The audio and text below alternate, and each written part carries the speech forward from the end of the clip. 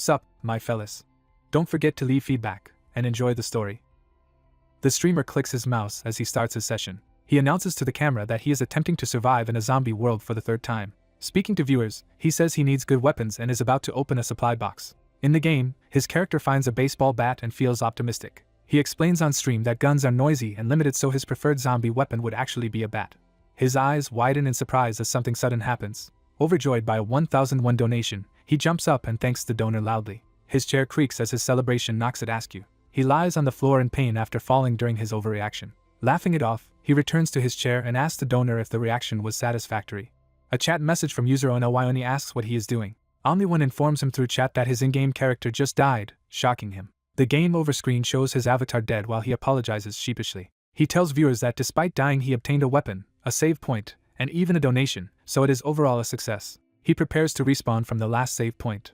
Only1 addresses him by name, though Chansu. Only1 asks whether the stream is fun even with only one viewer. Chansu, narrating, introduces himself while silently reacting to the lonely question. He adds a narration that he is a streamer. He earnestly tells Onawayoni not to say such depressing things.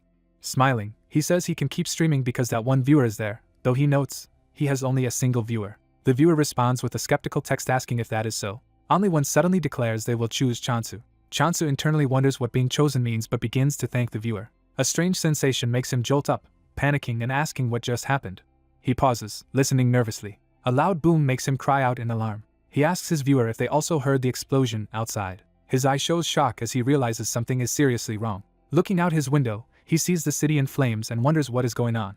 Watching people running and screaming in the streets, he tells his viewer that something is wrong. Back in his room, his monitors have gone dark. He discovers that his computer will not power on. Disturbed, he thinks the situation is strange and decides he should check outside directly. He cautiously exits the building to see what is happening.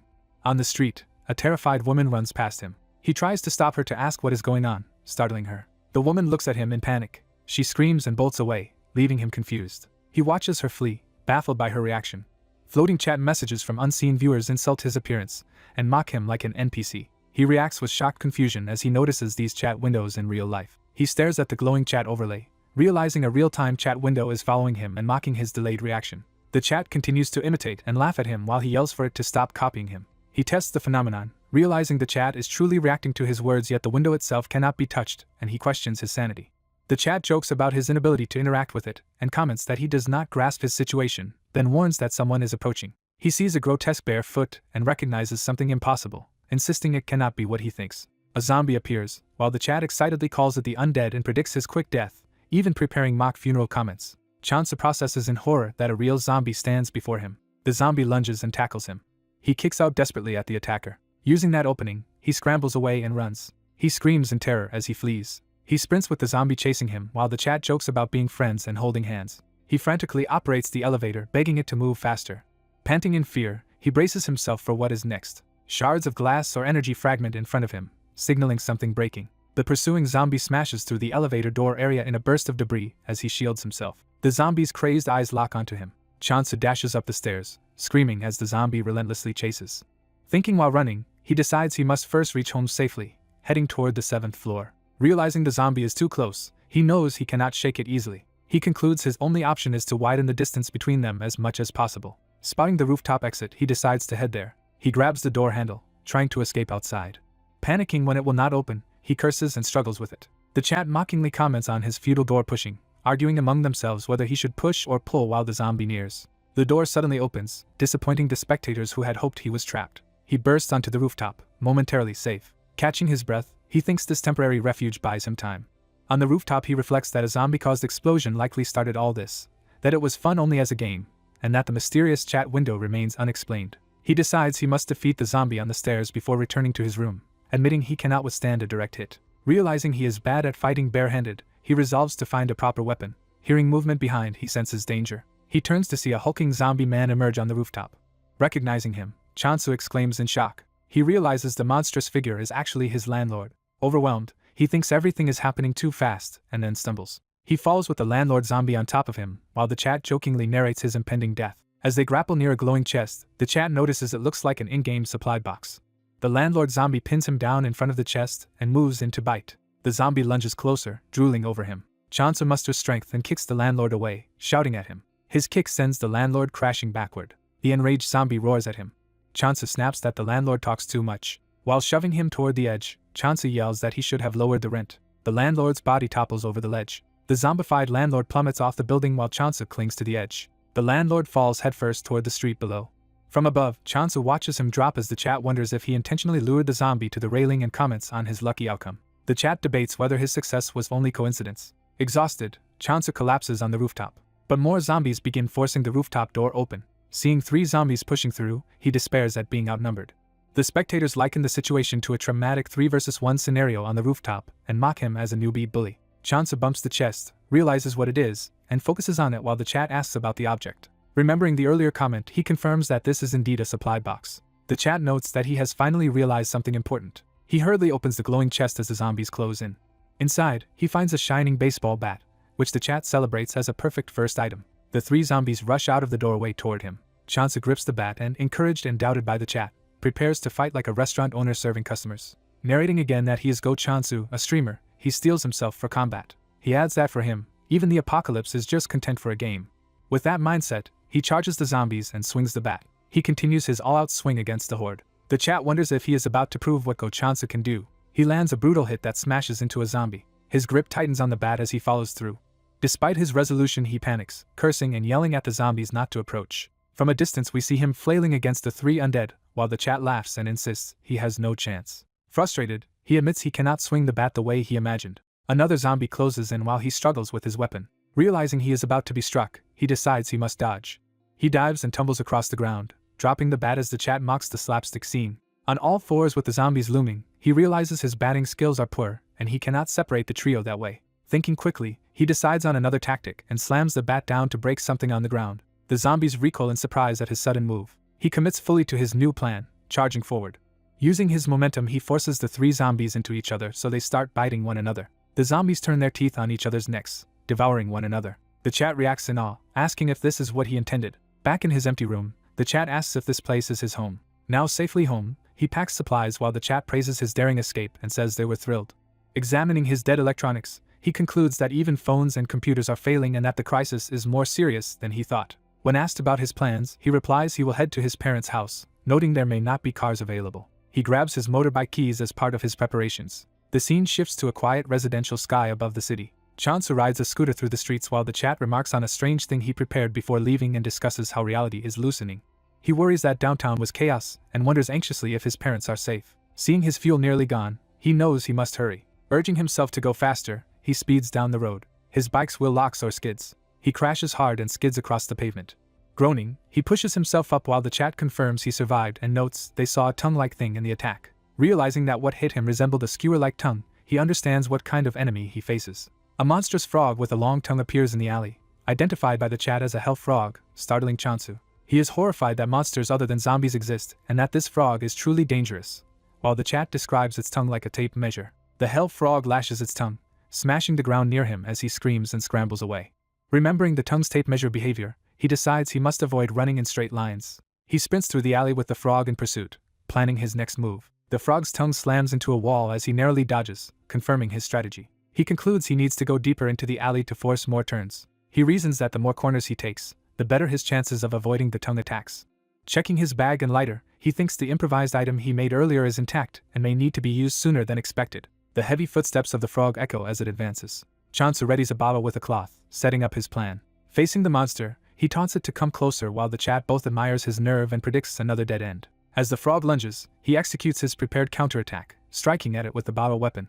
The protagonist lights the cloth in a bottle to create a firebomb. He hurls the flaming Molotov cocktail through the air. The firebomb explodes on the mutant frog monster, setting its chest ablaze. He pulls out another prepared bottle, thinking one bomb is not enough. The continued explosions burn the frog's face as he observes that his attack worked.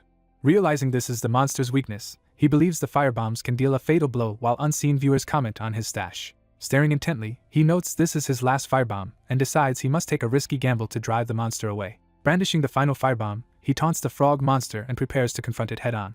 As the frog's tongue lashes past him, he seizes the moment and thinks now is the time. He rushes forward, raising the bottle to throw his final attack. The last firebomb detonates in the frog's mouth as he yells for it to die. The burning monster collapses, legs twitching, while he watches from a distance. Panting amid falling embers, narrators marvel that he narrowly avoided death and call him unbelievably fearless. even joking about a cameo. Looking at the smoldering frog, he wonders if the battle is over while commentators doubt it. He reflects that this deadly situation feels like a game, that no one starts this skilled, yet he still finds it fun and questions staking his life on it. He thinks about the sudden monster outbreak and, though unsure if it is real, resolves not to die pointlessly. Gripping his weapon, he firmly decides he will not die in a stupid way. A game-like notification appears, awarding him the skill aggro and record accumulation, which confuses him. Observers note he already acquired a skill, and he incredulously repeats the word while thinking about what this implies. Concluding this world really works like a game, he calls up his skill window. He reads the skill description explaining that aggro makes him stronger as more monsters target and die to him, while record accumulation permanently adds a portion of that gain to his base stats. He interprets the skill as urging him to dive into danger, yet notes it suits him as a streamer who wants attention. He closes the glowing window with a command. For now, he sets aside the confusing game-like rules and decides his top priority is ensuring his family's safety. Seeing his wrecked scooter, he blames the frog but decides he is close enough to reach home on foot. Approaching his apartment at sunset, he anxiously hopes his family is safe. Upon seeing something shocking, he stares wide-eyed and demands to know what happened. Looking at his heavily damaged house, he jokes internally that it looks bitten or hit by a tornado and starts to describe what became of their home. Rushing inside, he frantically calls for his mom and dad, announcing his return. Running through the house, he yells to know where everyone is. Sprinting and flinging doors open, he calls again for his parents. Standing alone amid debris, he realizes no one is home. Distressed, he curses while commentators darkly joke his parents were eaten, then soften it by saying they emigrated. Calming down, he reasons that because his parents are meticulous record keepers, they probably left some trace behind. He scans the living room surfaces for any notes or clues. His eyes move across posted memos on the wall, searching for the right one. Frustrated at not finding anything useful yet, he wonders if there really is no message. Suddenly remembering, he considers that a clue might be in his own room. In his room, he discovers and picks up a small note from his desk. The note explains that his parents left with soldiers from the 7.5th Division and hope to reunite with him safely. Shocked as he finishes reading, he asks what this message means. He reiterates in disbelief that his parents went away with the military, focusing on the mention of the 7.5th Division. Repeating the unit name in alarm, he stares at the note, realizing its importance. Onlookers ask if his father really abandoned him, answer yes, and tease him about crying as he silently holds the message. He mutters that something feels off. Reasoning that his father's personality would never allow him to leave first, he concludes there is something strange about this note. An insight hits him and, treating the situation as a game, he starts to reinterpret events. He deduces that in a game-like scenario the main story's key element would be to find the lead character, and this whole setup is likely arranged with that intent. Accepting that he cannot rush things, he decides his only concrete clue for now is the 7.5th Division. Checking the pantry, he notes with some relief that there are still canned tuna supplies. As he begins gathering food, commentators remark that he is looting the kitchen too calmly despite his parents' disappearance. He says he needs to eat and prepare to leave since he may have no more reason to stay here. Carrying cans to the table, he sets them down. Hearing something odd, he notes there are no zombies inside the house. He picks up a large kitchen knife to arm himself. Carefully moving toward the damaged living room, he surveys the area in tense silence. Startled by a sudden noise, he grips the knife tighter, eyes wide. He sprints toward the sound outside, thinking it came from there. He flings open the door at high speed. A grotesque zombie hand lunges toward him from outside.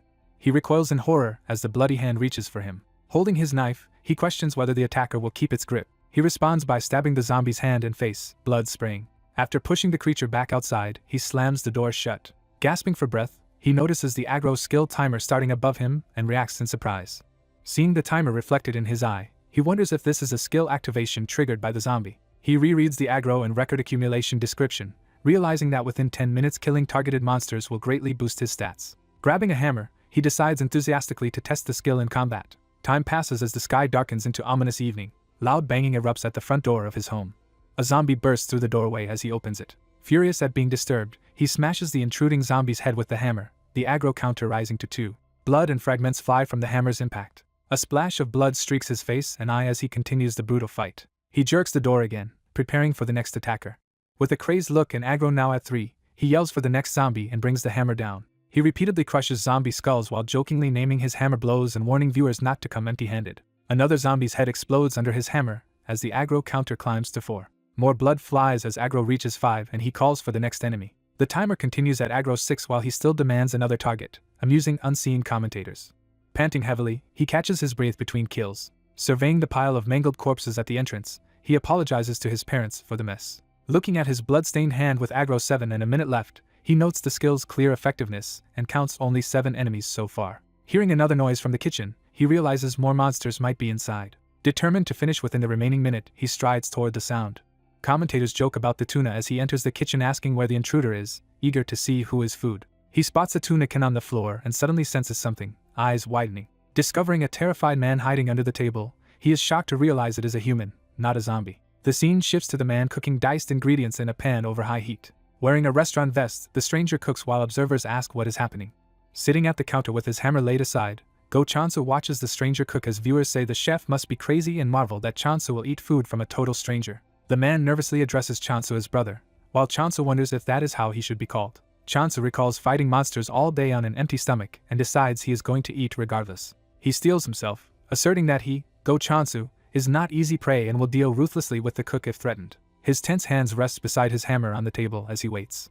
The cook sets down a steaming plate of food, telling Chansu to eat. Commentators tease his earlier bravado as Chansu silently stares at the offered dish, mood shifting. The cook explains he works in Myungseo's kitchen, was out delivering food due to a staff shortage, and got attacked by zombies before hiding here, now asking Chansu to eat. While eating, Chansu complains about how much he suffered because of the zombies the man inadvertently led to his house. A flashback shows the frightened man begging Chansu not to kick him out because of the zombies outside and offering to cook for him instead. Chansu decides he will eat then leave immediately, admitting the food is actually quite good. Over the meal, Chansu says he needs to go somewhere with information, and the man asks to accompany him. The cook suggests Myonseo Elementary School across from their restaurant, saying it is an evacuation center where people and possibly his coworkers are gathered, so Chansu could gain information there. He adds he would feel safe traveling with Chansu, while Chansu thinks to himself that he knows the school's location. Chansu reasons that if this world is a game then this writer, the first person he met, might be an NPC meant to guide him with story clues. Chansu agrees, confirms the man's name is Young Mingyu, and proposes they go to Myonseo together, which Mingyu excitedly accepts. Finishing his meal, Chansu stands up saying it was great and that they should prepare to leave. Mingyu enthusiastically agrees. Outside, Chansu asks if they have transportation and assumes Mingyu came by delivery bike, but Mingyu admits he crashed and abandoned it while fleeing zombies. Chansu recalls there is a bicycle in his storage they can use if it still works, then goes inside to grab his gear. Mingyu volunteers to check the situation outside while Chansu notes there might be no zombies nearby. Chansu retrieves his bloodied hammer, preparing for departure. He looks focused as he rummages through his belongings. A sudden realization or alert makes his eyes narrow intensely. Hearing Mingyu scream his name, Chansu rushes toward the sound. He strides quickly toward the entrance of the building. Outside, a massive giant-headed monster grabs Mingyu and lifts him toward its gaping mouth as Mingyu screams for help. Seeing the towering creature, Chansu is stunned and asks what that thing is while a commentator jokes about its huge head. Watching Mingyu struggle, he recognizes this boss-like monster as far stronger than zombies or frogs and deduces it must be what destroyed his house. Panicking, he wonders how he could possibly fight it while the unseen system questions his intent and suggests ignoring it. Despite knowing helping Mingyu is suicidal, he internally acknowledges the risk.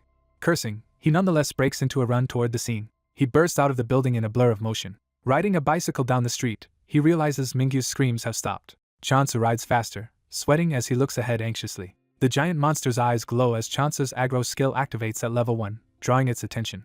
Pedaling furiously, Chansu swears in frustration. From a distance he sees the giant rapidly pursuing him and marvels at its speed. Racing on the bike, he despairs at the idea of fighting such a creature and fears he will be caught soon. He spots a delivery bike lying in the road and reacts with hope. Recognizing it as Young Mingyu's bike, he focuses on it. As zombies notice him and aggro rises to 3, commentators incredulously ask if he plans to ride that bike. He sprints toward the fallen bike thinking the key might still be in it from Mingyu's crash, and he is relieved to find the engine already running. Mounting the delivery scooter and speeding off past zombies, commentators praise his success and courage but question how long he can keep running. With the giant pursuing on another scooter, Chansu realizes the monster will chase him endlessly and decides he must find a way to shake it off. Gripping the throttle, he reminds himself that Go Chansu is not easy to deal with. Staring back at the roaring giant, he provocatively suggests making a bet with it. Meanwhile at Myonseo Elementary, police urge civilians inside, saying a barrier will soon be erected around the area. A worried man refuses to go in, shouting that Mingyu has not returned yet. A weary officer says Mingyu is probably dead and tells him to give up and enter the school. Others protest, insisting they cannot know that and begging to wait a little longer in case Mingyu is nearby. Another older man gently persuades the distraught worker that staying at the gate will not change anything and they should go inside. In the distance, Chansu races toward them on Mingyu's branded delivery scooter, dragging something behind. The scooter tows a large wrapped bundle across the asphalt. The gathered people turn in alarm at the approaching sight. As the scooter rolls to a stop before them, they stare in stunned silence. Mingyu's coworker recognizes the scooter and, in shock, begins to exclaim what it is. Chansu sits on the idling red bike, dragging the bundle, framed dramatically by the school entrance lights. The bundled object continues sliding toward the group. Horrified onlookers ask what that thing is and realize it appears to be a corpse. With a cold, intense gaze, Chansu looks back at them from the scooter, the bundle lying on the ground behind him. Chansu rides up on a motorcycle, thinking the crowd is overreacting to him flaunting the monster's severed finger. A bystander recognizes the bike as Mingyu's and anxiously asks Chansu where Mingyu is, wondering if he knows the rider. Chansu bluntly tells the man that Mingyu is dead, leaving the man shocked and demanding an explanation. Chansu, saying he is busy, asks who is in charge of the situation. A uniformed officer starts to answer and identify who is in charge. Someone in formal shoes approaches the group. The approaching person is shown to have a high-ranking insignia on his shoulder. The man introduces himself as Lee Seo-jun, head of the Security Transportation Department, asserting that he is the one in charge here. Chansu introduces himself and Lee asks if the corpse he brought is from the big-headed monster. Realizing Lee already knows about the monster, Chansu is glad he brought the body while Lee regretfully mentions losing colleagues to it and only being able to watch from afar. Lee then asks Chansu what happened to the monster. Chansu calmly replies that he hunted the monster down. Lee and the onlookers react in disbelief, questioning how Chansu could possibly have killed it. Flashback. While gripping his bike's handle, Chansu suggests to his unseen viewers that they make a bet. He admits he is unsure he could survive killing the monster, while the viewers mock his sudden talk of a bet and ask what he wants to wager. Chansu answers that he is already betting on it. He clarifies that the stake of the bet is his own life. The big-headed monster charges violently, smashing through obstacles. The rampaging monster continues sprinting after Chansu. Its eye glows fiercely as it locks onto him. The monster lunges with an outstretched arm in a ferocious attack. Chansu swerves on the bike, noting how monsters simply rush straight at their target. He shouts to his viewers that if he succeeds, they must grant him any favor he later asks. The viewers debate the value of the bet, doubt he will survive, but agree to watch as Chansu speeds down the road with the monster chasing. While riding, Chansu says either he survives and wins or he just dies. The viewers, impressed by his guts, accept the bet and tell him to show what he can do. Chansu sees their responses pop up and focuses intently. His speed hack finally activates on the bike, delighting him. With the bike boosted, he races toward a tunnel or track ahead. The big-headed monster is dragged and slammed along the elevated structure as Chansu races below. Chansu, thrown from the bike in the plan, reminds the viewers they must keep their promise if he lives. The monster continues to be dragged at high speed toward a bright barrier. Its head smashes violently, blood spraying. The monster's body is flung away with its head destroyed, confirming its death. Back in the present, Chansu smiles and asks if he can explain the details later. He says he has only just arrived at the school, implying there is still much to handle. Lee decides they must first check Chansu for any sign of infection. Citizens urge the officers to let Chansu in quickly, calling him a hunter and insisting they bring him inside. Lee relents and directs Chansu and the others toward the examination tent. After being examined and teased by viewers about the monster dying of natural causes, Chansu is cleared of infection and allowed to enter the shelter. As Chansu walks away, someone calls out for him to wait. The restaurant owner, distraught, asks Chansu to confirm if Mingyu is truly dead. Chansu reaffirms Mingyu's death and asks if the man knew him, learning he is Mingyu's boss from the Chinese restaurant. Chansu explains he and Mingyu planned to come together but were separated by the monster attack, and the owner asks about the bike. Chansu reassures him he did not steal the bike. Taking the owner's hands, Chansu solemnly recalls the last mapo tofu Mingyu cooked for him and vows never to forget it, while his viewers joke about his acting. The owner is moved to tears by Chansu's words as the viewers make dark jokes about Mingyu's reaction in the afterlife. Chansu ends the conversation and says he will head inside. He approaches the school building entrance, ready to continue. He steps over a glowing threshold into the building. A system message announces that he has left the tutorial and can now raise his survival chances using a stats window. Another message wishes good luck to the last man standing, startling Chansu. Chansu realizes everything so far was only a tutorial, while the viewers laugh and say the real game starts now. Outside the classroom, someone watching his stream says they got goosebumps, wondering what is happening as he runs down the hallway. Chansu quickly opens a door, barging into a room. A system prompt notes he cleared the tutorial in record time, and he calls out to talk with the viewer named Only One. Other viewers are confused who he is addressing and complain, while Chansu says there is a limit to how much they can toy with him. Chansu reminds them of the agreed favor for killing the big-headed monster, directly addressing Only One. He recalls the chat log where Only One accepted the bet and insists he saw it himself. Only One messages back asking if Chansu really wants to talk to him. Chansu confirms, calls Only One his sole viewer, and demands that it is time for some answers. The rest of the viewers grumble that the bet was not with them, but Only One calms them and says Chansu must have questions, hinting he received some explanation at the start. Chansu replies that he never got any explanation, shocking the viewers, who realize he survived this far with no guidance. When asked how he managed, Chansu calls it a streamer's instinct. The viewers joke that this is impressive and wonder if he even knows the game's reward, until one of them reveals that clearing the game will let him remake the world as he wishes.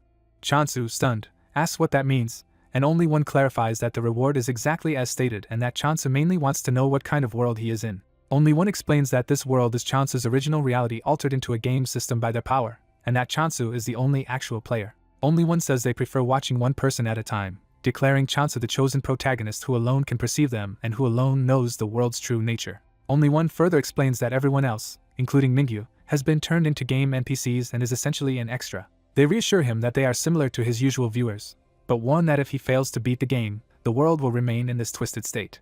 Chansu, trembling, asks his big bro who he really is. He internally wonders if he himself has become something akin to a god. Chansu glances at a reflective surface in the dim classroom. His own image is shown reflected in a watching eye, emphasizing that he is being observed. Only one calls his earlier question funny and asks if any game characters he has played ever questioned who the player was.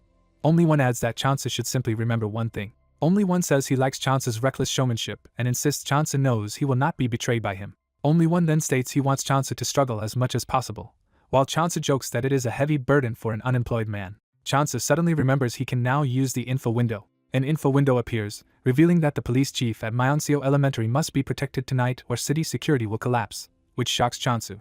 The scene shifts to the crowded school grounds filled with evacuees at night. The school gates creak as they are kept shut to secure the area. Chansu walks past guards at the entrance, drawing their attention. Police and civilians reinforce barriers around the school's perimeter. Volunteers bring in boxes and pots of food, asking where to place the supplies. The evacuees mill about nervously in the playground. Police coordinate using radios and point around to maintain order. Chansu counts roughly 150 people present, and considers how hard it will be to protect the police chief in such a large crowd. An officer announces that food is ready and calls everyone over to line up. As Chansu passes, the officer calls out to him specifically. The officer points out that the food is in the opposite direction and notes Chansu is heading toward the main building. But Chansu declines, saying he is not hungry. Another officer approaches Chansu and asks if there is a problem. Chansu replies that he wants to meet the police chief. The officer reacts with surprise at the mention of the chief. Questioned about why he wants to see the chief, Chansu is told the reason cannot be disclosed, but he presses for an answer. Chansu notes to himself that something suspicious is happening in the main building. He offers to help if they tell him everything and asks the officer to contact the head of traffic and security. The officer radios the chief, then listens to instructions and prepares to question Chansu further. Relaying the chief's words, the officer asks Chansu if he came there to hunt monsters, and Chansu confirms. The officer admits they are indeed recruiting people with abilities, but hints there is a problem. He confesses that the police chief is missing and has not returned after going out, so they were about to organize a search. Chansu recognizes this as troublesome and questions why they did not start searching earlier. The officer explains they have been overwhelmed protecting evacuees and that only about 30 officers are available, far too few. Chansu asks to see the room where the police chief had been staying, which the officer identifies as their temporary office. Chansu warns the officer not to hide anything if they are to work together from now on. Getting close to him, Chansu stresses that time is running out. The officer ultimately agrees, acknowledging that sharing information is necessary for a joint search. A sign on a door identifies the temporary office, where they head. Inside the office, Chansu surveys the chief's empty desk area. He asks his Hyungnims from the stream to help search for clues in the room.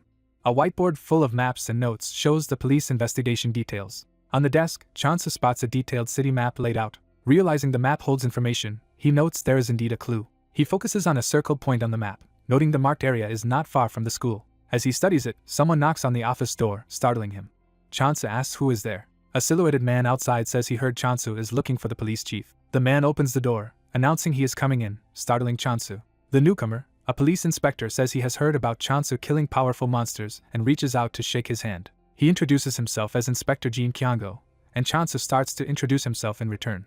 They shake hands firmly. Jin suddenly grips Chansu's hand painfully hard, revealing unexpected strength. Jin calmly asks whether Chansu managed to find anything. As viewers cheer for Chansu to counterattack, he winces and wonders what is wrong with this man. Before the tension escalates, a sudden scream from outside interrupts them. Chansu and another officer rush out, demanding to know what is happening. They see a woman convulsing and turning into one of the infected, horrifying nearby civilians. An infected person savagely bites another evacuee in the neck. Panic erupts as infected people attack and bite others in the midst of the crowd. Even some officers become bloodied, staggering as newly turned zombies. Watching the chaos, Chansu realizes there are zombies within such a massive crowd, while viewers joke that he is in trouble. Grabbing a hammer, Chansu curses at the sudden crisis. He decides he must at least help and charges toward the infected with the hammer. Officers, unable to shoot safely in the crowd, shout for people to move aside so they can use their guns. Chansu knocks away an infected attacker and yells for the police to use clubs or similar weapons instead of firearms. He reiterates that they should fight with batons if they cannot fire, prompting one officer to react. Mingyu's former boss, Mr. Jang, joins the fray wielding a frying pan, offering to help Chansu. Another cook warns Mr. Jang that it is too dangerous. Driven by grief, Mr. Jang shouts that the monsters killed Mingyu and attacks them furiously. Chansu glances at approaching zombies, preparing to strike.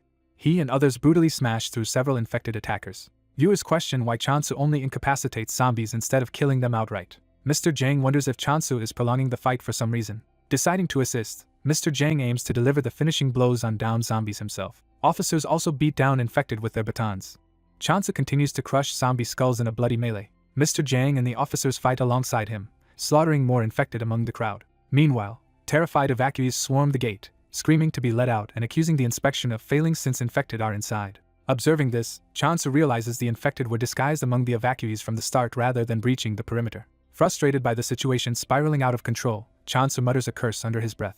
Chansu rages, wondering what lunatic allowed zombies into the school. Reading the viewer's comments, he concludes an insane policeman is inside the school and is likely the villain. Complaining to his unseen brothers about the trouble, he decides his task is simply to find the police chief. He tells the restaurant ajushi to watch the police officers for suspicious behavior while he is gone. Chansu brusquely refuses to explain, orders the man not to join the search party for the chief, and leaves. He says he is doing all this to repay Young Mingya and begs the man to follow his instructions to survive. As Chansu heads out of the gate, the others shout after him, accusing him of running away despite agreeing to cooperate. A uniformed officer tries to stop him and desperately begs Mr. Go Chansu not to leave. Chansu shakes the officer off and tells him to focus on the situation inside instead of blocking him. Another officer clicks his tongue in annoyance as Chansu departs. Chansu goes to a nearby restaurant area where delivery scooters are parked. Riding a scooter away, he tells his chat he is running off for now, reasoning that the police will soon clear the school zombies and only hinder his movements. He heads toward a location he saw marked on the map in the temporary office. He approaches a forested area, moving through rustling branches. Parking the scooter in the woods, he walks toward a solitary container building illuminated ahead. He inspects the container's barred windows from the outside. Peering inside, Chansu notes that the interior seems completely empty. On the ground he finds many footprints and deduces that at least dozens of people passed through here. He wonders if the tracks might actually belong to many animals, while viewers tease him for staring at the ground. Addressing his Hyungnims, he asks why supply boxes have stopped appearing. The chat is confused, reminding him he supposedly dislikes supply boxes, which Chansu denies. Annoyed, he insists he does not hate them and rants that he is not a child, while chat questions what he is talking about and explains supply boxes cost money. The viewers remind him of the 1 Gen trial he already spent to open his first box, which he reacts to with shock about paid content and currency. They tell him to open their chat window and scroll to the bottom, leaving him puzzled. Chansu taps a money icon in the interface.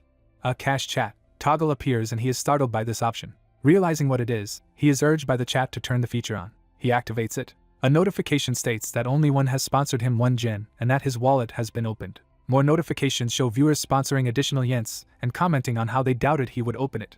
Overwhelmed and mocked by the chat, Chansu screams in frustration that they hid such an important function from him. He opens the container door, gripping the knob as it creaks. A notification playfully asks if he is upset. Entering the container office, he hears chats laughing about how funny his earlier screaming was. Trying to act nonchalant, Chansu claims he does not hold grudges while the chat jokes that he is clearly upset. Internally he thinks that, considering how they forced him into this exit without explanation, they might still be hiding things from him. Looking around the container, he wonders what this place is and whether the police chief might have been confined here. Suddenly a zombie lunges at him from the barred window, shocking him. Terrified, he screams as a timer labeled Agro 1 appears, counting down from 10 minutes. Catching his breath, he curses at the scare and realizes zombies have already swarmed around the container. He confirms that the footprints were from zombies, while the chat laughs at his swearing and overreaction. Outside, numerous zombies converge on the container as the aggro level rises. Chansu charges out, insulting the zombies and declaring that numbers alone will not beat him. The growing mob of zombies is shown along with an aggro value of 8. He brutally smashes one zombie's head with a strike. Another zombie's face explodes from his blow. A viewer warns Chansu about an approaching zombie from behind. He swiftly spins and kills the attacker with his weapon. With aggro at 14 and his physical ability growth rate up to 240%, Chansu vows the zombies picked the wrong opponent. He continues cutting through the surrounding horde in a wide melee. He suddenly hears something behind him and turns. A speeding SUV plows into zombies near him, startling him. Dodging, he recognizes the reckless driver as the crazy cop from Mounseo Elementary. Facing the vehicle, he yells at the driver to show himself. From inside, the shadowy driver remains silent. The cop Jin Kyungo is shocked that Chansu dodged the car with such a seemingly weak body. Watching Chansu fight from the driver's seat, he realizes the zombies cannot match this guy and wonders who he really is. Jin grits his teeth, saying he expected things to come to this. He decides to run Chansu over completely. Chansu, momentarily surrounded by zombies, hears the engine rev up toward him. Jin accelerates eagerly, convinced this is the right move. He imagines Chansu being crushed and says he wants to see him in a miserable state. Instead, his car crashes into a tree with a zombie on the hood, making him mutter in confusion. Realizing Chansu is no longer where he expected, Jin frantically looks around just as Chansu punches through the side window. Chansu appears at the window, ordering Jin to open it, while the cop screams in terror.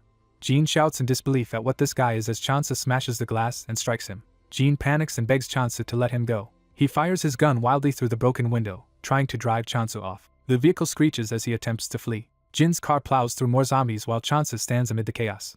The SUV speeds away through the forest. Looking in the rearview mirror, Jin sees Chansu still chasing him on foot and freaks out, wondering what Chansu is. Staring at the speedometer, he panics that Chansu is somehow keeping up with the car. The chat notes how furious Chansu is and jokes about his aggro skill being maxed as he charges after the vehicle. Jin curses Chansu as a madman but decides he will see this fight through.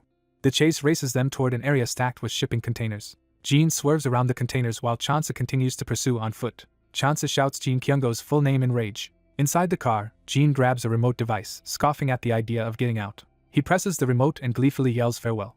One of the containers opens, releasing a tightly packed mass of zombies. The viewers realize Jin tricked Chansu by setting up a huge zombie trap. Surrounded by dozens upon dozens of zombies and with aggro at 40, Chansu is advised by the chat to run if he cannot handle them. Confident in his scheme, Jin mutters that even if Chansu regrets chasing him, it is now too late. Laughing, Jin accelerates away, leaving Chansu encircled by undead. With his physical growth buff surging to 500%, Chansu grins and decides to fight the horde for 2 minutes. He drives his hammer straight through a zombie's open mouth and skull. He swings again, sending another zombie's body flying with a decapitating blow. Bloodied and relentless, he continues smashing through the crowd. Another zombie's head is severed by his powerful strike. He punches yet another with overwhelming force as the slaughter continues. Limbs and blood fly as zombies fall around him. Chansu stands over fallen corpses, breathing hard and dripping with blood. Realizing there are still too many zombies and his empowered state is about to expire, he looks for another solution. He focuses back on Jin Kyungo's retreating vehicle in the distance. Chansu decides he will prioritize going after Jin. Resolving to hunt that bastard first, he begins sprinting at full speed. Jin drives through the forest, unaware Chansu is rapidly closing in. While radioing that they must move the police chief from Manhwa Elementary immediately, Jin suddenly senses Chansu's presence again. Chansu grabs him through the open door and demands he repeat where the police chief is. Jin tries to reach for his gun but Chansu crushes his hand, making him scream. Guided by chat telling him to target Jin's left hand, Chansu prevents him from drawing the weapon. He painfully wrings Jin's hands together and taunts him for thinking he could win. Jin, terrified, yells to know what Chansu is, and Chansu calmly answers that he is a streamer. Chansu grins, saying he is getting a lot of affection from his brothers in the audience. After kicking Jin away from the driver's seat, Chansu says he will be driving now and tells Jin to get lost. With Jin unconscious in the passenger seat, Chansu complains that Jin made things complicated while the chat remarks on Jin's ruined hand. Chansu picks up a pair of handcuffs, and the viewers excitedly bet extra zens if he escapes while wearing them. Smiling at their bets, he reacts to the increasing stakes. Surrounded by approaching zombies, he jokes that at this rate they will ask him to cuff his ankles too. He cuffs his own wrist to something in the car and says they should escape this place first. Zombies close in on the vehicle. Chansu floors the accelerator, mowing zombies down with the SUV. As he drives, he berates himself for not realizing Jin's plan sooner. He recalls that the information window had clearly stated the police chief was the one who needed protection. The original mission screen specified that the police chief at Manhwa Elementary must be protected tonight, or the city's public order will collapse. Chansu now understands he never needed to chase Jin here and is heading back toward the school. While driving, he notices something strange on the road ahead. A small white stuffed bear suddenly appears walking in front of the car, startling him. Chansu screams in shock, demanding to know what that thing is. The car hits the stuffed bear, sending it flipping over the hood. The plush toy tumbles to the ground but remains intact. The chat bursts into laughter, amused that Chansu actually hit the toy. Horrified, Chansu asks his brothers to confirm that the walking creature really was a stuffed animal. When the toy stands back up, he yells again that it just stood up by itself. The car and the animated bear face each other in an awkward silent standoff in the forest road. Chansu and the bear stare at each other wordlessly. Then the bear abruptly turns and runs off into the woods, making Chansu exclaim that it is escaping. Back in the car, he wonders aloud if the strange being was some kind of monster, and the chat explains it is an only bear, different from normal monsters. They add that the only bear acts as a guide to supply boxes, prompting Chansu to realize a supply box must be nearby. Jin groans weakly beside him, starting to regain consciousness. Chansu notes that Jin is waking up while the chat asks if he will chase the only bear. Holding a taser, Chansu proposes two options to the viewers, either gently telling Jin to sleep or knocking him out again, and initiates a vote. He declares that option 2 has won and activates the taser amid chat complaints about rigged voting. Jin cowers and curses at Chansu as the taser crackles toward him. After tasering Jin back into unconsciousness, Chansu calmly says it is time to follow the bear. The only bear's little feet patter along the forest path. Chansu follows on foot behind it. The bear leads him to a glowing chest, which he recognizes as his second supply box. Inspecting the chest's shield emblem and 5 Zen cost, he assumes it is a defensive, non-weapon item and hesitates at the price. The viewers urge him to open it or go back to the car if he will not, pressuring him not to bore them. Giving in, Chansu curses and announces he will open the chest, exciting the chat. Inside he finds only a red flashlight and is disappointed that this is all he got. Confused why such a simple flashlight counts as a defensive item, he complains about wasting Zens while the chat jokes it will help find coins in the dark. Resigned, he decides to return to the school and resumes searching for the police chief. He thinks about whether the restaurant owner from Myeonseo is safe as the scene shifts back to the elementary school. At the school, people question how zombies infiltrated the grounds and whether inspections were done properly. Officers argue about responsibility, one insisting inspections were correct while others say that no longer matters amid the chaos. Department Chief Lee Seo-jun arrives, calmly stating that inspections were not the issue since he oversaw them, and the others acknowledge his authority. Lee Seo-jun reassures everyone that the situation is under control and tells his subordinates to focus on calming civilians, which they agreed to do. The policemen brush off the incident as bad luck until one officer calls the department chief over to show him something. The chief narrows his eyes suspiciously. Outside the building, an officer tells the department chief that Jin Kyung-go called and ordered the police chief moved elsewhere. The angry chief clicks his tongue, inwardly resenting having to move the chief because of that troublesome guy. Remembering Go Chansu riding off on his bike, he reflects that he knew from the start the kid was unusual. The department chief orders that Jin Kyung-go be told he will personally take care of the police chief. Nearby, a man hiding behind the stairs overhears that the department chief, the police chief, and Jin Kyung-go are all in on something together. Realizing something serious is happening, the man panics. He decides he needs to get to Go Chansu right away. He sprints off to warn him. Elsewhere, 2 officers notice Jin Kyung-go's jeep has returned and wonder when he came back. They investigate the parked jeep in the road. Looking inside, they are horrified to find the inspector bloodied and slumped against shattered glass. Someone rushes up the stairs toward the rooftop. The panicked man races up, thinking he must tell Go Chansu because the corrupt police have gone insane. He resolves to warn Chansu as soon as possible while still running. Reaching out, he is shocked by what he suddenly sees. Go Chansu, now back, greets him calmly and asks why he is there, startling the man. Chansu confirms he just returned. Chansu asks if the man discovered something, noticing he ran all the way up. The man grabs Chansu, yelling that Chansu must have already known everything, while Chansu tries to calm him. He frantically explains that the police chief and department chief Lee Seo-jun are together with the conspirators in the basement, and even the main building's guard is involved. Chansu listens in stunned focus. Chansu stealthily opens the basement door, remarking that the culprit inside is persistent. Inside, the sadistic department chief toys with the bound police chief, suggesting they proceed slowly. The beaten police chief weakly calls to his superior while holding a taser. Observing, Chansu notes the chief has obtained a taser like Jin Kyung-go's and worries he will be incapacitated if hit. A viewer suggests Chansu start with a dropkick in exchange for 1 Zen, and Chansu's eyes flash as he agrees. Chansu launches himself toward the corrupt chief, surprising him. Thanking his sponsor, Chansu executes a powerful dropkick that sends the chief crashing to the floor. Chansu slams into the ground as well but is rewarded by a sponsor with 1 Zen for the move. The furious, dazed department chief struggles up in the smoky room and curses Chansu. As the chief reaches for his gun, Chansu also moves quickly. Chansu seizes the gun hand mid-draw, shocking the chief. Smirking, Chansu mockingly asks what the chief is confused about. He declares he is the humanity the chief lost and drives his knee into him. Grappling for the gun, Chansu orders the chief to let it go while the man gasps in pain. Several gunshots ring out into the ceiling. With the gun now empty, Chansu pins the chief and asks if he is finished firing. The terrified chief realizes the revolver is pointed at him.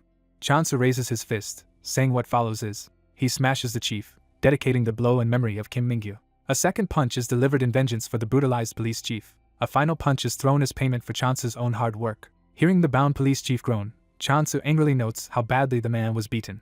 Chansu demands the department chief hand over the key to the handcuffs. Panting, the defeated chief reaches toward his drop taser instead. Before he can use it, the police chief electrifies him with the taser and furiously curses him. Chansu coldly remarks that it is a coincidence since he also has a taser. He shocks the department chief again and tells him to pass a message on to Jin Kyung-go. As viewer comments urge him to finish the man and react excitedly, Chansu notes it is about time a certain person arrives. He announces that only the final cleanup remains while pocketing the chief's gun. Leaving the writhing man behind, Chansu walks away holding the revolver. Outside the basement door, Chansu quietly aims his gun, waiting for someone to come through. A guard rushes up saying he heard a gunshot, but Chansu shoots him in the head mid-sentence.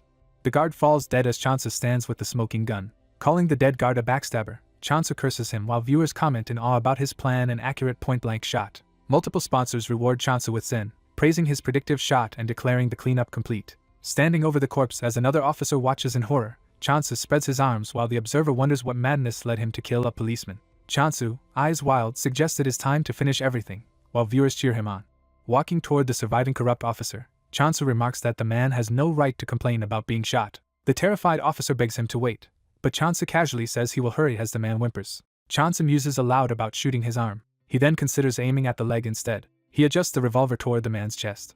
Finally, he presses the gun to the officer's forehead, making him whimper in terror. Chansa mocks him for fearing a single shot, reminding him how many times they tried to shoot him first. A sponsor sends Zen with the command to lick, and Chansa manically thanks his viewers while keeping the gun trained on the man. The officer screams, utterly humiliated and terrified. Viewers laugh and note that the man even wet himself from fear.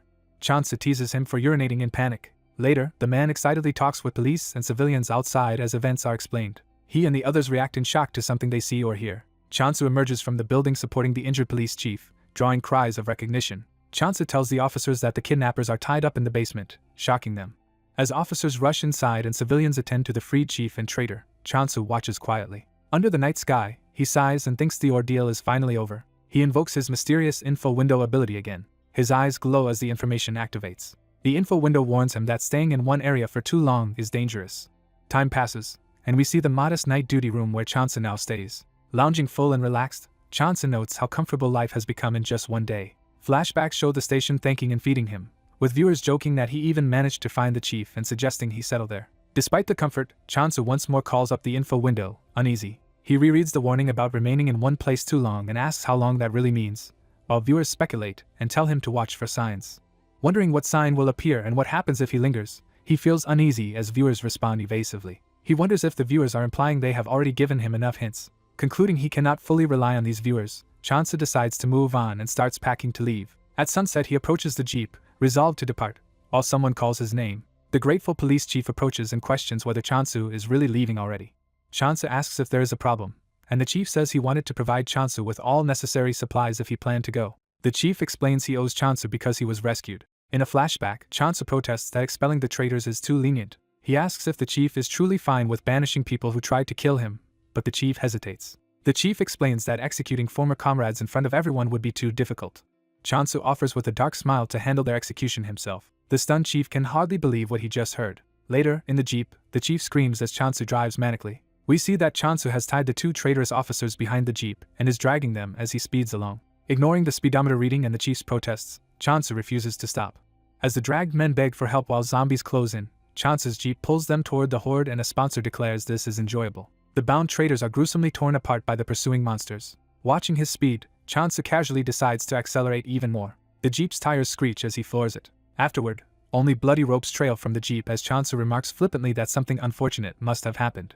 Back in the present, he tells the shaken chief that an unfortunate accident occurred to the banished traitors on their way out. The chief, now fully trusting him, thanks Chansa sincerely for everything he has done. Chansa downplays it and only asks that supplies for his departure be prepared in advance. The chief agrees, promises him the car, and asks that he say goodbye to everyone when he finally leaves. That night Chansu examines a glowing signal baton among the supplies. Confused, he wonders aloud where he is supposed to use this strange item. Viewers reassure him that he does not have to be overly cautious and express confidence that he will survive whatever comes, as he relaxes in the driver's seat. Deciding to rest a bit longer, Chansu reclines in the parked jeep. He soon falls asleep. His eyes snap open suddenly, alarmed. Waking to an eerie cold filling the car, he wonders how long he has slept and why the air feels so ominous. Noting that the air conditioner is off, he realizes the chill is unnatural. Seeing a cloaked figure through the window, he fears this is the dangerous omen the info window warned about. A skeletal, hooded specter fully manifests, while viewers excitedly react to its creepy appearance. The ghostly creature hovers above the ground, radiating menace. Chansa stares in terror, eyes wide. He hurriedly starts the jeep. Yelling in frustration, he floors the accelerator and the jeep tears away. Driving frantically, he begs to escape while viewers mockingly tell him to run. Chansa barrels through the station entrance, shouting for people to get out of the way. As he speeds off, he curses that he did not even get to say goodbye properly. He yells at his viewers for not warning him about the horror, while they jokingly say spoilers are banned in their chat. Once the specter vanishes from sight, he wonders if it disappears when enough distance is put between them. It suddenly reappears right beside the jeep, reaching for him from the window. Chansa realizes in horror that the creature can teleport. He stomps on the pedal again to keep fleeing. Determined not to give in to fear, he roars that he has played many horror games and will not be scared, though viewers insist he clearly is. Viewers urge him to leave the jeep, assuring him he will not see the spirit after moving a bit farther. The specter materializes directly in front of him again, making him scream. He loses control and crashes the jeep into a pole. Injured and bleeding, Chansa curses under his breath. The total jeep smokes beside the looming specter that calmly approaches him. Chansa staggers out of the vehicle, facing the entity. He fires his revolver at it, shouting that he is not unprepared, but the bullets have no visible effect. Realizing the gun is useless, he turns and sprints away with the spirit gliding after him. Exhausted in a building hallway, Chansa pants heavily while viewers taunt him about dying such a pathetic death. Close up, he steels himself between ragged breaths. The specter appears at the end of the hallway, slowly advancing toward him. It lunges forward with a terrifying scream. Chansa stands his ground and shines the mysterious baton's light at it, revealing this was the moment he had been waiting for. The specter recoils in agony as the bright light burns it. Overjoyed, Chansa realizes the 5 Zen spent on the baton were not wasted. The creature's chest glows as it is damaged by the light's power. Chansa taunts it, daring the wounded specter to catch him as he dashes away with the baton in hand. A sponsor jokingly sends him Zen as condolence money, and Chansa yells back in outrage while fleeing through the streets. The protagonist speeds forward on a bicycle. He crashes and falls, while the system mocks that he tripped alone like a gamer blaming teammates. A companion shouts for Chansa to aim his flashlight, revealing a terrifying shadow monster. Chansa draws a handgun while moving. He fires the gun desperately at the monster. The ghostly creature reacts as glowing orbs flare in its skull. The enraged specter rushes at Chansu, making him panic. Chansa notices the monster abruptly stopping and wonders why. He stares ahead, realizing something about the monster's movement. He sees the monster's body dissolving right at an invisible boundary in front of him. Understanding dawns, and he relaxes slightly. He concludes that the monster cannot pass beyond its territory line. Confident, Chansa shoots while saying this next step will be the creature's last. The monster's form is blown away by the attack. Chansa taunts it to return to hell like a noob as the threat disappears. With the fight over, his body finally relaxes. Exhausted, he drops the gun to the ground. Lying on the pavement, he pants in relief, thinking he nearly died. Still on the ground, he suddenly notices something nearby. The scene shifts to a dark, empty city street at night.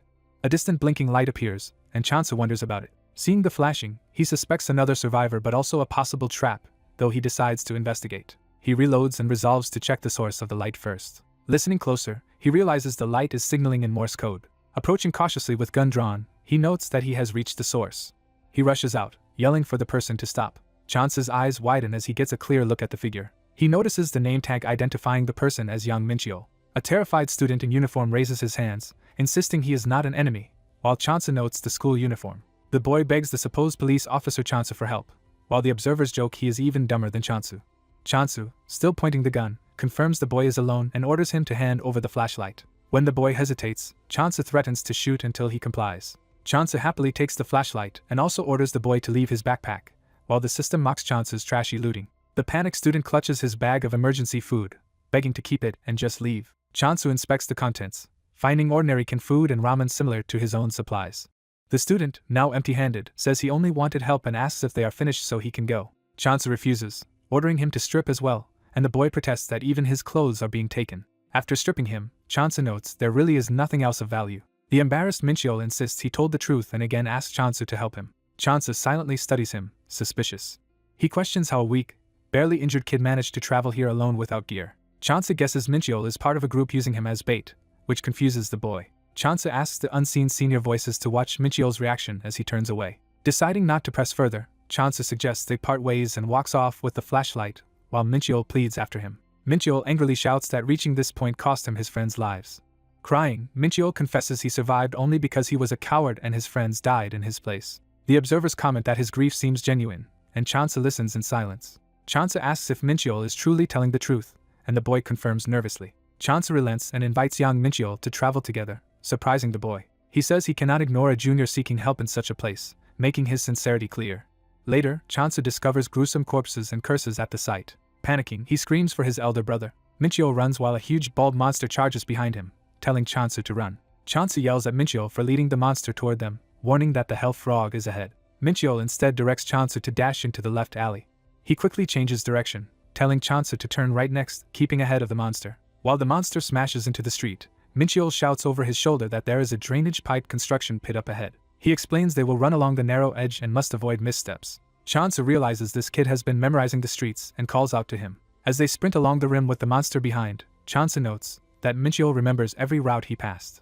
Chansa leads the monster along the edge of the pit, baiting it to follow. The monster's foot slips off the edge. Roaring furiously, the monster chases Chansa right along the precipice. It loses balance, crashing face first and tumbling. The bald brute falls perfectly into the deep construction shaft, just as they planned. Chansa looks back in shock at the success. Minchio spots something further down the street and reacts. Chansa orders Minchio to be ready to duck when he gives the signal, confusing him. Something massive rushes in from the side at street level. Chansa focuses intensely as it approaches.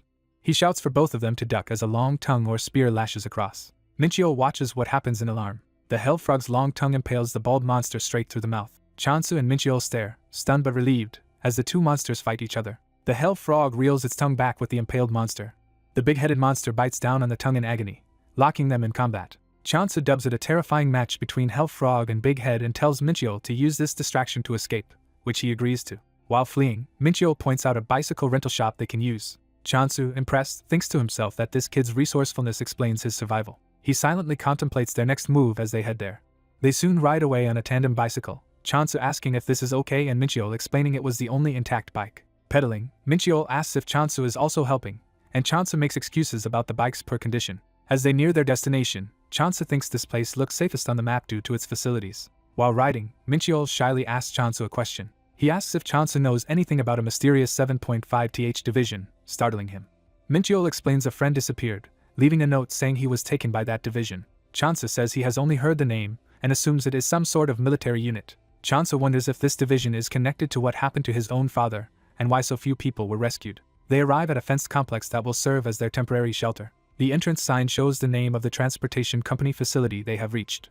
Inside the grounds, Chansu spots a damaged jeep and reacts in surprise. Realizing it is a military jeep, both of them take notice. The jeep crashes to a halt, clearly having been recently wrecked. Chansu comments that nothing in life comes easily as they look at the smoking vehicle. They see a soldier slumped in the driver's seat, and Chansu wonders if he has turned into a zombie. The man's eye moves, showing a sliver of awareness. Chansu checks more closely, and concludes the man is still human. He drags the soldier out, reading his name and rank from his uniform. Chansu complains the soldier did not even bring a proper rifle and notes the jeep is ruined, while the dazed soldier weakly asks who Chansu is. When the soldier nervously denies having anything and brandishes a knife, Chansu kicks the weapon away and challenges his claim. Terrified, the soldier begs Chansu to take what he wants but spare his life. Chansu picks up the knife and coldly says he will decide the man's fate. Holding the blade to his throat, Chansu accuses him of deserting and abandoning comrades to flee alone. The soldier insists everyone else is already dead, and he only ran because of that, while Minchyo worries about Chansu's harsh interrogation. Minchyo questions whether this frightened man is really a soldier. Chansu retorts that it should be obvious. Then he pauses, reconsidering how to verify the claim. He grabs the man by the collar as the soldier struggles and shouts for release. Chansu yanks out the man's dog tags with the knife. He reads the tags aloud, focusing on the military service number. The soldier is stunned as Chansu holds the knife and tags inches from his face. Chansu demands that the man recite his own service number from memory to prove he is legit. Emphasizing the challenge, Chansu insists they will see if he truly remembers the number. The soldier hesitates under pressure. He slowly begins reciting the number, starting with the first digit. Chansu confirms that part is correct but admits he still finds the man suspicious. He then asks a final question about whether the soldier knows anything regarding the 7.5th division, but the man says he has never heard of it, which Chansu dismisses as useless. Minchyo urges that staying outside is dangerous, so Chansu decides to head into the building, leaving the soldier protesting. Chansu climbs onto the jeep to cross the gate, saying they can just proceed like this, while Minchyo wonders about abandoning the soldier. Chansu responds that the man is of no use, though Minchyo argues they should still take him along.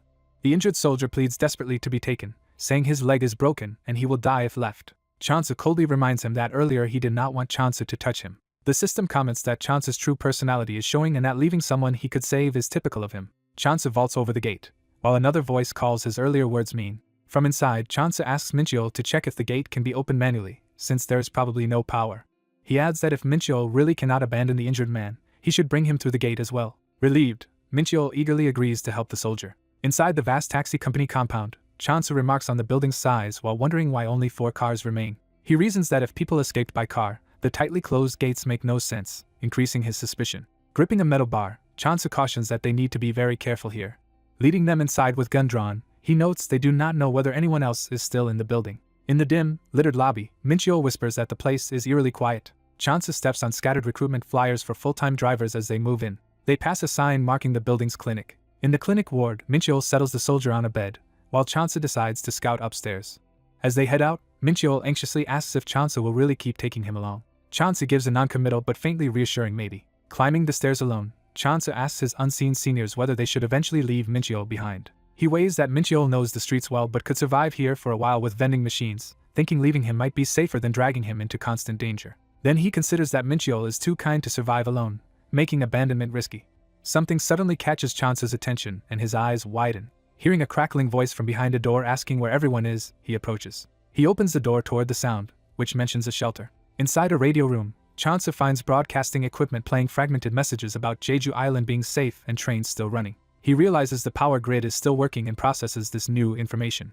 The recording mentions the 7.5th Division ordering survivors to go to Jeju Island via Taejeon by train, urging them to evacuate the city quickly. Chance sees this as a crucial lead, calls for his info window, and gets excited. The info window warns that staying too long in one area is dangerous. Another message from the system explains that they can escape the city by moving along the train stations.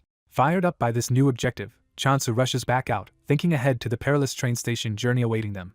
Someone runs while urgently shouting for Mincheol. Cheonsu bursts into the room and is shocked that Mincheol is missing. The injured soldier explains he heard a basement noise and Mincheol went to investigate alone. Cheonsu angrily scolds him for letting Mincheol go by himself and just waiting. The soldier panics and tries to justify himself. Cursing, Cheonsu rushes off as the soldier begs not to be left alone. Cheonsu searches an office, thinking he must find the taxi keys so they can escape. As he searches, he senses someone present and is uneasy because the lights were intentionally turned off. Growing frustrated, Cheonsu wonders where the car keys are hidden. He suddenly notices something off and narrows his eyes. Cheonsu sprints down the corridor. Out of breath, he looks ahead in alarm. He finds the injured soldier sprawled on the floor and asks what happened, and the soldier claims he just tripped. Cheonsu questions how the man fell on his own, and the soldier asks to be helped up. While lifting him, Cheonsu vents that he sprinted here thinking there was danger, and the soldier apologizes, saying he heard another noise downstairs. Both freeze as they hear a new sound. They cautiously look toward the staircase where the noise came from. A pair of footsteps starts coming up from the darkness. Cheonsu and the soldier react in shock. They see Mincheol being held hostage at knife point by a deranged man, and Mincheol pleads for them to leave because it is dangerous. Cheonsu refuses to back off, questioning what Mincheol means by telling them to go. Pointing his knife, Cheonsu orders the stranger to release Mincheol. The man mockingly repeats Mincheol's name as if amused. Grinning, the man calls Mincheol a thief who broke into his company, and says he should not have done that. The boss rants that Mincheol and the others are thieves who snuck in while he was busy with customer calls and short on drivers.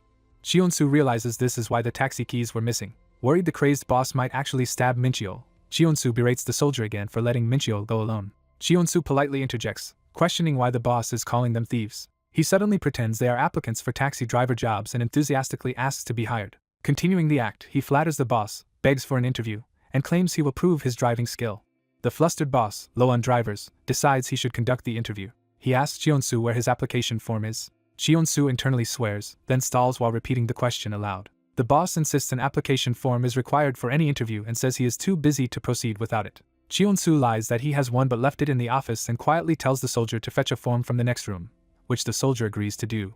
Cheonsu assures the boss's friend will bring it, and the boss, oddly impressed by his work ethic, relaxes a bit. The soldier hurries back waving a paper, announcing he brought the application. Cheonsu notes he picked a resume whose photo somewhat matches him, and the boss is pleased to see an actual document. The boss starts examining the resume while still clutching his knife, and Mincheol watches tensely. Cheonsu calls Mincheol over. Using the distraction, Mincheol rams the boss from behind. Cheonsu snatches the boss's cane or crutch, saying he will borrow it briefly. He uses the pole as a weapon to strike and incapacitate the boss. Pinning the boss down, Cheonsu orders Mincheol to restrain his upper body while Yongjin handles the lower half and searches him for the key. The soldier triumphantly finds the taxi keys on the boss. The three of them dash out to the parking lot toward an orange taxi. Inside the taxi, Mincheol realizes he is expected to drive, but Cheonsu insists his injured left foot is fine for operating the car. Cheonsu declares their next destination is the train station and asks if trains still run. He urges Mincheol to just drive them away as fast as possible. As they near the station, Cheonsu notices something strange ahead.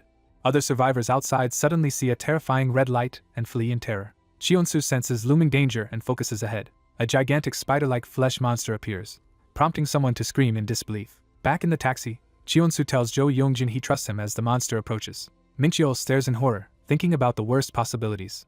The monster's crawler reveals its gaping, fang face. Cheonsu concludes the creature must be a crawler type. The soldier driver panics, wondering what kind of monster they are facing. The crawler lunges after the speeding taxi. Watching it chase them across the parking lot, Cheonsu exclaims how freaky it looks.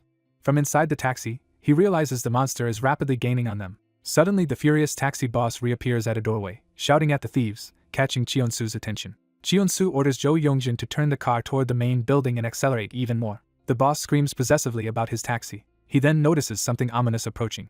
The charging crawler and taxi line up at the gate as Cheonsu yells that this is their chance to smash through the front entrance. The taxi and monster slam into the gate in a violent collision. The taxi bursts out beyond the compound, leaving the wrecked gate and monster behind. As they speed away, the soldier asks Cheonsu if he just used the boss as bait. Cheonsu nonchalantly says there was nothing else he could do, though he admits the boss was actually decent.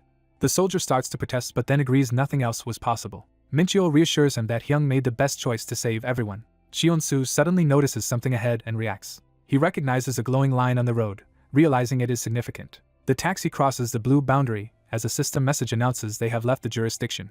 Another system prompt explains that from now on viewers can set missions for the player. Further text reveals viewers can buy effects and grant them as mission rewards, while Cheon-soo reads and is surprised. Inside the moving taxi, Minchyo asks if Cheon-soo can see all the watching viewers, while text notes they may or may not be able to communicate. Cheon-soo checks the interface, finds no new functions yet, and notices that Handachagwa has donated a gem. He reads a message from Handachagwa promising to train him and thanks them excitedly while driving. Cheon-soo then hears a heavy thudding and looks back uneasily. He sees the crawler still pursuing them down the road and shouts an alarm. He demands more speed, but Minchyo replies he is already driving as fast as he can. Observing that the monster keeps closing the distance, Cheon-soo deduces it accelerates the longer it runs straight. Cheon-soo urgently asks Minchyo if he knows the local roads, pushing him to remember. Minchyo racks his brain, muttering about the road layout. Something clicks in Minchyo's memory. He remembers there is a hill ahead and points it out, but Cheon-soo worries the taxi will slow while climbing. Minchyo yells at the driver to go toward it unless they want to die, and Cheon-soo backs his suggestion so the driver reluctantly obeys. Minchyo explains that after the hill there will be a downhill section if they keep going a bit farther. Cheon-soo approves since that will let the monster catch up at a dangerous spot. The driver suddenly realizes there is a sheer drop ahead. They see that the road ends in a cliff directly in front of them. Minchyo nervously calls Cheon-soo's name, but Cheon-soo insists they keep going because the monster cannot slow down well. Cheon-soo begs the viewers for a mission, while on-screen comments react to the idea of him dying and offering many gems.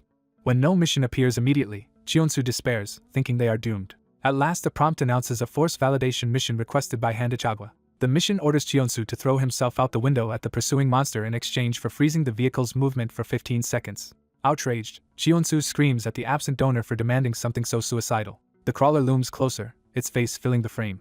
Cheon-soo curses Handachagwa with a ridiculous insult as he climbs out the taxi window, shocking Minchyo. Dangling outside the speeding taxi, Cheon-soo declares he is ready to risk his life in a showdown with the monster. Clenching his fist on the roof, he silently prays for success. A system message confirms the mission's completion and validates his force, and Cheon-soo exults that he did it. Seeing a sharp curve sign, the driver shouts for everyone to brace themselves. The taxi executes a hard turn on the road. Inside, everyone screams from the intense maneuver. The sudden curve sends the crawler sliding and flinging away from the road. The monster tumbles helplessly through the air. The taxi skids to a precarious stop right at the edge of the cliff. Shaken, the driver marvels that they survived despite nearly plunging off. In the back seat, Minchyo exhales loudly while Cheon-soo sits in stunned silence. Cheon-soo, tearing up slightly, quietly thanks Handachagwa for the mission. As they drive again, he notices something odd about the taxi. Cheon-soo remarks that he expected their radio call to attract many people. Arriving at an eerily empty Seoul station, he wonders why nobody is around at all. They decide to park and hide the taxi nearby for safety. In a side street, they spot several zombies blocking the way ahead. Cheon-soo volunteers to distract the zombies so the others can reach the station first. Minchyo anxiously asks if Cheon-soo will be alright. Exiting with his knife, Cheon-soo says he will be fine. He loudly insults the zombies to draw their attention. Then he runs off, shouting for them to follow him as his aggro skill timer appears. The zombies charge after him, and a message shows his cumulative enhancement factor rising. Cheon-soo analyzes that the enhancement counter started above 1 this time, meaning the system boosted it. He thinks he needs to develop this cumulative enhancement skill properly as he leaps toward the undead. He grabs a zombie and violently attacks. Cheon-soo slashes and crushes another zombie in a brutal strike. He spins his bloodied knife to continue fighting. Another zombie lunges, but he engages it as well. Surrounded by corpses, Cheon-soo calmly tells any observers not to worry. He finishes off a zombie, saying he has not forgotten something important. Standing among several dead zombies, he sighs as system comments praise how far he has come since his earlier fights. Embarrassed, Cheon-soo complains that the viewers are bringing up his embarrassing past. Reflecting while walking through the city, he notes that his physical strength and reflexes have clearly improved. He adds that he still needs to learn how to best use his cumulative enhancement skill. Hearing cries for help in an alley, he sees a man being chased by zombies while shouting for someone named Jong Chang-guk to save him. Cheon-soo recognizes the name as that of the mayor and wonders if the man is one of the mayor's subordinates. He asks the viewers for help, and Handachagwa answers that they will assist. Cheon-soo agrees to save the man even though many viewers voted against it. The man on the ground screams for someone to rescue him as a zombie attacks. Blood splashes as the zombie is suddenly killed in front of him. Trembling, the man asks Cheon-soo if he mentioned Jong Chang-guk earlier. Cheon-soo smiles ominously in response. The rescued man bitterly states that Jong Chang-guk abandoned him. While walking together, Cheon-soo confirms he means the mayor, and the man explains they detoured to the station because of a monster. The man recalls how the mayor insisted on checking out reports of a revolt himself, and changed once the world collapsed. Cheon-soo concludes the mayor is probably still alive and heading toward the station, protected by many guards. Surprised, Cheon-soo asks if by guards he means the mayor's co-workers. The man clarifies that not all of them are regular staff and that some unfamiliar, likely external, security personnel are with the mayor. Cheon-soo muses about the mayor's mysterious power and importance, feeling the information he got was very useful. At the station entrance, they see nothing strange and hope the mayor is inside. One man suggests they enter the station together, addressing Yu Young-han. The blue-haired man introduces himself as Hwang Cheon-soo. Yu is shocked, recognizing the name Hwang Cheon. The two men start cautiously ascending the station steps. Yu suddenly notices something and reacts in fear. He points out a lone girl standing further up the staircase. Cheon-soo wonders if the figure is a child as Yu starts to call to her. Cheon-soo violently covers Yu's mouth, scolding him for trying to call the girl.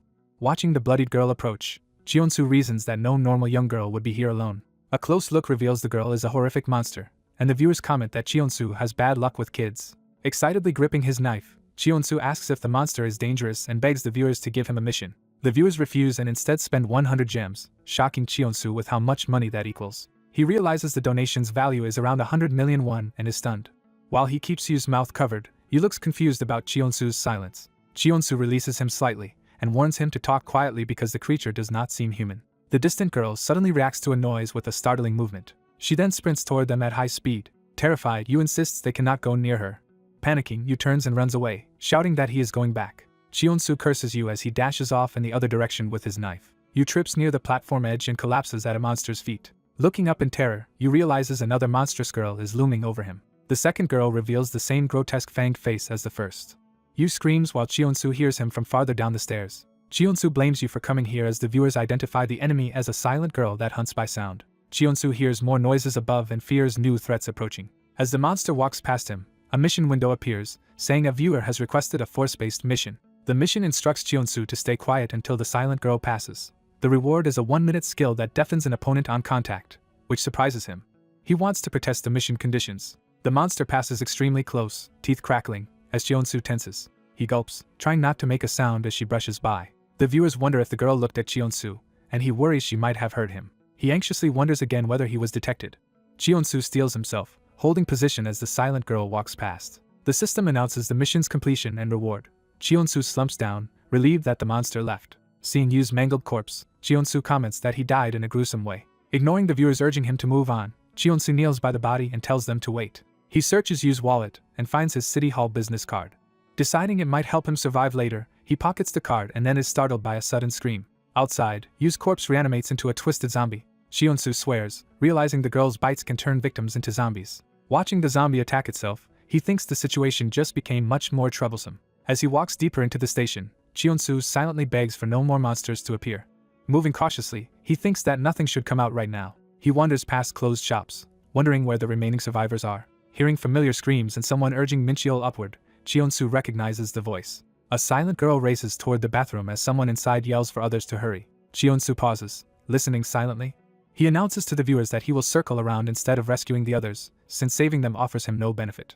A new notification appears stating that a viewer has requested a reward mission, even under these circumstances. The mission orders him to escort Yang Mincheol and Jo Young-jin out of the bathroom for a reward of 20 gems, which makes him stop short. Cheon-soo widens his eye, tempted by the offer. He wonders why the viewers are paying him specifically to do this.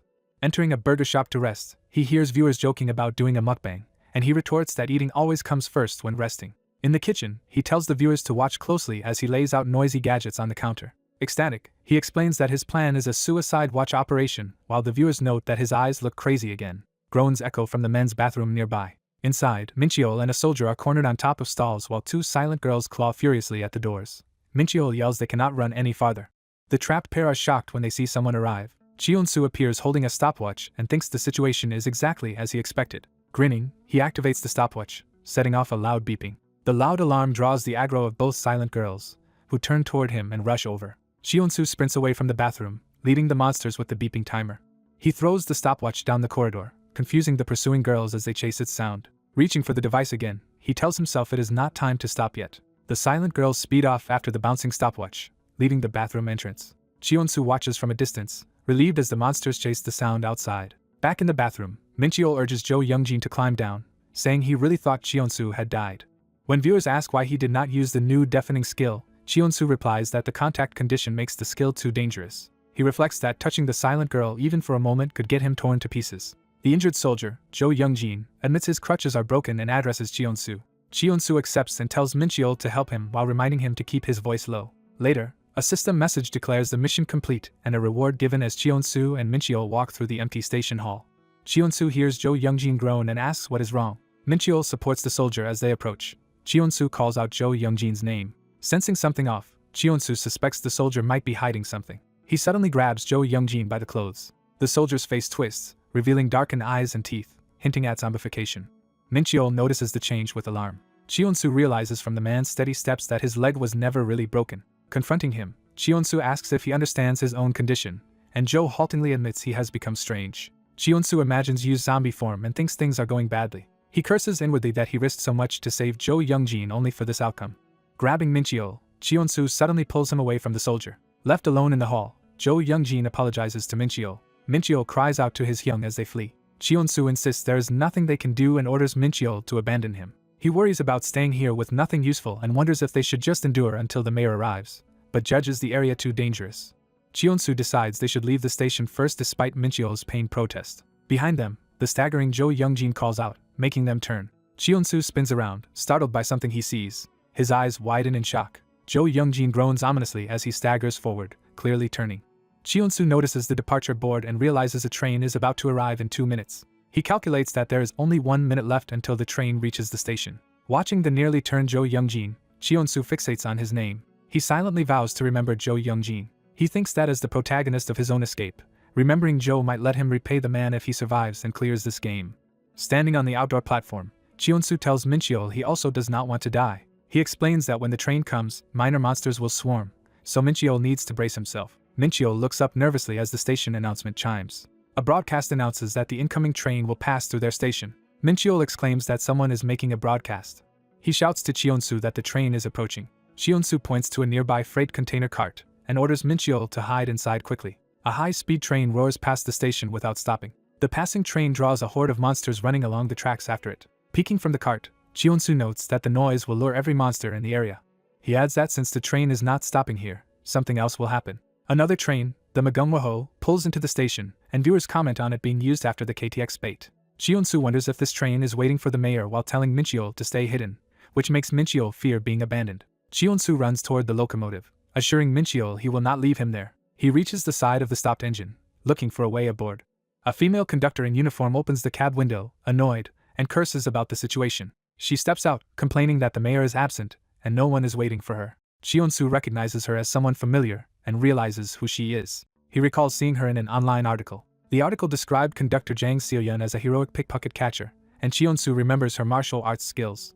On the platform, Jang Seo-yeon grumbles that her division may have pranked her by sending her out with promises of shelter. Cheon-soo observes she seems very different from her warm interview image, but resolves that they must board her train no matter what. He thinks that as a two-person team they can handle persuading her if they coordinate their approach. From the cart, Min-cheol pops up, counts their single opponent, and impulsively decides they should just attack. Cheon-soo scrambles up from the track, internally protesting Min-cheol's rash idea as Jang notices him and asks who he is.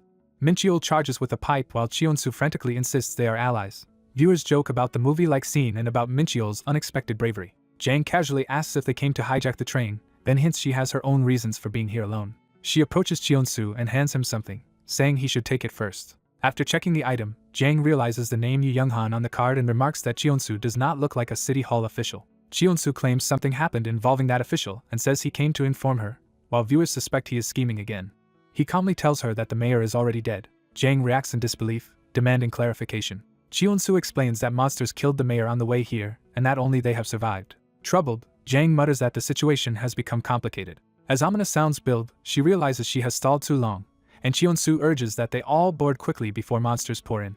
She protests that she was supposed to meet the mayor here. Cheon-soo insists he is the only one with City Hall information and offers to cooperate with higher-ups if they change plans in light of the mayor's death. Jang struggles with the decision, sweating as she grips her hat. She throws away her cigarette, making her choice. Jang finally agrees and tells them to get on, reasoning that bringing them might secure her a spot in the shelter. As Cheon-soo grabs the handrail, he double-checks that Min-cheol will be allowed aboard too. Jang hesitates, noting that Min-cheol does not look like a City Hall employee. She asks rhetorically if they should really leave a mere high schooler alone here. She relents and tells Min-cheol to board as well, on the condition that she confiscates his metal pipe. The passenger cars begin to move as the train prepares to depart. Hanging onto the train, Mincheol thinks in relief that they are finally leaving. Back on the platform, the now fully turned Jo Youngjin staggers toward the departing train. As he runs, he thinks gratefully that he will definitely survive, even as his body is overtaken by zombification. More zombie-like figures in suits, including the mayor, rush down the stairs toward him. Seeing the mayor among the charging zombies, Cheon-soo is shocked and cries out Mayor Jong Chang-guk's name. The mayor desperately reaches out and yells for the train to stop. He and another man sprint along the platform chasing the departing train, shouting to halt it. A female train operator hears the shouting outside and wonders about the noise. The men beg her to stop and take them aboard, and she is shocked to recognize the supposedly dead mayor. Go Cheon-soo tells her it is too late to stop and urges her to just drive while pointing out something dangerous nearby. He explains that monsters, attracted by the train's sound, are chasing the men and will soon catch the train unless they speed up. He adds that if they slow down to rescue the men, everyone on board will certainly die. He orders the conductor back to the control room, and she nervously agrees. The rear door of the moving train slams shut, leaving the men outside. The mayor, abandoned, panics and yells at the train, wondering if there is some password to board. A zombie soldier leaps onto one of the mayor's escorts and screams that the password is. The end. Cheon-soo watches this in shock from the train. The zombies tear into the men on the platform as the train speeds away. Cheon-soo asks his unseen Hyungnim if abandoning the mayor was the right decision, while chat messages joke about it and mourn the mayor. His friend suggests they go back inside the train, and Cheon-soo agrees quietly. The conductor tells the boys that unless they explain themselves properly, she might throw them off the train. Cheon-soo insists again that the mayor is already dead and claims there is nothing more to explain. The conductor angrily questions if he thinks she is stupid, while he argues he had no reason to target the mayor since they were never together. A soldier-like passenger reacts in confusion to something. The conductor furiously shakes Cheon-soo, calling him shameless, while he calmly introduces himself by name. She realizes he impersonated a city hall employee and demands to know who he really is and whether the real card owner is dead. Cheon-soo replies that he is just a passenger, and notes he only showed a business card, never claiming to be the card's owner. She explodes, saying she should throw them off the train, and Cheon-soo hurriedly argues they lied only to be allowed on because boarding was a matter of survival. He insists the mayor had already abandoned the card's owner, that he tried but failed to save that man, and that this time he is telling the truth. Cheon-soo justifies sacrificing the mayor as the only way to live and claims everyone effectively chose that path to escape. The conductor counters that, lies aside, he still deceived her. She shoves him, declares that he is riding for free, and lays down that condition. She recalls something he quoted from her past interview and asks what he means. Cheon-soo cites her earlier words that even fair-deaders may have desperate reasons, comparing their situation to such young passengers with unspeakable circumstances. She is stunned that he knows her name and starts to realize he watched that obscure interview. Embarrassed, she panics that he actually saw the tiny interview segment. Cheon-soo, confused by her reaction, awkwardly admits he watched it. He repeats her sentimental line from the interview, driving her to scream in mortification and beg him to stop. She mutters that the video never had many views and wonders why he saw it, while narration explains that Good News was a warm but unpopular publication and Cheon-soo finds her easy to handle. She blushes and thinks that if he watched her interview he may not be such a bad person, or else just an unemployed guy who reads everything. Resigned, she says they now have no choice but to work together and proposes maintaining a cooperative relationship. At the controls, she confirms with Cheon-soo that they are indeed heading toward Taejeon. Cheon-soo asks what she knows about the mysterious 7.5 division, complaining that they give him bizarre conditions instead of simply asking him to save people. She agrees it is suspicious, noting she has never heard of that unit or met its commander, only speaking to them via emergency radio, and then questions when he dropped formal speech since she is 27 and thought he was younger. He admits he is actually 2 years younger and promises to use honorifics again, which she reluctantly accepts. Cheon-soo agrees the division is shady and wonders why they specifically need the mayor. She explains that with authority collapsing and soldiers disobeying, they needed the mayor to restore order, but her knowledge ends with the radio conversations. Cheon-soo muses that the authorities might have more power than he thought thanks to obedient citizens and vows to repay the train crew for their help. The conductor skeptically mutters that she doubts he truly will repay them. Mincheol calls to Cheon-soo, who asks what is wrong.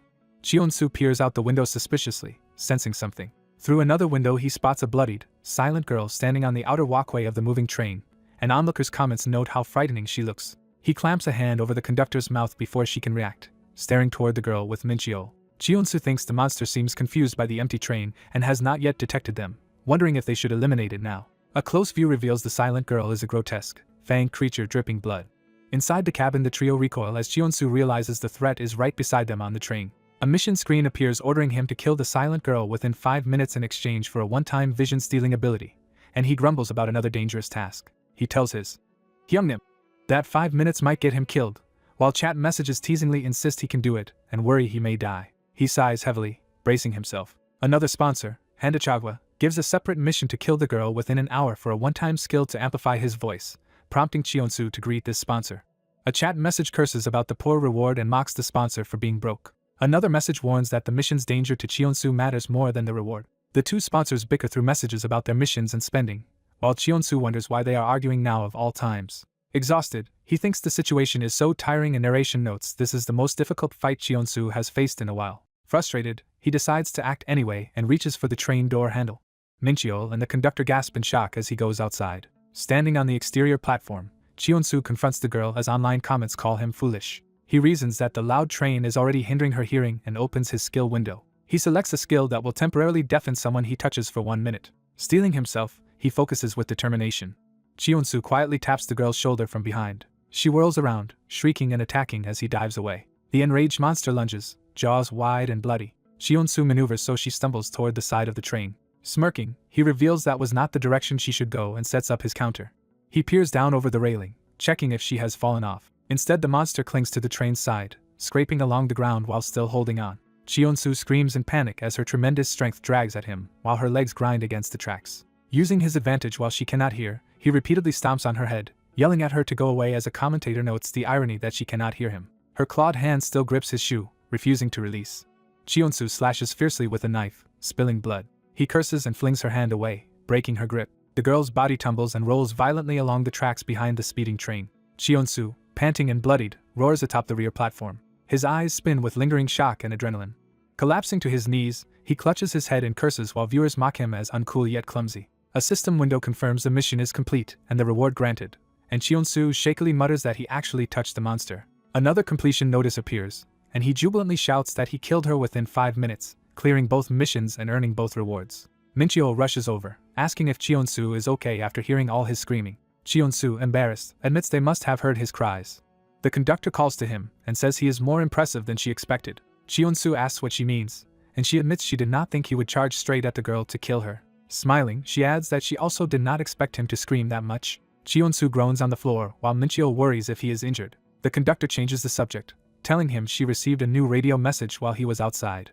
She confirms it was from the 7.5 Division, who heard the screaming and are checking if everything is alright. She relays that if they continue on the current track there will be a checkpoint station where they will be screened for contamination before being allowed to proceed to Taejun, and Cheonsu is mortified they heard his screams. Cheonsu wonders about this checkpoint and asks if they mentioned the mayor. The conductor explains they originally planned to let the train go straight to Taejun, but when she revealed the mayor was not aboard they changed plans and demanded she hand the train over for mechanical inspection. Cheonsu, exhausted, reacts wearily as she asks if something is wrong.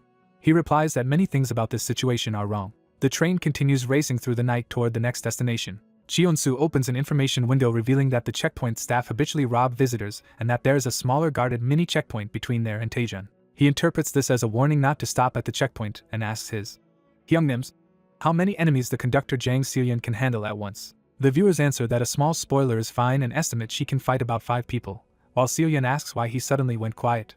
Cheonsu addresses her respectfully and proposes they simply pass the checkpoint station without stopping. She is startled by the idea and questions whether the place is really unsafe and if he can truly trust the people running it. Cheonsu lists reasons the handoff is suspicious, noting nothing is wrong with the train itself and that their attitude changed the moment they learned the mayor was missing. She concedes that is true, deciding the checkpoint is not essential and getting captured there would be disastrous. Cheonsu presses that she cannot fully trust them in this chaotic world and suggests the station is likely controlled by bad actors or rogue military forces. She agrees there is a high risk in stopping and decides they should bypass the checkpoint and go straight to Taejun rather than walk into a potential life-or-death fight. He then asks if there is any track feature between the checkpoint and Taejun that might halt them, and she recalls a branching line currently under construction. She explains that if someone pulls the rail switch, their train would be diverted onto the incomplete construction track and crash catastrophically. Cheonsu deduces there will likely be guards at a mini checkpoint near that switch who could force them onto the dead-end track if they disobey orders. Seolyeon realizes that even if they bypass the first checkpoint they will almost certainly be forced to stop at the second one. The scene cuts to Dongjin Station at night, the location of the checkpoint. Cheonsu readies his new voice-amplifying skill, which can increase his voice 7-fold at a chosen moment. Armed soldiers at Dongjin note that the train is approaching. Cheonsu inhales deeply, preparing to shout. Using the skill, he steps out shirtless on the moving train and bellows to the soldiers that the train is broken. His booming claim startles the soldiers, who repeat that the train is broken in confusion. As the train roars past without stopping, the checkpoint soldiers panic that no one told them about a broken train and wonder what to do. Back inside, Seoyun demands why Cheonsu stripped and what he was doing, and he explains he wanted to further confuse the guards, reasoning that they had no protocol for a broken train and that passing this information along will unsettle the second checkpoint as well. She marvels that his voice was louder than the engine and asks how he did it, but he dismisses it and tells her not to worry. The train barrels through a tunnel toward the second checkpoint. Seoyun looks out and confirms Cheonsu's suspicion. Near the second checkpoint, zombies still roam freely, proving the area is not truly secure. She says they should prepare to act and plans to slow the train once they exit the tunnel. Later, the train has stopped in a secluded area. Seoyun instructs Mincheol to wait aboard and sound the horn in 30 minutes. She explains that the horn will lure the zombies away, and after blasting it he must immediately start the train and leave. Mincheol agrees, promising to handle it, and urging them both to return safely. As Cheonsu and Seoyun trek through the forest toward the second checkpoint, she worries about leaving Mincheol with little training, but Cheonsu reassures her that Mincheol has excellent memory. Cheonsu's footstep rustles the underbrush as they advance. From the trees they spot the second checkpoint facility down by the tracks. Observing quietly, Seoyun notes the station is smaller and quieter than expected and assumes the guards do not yet know they are nearby since she slowed the train earlier. She decides they should move in closer. From above, we see them approaching as a patrol of armed soldiers moves through the forest nearby. The soldiers discuss what to do with the incoming survivors and mention they were ordered to shoot them on sight. Hiding behind trees, Seoyun and Cheonsu overhear that the soldiers only care about securing the train, shocking Cheonsu that the plan is outright execution rather than mere capture. Seoyun suddenly grips his arm, holding him back. He reacts in surprise to her firm touch. Cheonsu thinks to himself that this woman is impressive and notes, through viewers' comments, that she becomes intensely serious in combat and is good at handling people. He steels himself and peers out from behind a tree as the soldiers draw nearer. One soldier wonders why they were ordered to kill the group instead of enslaving them, suggesting using the survivors as labor. Cheonsu's foot pushes off the ground as he launches into action. Seoyun also dashes forward from cover. Cheonsu ambushes the lead soldier from behind, seizing him in a chokehold with a knife at his throat. Simultaneously, Seoyun takes down another soldier with agile close-quarters combat. With both of them holding soldiers hostage, the remaining troops reel back and shout in surprise, demanding to know who these attackers are. Cheonsu presses his knife against his captive and orders him to stay still while the soldier curses at him. A commentator notes how much stronger Cheonsu has become. Seoyun aggressively wrenches a rifle away from another soldier, ordering him to hand it over. She then uses martial arts to slam an enemy violently into the ground. The soldier she struck goes flying off a ledge as she stands firmly above. The remaining soldiers stumble back in fear, trying to call for a halt. Seoyun levels the gun at them and coldly asks what they meant earlier about killing people, demanding to know exactly who they think they are going to kill. The frightened soldiers beg for mercy, claiming they only obeyed orders. A powerful kick or strike is launched at high speed. Seoyun furiously attacks a soldier, rejecting his excuse about following orders. Another soldier charges Seoyun with a knife, shouting at her. Seoyun disarms him with a crushing blow to his hand. The soldier is knocked away screaming from Seoyun's counterattack. Seoyun drives another soldier down with a brutal aerial kick, telling him off as well. As Seoyun kicks more soldiers off the cliff, Chansu yells for her to stop so they can question one survivor. Seoyun coldly asks what, while the chatting viewers joke that she left no one alive to interrogate, and Chansu gives up trying to stop her methods. One viewer teases that Chansu is scared of Seoyun, and he awkwardly asks his Hyungnim to stop talking. They check the captured guns, note there is plenty of ammo, and Chansu confirms he has used firearms before. Seoyun says no more explanation is needed and proposes using the soldiers' guns to raid the checkpoint. As they walk through the forest, Chansu confirms Seoyun's plan is to clear the way so the train can pass. Chansu suddenly stops at a cliff edge, and when Seoyun asks what is wrong, he looks down in shock. Below them is a massive horde of zombies climbing up, and Chansu curses at the sight.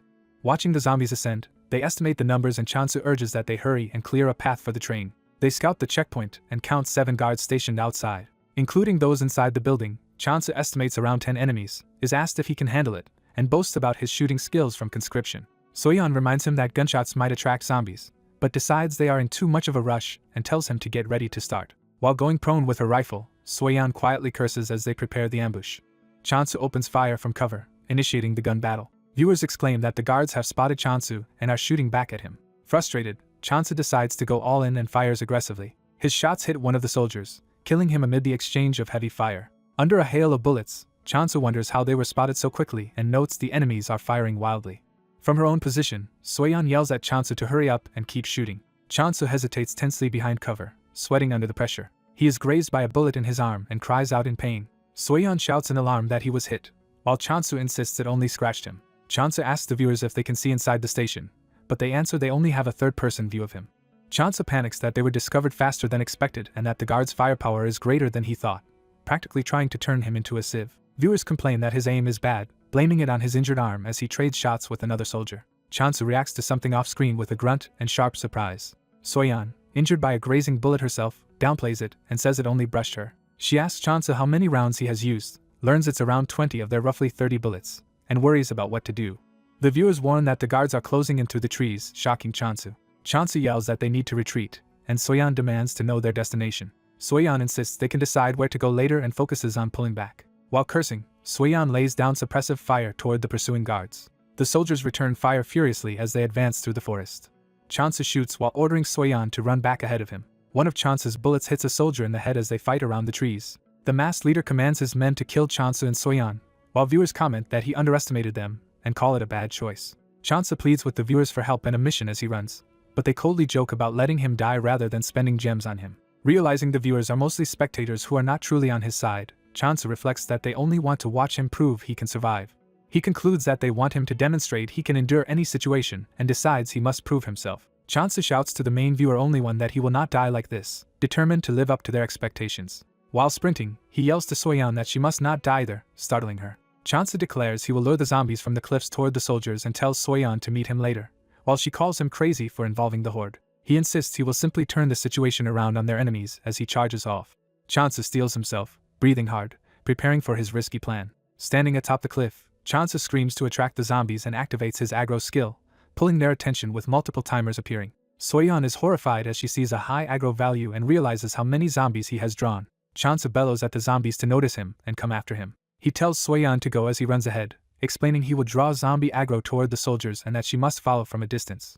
Chansu promises to get Soyeon out alive and asks if she trusts his crazy plan, prompting her shocked response. Chansu sprints back toward the checkpoint with a giant pack of zombies chasing him, stunning the soldiers who see he has dragged the horde along. The soldiers panic and order each other to shoot him as he races past. Suddenly Chansu performs an impossibly high super jump that shocks both him and the watching viewers.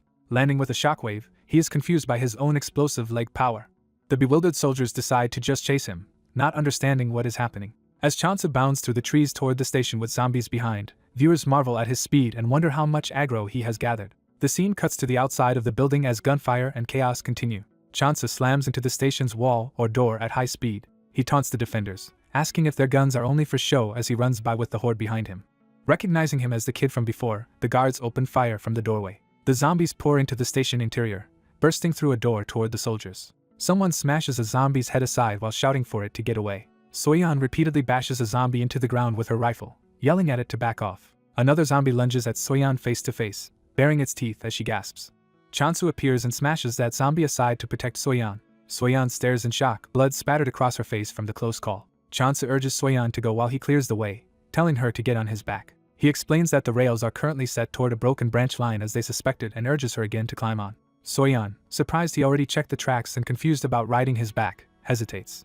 Chansu grabs her by the waist to hoist her up. Soyeon shrieks as Chansu slings her over his shoulder and runs, telling her to hold on. Carrying her bridal style, Chansu sprints while Soyeon is stunned into silence, and he calls her name. He shouts for Jang Seoyeon to answer him as viewers note she seems frozen from shock. Chansu yells her name again until she finally reacts in confusion.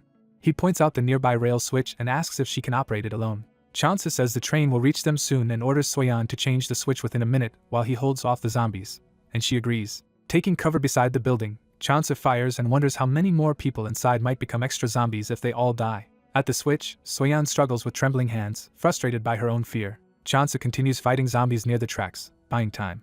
Soyeon forces the lever, straining as she changes the rail. Chansu, bloodied and still battling, yells back to Soyeon asking how much longer she will need. She shouts that she has finished changing the tracks. The motion of the train, or the fight sends a violent rush of force as they prepare to flee. Chansu grabs Soyeon and lifts her again so they can escape together.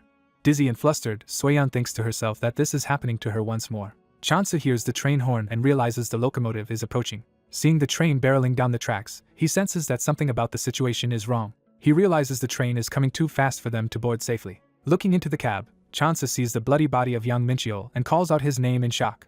Chansu panics that the unmanned train shows no sign of stopping. With zombies closing in, Soyeon urges Chansu to hurry, and he thinks they will be doomed if they miss boarding. Chansu checks the timer on his aggro skill and sees he has only a short time left. He tells the unconscious Soyeon not to worry and promises that they will still get on the train. Carrying Soyeon, Chansu sprints alongside the moving train while yelling to draw the zombies after them.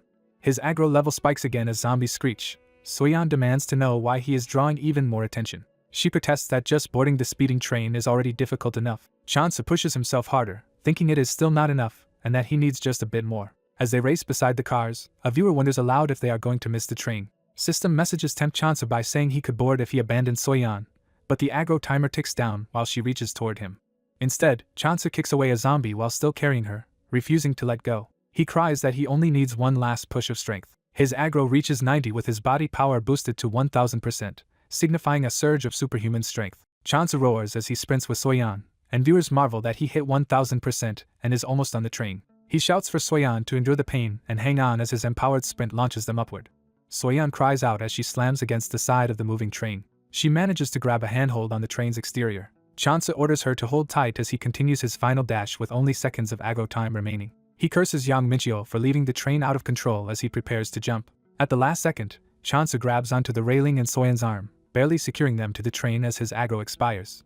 He calls Soyeon's name and reassures her that he has her safely. Once they are both aboard, viewers send him congratulatory gems and comment on how moved they are. Chansa tells the viewers he said he would not die, proud of surviving. Soyeon, still stunned, tells him to look ahead. They see a blood-splattered door and realize something horrific happened in the train car in front of them.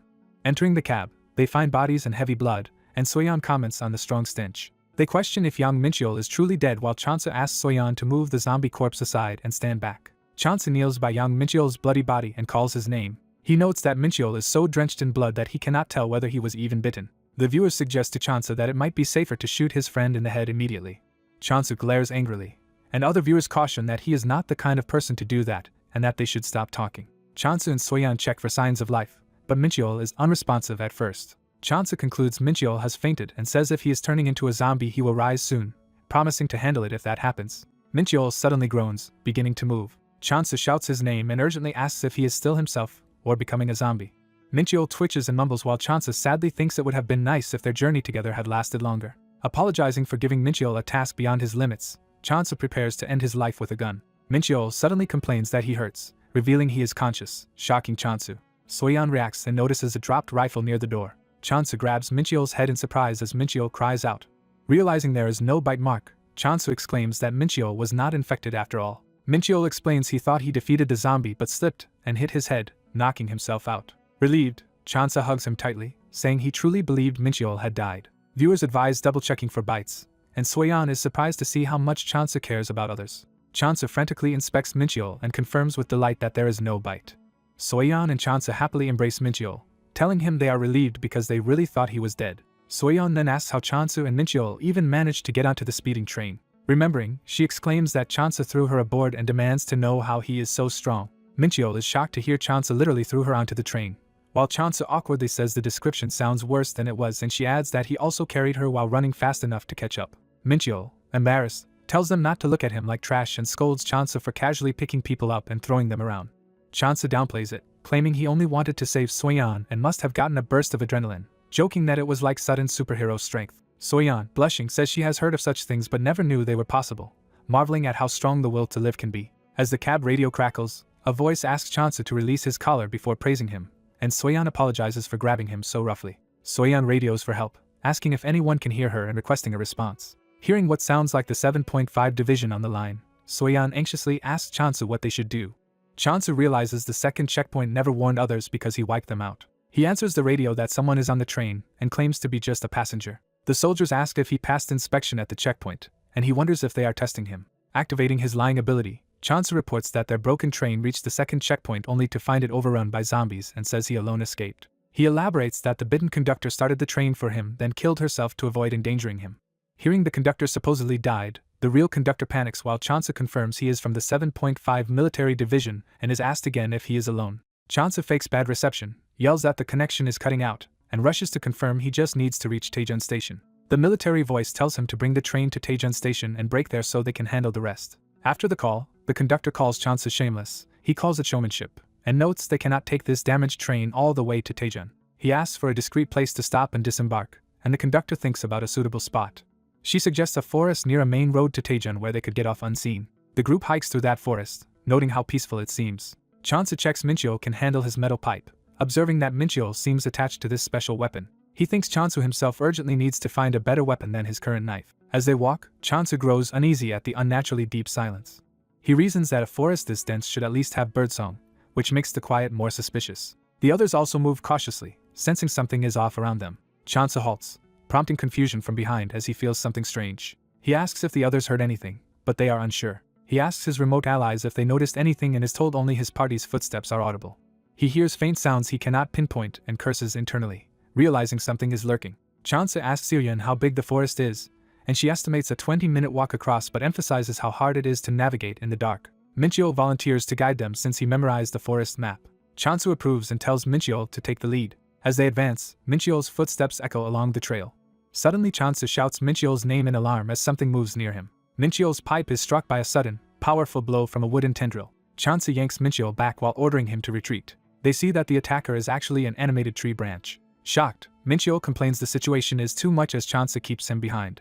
A towering plant monster made of wood rises, and Chansu recognizes it as a terati, explaining why they had not noticed it earlier. He realizes that if this is a terati, the entire forest serves as a habitat for plant monsters. One massive tree monster looms ominously before them. The ground shakes as another giant trunk slams down, attacking. A huge wooden limb whips towards them at high speed.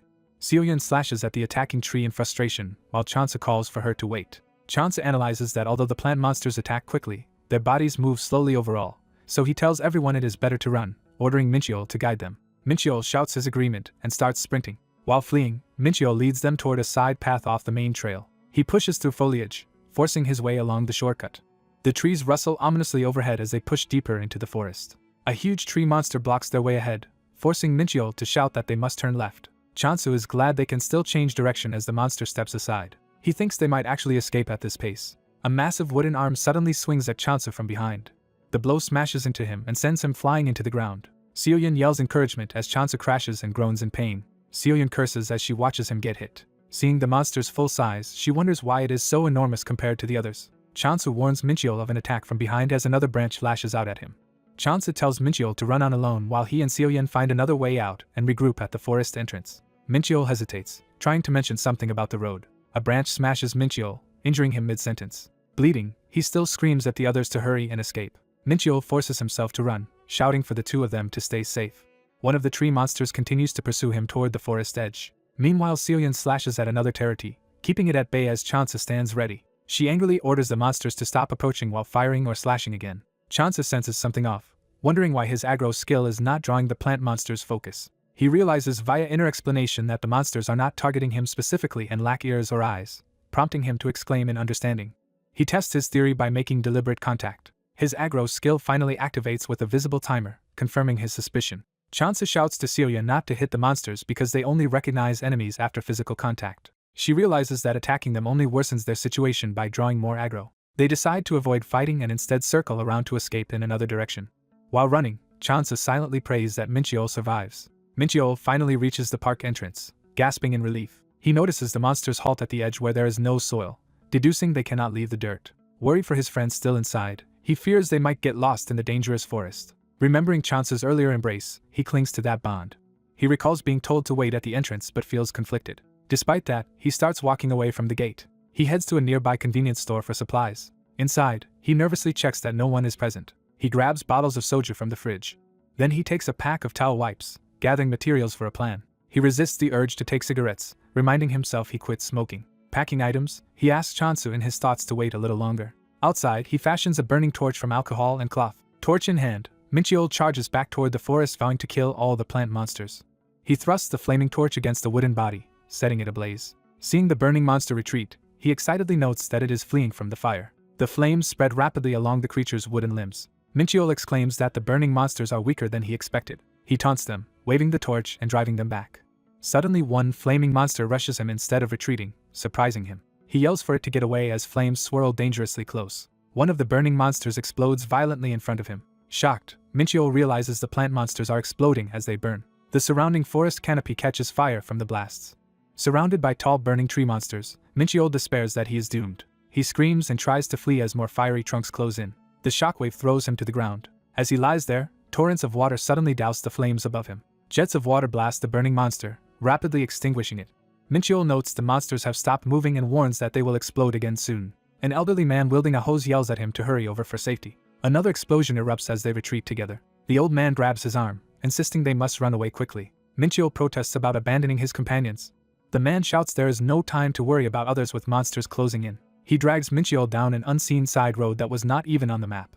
Minchio glances back anxiously while running. The old man opens a hidden manhole and winces in pain as he descends. He urges Minchio to climb down the ladder quickly. Minchio lands hard in an underground room, groaning. He sees they have entered a storage-like shelter while the old man climbs down after him. Minchio asks what this underground place is and checks if the old man is alright. The man admits he is in pain but says it is better than being torn apart by monsters. He tells Minchio to sit on the bed and rest. The man explains that this bunker is his home where he has been living since the world ended. Leaning over Minchio, he ominously begins to say something more about him. He questions where Minchio came from, recognizing his clothes as a high school uniform, and Minchio confirms he is a student, though that hardly matters now. Remembering Chansu, Minchio suddenly cries out in concern. The old man forces him back down, telling him to abandon hope for whoever he came with because the monsters never stop once agitated.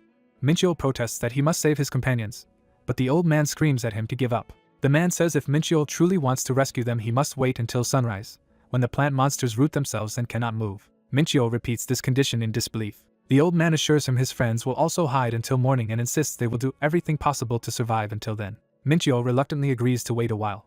The old man says it is a good decision because the monsters will not enter the bunker, so Minchio can relax. He offers Minchio a can of peaches, saying he must be hungry. As Minchio sits silently with the can, the old man tells him to stop worrying and eat. He presses a spoon into Minchio's hand, urging him to eat whenever he gets the chance in case he never has such food again. He adds that Minchio needs to fill his stomach now to have energy to go out tomorrow, which Minchio agrees with as he takes a bite. Tasting it, Minchio thinks the peaches are delicious. The old man laughs that Minchio has suffered a lot for someone so young and hands him a bottle of water as well. Smiling strangely, the old man tells him to chew slowly. While Minchio drinks, the man sympathetically asks how he got here and guesses he entered through the front gate. Minchio explains they actually came from the back gate. The old man infers that means they arrived by train, which Minchio confirms and asks how he knew. The man replies that there is no other way to reach this place, and then asks how many companions Minchio had, learning there were 3 including him. He notes there are 2 other survivors and reacts thoughtfully. He casually asks what is in Minchio's backpack, then reassures the startled boy that he only wants to share more food, not steal from him, saying he has plenty stored. Minchio insists the old man has already helped enough, and the man tells him to ask if he ever needs more and points out an extra bed he can use. When Minchio hesitates to take the bed, the man says he prepared an extra mattress precisely for unexpected guests like him. He tells Minchio to sleep well and that they will talk again in the morning, turning off the light. Lying in bed, Minchio admits he is too anxious about his friends to sleep. Watching the old man sleep soundly, he admires how prepared and healthy the elder is and wonders if this is wise experience at work. He feels guilty for doubting someone who fed him and shared supplies. Staring at the ceiling, he quietly calls out to Chansu in his thoughts. He imagines Chansu desperately fighting to survive in the forest right now. Remembering the sweet peaches, he thinks again how delicious the snack was. He suddenly jolts with a nightmare image of Chansu and Seoyeon starving and calling his name. Jolted awake, Minchio stares into the darkness. His eyes drift to the stacked cans of peaches in the bunker. He softly calls out to the sleeping grandpa, getting no response. Reasoning that there are many cans, Minchio considers taking one for Chansu later. He picks up a can from the stack. Conscience pricking him, he decides he cannot steal from the man who saved him and resolves to put the can back and return to sleep. He crawls back into bed while the old man appears to remain asleep nearby. A menacing eye opens as someone ominously promises to watch over the boy. Chansu panics while running, realizing there are far too many tree monsters in the forest. He thinks about how these tree monsters awaken at the slightest touch and are nearly impossible to avoid. Seoyeon, injured, apologizes to Chansu for losing their gun when they rolled down a hill. Chansu checks if she is hurt, but Seoyeon brushes it off and asks if they can really escape this place. While they sprint around, Seoyeon feels lost and system messages tell Chansu to look for an axe. Chansu doubts an axe would be lying around here, then suddenly notices something that makes him pause. He spots one monster tree moving in a different direction and wonders why. Chansu notices a small white creature on that tree and realizes he has seen it before. The white bear-like creature jumps down energetically, shocking him. Chansu senses the creature wants him to follow, while Seoyeon asks what is wrong. Trusting the creature, Chansu yells for Seoyeon to follow him in its direction, confusing her. Seoyeon wonders if Chansu suddenly remembered the correct way to go, reassuring herself that he excels in critical moments. Chansu, led by the creature, says it landed this way and Seoyeon demands to know what he is talking about. The little bear runs ahead through the forest, guiding them. Chansu calculates his 37 gem balance and decides he will open whatever supply box the creature is leading them to, no matter the cost. As he runs, he prays there will be multiple supply boxes, then notices something off. He halts in front of a glowing chest, exhaling in disbelief at what he sees. Seeing that this chest costs 72 gems, he and the observing messages react in shock and ask what he will do. Chansu angrily complains that previous boxes were cheap and demands why this one is so expensive, while the system coolly explains that price reflects reward quality. Overwhelmed, Chansa screams by the chest and Seoyun shouts at him, asking what is wrong. He babbles to Seoyun about the gem-based supply box system and how the high price destroyed his hope, while she calls him crazy. Seoyun slaps sense into Chansu, telling him they can look for it later, and he whimpers miserably. She drags him along again, warning that the monsters are closing in, while he internally despairs. Chansu considers provoking every tree and using his aggro skill, then rejects the idea, fearing disastrous consequences. Forcing himself to think clearly, he reasons that since the monsters are trees, they would need fire to fight them safely. Suddenly water splashes on his face, triggering him to shout about water. Chansu uses water to drench the monster trees surrounding them, forming a barrier. Seoyun watches in amazement as the soaked trees stop moving. A man in work clothes appears, waving them over, offering help and urging them to come his way. Seeing another person, they decide to follow him toward his shelter. Chansu curses inwardly but accepts they have no better option. The man says there is a nearby shelter and tells them to follow, while Chansu resolves they have no other choice. Elsewhere, a boy under a blanket gasps weakly in his sleep. The boy realizes something is wrong, feeling dizzy and unbearably heavy, unable to get up. His supposed grandfather, lying in a nearby bed, notes he is still awake even though dawn is far off. The boy tells his grandfather his body feels strange and that he is unbearably sleepy. The grandfather calls that feeling normal and gently urges him to just go to sleep and close his eyes. With a chilling stare, the old man promises he will watch over the boy as he sleeps. Horrified, the boy snaps awake under the blanket, whispering that this cannot be real. The old man says the boy is resisting sleep well for someone so young but insists he should stop fighting it because everything will be over if he sleeps until sunrise. Struggling to speak, the boy asks what the old man means by everything being over. Standing over him in a dark room, the old man says all pain and fatigue will vanish and the boy will no longer feel tired, prompting the boy to demand what was done to him. The old man claims he only saved the boy's life, but the boy argues his condition proves otherwise. The man casually points to a stack of canned food, hinting the boy's state comes from something he touched. He explains there is a coating on the outside of the cans that the boy should have noticed. The boy remembers feeling something slippery on the can and panics about what it was. The old man flatly reveals it was poison, shocking the boy. He explains the poison is derived from the monster trees outside. As the boy collapses from the bed, the old man calmly says the toxin is only a sedative that absorbs easily through the skin. He props the boy up, warning him not to struggle, or he will get hurt, while the boy weakly begs to be released. The old man roughly stuffs him back into bed, ordering him to snuggle tightly in the blankets. Looming over him with a mad grin, he cheerfully bids the boy goodnight again. Half-conscious and crying, the boy curses inwardly and resolves that he must somehow warn others that this old man is dangerous. The boy's vision fades as the old man says he will see him in the morning. Back in the forest timeline, Chansa spots the hidden bunker entrance and calls out for Minchio, wondering what this place is. At the open hatch, the man urges them inside while Seoyun climbs down and Chansu insists their host go first. The man forcefully pushes Chansa toward the hatch, and Chansa notes how strong he is while politely insisting their savior descend first. The man tells him to close the door after coming. Chansa pauses halfway down the ladder, glancing back in uneasy silence. He shuts the heavy metal doors above them. Reaching the basement, Chansa hears the man remark that they barely survived and were in real danger. In a room lined with bookshelves, Chansa notices that the shelves are completely packed with books. Their host suggests introductions and names himself Yuki-sung, while Seoyun thanks him and introduces herself in return. Chansa introduces himself as Go Chansu and shakes Yuki-sung's hand. Yuki-sung smiles pleasantly and says it is nice to meet Chansu.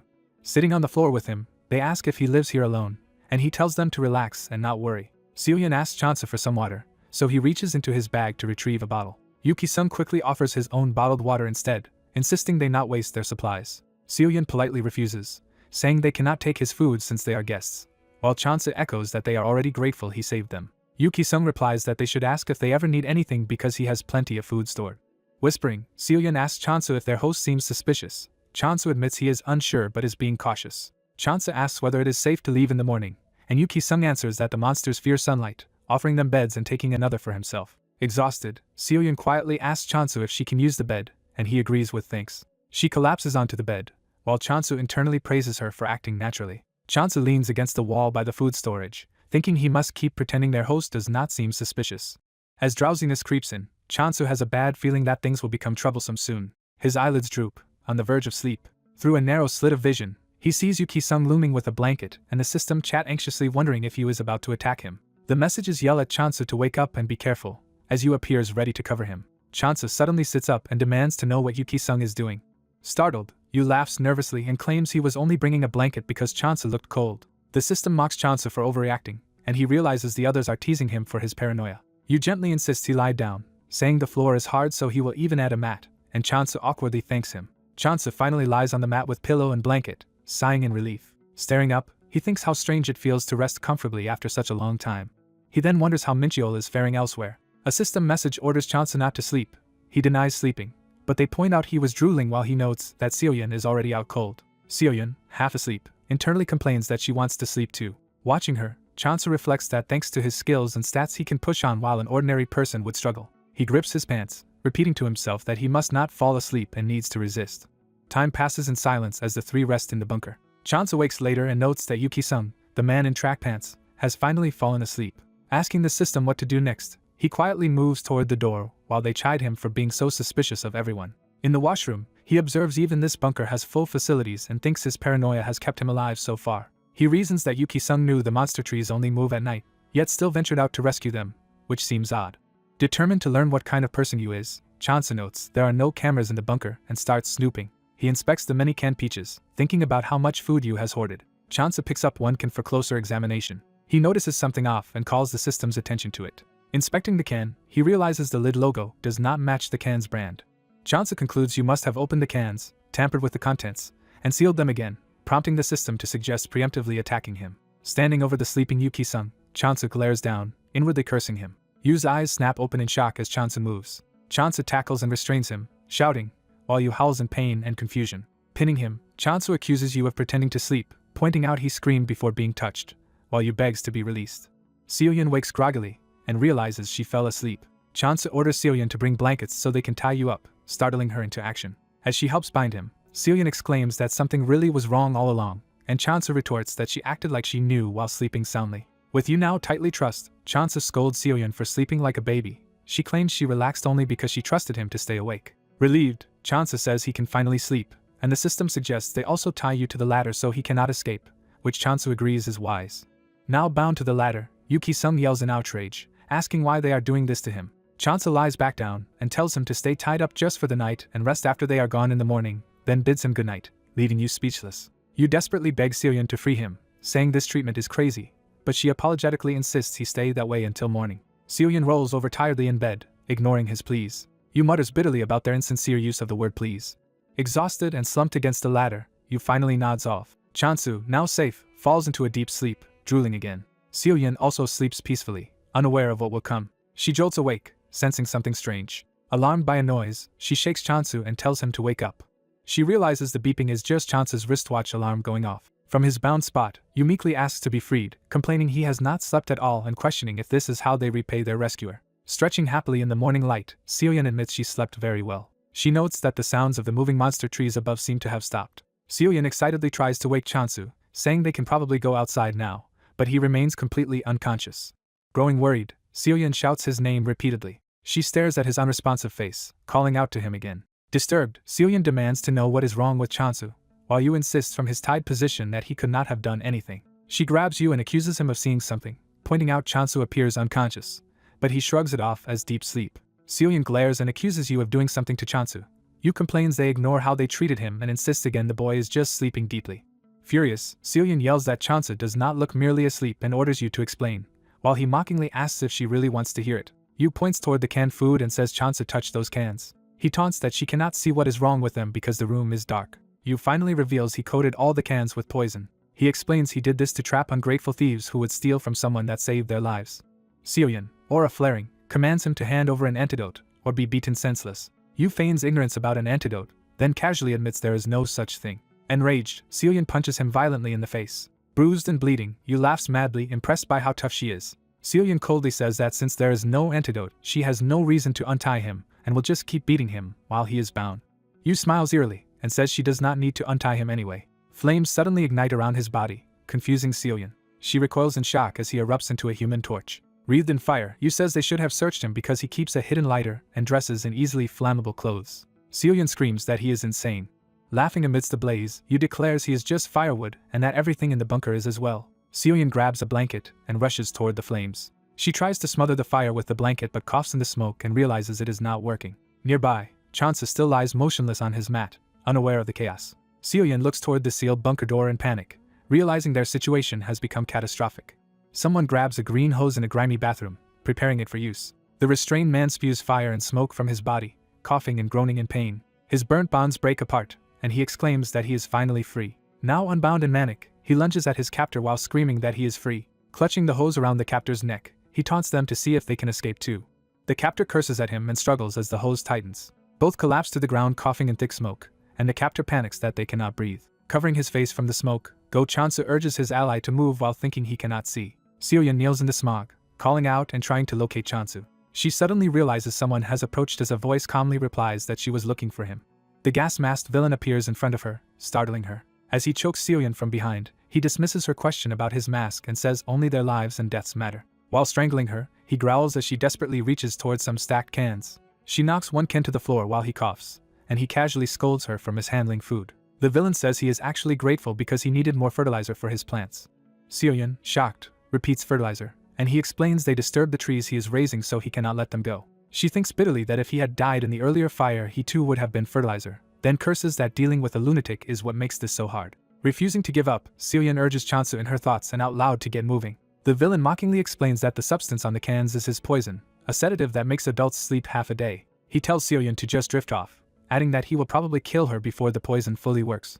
Seoyeon's eyes close as the smoke and exhaustion overwhelm her. Suddenly she awakens to fresh air and light, surprised. Chansu opens a hatch to the outside, happily breathing the fresh air and saying the outdoors beats being trapped. Smiling at the sky, he cheers himself on, repeating his own name for motivation. The villain, still holding Seoyeon, stares up in confusion at Chansu's sudden reappearance, and asks what he is. Landing on the ground, Chansu introduces himself as Go Chansu. He lightly scolds the villain for burning the ladder but shrugs, saying he can just jump out the door since it is open. The villain rants that humans cannot jump that high and demands to know how Chansu woke from the poison, while Chansu jokes that it only gave him a good sleep. Chansu adds that since they messed with his body he needs to repay them, looking oddly refreshed. He grabs the villain by the arm and hoists him up, causing the man to scream.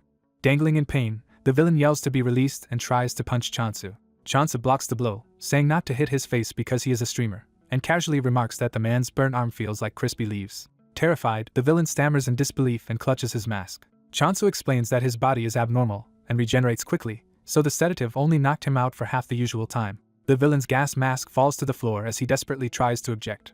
Chansu lifts him by the throat, asking how it feels now that breathing is difficult without the mask. As the villain gasps and snarls like a monster, Chansu mocks him for acting like a zombie. Seoyeon smashes a can into the villain's face. She follows up with a powerful kick that sends him flying. Calling him crazy, she knocks him to the ground.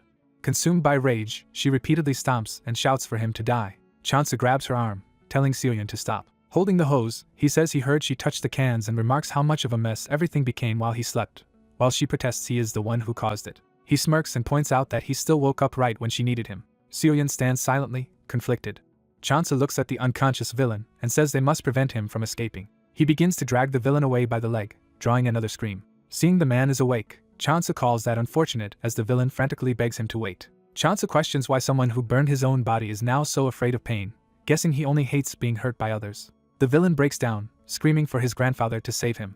At that, Chansu and Seoyeon realize there is a grandpa involved and react in surprise. Chansu demands to know if anyone else lives in these woods and where his companions are. Elsewhere, dirt is tossed from a newly dug pit in the forest. A shovel continues digging, the worker sighing with effort. An old man in a tracksuit comments on the nice weather and wonders why Ki-sung is taking so long.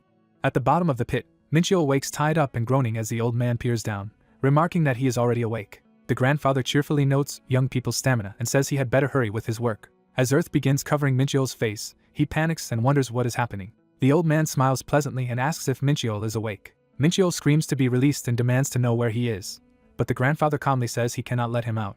The old man says he has already offered Mincheol as fertilizer, terrifying the boy as roots writhe nearby. Mincheol realizes in shock that the tree's roots move even by day, while the grandfather explains they only move to absorb nutrients. The word nutrients echoes in Mincheol's mind as he grasps the horror of being eaten by the roots. He desperately yells to be freed, cursing the old man. The grandfather chides him for foul language and says this is why he prefers plants that never complain.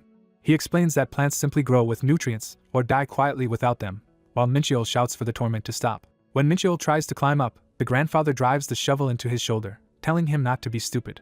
Mincheol screams in agony. Writhing on the ground, he continues to howl while the grandfather coldly tells him to stop wasting energy. The grandfather describes becoming fertilizer as peaceful, saying Mincheol will avoid zombies and monsters by resting forever within the roots.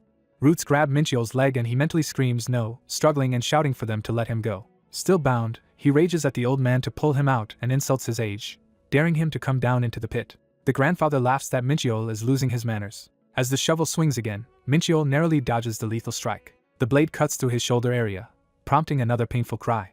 Mincheol realizes his risky move worked as blood spurts from his torn arm. Grabbing the shovel, he swears that he will kill his grandfather himself. Mincheol charges and knocks the old man down into the pit. The fallen grandfather coughs and groans while Mincheol, bloodied, notes how hard it is to speak politely when you are the one being beaten. Mincheol says the roles have reversed, while the grandfather spits that he is a useless brat. Pinning the old man, Mincheol demands to know if he is alone in these woods and where his companions are. The grandfather claims ignorance and suggests that maybe his grandson already dealt with them. Shocked, Mincheol demands clarification. Meanwhile, the old man secretly grabs a rock. He smashes it into Mincheol's face, brutally injuring him. With Mincheol staggered, the grandfather lunges for the shovel. Mincheol regains focus and prepares to react. He stomps the grandfather hard in the groin. Mincheol seizes the shovel handle again. He then drives the shovel into the grandfather, who cries out in disbelief. The blow lands with a sickening impact, drawing more screams. Bleeding and panicked, the grandfather begs for a moment, and warns that if they kill him they will never find their companions. Mincheol, holding the bloody shovel above him, demands to know where his friends are and asks if that really does not matter. Realizing he must bargain, the grandfather claims the forest paths are too complex to explain and insists they must take him along as a guide. Mincheol icily repeats his demand for their location, noting that he still would not be able to find them from verbal directions alone. A frantic answer flashes that they are in a B-rank bunker in the Broadleaves forest area. Mincheol, confused about the exact spot, asks where that is, and the grandfather babbles directions and begs to be spared so he can lead them there. Switching to emotional manipulation, the old man calls Mincheol a young child and says he should not treat human lives so lightly. Mincheol grips the shovel while the grandfather nervously reacts to his silence. Mincheol coldly says he is not naive and that at his age anything is possible. The grandfather tries again to stall, saying he will personally guide him. Mincheol reveals he already memorized the forest map. He states he knows the directions are lies and brings the shovel down, blood spraying. Back in the present, Chansu soberly addresses his viewers, calling them Hyungnims. A reward chest appears, and the system declares it contains 72 gems, prompting chat messages about giving him gems. Chansu exasperatedly repeats that it is 72 gems while viewers say repeating it will not change anything. Excited, he claims something valuable must be inside and urges the viewers to test it with him, though chat responds they are not curious. As comments mock him, he trudges toward the chest in dejection. He touches the chest while a viewer reacts with a questioning message. Straining with all his might, he fails to lift the heavy chest as chat laughs and tells him to give up before he hurts himself. Collapsing in front of it, he admits it is incredibly heavy. Wondering if pushing will move it, he tries to shove the chest while chat teases him for his obsession. The system advises him instead to roll a future roulette game using gems, explaining he can later bet with them. Realizing he cannot open it yet, Chansu groans in disappointment. A top donor asks if he wants the chest that badly, and Chansu silently considers the question. Chansu eagerly confirms he will accept a gem loan, while the donor agrees once but warns him to remember this. Told he might regret this choice someday, Chansu accepts anyway. A notification shows only one donating 35 gems and warning they will not be this generous again. Elsewhere, Seohyun runs through the forest calling for Go Chansu and asking what took him so long. Chansu meets her, claiming he was searching for a weapon in case Mincheol is in danger. He grips his new axe-like weapon and says they should hurry to find Mincheol. At the pit's edge, bloodied fingers claw over the ground. Mincheol hauls himself out of the grave, barely alive. Down below, the monstrous tree roots suffocate the dead grandfather, turning him into the fertilizer he desired. Chansu and Seohyun sprint through the forest in alarm. They spot Mincheol collapsed and bleeding and shout his name. Seeing his mangled body, they scream for young Mincheol and rush to him. Examining the wound, they note how much he is bleeding and fear he may go into shock, urging him to stay conscious. Supporting him between them, they decide to head for a nearby hospital and wish they had a way to carry him. Seohyun points out a garage and shouts for Chansu to head there. Chansu uses his axe to break the lock on the garage door. The lock is sliced apart with a bright flash of energy. Surprised by the weapon's cutting power, Chansu wonders what is going on. He strikes again, shattering the bar completely. The garage door swings open. Seohyun, holding Mincheol, asks if Chansu plans to use what is inside to transport him, and he tells her to put Mincheol in quickly. They load Mincheol into a rusty wheelbarrow, and Seohyun nervously jokes that they might be punished for this improvised stretcher. Together they rattle the wheelbarrow toward Janhap Hospital. Inside the apparently empty hospital, they hurry Mincheol through the entrance. Laying him on an operating table, Chansu asks if Seohyun knows how to treat him, and she vaguely suggests stitches and medicine. Chansu searches cabinets but finds no medical supplies, concluding the place has already been looted. He tells Seohyun he will check other rooms while she stays and presses on Mincheol's wound. Chansu walks cautiously down the hospital corridor. Uneasy, he wonders what strange sensation he just felt. He asks his viewers if they heard something too, while chat offers mixed, nervous replies. He worries it might be another villain and that mishandling it could endanger Mincheol even more. He rushes back, telling Seohyun to grab their bags because they have to move Mincheol, while she asks what is wrong. Mincheol weakly says he has a very bad feeling. As Chansu prepares to lift Mincheol's legs, an eerie woman with long hair peers in from the hallway unnoticed. Seohyun suddenly shouts a warning that something is behind Chansu, while the creepy nurse-like woman giggles menacingly. A creepy purple-haired girl delights in the scent of blood. Chansu shoves people back from the subway door, warning them to stay away as they prepare to leave. The eerie girl calmly walks toward them from the doorway. Chansu, gripping his weapon, bluntly refuses something, confused by the situation. The girl confronts Chansu up close and warns that if he goes outside, his injured friend will die. She asks if they are fine with the patient dying, explaining his body is in shock from blood loss. Seohyun nervously suggests they leave because the girl seems strange. The girl cheerfully agrees she is weird and suddenly attacks Seohyun, startling her. Seohyun shoves the girl away, demanding to know who she is. The girl shows a student ID as Kim Harung, a nursing major in charge of medicines, and asks to examine the patient.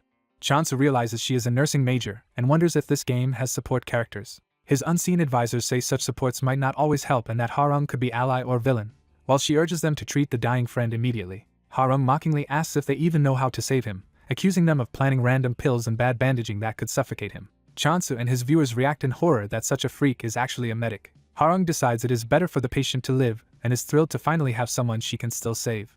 She politely begs to be allowed to help so the patient can keep living. Chansu looks at her seriously, reconsidering. Harung gazes back with a gentle, hopeful expression. Minchyo wakes up in a memory or dream to someone greeting him, then calls for his Hyung. He recalls the terrifying grin of the old man who attacked him. The old man raises a shovel menacingly. Minchyo, in a flashback, falls into a pit as the shovel strikes toward him. He screams as he plummets. Creeping roots coil around his leg in the pit. He struggles, grabbing the roots and yelling to be released. The roots fully entangle his body as he screams in agony. Minchyo jolts awake in the hospital bed, shocked. Chansu and Seohyun react with relief as Minchyo sits up, confused. They celebrate that he is alive and ask after his condition, while viewers praise Harung's impressive support skills. Chansu jokes about how much blood Minchyo lost and how long he was unconscious. Minchyo emotionally thanks his Hyung and Seohyun, while Chat congratulates his survival. Minchyo asks about the murderous grandpa, and they confirm they saw the corpse and that it was handled. He then realizes they are in a hospital and nervously asks who the unfamiliar girl is. Harung excitedly introduces herself as the one who saved him and modestly says thanks are unnecessary. Chansu prompts Minchyo to say thanks, and Harung beams proudly at his gratitude. Chansu thinks things worked out and wonders if they should let Harung join the party. He hesitates, recalling that people with odd personalities often cause trouble if given a chance. Deciding to move now that Minchyo is awake, they plan to relocate.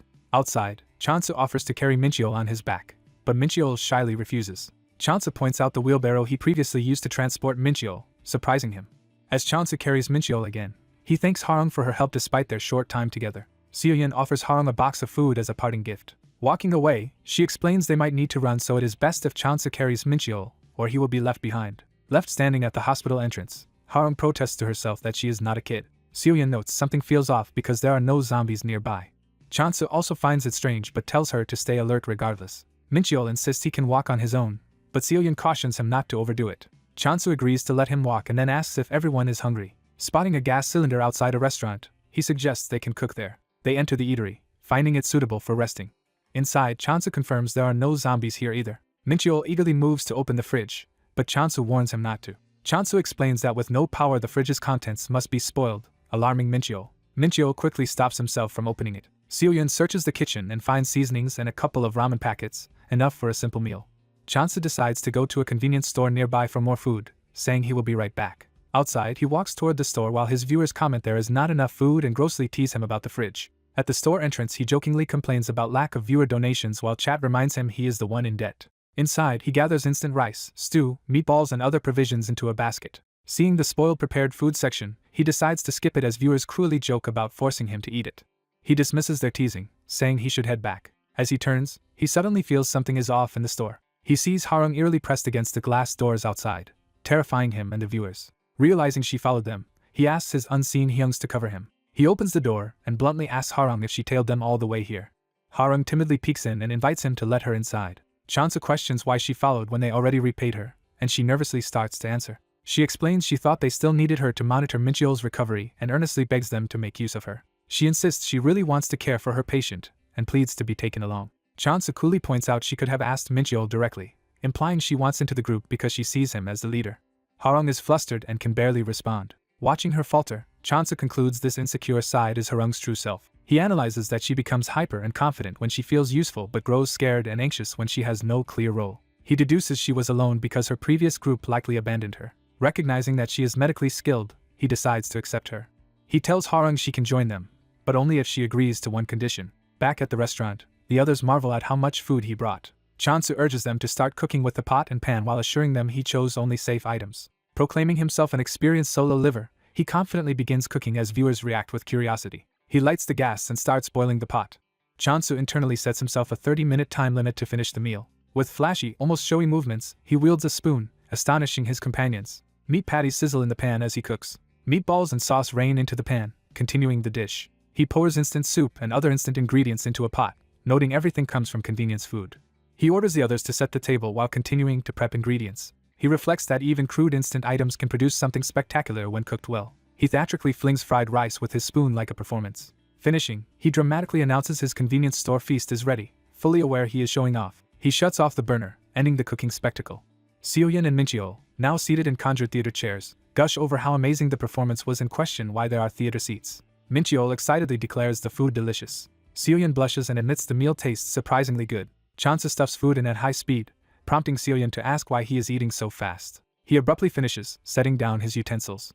Mincheol brings him water so he does not get indigestion, and Chansu thanks him. Chansu tells Seohyun that she must tolerate his strange decisions because he always has reasons. She is confused and asks what he means and where he is going. He slips outside, telling them to keep eating and that he will return soon. Walking toward the convenience store again, he wonders if Harong is still waiting. He finds her sitting dejectedly by the store door with her medical kit, confirming she stayed. Calling out to Miss Kim Harong, he gets her surprised attention. She happily runs up, thrilled that he came back like he promised. He narrates that he had told her to wait there for 30 minutes as a test of her resolve to join, without explaining the reason. Seeing that she obeyed, he concludes Harong is obedient and manageable. Harong admits she feared being abandoned again, but still chose to believe he would return. Chansu reacts with a surprised hut to her honest confession. He bends to pick up her dropped student ID and points it out. She says she does not need the ID anymore, confusing him. Examining it closely, he becomes suspicious. He notices the student number has been altered. Harong confesses she is only a second-year student and starts describing what happened when soldiers first arrived. She explains the soldiers chose only upper-year students due to limited seats, so she tried to pass as one but was left behind anyway. She insists the ID no longer matters to her. Chansu says she should still keep it and reassures her she will be traveling with them now. Harong is moved speechless by his acceptance. Overjoyed, she promises to help them with all her second-year training and Chansu simply says okay, thinking he only needs her to follow his lead. Walking back together, Harong excitedly asks if she can address him respectfully as Go Chansu Nim, and tells him he can speak casually to her. Chansu feels awkward about the title while viewers joke about it and look forward to the others' reactions. Back at the restaurant, Seohyun and Mincheol are stunned when they see he actually brought Harong along. Seohyun exclaims in disbelief about suddenly adding her, while Harong bows and asks them to take care of her. Seohyun starts to object, but Chansu says this situation is. He explains Harong has had a hard time and claims she offered to help them after being abandoned by her previous team. The others realize that is why she was alone and fall silent. Chansu reminds Seohyun she promised to trust his strange decisions and says this is one of those times. He asks the group to accept Harong into their party if they trust him. Mincheol immediately agrees to accept her, prompting Seohyun to shout at him in surprise. Mincheol defends her by saying she saved his life and that he trusts Chansu's judgment. He urges Seohyun to go together with Harong and to understand. Seohyun notes how Mincheol has grown bolder, then concedes she cannot be the only one opposing, so she relents. Harong happily concludes they will all travel together and prepares to listen to the next important briefing. Chansu explains that according to Harong there is a horde of powerful plant monsters, called Terra Roots, roaming this district. Seohyun realizes that explains the lack of zombies, and Chansu asks them to look at something outside. He chops a nearby roadside tree with his weapon to demonstrate. The tree gushes unnatural sap where he struck it, and he reacts in confusion. Watching from inside, the others remark that the sap proves it is no ordinary tree. Chansu recognizes a strange red mark on the trunk, something he saw earlier but ignored. As he cuts again, root-like blades burst from the tree. The red mark changes into the number 2, shocking him. He strikes again, causing more fragments to fly. The mark changes to 3 and he panics as the numbers keep increasing. He realizes the mark is counting upward with each attack. Seohyun suddenly calls him back inside urgently. Chansu, still staring at the ominous tree, asks what is going on. A radio in the restaurant crackles to life, broadcasting a message addressed to all surviving citizens. The announcer urges survivors to come to a refugee camp run by the military's 7.5 Division. The broadcast says survivors only need to head to major city landmarks like stations or terminals to find routes to the camp. It reassures everyone that the government has not abandoned them, and Chansu asks Seohyun where she got the radio. Seohyun explains the battery-powered radio was already in the room and she turned it on while he was out. Chansu suspiciously notes the 7.5 Division controls routes from every city and wonders why a single unit is handling such a vast area, speculating with viewers that the division may be dangerous. The blue-haired protagonist anxiously asks the others what they should do next. He abruptly stands, asking if everyone has finished eating. He declares that they will head straight to the terminal. Someone notes that the sky has become very cloudy. As the group walks outside, they remark that it looks like it will rain heavily. The leader insists he is not taking them somewhere suicidal. The woman with a ponytail warns that the terminal sounds dangerous and asks if he has a real plan. He explains that they will stop before the terminal and mainly look for a car among people heading there after hearing the radio call. The purple-haired medic panics at the idea of stealing a car, protesting that her medical oath forbids harming people. The leader skeptically asks if she is really sure about that oath. He recalls the crazed look in her eyes when they first met. Flustered, she insists she is telling the truth while he tells her to calm down. The male student reassures her that some abandoned cars must exist so they would not be stealing from anyone. As they walk through an alley, someone confirms they are following Harung's directions and asks if they are close. Harung points down the alley and says that once they turn the corner they will be near the place. She runs ahead saying they are almost there while the others follow. Suddenly the leader frantically looks for something he has lost. At the same time Harung's shirt is yanked, pulling her away. The leader cautiously peeks around a corner to observe something. They overhear a rough group nearby complain about going the wrong way and searching the area. The thugs decide to move down another street as an unseen spectator comments on how scary they look. The leader tells his group to wait before moving ahead, prompting Harung to ask who is up there. Watching the thugs leave, he says he is not sure what they are but that avoiding them is safest. The others silently watch him, uneasy. When the coast seems clear, he says they should start moving again as thunder rumbles overhead. Harung stops and happily announces that they have arrived. She reveals a manhole cover on the ground as the entrance to her home. The others are shocked that she really lives in the sewers, and one mentally complains about going underground again. Harung emerges with a strange wheeled device and says she had hidden it at a nearby construction site. The leader, impressed, mutters an expletive in admiration of her preparedness.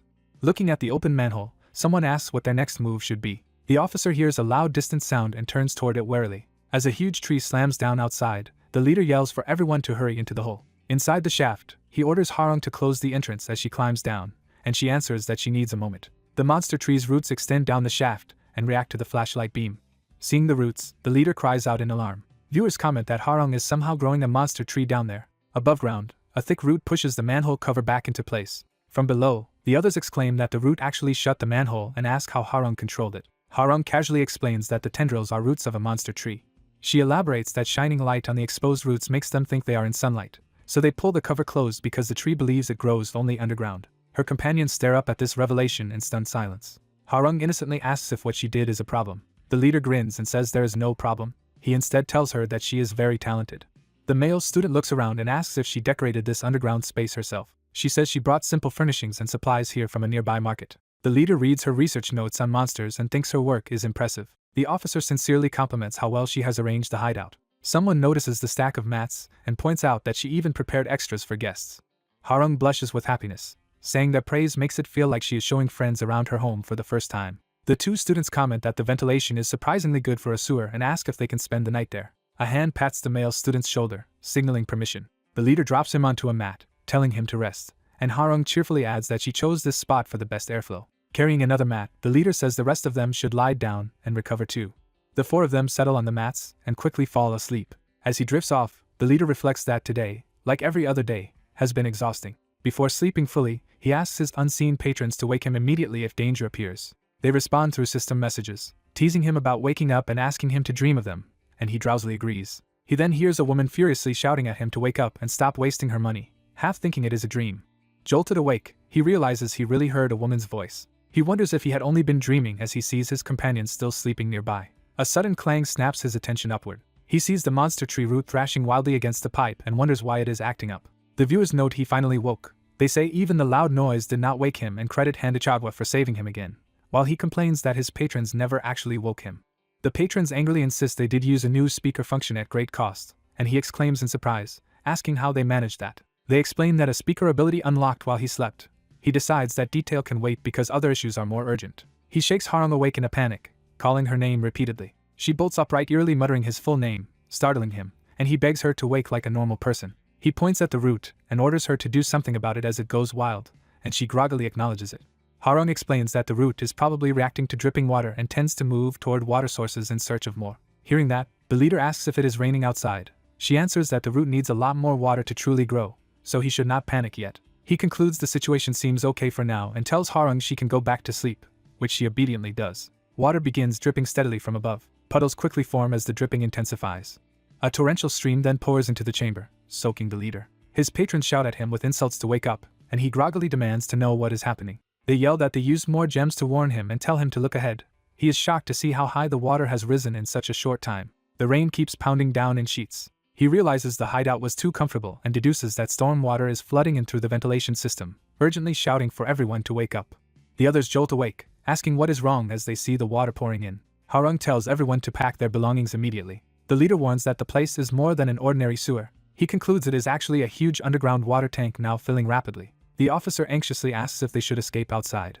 The leader instead asks his patrons how water-loving monsters behave in heavy rain, and they speculate that such monsters may go on a rampage while drinking in the water. Harung hands the leader a raincoat she had saved for emergencies. He worries that going outside risks encountering powerful monsters, but staying means they will drown. His friends note the rising water is already close to their knees. The leader orders everyone to get to the ladder and prepare to climb out when possible, while the system highlights his name. His patrons warn that the downpour may be caused by a specific monster and not just natural weather, which he asks them to clarify. They explain there is a monster capable of causing such rain and imply this storm is that creature's doing. He grabs a stone, readying some plan. Throwing it, he asks his patrons what is up as he distracts the creature and directs his friends. The rock splashes into the rising water. A glowing eye appears in the disturbed water, and someone screams. The student shouts that an alligator-like monster has appeared and yells for everyone to hurry up the ladder. The patrons identify it as an all-rocker, a monster that manifests where water accumulates. Harung panics that the manhole lid will not open because something heavy is pressing on it from outside. The leader fears that the obstruction might be another monster. Outside, the previously seen monster tree rides in the rain above the manhole. Its trunk is clearly pinning the manhole cover, making the leader curse in frustration. His patrons say he may need to fight the all-rocker, but he worries he cannot battle effectively in deep water and desperately tries to think of another way. Inspiration strikes and he calls to Harung, confirming that the monster tree root requires large amounts of water to grow. She says it does grow quickly when it absorbs lots of water, though she has never exposed it to this much at once.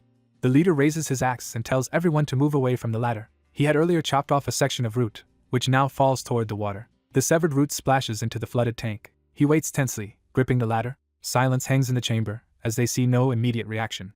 The patrons mock him, wondering if his plan failed. He asks Harung to confirm that the roots can indeed grow. She replies that they probably can but admits she has never tested them in such deep water. The water roils as something begins to happen beneath the surface. The root suddenly surges upward, rapidly expanding. In moments it has become a massive tree-like mass, stretching through the torrent. The leader grins and declares that their counterattack is starting. The monstrous all-crocker and the giant woody tendrils clash violently in the water, and he remarks that this is payback in kind. The close-up shows the monster being constricted by the thickening roots. He notes that the root monster keeps absorbing water. The all-crocker struggles as the many branches coil tighter around it. The student nervously asks if this risky plan will really work. The patrons observe that the rain appears to have stopped, but they still need the mass atop the manhole to move, pointing out how enormous the root-type terity has become. The two students climb the ladder while the vast roots surge beneath them. Watching them escape, the leader remains below, determined. He looks at his axe and tells the patrons there must be more power hidden in it. He decides to test that suspicion. The patrons excitedly cheer him on. A system message appears saying several patrons have pooled rewards to issue a mission just as his friend calls out in worry. The mission orders him to kill the terity with the axe in exchange for 20 gems.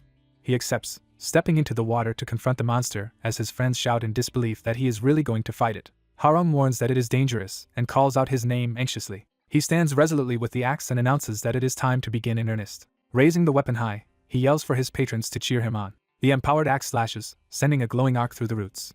A timer labeled aggro activates as the attack imbues the roots with sparkling energy. He follows up with a heavy blow that explodes against the enemy. His eyes narrow with fierce concentration as he charges again. Dodging a sweeping tendril, he presses forward. He lands another clean cut along the massive root body.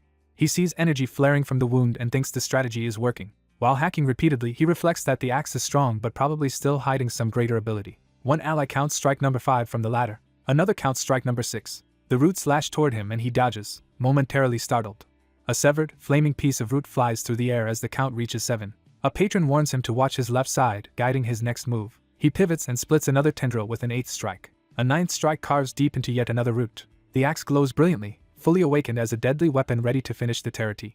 Chansu lands the 10th strike with his special axe, unleashing a powerful blow. The girl watching is awestruck and gushes internally over Go Chansu. Chansu recognizes that his weapon is the 10-count axe and confirms the numbers were a countdown. He explains that every hit that makes contact increases the axe's counter, and the 10th strike releases explosive power. He notes he still cannot relax while the tree monster finishes absorbing water, and someone wonders if it is done drinking.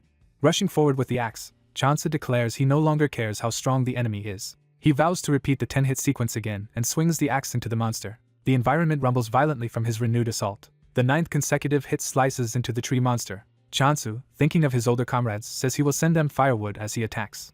The 10th strike detonates, shredding the tree monster apart. One of the kids stares in shocked silence at the destruction. Debris flies as Chansu finishes smashing the wooden monstrosity. Exhausted, he collapses just as a mission window appears stating the mission is complete and rewards will follow. Lying on the ground, he begs not to chop more wood while chat messages react to the Terati's destruction and suggest repeating the feat.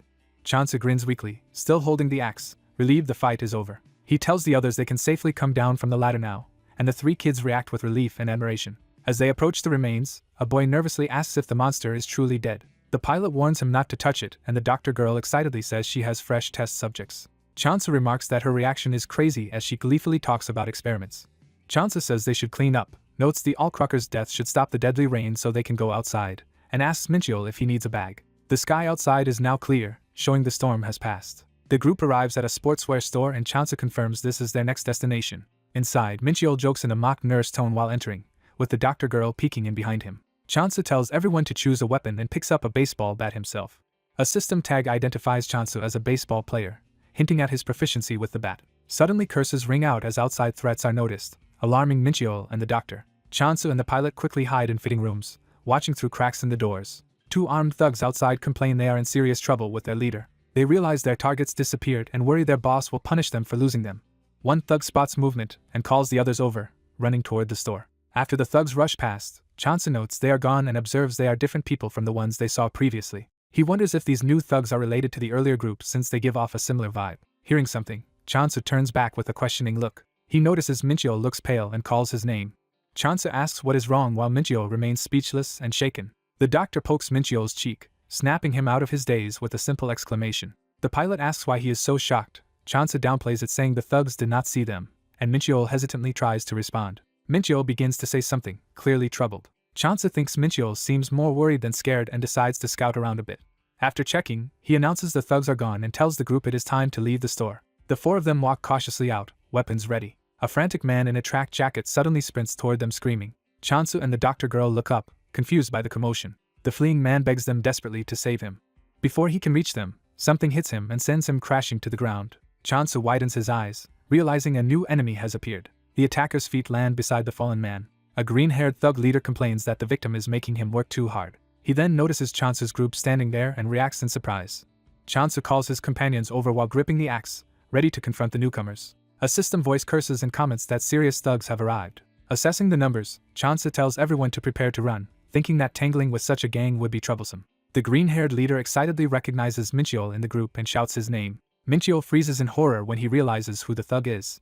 Chansu, noticing his reaction, asks if he knows this man. Pressed by Chansu, Minchiel stammers that he does know him. The green-haired leader grins menacingly, clearly eager for confrontation. Chansu raises his weapon and tells the thug to wait, trying to control the situation. Standing between the groups, he warns them not to come any closer, saying they do not want trouble, while the thug mockingly reacts.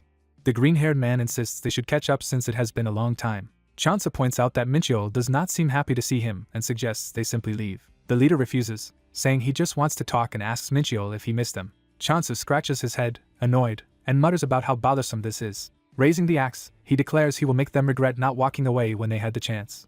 The thug laughs and calls both Chansu and Minchiel stupid for standing up to him. He threatens to count to 3 and swings his bat menacingly at Minchiel. As he starts to count, Chansu tightens his grip on the axe. Minchiel trembles while the thug calls out, 2, on, 3. The thug charges, but Chansu simultaneously strikes with his axe. The leader is shocked mid-attack as the counterblow interrupts him. Chansu follows up with another swift swing. The axe slashes across the thug, spraying blood as Chansu darts past him. The remaining 2 henchmen react in horror and rush angrily toward Chansu. Chansu cuts them down in a sweeping, glowing arc as they scream. The henchmen fall bleeding while the green-haired leader, injured but alive, curses at Chansu. Chansu steps up to him and calmly asks what he just said. He drives the axe into the thug again, making him howl in agony. Standing over the broken man, Chansu mocks him for acting tough when he was this weak. He orders the thug to get up while bystanders, including a system voice, remark that he is stuck and urge Chansu to finish him. Chansu derides him as dumb as a rock while the thug tries to respond. The furious thug yells for Chansu to shut up and charges again, while Chansu dryly comments that telling someone to shut up will not change the outcome. Screaming insults and threats, the thug claims Chansu is making a huge mistake. Chansu grins maniacally and mentally declares himself the main character of this game. The thug stares wide-eyed, shaking with terror. Despite severe injuries, he roars and makes one more desperate attack. Chansu's blade slices through the air toward him. He cuts the thug again, drawing more blood and making him cry out. The battered green-haired man collapses to the pavement. As other thugs charge screaming they will kill Chansu, a system message asks if he plans to spare them. Chansu answers, no, and brutally strikes one attacker. The pair of rushing henchmen crash to the ground, one of them cursing in pain. Chansu finishes striking and tells them to stop swearing because it only makes them look weak. Blood drips from his axe as he pulls it free. He walks away down the street, dragging the bloodied axe behind him. Behind him, the mauled green-haired thug lies in a trail of blood, cursing weakly. Terrified, the thug screams for Chansu to go away while Chansu points out the irony that earlier they would not let him leave. Chansu coldly asks why they first stopped his group from leaving yet now beg him to go. The doctor softly calls to Chansu, trying to get his attention. She wonders aloud if she should heal the enemy too, debating whether foes count as patients, while Chansu decides mercy might be too cruel if they plan to kill him afterward.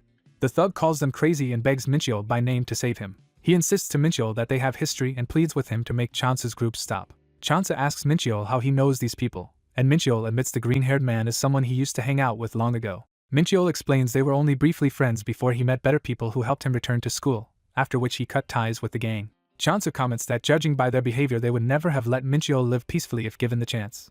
Mincheol says one of his helpers was related to a police officer, so the gang probably backed off to avoid police trouble. Chansu realizes that with those protectors gone the gang now feels free to harass Mincheol again, while the thug frantically tries to negotiate. Chansu asks the thug if Mincheol's story is true. The thug hurriedly confirms they stopped bothering Mincheol after he went back to school. Chansu casually accepts the answer and raises his axe toward the sky. The thug screams in terror as he sees what is coming. The pilot pauses Chansu, asking if he is truly going to kill the man, and Chansu answers that he probably should, while the thug momentarily believes he is saved. She clarifies she only wants to question him first to get useful information before any execution, which surprises the thug. Later, they bind the green-haired man to a tree and he panics, demanding to be released. Chansu tells him to keep his voice down or he might attract those things, making the thug nervously repeat the phrase. Chansu presses his face close and asks if he knows about the monstrous trees, while the thug says they should not appear while the sun is up. Chansu notes the thug knows of the tree monsters but not the ones lurking in dark sewers. He warns that if the thug keeps stomping and yelling, the monsters might surface, which makes the thug panic and deny he wants that. Chansu lies that the thug is too injured to fight such creatures and must obey them if he wants to live. The thug, terrified of dying, starts to promise compliance. Chansu recalls that one of the thug's victims also pleaded not to die with the same words, puzzling Mincheol. He points out that the man this thug killed begged for his life too, holding the thug morally accountable. Overwhelmed, the green-haired man breaks down and agrees to talk, revealing their gang is called Black Tattoo and has 20 members. Chansu asks if their group habitually kills other survivors. The thug insists they were only stranded because their vehicle broke down and claims they plan to repair it and then head for a safety zone. Chansu thanks him for the information with a pat, satisfied they got what they needed. As the group walks away, the thug yells in disbelief that they are leaving him tied to the tree. Chansu suddenly stops and remembers something. He decides they cannot leave loose ends and contemplates finishing the thug. Elsewhere, a masked man and his followers observe the scene and wonder what happened. They notice the bloody tree where the thug was bound. Seeing his corpse, they ask what happened to him. The masked men deduce he was killed by another survivor group and discuss whether to report this to their chief, agreeing to first identify who did it. Observing the state of the corpse, the leader wonders if he was tortured and curses whoever is responsible. Another subordinate runs up to report finding more bodies nearby. The gang surveys multiple corpses in the street, and their leader questions what happened. They speculate the dead might have fought each other. The masked leader rejects that idea, saying only enemies would leave the bodies where they fell. Thinking this incident will anger their chief, he orders his men to search for the killers who must still be close by. He remarks grimly that they will have to hold several funerals today. Mincheol later identifies the scarred man as Ju Sangjin, likely a leader in the organization. Mincheol explains that Ju Sangjin has a large scar and seemed like a leader even back when Mincheol briefly followed him. Chansu assumes Ju is still with the gang since the green-haired thug remained a member, and Mincheol apologizes that his past may cause them trouble. Chansu tells him not to worry because those thugs would have become his problem anyway, and asks for more intel on them. Mincheol says the chief divides members into specialized squads such as patrol, bodyguard, and combat units. Chansu asks if the people they just fought were a patrol group. Mincheol confirms they patrol assigned areas and scout locations to loot. Chansu counts that with 3 dead there should now be 17 Black Tattoo members left. The group then spots a large, blood-stained truck and wonders if it is the same vehicle the thug mentioned. Chansu moves to inspect the gore-smeared truck interior, saying he will look around while the others wonder if some of the gang were infected. The nurse calls Chansu over, saying the front of the truck is open. Chansu inspects the engine bay, noting missing parts and no battery. Seeing only random leftover pieces, Chansu concludes the truck is no longer usable. Asked if the infected took the truck, Chansu answers probably and says it is unusable due to missing parts. Chansu wonders why anyone tried to repair such a wreck, mentally mocking their stupidity, then starts to say they should do something. Chansu suddenly stops and tells the others to wait, having noticed something. His movement startles someone nearby, indicated by surprised reactions. Chansu raises his weapon toward a hiding man, who panics and shouts for him to stop. The terrified man begs Chansu not to attack him. Chansu threatens the man to answer quickly if he wants to live. The man explains he was riding in the truck when it was attacked and hid out of fear, which Chansu finds suspicious since he is unharmed. Chansu asks Mincheol if he knows the man. Mincheol says no, and the man nervously thanks them. Chansu observes that the man appears to be wearing some sort of uniform. The man says he revealed himself because he saw they were not with a certain group and even had a student with them, prompting Chansu to ask about that group. He describes a tattooed group who arrived after someone in their group became infected and, after pretending to help, began killing everyone.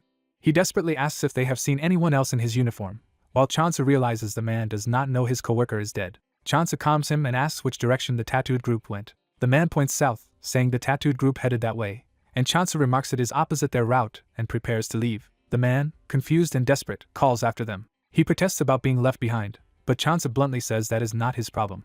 The man asks if they are not going the same way and suggests they must need a car. Chansu replies that they want to avoid the tattooed group. The man warns they cannot continue north without a car. Chansu presses him to explain what he means. The man recounts seeing many monsters to the north that tore people apart, and insists they would die on foot, saying they need a vehicle. Chansu's companions ask if a car can really protect them, and the man asserts that the monsters do not attack moving cars. Chansu asks his unseen helpers what kind of monsters these are, getting the explanation that they are detectors that sense slow movement, like a reverse speed camera or Venus flytrap. Realizing they need a car to travel anywhere, Chansu asks if the monsters were confined to one place. The man replies that people came from everywhere and the monsters seem to be all over, so nowhere is safe. Chansu notes that the north is mostly forest and train tracks, making it hard to drive, and Mincheol worries about heading south where the tattooed gang is. Mincheol, anxious, says he knows Chansu is strong but warns that the tattooed men are dangerous. Chansu dismisses them as ordinary thugs and says that with help from Kim Harung and Jang Seolyan they can handle them, and would have to face them eventually anyway. He tells everyone not to worry, which makes the uniformed man think Chansu must be very strong. Chansu agrees they must go that way and asks the man's name. The man introduces himself as Oh Young-jun.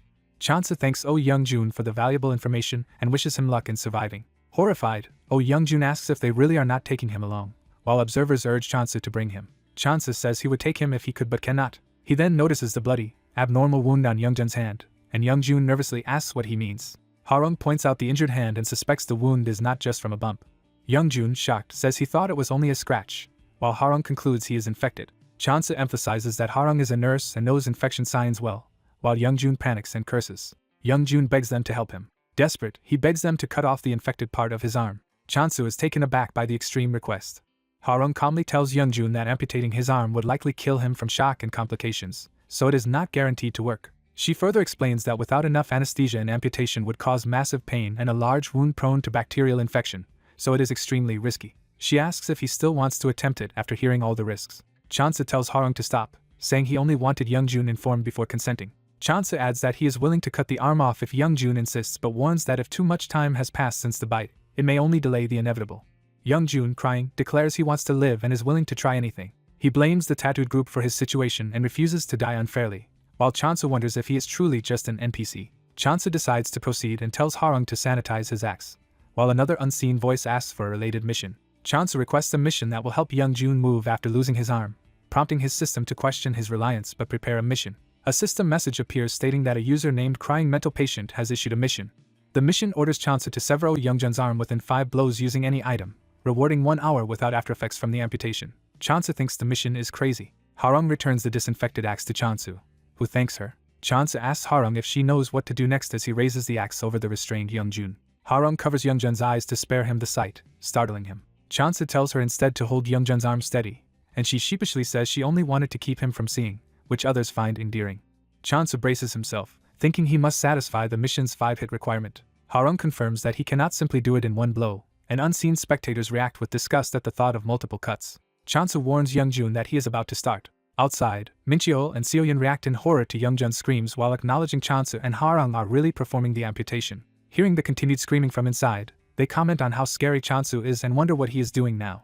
Seolyan says they should still be grateful Chansu let them wait outside so they do not have to watch. Mincheol awkwardly agrees, clearly disturbed. Seolyan suddenly worries aloud about how many cuts Chansu is making. The screaming abruptly stops, and the two outside wonder if the procedure is finished. The operating room door opens, startling them.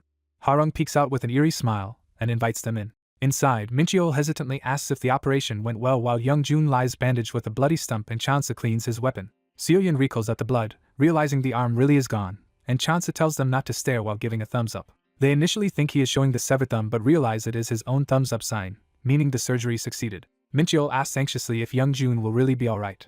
Chansa says he is unsure, and that if Youngjun does not wake in 5 minutes they will leave without him. He adds they cannot stay long with the tattooed gang nearby and doubts whether Youngjun will ever wake up. Youngjun suddenly jerks awake. Seeing his bandaged stump, Youngjun panics over his missing arm. Chansu explains Youngjun fainted from pain mid-surgery after the 3rd hit and asks how he feels now.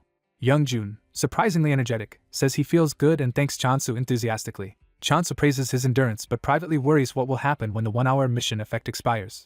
Youngjun bows and thanks Chansu again despite everything. Chansu looks at him, puzzled by his attitude. Elsewhere, a thug angrily kicks a vehicle part, cursing about finding a functional one. Another thug tries to calm him, while he rants about why they must fix that specific truck instead of using any working car. Chansa secretly observes these new thugs arguing outside while one warns the other not to be so loud. One thug wonders why their chief cares so much about that particular freezer truck. Chansa overhears and realizes a mobile freezer could be very useful for his own group. The complaining thug still insists that fixing the truck is impossible. Another explains their trouble is because idiots stole random parts off the truck, leaving them hunting replacements, and doubting they will ever find them all. The thug vents that he is going crazy, while Chansa notes from cover that their chief must be frightening. Chansa returns and tells his group that 2 members of the Black Tattoo gang are outside. He suggests they could defeat the 2, but it may be smarter to trail them to locate the gang's base, which they need to find anyway. The others agree to follow quietly, and one suggests only a single person should tail them to avoid detection. Chansa agrees that one person should go. He then glances meaningfully, clearly thinking about who to send. Youngjun realizes Chansu is looking at him, shocked that he might be chosen. Outside, a tattooed thug loads a wheel, his distinctive arm tattoos visible. The thugs start moving off and notice something odd.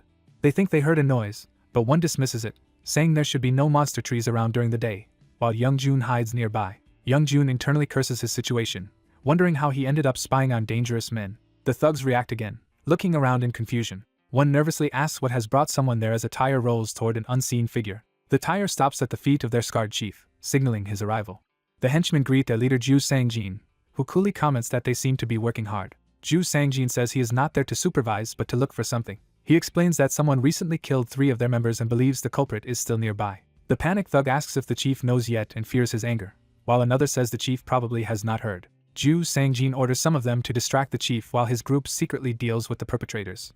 As they prepare to leave, Youngjun thinks they are going and realizes something is wrong. He deduces that if they head in that direction, Ju Sangjin will run into Go Chansu. Youngjun agonizes over whether to return and warn Chansu or keep tailing the gang to learn their base location. He decides to just find out their general heading then go back, while one thug suggests they simply return to base. Youngjun, stressed, wishes the gang would walk faster so he can finish and warn Chansu sooner. As they move, he tells himself to follow them just a little more. He keeps repeating that he will follow just a bit farther. Finally deciding he has enough information, Youngjun runs back, determined to return to Chansu. While running, he suddenly spots something that alarms him. Meanwhile, Seoyeon and Mincheol ambush and take down 2 of the tattooed thugs. Mincheol ferociously beats another thug in the face with his weapon. Harung kills an enemy by stabbing through his face. Youngjun arrives at the scene of the battle, bewildered by the chaos. Chansu, facing Ju Sangjin, confirms his name. Chansu taunts Ju Sangjin as weaker than expected and wonders how such a man intimidated Mincheol so much. Ju Sangjin angrily accuses Chansu of killing his members, and Chansu casually admits it, saying Ju is not much stronger. Chansu continues mocking that such a weakling used to bully Mincheol. Ju Sangjin snarls that they once allowed young Mincheol to leave their group and now sees this as betrayal. Chansu tells him to fight someone his own caliber, and proposes they settle things as leaders. Ju Sangjin charges, laughing that Chansu thinks victory is already his. Chansu smirks confidently and asks if he has not already won. Realizing the tables are turning, Ju Sangjin internally curses. He whips his head around, reacting to something. Youngjun, racing back toward them, is shocked by what he sees. He cries out in confusion and fear. Ju Sangjin suddenly stabs Youngjun in the neck from behind. He then grabs the wounded Youngjun as a hostage and warns Chansu to stay back or he will cut Youngjun's throat. Chansu coldly calls Ju even more pathetic than he imagined, surprising Ju. Chansu says he expected more skill and presence from someone called a leader but sees none. Ju repeats his warning not to come closer while pressing the blade to Youngjun's neck. Chansu says thugs like Ju should be handled in a thug-like way. Ju insists again that Chansu stop advancing. Youngjun shouts for Chansu not to worry about him as Ju raises the knife. Ju drives the knife into Youngjun's torso mid-sentence. Youngjun collapses in a spray of blood as Chansu watches. Ju retreats, leaving the bleeding Youngjun on the ground, while onlookers note the severity of what he has done. Enraged, Chansu mutters that the man is a piece of trash. Ju, panicked, runs away while cursing. Chansu sprints after him. Chansu catches up and brutally stabs Ju Sangjin in the back, eliciting a scream. Chansu wounds the thug and, while he screams, starts talking about the most common comment people get on live streams. Chansu answers his own question, saying that viewers usually tell streamers to apologize. He continues maiming the man, whose agonized screams echo. Fixing the thug with a cold stare, Chansu orders him again to apologize. Chansu brutally beats the man, demanding that he apologize for what he has done while chat messages react with amusement. Holding a bloody weapon, Chansu repeats that he told the man to apologize. The terrified thug begs to apologize if Chansu will stop, but Chansu pretends not to hear and forces him to repeat it. Panicking, the thug shouts a desperate apology and begs Chansu to stop attacking him. Chansu refuses, grabbing the thug by the hair. Dragging him upright, Chansu says the apology should be directed to the victims lying nearby, not to him. Chansu adds that apologies should not be given so insincerely. He slams the thug's face into the ground, saying this is how a real apology should be done. As the thug's face shatters, he tries to plead for Chansu to wait. Chansu smashes his head into the floor again. One of Chansu's allies casually cheers on their classmate Chansu from a distance. The same ally calls for Chansu to stop, thinking he has done enough. Chansu halts, holding the broken thug up by the head as someone yells for him to stop. He drops the thug and sighs, the fight finished. The purple-haired girl checks the wounded man they saved and warns that his zombie infection is spreading quickly despite amputating his arm. She explains that his injuries weakened his immune system, accelerating the spread of the infection. Lying in blood, Young Jun apologizes and says he does not have much time left. Chansu tells him not to apologize and instead asks if he found the headquarters of the Black Tattoo Gang. Young Jun confirms he did and insists he can still stand. Chansu is surprised Young Jun can move and thinks that his injuries will not matter once he turns zombie. Young Jun resolves to personally guide them to the gang's hideout. Chansu asks his team if they are ready because they plan to wipe out every member of Black Tattoo. Mincheol agrees enthusiastically, saying they will destroy the gang. Young Jun approaches the barricaded Black Tattoo base where the gang is gathered around trucks. In pain, he clutches his infected stump as he walks toward them. He suddenly bellows at the gang to come fight him, drawing their confused attention. Their red-haired chief orders the men to go to him, while some realize Young Jun is infected. The chief demands to know who Young Jun is, while Chansu internally notes this man is Gu Yangdian, leader of Black Tattoo. Young Jun observes the chief matches the student's description and tells him he has come to kill him. Yangdian mocks Young Jun for thinking he can kill him in his condition, while his men jeer at Young Jun's ruined arm. The gang laughs at the armless Young Jun for trying to act tough while he silently glares. Yangdian taunts his expression, saying he must be eager to die, and looks forward to the fight. One of the lackeys hands Yangdian a metal staff. Armed, Yangdian rages that after finally fixing the truck, Young Jun thinks he can stop them. Glaring, Yangdian tells Young Jun he is dead meat. Young Jun charges forward with a feral scream. The gang and Chansu's allies react in shock at Young Jun's sudden rush. Chansu's purple-haired ally sprints in and slashes one of the gang members. Mincheol follows up by cutting another thug down. Yangdian is suddenly slashed from behind and spins around in shock. Chansu's allies continue their bloody assault, mowing down more gang members. One thug is gruesomely stabbed, screaming in pain. Chansu dashes in, announcing it was a surprise attack and urging everyone to protect their chief. He lands a lethal strike from above, causing someone to recognize him as the Grim Reaper. Terrified, Yangdian demands to know who this attacker is. As Mincheol strikes him again, Yangdian starts to recognize the name Yang Mincheol. Yangdian asks if Chansu is the one harassing Mincheol. Yangdian accuses Chansu of being bribed by Mincheol for revenge, while Chansu dismisses that as an exaggeration and does not care what Yangdian thinks. Raising his axe, Chansu warns Yangdian to be ready to lose his limbs. Enraged, Yangdian screams at Chansu for daring to attack him. Yangdian roars for Chansu to die and swings, only for Chansu to confidently block the blow in his armored form. Chansu casually notes that he blocked the attack. Shocked and angry, Yangdian curses him. Yangdian repeatedly swings while howling for Chansu to die, but Chansu parries blow after blow. Chansu smiles and taunts that this is all Yangdian's got. Straining against the blade lock, Yangdian wonders why this thin guy is so strong and again demands to know who he is. Chansu responds that Yangdian already defined who he is. Chansu explains that Yangdian himself said he is the pawn being used by Yang Mincheol. Panicking, Yangdian backs away and begs them not to come closer. Chansu remarks that Yangdian and his lackeys are identical, often begging others to stay away, and asks if he taught them that line. Terrified, Yangdian calls for his men. The scene cuts to another part of the street where a scream rings out, drawing Yangdian and Chansu's attention. They see that Young Jun has turned into a zombie and is viciously biting into a thug's neck. A new figure with purple eyes, apparently noticing, addresses Young Jun. In Chansu's eye reflection, we see the now monstrous Young Jun glowing with eerie light beside Yangdian. Yangdian freaks out and runs away while Chansu watches, calling his retreat pathetic and mocking the gang as cowards. Chansu prepares to finish Young Jun off as the live stream chat eggs him on to go for the neck. Chansu thanks Young Jun for everything and closes in, while the girl urges him to wait. The girl tells Chansu to look, and they both notice something about Young Jun. Chansu asks Young Jun if he might somehow still be human as the infected man staggers and groans. After assessing him, Chansu thinks he is still doomed and that there is nothing more they can do. Chansu notes that Yangdian's truck is still parked nearby, so the chief cannot have gotten far. Chansa asks Youngjun to do one final job for them by using that truck. Youngjun, dazed and barely coherent, reacts weakly. Meanwhile Youngyan, who had fled into a building, curses Mincheol and blames him for the loss of his comrades. He broods that Mincheol was once just one of his lackeys, yet because of him the whole gang was destroyed. Hearing survivors search the building, Youngyan hurriedly suggests they all leave together. He decides it is too risky to face Mincheol and Chansa's group head-on and plans to gain an advantage from higher ground. Spotting a metal rod, he happily notes that he has found another weapon. Youngyan thinks that if he can seize the truck, he can rebuild his power base by gathering food and followers again. He resolves to start anew with fresh underlings he can train into loyal subordinates. Convinced the truck rightfully belongs to him, he vows to kill Chansa's group and reclaim it just as Mincheol appears at the stairwell entrance. Youngyan roars that Mincheol has betrayed him, while Mincheol calmly asks if that is really how he greets him. Youngyan insists Mincheol betrayed the one who fed him, but Mincheol retorts that Youngyan ruined his schooling and future. Mincheol explains Youngyan never took care of him, only used him so much he had to repeat a school year, and sarcastically wonders if Youngyan now wants his uniform too. Youngyan orders Mincheol to know his place and raises his weapon, but Mincheol replies that Youngyan is the one who should know his place.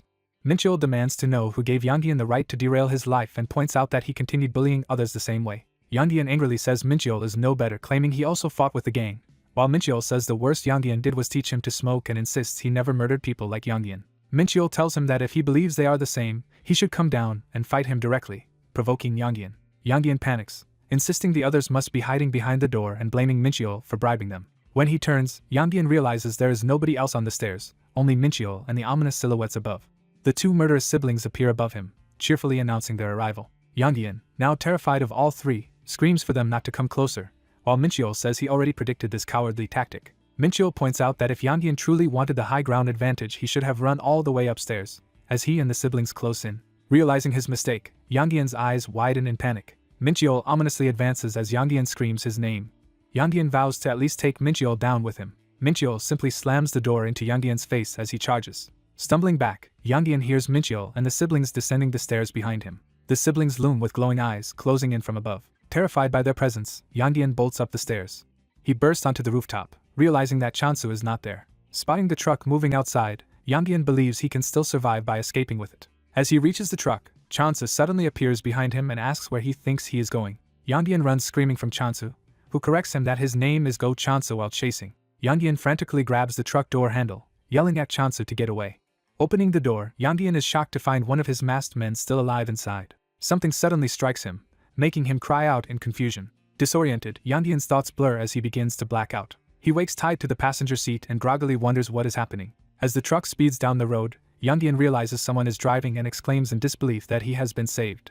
Laughing hysterically, he calls the driver a loyal lackey for rescuing him. Moments later he finds himself bound more tightly and panics, yelling to be freed as the masked driver groans. Youngyan nervously comments that the driver looks thinner, noticing something is wrong. As the driver's condition worsens, Youngyan screams in horror, trying to speak as the man turns on him. The truck hurtles down the road while Youngyan panics, demanding to know what is going on and where they are heading.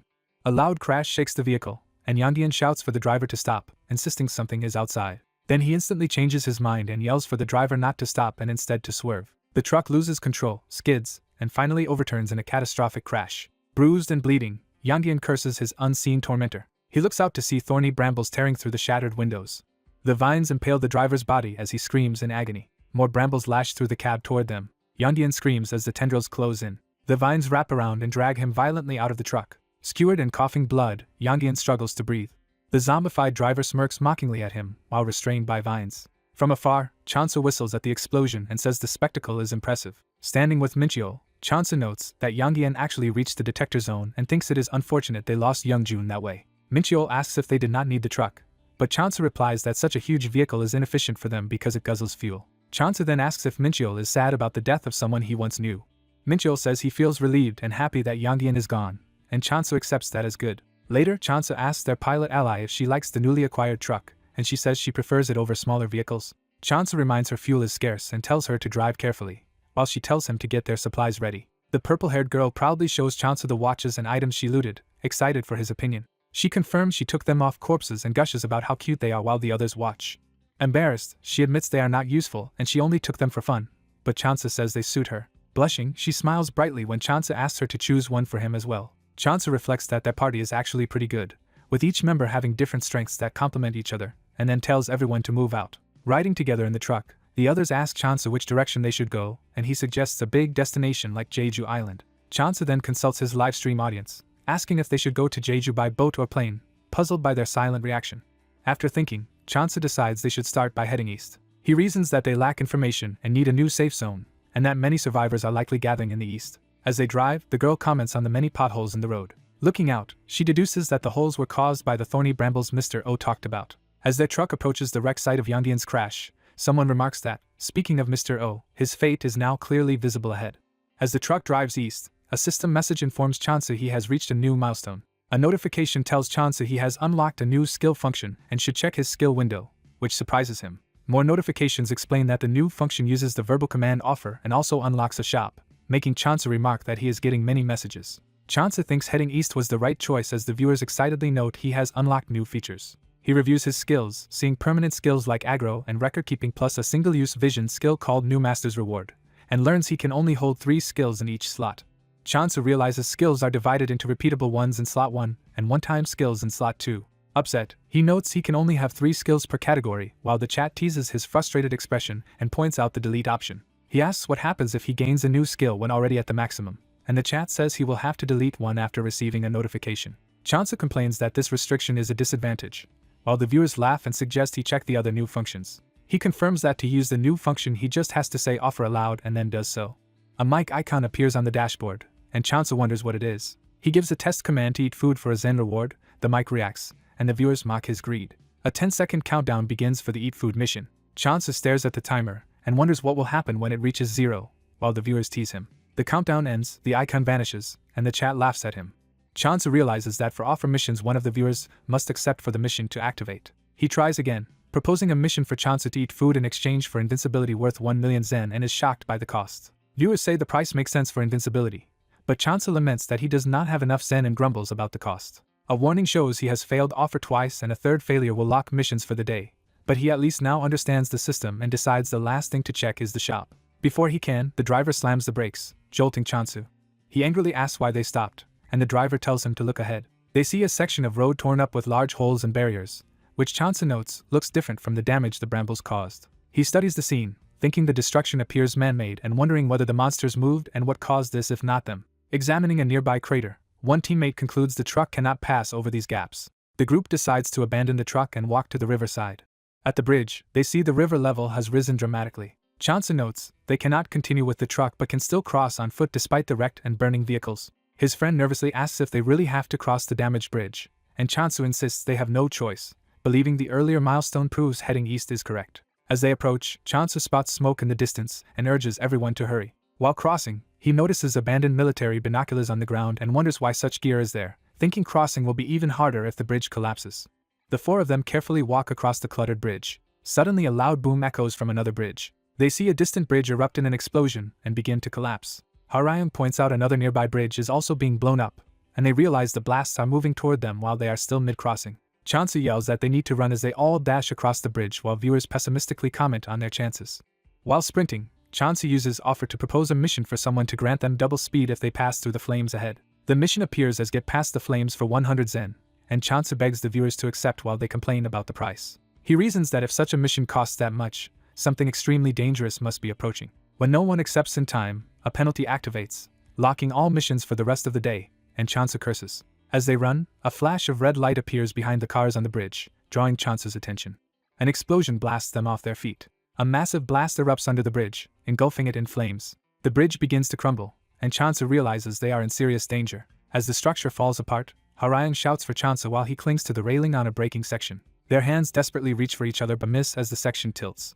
Chansu sees Harayang slipping away and cries out in shock. The shattered bridge plunges into the swollen river with a huge splash. Harayang screams Chansu's name as his hand disappears beneath the water. Submerged and choking, Chansu gasps for air in the turbulent river. Harayang yells directions for him to swim left, but he thinks he cannot see anything in the churning water. She keeps shouting to go left as debris from the collapsing bridge crashes around him. A wave and falling rubble slam into Chansu, sending him tumbling and groaning. She urgently orders him to hurry and swim right this time while he coughs and struggles, thinking he is a poor swimmer. Exhausted, he begins to sink again as Harayang encourages him, saying he is almost there. She tells him to hang on longer, but Chansu internally questions what he is hanging on for and feels he cannot continue. Debris and waves crash over him as the broken bridge continues collapsing into the water. Later, on a riverbank, someone shakes the unconscious Chansu and yells at him to wake up. Chansu stirs and groans, prompting the person to happily announce he is awake. Sitting up sore and coughing, he thanks the unseen rescuer for saving him, while the chat jokes they are broke from paying his costs. Looking at the wide river, Chansu realizes the current carried him far and that he never crossed to the other side. He wonders where his companions are as viewers speculate they were swept away too and suggest looking for a boat. Rubbing his head, he complains about his situation and then notices something nearby. He spots Haryung's distinctive medical bag lying on the ground. Grabbing the bag strap, he admits to the viewers that he is in a tight spot. Chansu notes that the bag is all he has left and says he does not know where any of his friends are, assuming they were washed away elsewhere, while viewers tell him to pull himself together. Playing up his misery for the audience, he hints he could use cheering up and asks for any Zen donations to lift his spirits. When the chat mocks him and reminds him his friends might be dead, Chansu insists he is serious, saying he is doing this because his friends are missing and the situation is an emergency. A comment says Chansu has lost it. He pauses, then wonders if he really has. He thinks about how odd it is that even the supposedly great Chansu-go is alone now while the chat offers awkward consolation.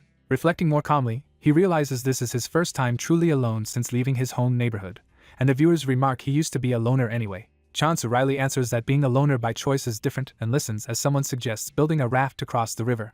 He repeats the idea of a raft and thinks at least one viewer is on his side, meaning he might not drift off helplessly if he uses one. Just then, he spots a motorized raft carrying armed soldiers speeding along the river. Hiding in the bushes, Chansu recognizes the men and listens as they say they have already destroyed most of the bridges. From the boat they discuss having blown the bridges on both sides to stop people from crossing, unaware they are being watched. Chansu realizes these are soldiers from the 7.5th Division and angrily curses them in his thoughts. One soldier hears a noise, spins with his rifle, and shouts to identify who is there. The source of the sound is revealed to be only a dog staring innocently at them. Relaxing, the soldiers dismiss it as just a dog and remark that the mysterious threat that caused chaos earlier already left. They say their mission is done, order the boat turned around now that they have confirmed the bridges are destroyed, and start heading away while Chansu panics that they are leaving. Chansu desperately thinks they must not leave as a long bramble whip suddenly lashes out toward the boat. The bramble pierces through one soldier's body, killing him gruesomely, and Chansu realizes it is a bramble attack. He is shocked it can reach this far from the bramble detection zone and wonders if something else is happening. He then sees the towering form of a monstrous tree-like entity, concluding it might be a cruel tree fused with a zombie, which viewers call a wood zombie. As the looming wood zombie attacks again, Chansu frantically asks his audience what the creature is, and they confirm it is a wood zombie formed when a cruel tree consumes many zombies. The wood zombie graphically munches on a soldier's body. Another terrified soldier fires his gun at the creature while its branches whip toward him. Chansu hides in the bushes, cursing as the battle rages and the soldiers scream. One soldier is flung through the air above Chansu. The soldier's rifle lands near Chansu, who notices it with surprise. Watching from cover, Chansu sees the wood zombie draining the life from a victim and is horrified by its power. He thinks facing such a fusion monster is overkill, and that the situation is absurd. Only one soldier remains struggling to start the boat's engine as he desperately tries to escape. The surviving soldier suddenly reacts to something rushing toward him. A bramble whips the water and boat, but this time it severs rather than impales. The soldier shields his eyes, confused as the attack seems to miss him. Looking up, he sees Chansu on the bank wielding an axe and having chopped through the extended bramble. Chansu explains that the wood zombie already detected him and the soldiers were just practice, activating his aggro skill as he prepares to fight. He yells at the wood zombie not to come while the monster charges toward him. Chansu trips the creature, sending it tumbling down the embankment. The wood zombie splashes into the river, roaring in anger. Chansu, holding the rifle, calmly remarks that he warned it not to come. He explains as he aims that people think trees float, but waterlogged trees like this one sink, and prepares to fire. Bullets streak toward the thrashing monster. Chansu shouts at it to stop moving so much because it makes aiming difficult. Meanwhile, the remaining soldier finally revs the engine repeatedly, but Chansu calls out to him. Chansu orders the soldier to stop messing around and swim over to shore. When the soldier hesitates and protests, something startles him. Chansu points the rifle directly at him, and coldly repeats that he must swim over or be shot. Later, after stripping the soldier of his equipment and changing clothes, Chansu asks where he came from. As he puts on a new hoodie, he questions whether the man came from Taejun Station or the bus terminal. Now indoors with the soldier tied to a pillar, Chansu reminds him that he saved his life and demands answers. Approaching with the gun, he notes the man's unmarked uniform and pointedly asks what exactly the 7.5th Division is. Chansu pulls up his hood, preparing to interrogate more seriously, saying they should see. The wounded soldier stares nervously while viewer comments ridicule his appearance, describing him as a typical outcast. The chat jokes he resembles Chansu, and Chansu bristles at the comparison. Smirking, Chansu denies being similar and reminds the viewers what he looks like, then prepares to push the interrogation further. He tells the soldier he has no dog tags and intimidating eyes, which unsettle the man. Annoyed by the man staring, Chansu jabs a finger into his eye, making him scream. The soldier swears at him, but Chansu dismissively replies and maintains control. Chansu racks his gun and sternly repeats his question about why they blew up the bridges, demanding an answer. The soldier hesitates in silence. Chansu responds by shooting him in the leg. When the man tries to protest, Chansu fires again into another leg. A third shot makes him howl for Chansu to stop. Chansu tells him if he wants the shooting to stop, he needs to answer the questions. With a fierce expression, Chansu presses him on why they summoned people to this area only to destroy the bridges, asking if they are toying with everyone. In pain, the soldier finally breaks down and agrees to talk, shouting that they are the 7.5th Division. Chansu says he already knows their name as he checks the gun again. The soldier flinches when Chansu says bang while manipulating the rifle. Chansu grins darkly and claims the safety was still on, playing up his intimidation. The soldier calls him a bastard, and Chansu agrees, insisting he now explain what their unit is doing and why they are gathering people. Chansu suggests they destroyed the bridges because they had already secured enough people and challenges the soldier to correct him if he is wrong. Chansu reveals he learned their password the N from another man and uses it to strengthen his claim of wanting to join them. Shocked, the soldier asks what he just said. Chansu internally recalls the terrified official who told him the end is the password and tells the soldier he knows it because he plans to join their side.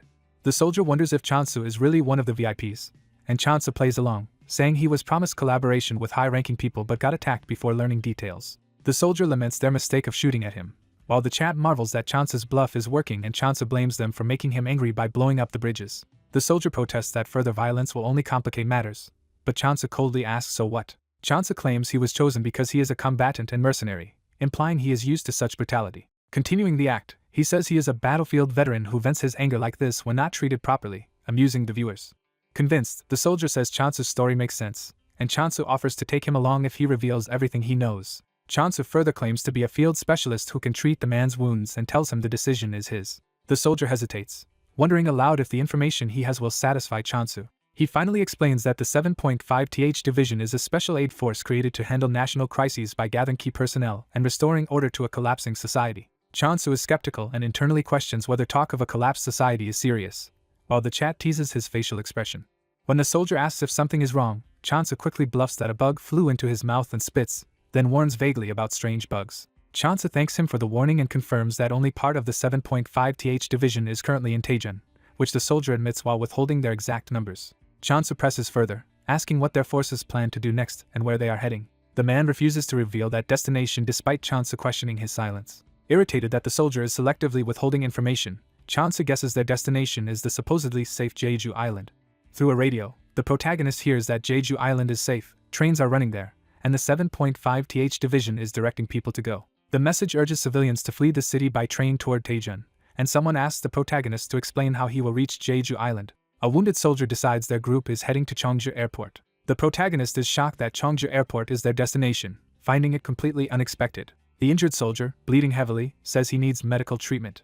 The protagonist agrees that the soldier really does need treatment. The tied-up soldier begs to be untied, explaining no more boats are coming and they must build a raft, and the protagonist confirms that no other boats will arrive. The protagonist asks one last question, confirming the soldier's job was to gather people efficiently, and asking if the bridges were blown up because they already had everyone they wanted. The soldier admits they only needed a limited number of civilians, and that bringing too many would make controlling them difficult. Hearing this, the protagonist angrily questions the idea of keeping civilians in line.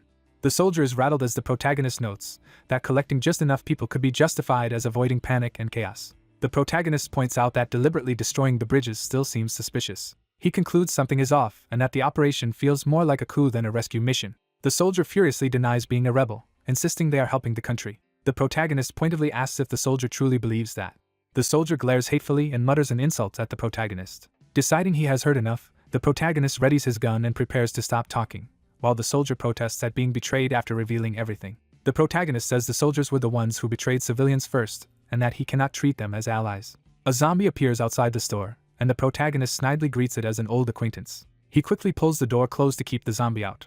Grabbing the soldier by the hair, the protagonist beats him in revenge for what happened to his friends. As screams sound from the store behind him, the protagonist walks away outside. Later, he stands by the riverside, wondering if he can really cross it. He notes the dangerous wood zombie has not reappeared yet but could at any time, then steals himself. He opens his system's shop window and views a purchasable 10-meter rope. Browsing the shop, he follows chat advice to search for an inflatable tube. The shop lists an inflatable donut tube for 2 zen, and the chat comments on how useful it is. Seeing only a few items, he is disappointed by the shop's limited selection. He notices a message that the shop's inventory updates randomly and may remove current items, prompting confused questions to his viewers. Complaining that he still owes a viewer zen, He jokingly asks for the tube for free as donations begin to come in.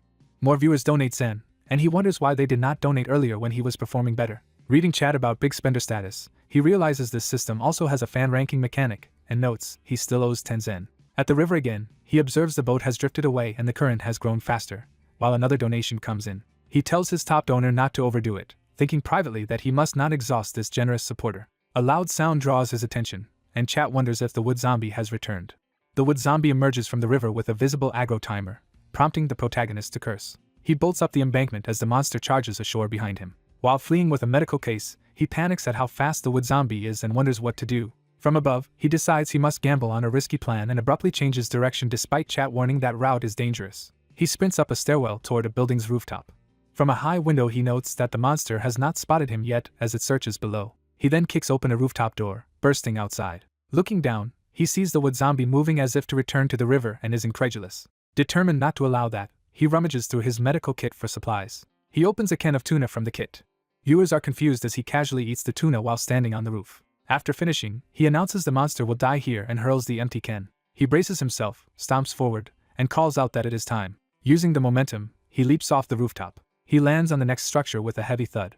His landing goes poorly and he trips hard. He crashes painfully to the ground below as chat mocks his lack of parkour skill. Bruised but determined, he decides to attempt the maneuver again. His second try ends with another painful flop, drawing more teasing comments. Lying on the ground swearing, he rides as viewers question what he is even doing and warn him about the danger. He forces himself up with a groan. He dashes again, body blurring with speed. This time he rolls through the landing and manages to recover smoothly, impressing his viewers. From another rooftop he locates the destroyed bridge area he was aiming for. Digging through the medical kit, he prepares more tuna, following viewers' reminder about the wood zombie's detector. He recalls that the wood zombie wore its detector only on one arm, prompting speculation it might have simply picked it up. Noting the wood zombie's lack of injuries, he reasons it and the other boss have likely never fought each other. He throws the tuna can with a loud clang to draw attention. The enraged wood zombie races toward the noise. The can's impact and noise alert a second large creature nearby, setting up a confrontation. From the rooftop, the protagonist exults and orders the monsters to fight each other to the death. After his brief dramatic pose, he sprints back downstairs to execute the rest of his plan. He says that 1 second of showing off is enough and that he now must cross the river while the monsters battle. Seeing the wood zombie already entangled in combat with plant-like vines, he is pleased things are going as expected. As the monsters clash, he cheerfully wishes them fun and runs off. Suddenly hearing snapping vines, he turns in confusion. He sees the wood zombie breaking free, and chat reacts in alarm. Realizing the fight ended quickly, he curses and races toward the river, knowing he must hurry across. Reaching the riverside, he notices the water level has dropped and the current has slowed compared to before. Viewers urge him to jump in, while he protests that it is not that simple. He laments that he is a poor swimmer just as a roar from behind pushes him to act. Shocked that the wood zombie actually won the fight, he sees it charging after him again. While sprinting along the embankment, he begs viewers to immediately donate 11 Zen. Confirming he wants the donut-shaped tube, he grits out a yes as chat jokes about nearby bakeries. Growing frantic at their teasing, he yells that they should give him Zen first and mock him later. He finally jumps into the river, shouting in panic. Underwater, he feels the current is stronger than it looked, as a system notice announces viewers have set a joint mission. A joint mission appears, offering 11 Zen if he can cross 2/3 of the river, and he gasps for air while swimming. He realizes that 2/3 is basically the entire way across and screams for the tube while struggling in the water. The wood zombie splashes into the river after him, questioning why someone who cannot swim would jump in. The current sweeps him rapidly downstream as he spits out water. While gasping and glancing back, he fears the sinking wood zombie is still pursuing him. Nearly exhausted but seeing the opposite bank close, he wills himself on as viewers cheer and tease him. The mission completes with a reward notification as he shrieks and immediately calls up the shop. He frantically purchases the inflatable tube with his new funds. A beam of light appears above him in the river, startling him. The purchased inflatable tube materializes beside him, and he grabs onto it with relief. A wooden hand snags his foot underwater, causing him to scream. Clinging to the tube, he desperately kicks at the submerged wood zombie to get it off. Eventually he manages to drift free on the tube, though chat complains he seems to be giving up on crossing.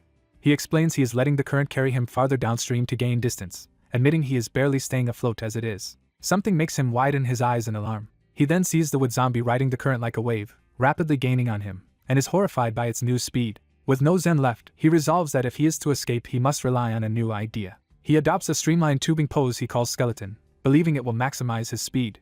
He decides the suction force near the collapsed bridge debris will accelerate him even more, aiming to shoot through the wreckage. Viewers warn a single mistake will trap him among the falling debris as the structure continues to crumble. Ignoring the risk, he rockets forward shouting enthusiastically. He successfully passes through, but realizes the wood zombie is still following like an eel. Angered, he prepares to retaliate while still on the tube.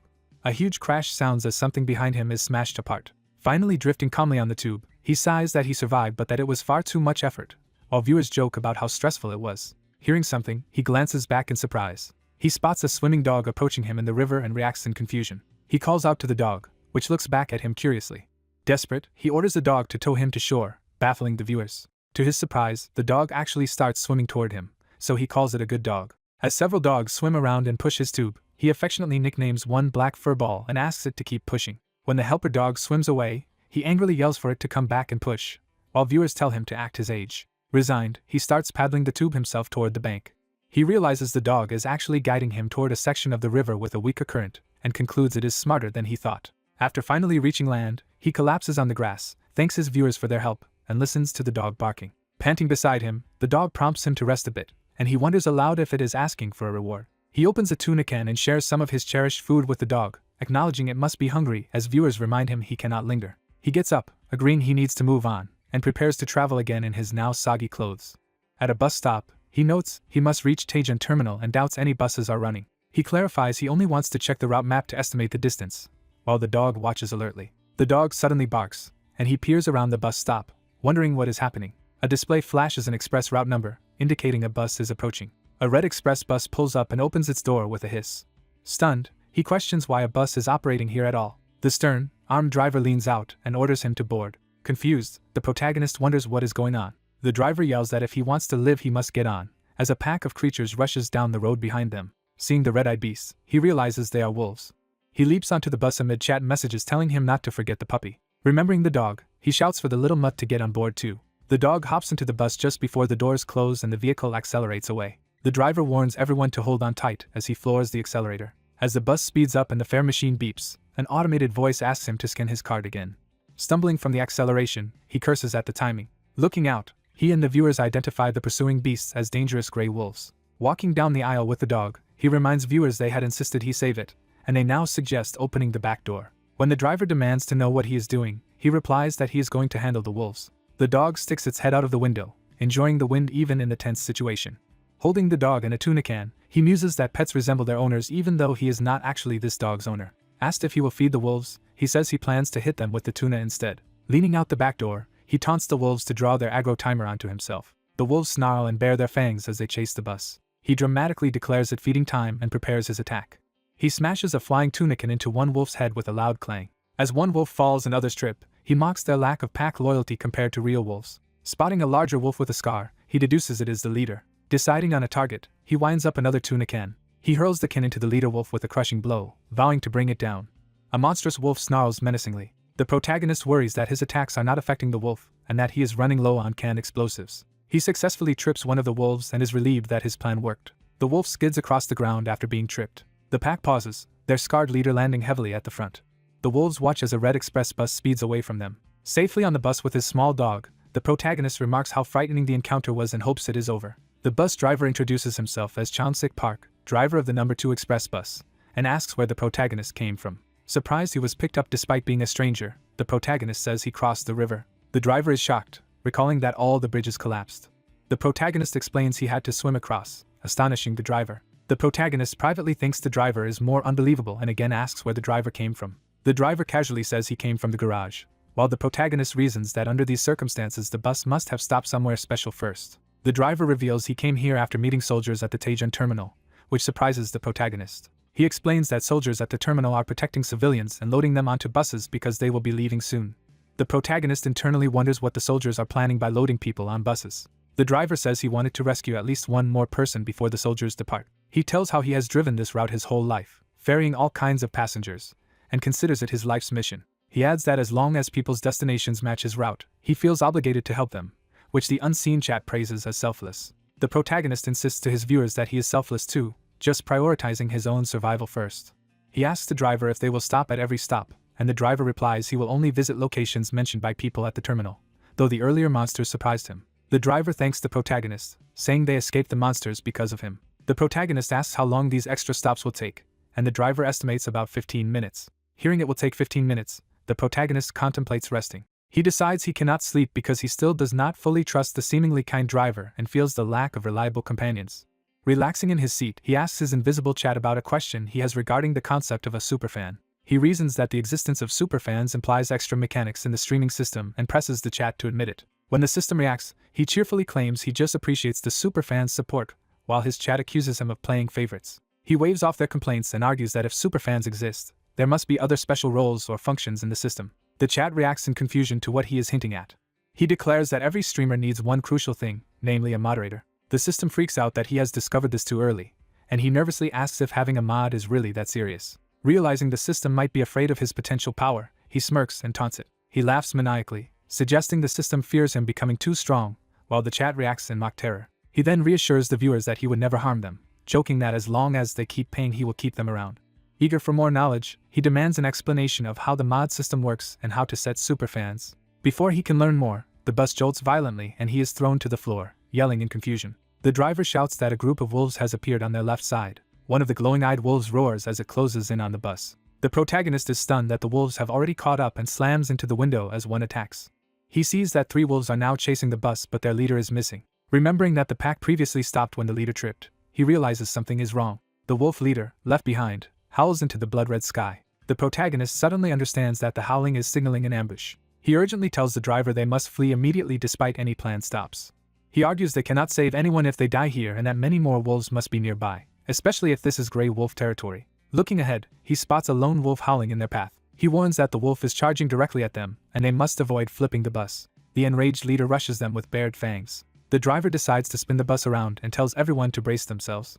Someone cries out that they have to escape as the bus accelerates. The bus slams into a wolf, knocking it aside. The protagonist notices that 6 wolves are now pursuing the bus. Another wolf hurls itself against the side of the vehicle. Yet another crash rocks the bus as wolves keep ramming it.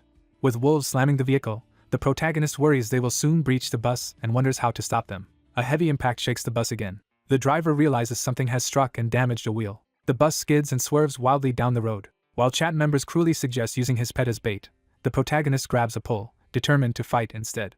He looks at his small dog and decides that if it will not move away, he must protect it. Seeing that his aggro skill is not drawing the wolves, he deduces they are targeting the bus itself rather than him. He orders the driver to open the rear door. The frightened driver protests that opening the door will let the monsters in and risk everyone's lives. The protagonist insists that if the bus stops and the wolves surround them, they will be doomed, then moves toward the door controls.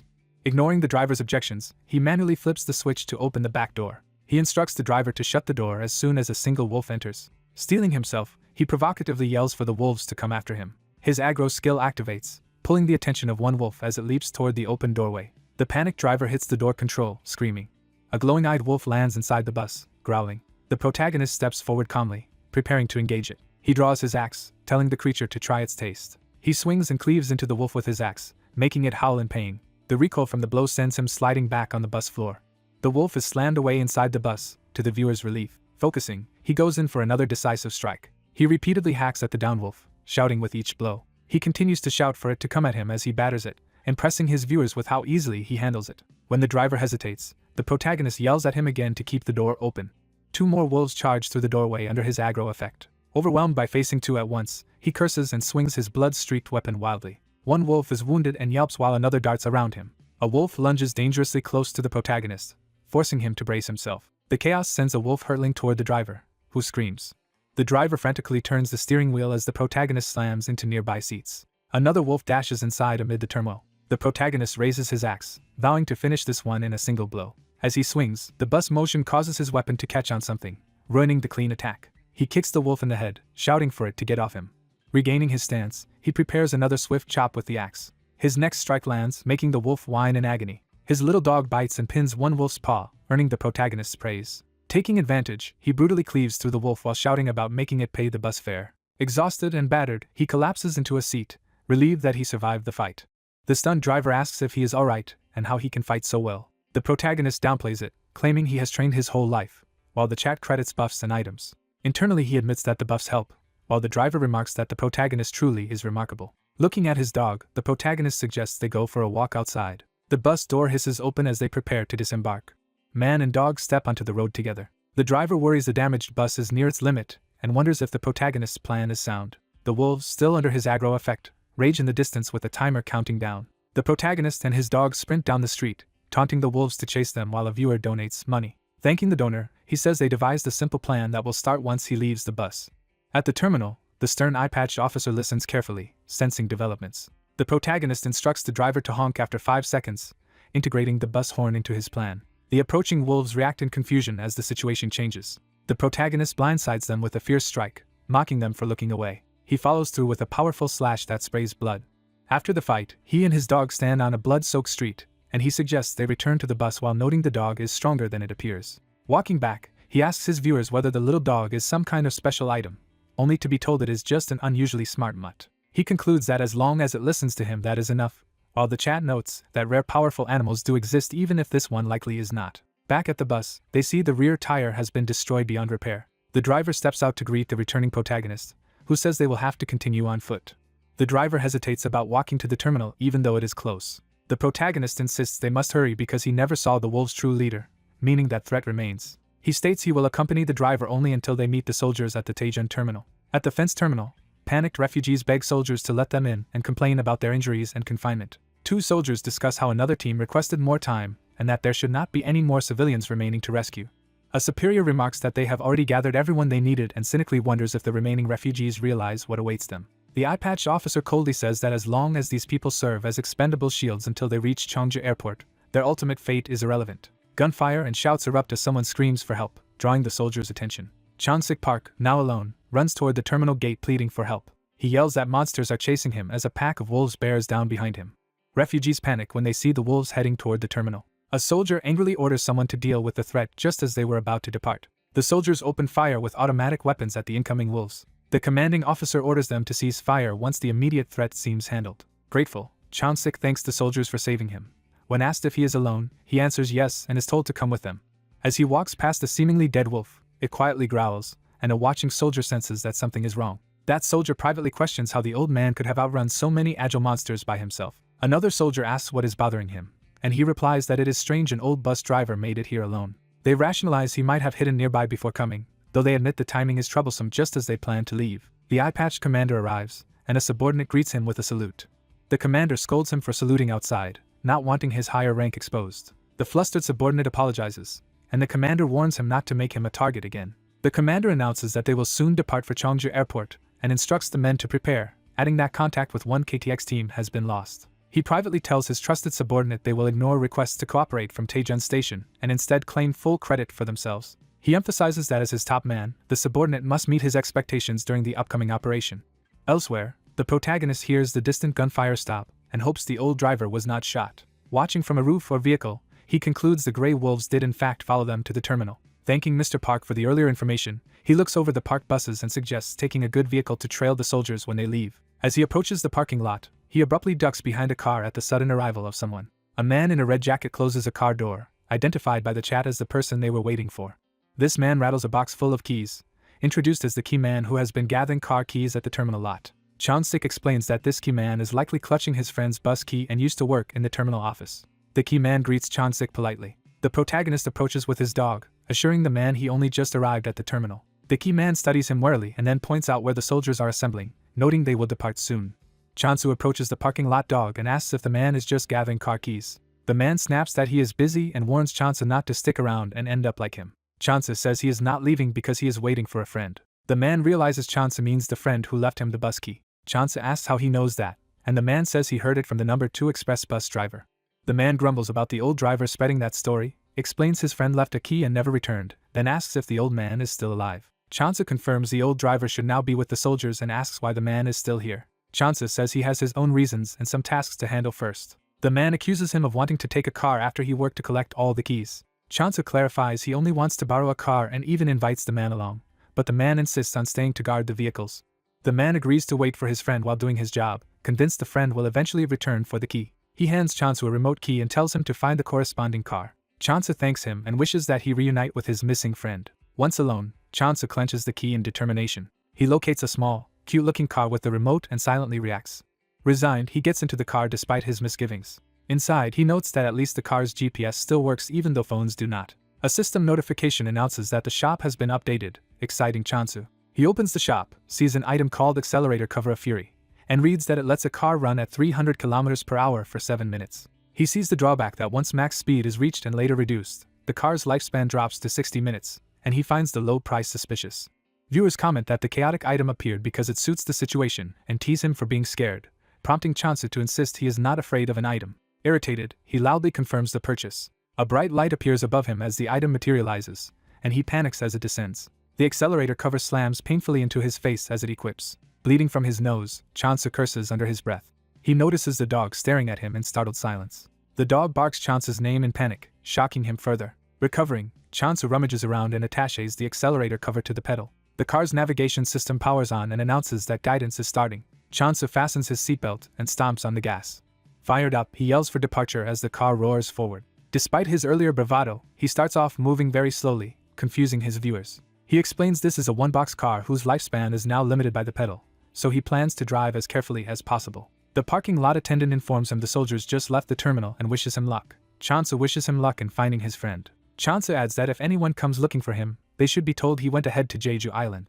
Watching him speed off, the attendant muses about his destination. On the road, Chansu says he will follow the military convoy from a safe distance. The buses and military trucks travel together along the highway. Passengers on the lead bus relax, believing the soldiers have chosen a safe route and will not abandon them. One passenger notices their bus is overtaking the soldiers and nervously suggests slowing down. Another passenger tries to reassure him that the soldiers must have a good reason for slowing, though he is sweating with worry. Tension rises inside the bus as people murmur and chatter uneasily. A soldier shouts that there is a monster ahead of the convoy. A passenger repeats in shock that there is a monster. He looks ahead in horror as realization hits. A towering, screeching creature appears beside the lead bus, causing passengers to scream. Soldiers open fire from their trucks, unleashing a barrage of bullets at the monster. The monster recoils as the soldiers believe their attacks are working. One soldier notices something is wrong as he looks around anxiously. He realizes there are several of these monsters chasing the convoy and yells to stop the bus. The bus driver, terrified, is urged to halt the vehicle immediately. The lead bus swerves off the main path, trying to escape as more monsters crawl after it. Passengers on another bus panic, shouting that the monsters are closing in and demanding to go faster. The driver of that bus, equally frightened, floors the accelerator to escape. He stares ahead in dread as the situation worsens. One of the buses crashes violently into a monster, sending both tumbling. Farther back, Chansu hears the distant explosion and reacts alertly. He comments that conflict has already started up ahead while viewers report that a bus has gone down. As he drives past, Chansu notes that although the soldiers looked in his direction, they did not seem concerned with his little car. Listening to the distant screams from the convoy, he keeps driving as the chat remarks that he treats them as background noise. A particularly harsh viewer message calls him an inhuman orphan, making him pause. Chansu wonders who this abusive commenter is, since he does not recognize them and the others ask who they are as well. Another message mocks his looks by saying his face matches his cute car, prompting him to address the commenter as bro. Chansu flips the insult by saying that calling the car cute means they are calling him cute too, and he decides to take it as a compliment. The troll doubles down, calling him ugly and not funny, while other viewers tell the troll to stop and Chansu bristles in anger. Grinding his teeth, Chansu complains that the troll will not shut up and asks how to appoint a moderator to deal with them. The system explains that he cannot pick a mod until he has a superfan and that both he and a superfan must agree on the mod. Chansu is dismayed that he needs a superfan to moderate his chat, while the troll smugly notes he still cannot be kicked. Sighing, Chansu asks if there is anything else he can do as the streamer, only to be told no, which frustrates him. He then calls out to Maxed Out Card, confirming they are present, and says there is nothing to apologize for before changing the subject. Chansu bluntly asks Maxed Out Card how he can make them a superfan, amusing the rest of the chat. Maxed Out Card explains they would need to give Chansu 30% of their assets to become a superfan, calling it the most realistic method. Chansu asks about the other method, but the chat claims it is impossible and keeps mocking him as powerless. Other viewers tell the troll to shut up and speculate they are just poor and annoying, while Chansu feels dizzy from the drama. Suddenly, a notification shows Maxed Out Card donating 40 Zen, shocking Chansu. The system announces that Maxed Out Card has become a superfan. The chat erupts in disbelief that someone who was supposedly broke could donate 40 Zen. Deeply moved, Chansu promises Maxed Out Card that he will grant them one wish in return for the huge donation. Brushing off a dismissive remark, Chansu tells his new superfan that he wants their help choosing a moderator. A system prompt appears asking if he accepts the superfan's suggestion to select a stream mod, and he immediately agrees. Another prompt asks him whom he wants to nominate as mod. Many viewers volunteer excitedly, and someone jokes that he should nominate the troll. Chansu leaves the choice to Maxed Out Card, trusting them to make the nomination. The rest of the viewers react in surprise and confusion to the chosen candidate. Chansu wonders why everyone is reacting so strangely, and asks if mods can be replaced later if needed. Maxed Out Card vouches that the nominee is reliable, so Chansu agrees and confirms Crying Lunatic as the stream mod. The system finalizes Crying Lunatic as moderator, while the troll bitterly comments that everyone else seems to be enjoying themselves. The newly appointed mod immediately orders the troll to leave, startling Chansu and amusing the rest of the chat as he nervously addresses his mod. Chansu thanks crying lunatic, asking them to only punish people who go overboard, while the mod replies they will think about it, and others laugh. Energized by having a superfan and a mod, Chansu says he feels recharged and tells his viewers he is ready to focus on the mission again.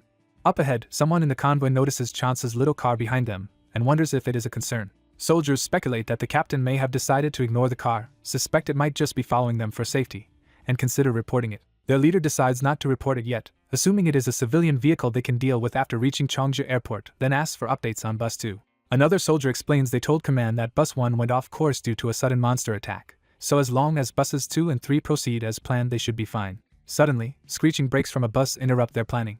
A bus tumbles off the road with a purple multi-eyed creature clinging to it. The officer frantically calls over the radio to find out what is happening with the affected unit, and curses. The purple, grasper monster lands on the road and shrieks menacingly. Watching from afar, Chansa sees the commotion ahead while Chat concludes that another bus has been thrown. He reasons that something unexpected, not just a detector, has forced the convoy to scramble and decides to accelerate to investigate. Maxed Out Card identifies the monster as a grasper and urges Chansu to go faster. Maxed Out Card explains that a grasper sticks to the underside of vehicles, disables them, and then explodes once their speed falls too low, making Chansu worry about crashing while speeding. Frightened, Chansu asks how fast he must go to stay safe. His speedometer shows he is already well over 100 km per hour. The chat tells him simply to go as fast as possible, suggesting around 300 km per hour to prevent the grasper from latching on. Chansu protests that such speed is impossible for his tiny car. He suddenly realizes something crucial. He glances down, remembering the special accelerator cover. Understanding that the pedal cover is meant for this situation, he prepares to fully commit, while the chat jokes about him heading to Valhalla. He steadies his breathing to calm his nerves. Chansu then screams for maximum acceleration and slams the gas, with the dog barking beside him. Meanwhile, soldiers discover more graspers and open continuous fire as they swarm the convoy. A soldier shouts about something behind them just as Chansu's car races up from the rear. His car rockets past the overturned bus through the smoke, stunning everyone. Soldiers gape and question how such a small car can be moving so fast. Viewers panic that there is no path through the chaos and plead with Chansu to stop before it is too late. As the dog barks anxiously, Chansu hushes him and concentrates. Determined, he pushes the pedal harder, trying to reach 300 km per hour despite Chat accusing him of having a death wish. He calmly answers that he has no intention of dying. Chansu declares he will make it through as his car blasts along the road. His wheels narrowly avoid a grasper's tentacle as he threads the needle. He speeds between buses and trucks, clearing the dangerous zone. The dog looks thrilled by the adrenaline-filled run. Chansu keeps his focus on driving as they surge ahead of the convoy. A nearby military truck suddenly swerves, causing viewers to warn Chansu to watch out. The grasper stuck to that truck explodes behind him as his car continues onward. Laughing manically, Chansu celebrates being in first place ahead of the soldiers, while viewers compare it to a racing game and ask what he will do next. He reminds them that they were the ones who told him to stop the gas and warns that the danger is not over. Analyzing the situation, Chansu concludes the front buses were used as bait, but the soldiers still intend to save most of them, meaning a greater threat lies ahead. Once clear, he eases off the accelerator and a system message announces that, because he slowed after using the pedal, the car will rapidly deteriorate and last only 60 more minutes. Viewers note he must reach the airport within the hour. Chansu agrees and decides to stop briefly at a nearby place. He pulls into a rest area, saying he does not want to get too far ahead of the military convoy. Inside the parked car, he asks whether graspers will come this far and hears that they only react to movement, so he reasons that if soldiers pass here it will mean they have survived them. Looking at the sky, he quietly wonders how many soldiers and civilians are still alive. Soon after, the remaining buses and trucks roar past the rest area, and Maxed Out Card alerts him that the convoy has arrived. Watching them go by, Chansu notes they have saved 6 buses and considers that a decent outcome. He starts the car again, telling his viewers it is time for them to move as well. Elsewhere by the riverside, an exhausted man catches his breath after escaping across the water. His shoes drip as he reaches solid ground. Wiping his face, he exhales in relief. He wonders aloud whether the rest of his group is still alive as he wrings out his soaked jacket. Thinking of Chansu, he reassures himself that Chansu must have survived. As he walks along the path, he feels relieved to have crossed the river but then spots something unexpected. He discovers Harayong sitting silently on a rock by the path, soaked and barefoot. Overjoyed, he runs to her shouting that she is alive, while internally wondering why she chose the rock instead of the nearby bench. Harayong, still shaken, says she does not know whether the others are safe. Grabbing her shoulders, he urgently asks what happened and begs her to tell him if the others are still alive. She replies bleakly that knowing would be pointless. Confused, he starts to ask what she means. Just then someone else runs up calling Mincheol's name, interrupting the tense conversation. Mincheol is startled when Seo Yun suddenly hugs him, saying she thought he was dead. Seo Yun happily confirms Mincheol is alive and explains they had been searching for him because he drifted farther than expected. Relieved, Mincheol asks if Chansu is safe and where he is. Seo-yun hesitates nervously as she begins to answer about Chansu. Min-cheol panics about what happened to Chansu, and Seo-yun only manages to say that at least he is not dead, confusing Min-cheol. Min-cheol is shocked to hear Chansu might have already left the city. A woman explains she did not personally see Chansu leave, but another woman did. Flashback shows that woman anxiously looking around an alley. She suddenly brightens as she spots something. She sees Chansu boarding a red bus at a stop.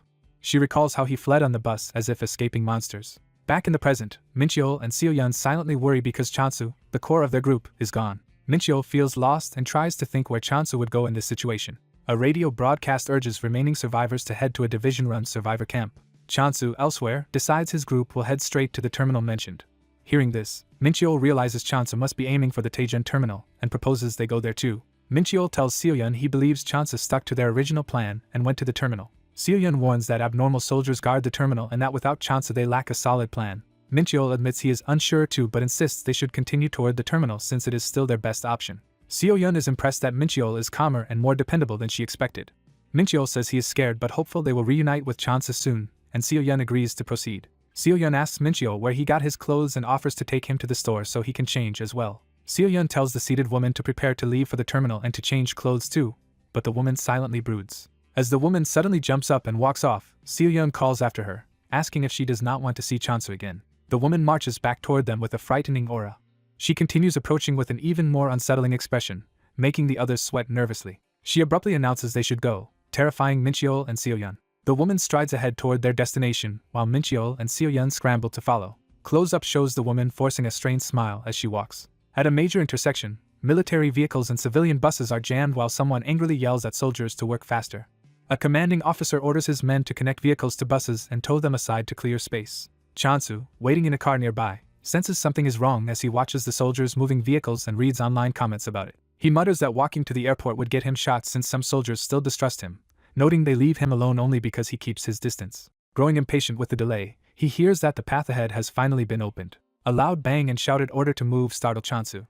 As the convoy begins moving, Chansu urgently asks his unseen chat companions what just happened. The chat speculates that the threat may be a big head-type monster. Chansu then sees a massive hand-like appendage slam down on the road ahead. Horrified, he realizes this monster's hand is far larger than that of a normal big head. A gigantic evolved big head called a big body appears, and Chansu curses, realizing the soldiers may have left him behind for this. He worries what will happen if that monster follows them all the way to the airport. He deduces that the many buses were likely meant as sacrificial bait to keep monsters busy while the plane prepared for takeoff. The big body chases the moving vehicles, stomping after them down the highway. Chansu finds his car trapped between giant legs and complains he is blocked on both sides while spectators joke about his predicament. Shocked by the soldiers' actions, he wonders what they are thinking. Seeing the buses stop and people fleeing on foot under the monster's feet, he questions why the convoy has halted. The big body grabs fleeing civilians as people scream that their bus has broken down and beg to be taken along. The monster crushes the captured humans in its fist. Chansu reacts in horror to the gruesome scene. He trembles, stunned by the brutality he just witnessed. This triggers a memory of a man earlier inviting him to come along, saying he would feel safer with Chansu. That earlier scene shows a big head preparing to eat a screaming victim. The man in that memory begs Chansu for help. Chansu's current ally calls his name, snapping him from his daze. The voice orders him to pull himself together, and he agrees. Chansu speeds away, noting that the main convoy has abandoned some buses but that he can still catch up. Determined, he tells his unseen companions to hang on as he accelerates to chase the fleeing buses. He is forced to brake hard when another stopped red bus suddenly blocks the road. Panicked civilians pour out of that bus, screaming for it not to leave them behind. Hearing their cries for help, Chansu hesitates at the wheel. Survivors rush toward his car, begging to be let on. Chansu yells no and tries to pull away as they reach for the vehicle. The desperate crowd chases his car, still pleading for rescue while he speeds off. After barely escaping, he reflects that the people must have been forced off the bus and admits the scene was too gory to watch. Furious, he curses the soldiers for abandoning civilians as bait. A system message warns the car has only 10 minutes of life left, and Chansu laments the time lost at the intersection. He calculates that any further obstacles will push his time too close to the limit, and that he cannot narrow the distance much more. When his supporter asks if he has a plan, Chansu says he intended to reach another checkpoint for more information. Checking the in-game shop, he sees only a rope for sale and decides his best option is to blend in with people at the airport. A navigation notice says he will soon arrive at his destination, which his chat confirms is the airport. Chansu admits he is unsure what will happen next but reasons that the soldiers clearly knew about monsters on the route and had prepared for them. However, he notes they did not anticipate the Grasper monsters, revealing an inconsistency in their intelligence. From this, he infers that someone at the airport must have been radioing monster information to the ground forces. His supporter warns there will be many people at the airport, Chansu agrees and concludes the information likely came from other soldiers or airport staff. Noting that the military convoy took the most direct route, Chansu decides he will instead take a detour to reach the airport first. He races along the alternate route, urging himself to hold out just a bit longer. The scene shifts to the airport, where planes are being prepared on the tarmac. Chansu's car arrives at high speed and comes to a jarring stop outside the terminal. He lets his dog out of the car, calling it a little furball. Hearing no gunshots, he tells the dog they should move, while the chat teases him for possibly using it as bait. Sprinting to the entrance, Chansu insists he does not want the dog to die either. A message warns that soldiers are approaching, prompting Chansu to hurry inside. Inside the seemingly empty terminal, he is alarmed to find no one around. A soldier suddenly appears and calls out to him. The soldier urgently asks if Chansu is the one who sent a rescue request, confusing Chansu. Chansu notices the soldier's Air Force insignia and realizes he is not from the 7.5th Division. The Air Force officer says they are out of ammo and must hurry because monsters are coming, while subordinates call him Major Jean. Other soldiers report that the plane is ready for takeoff, then notice Chansu and ask who he is. Major Jean explains Chansu is a newly arrived survivor and orders that he be taken onto the plane. While being escorted, Chansu gives his name and is told to board the plane immediately, with explanations to come later. Chansu starts to ask about the dog, and a soldier tells him to bring it along but hurry. As he is led toward the gate, Chansu wonders if other people will not be boarding and insists he has something important to tell them. He warns a soldier that the arriving 7.5th Division troops are dangerously immoral, having used civilians as bait. Chansu says he does not know how those troops contacted the Air Force but believes the two groups do not truly share the same goals, urging the soldier to warn his major. He then rushes down the jet bridge with the dog, shouting for them to hold the aircraft door as onlookers comment on his timing.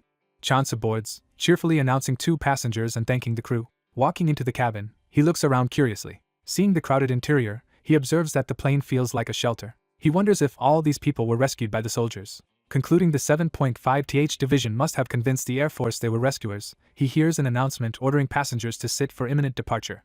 Chansu sits with his dog beside him and prepares for takeoff. As the landing gear moves, he notes the plane is taking off without the usual in-flight announcements. Other passengers react in horror to the sight of numerous monsters outside the windows. Chansu nervously asks if they will be safe, while his chat reassures him that the plane is obligated to depart, and he should treat it like a cutscene. He mentally retorts that he would have died if he had arrived any later. Watching the wing against the sky, he is just relieved he managed to board in time. He reflects that events are moving quickly but that, for the moment, the situation is tolerable. He reminds himself not to relax, resolving that until the deadly game ends he cannot trust any apparent peace. Viewers wonder why he still looks anxious and tell him to breathe, as he sits tensely in his seat. Sensing something off, he wonders aloud why the plane is changing direction.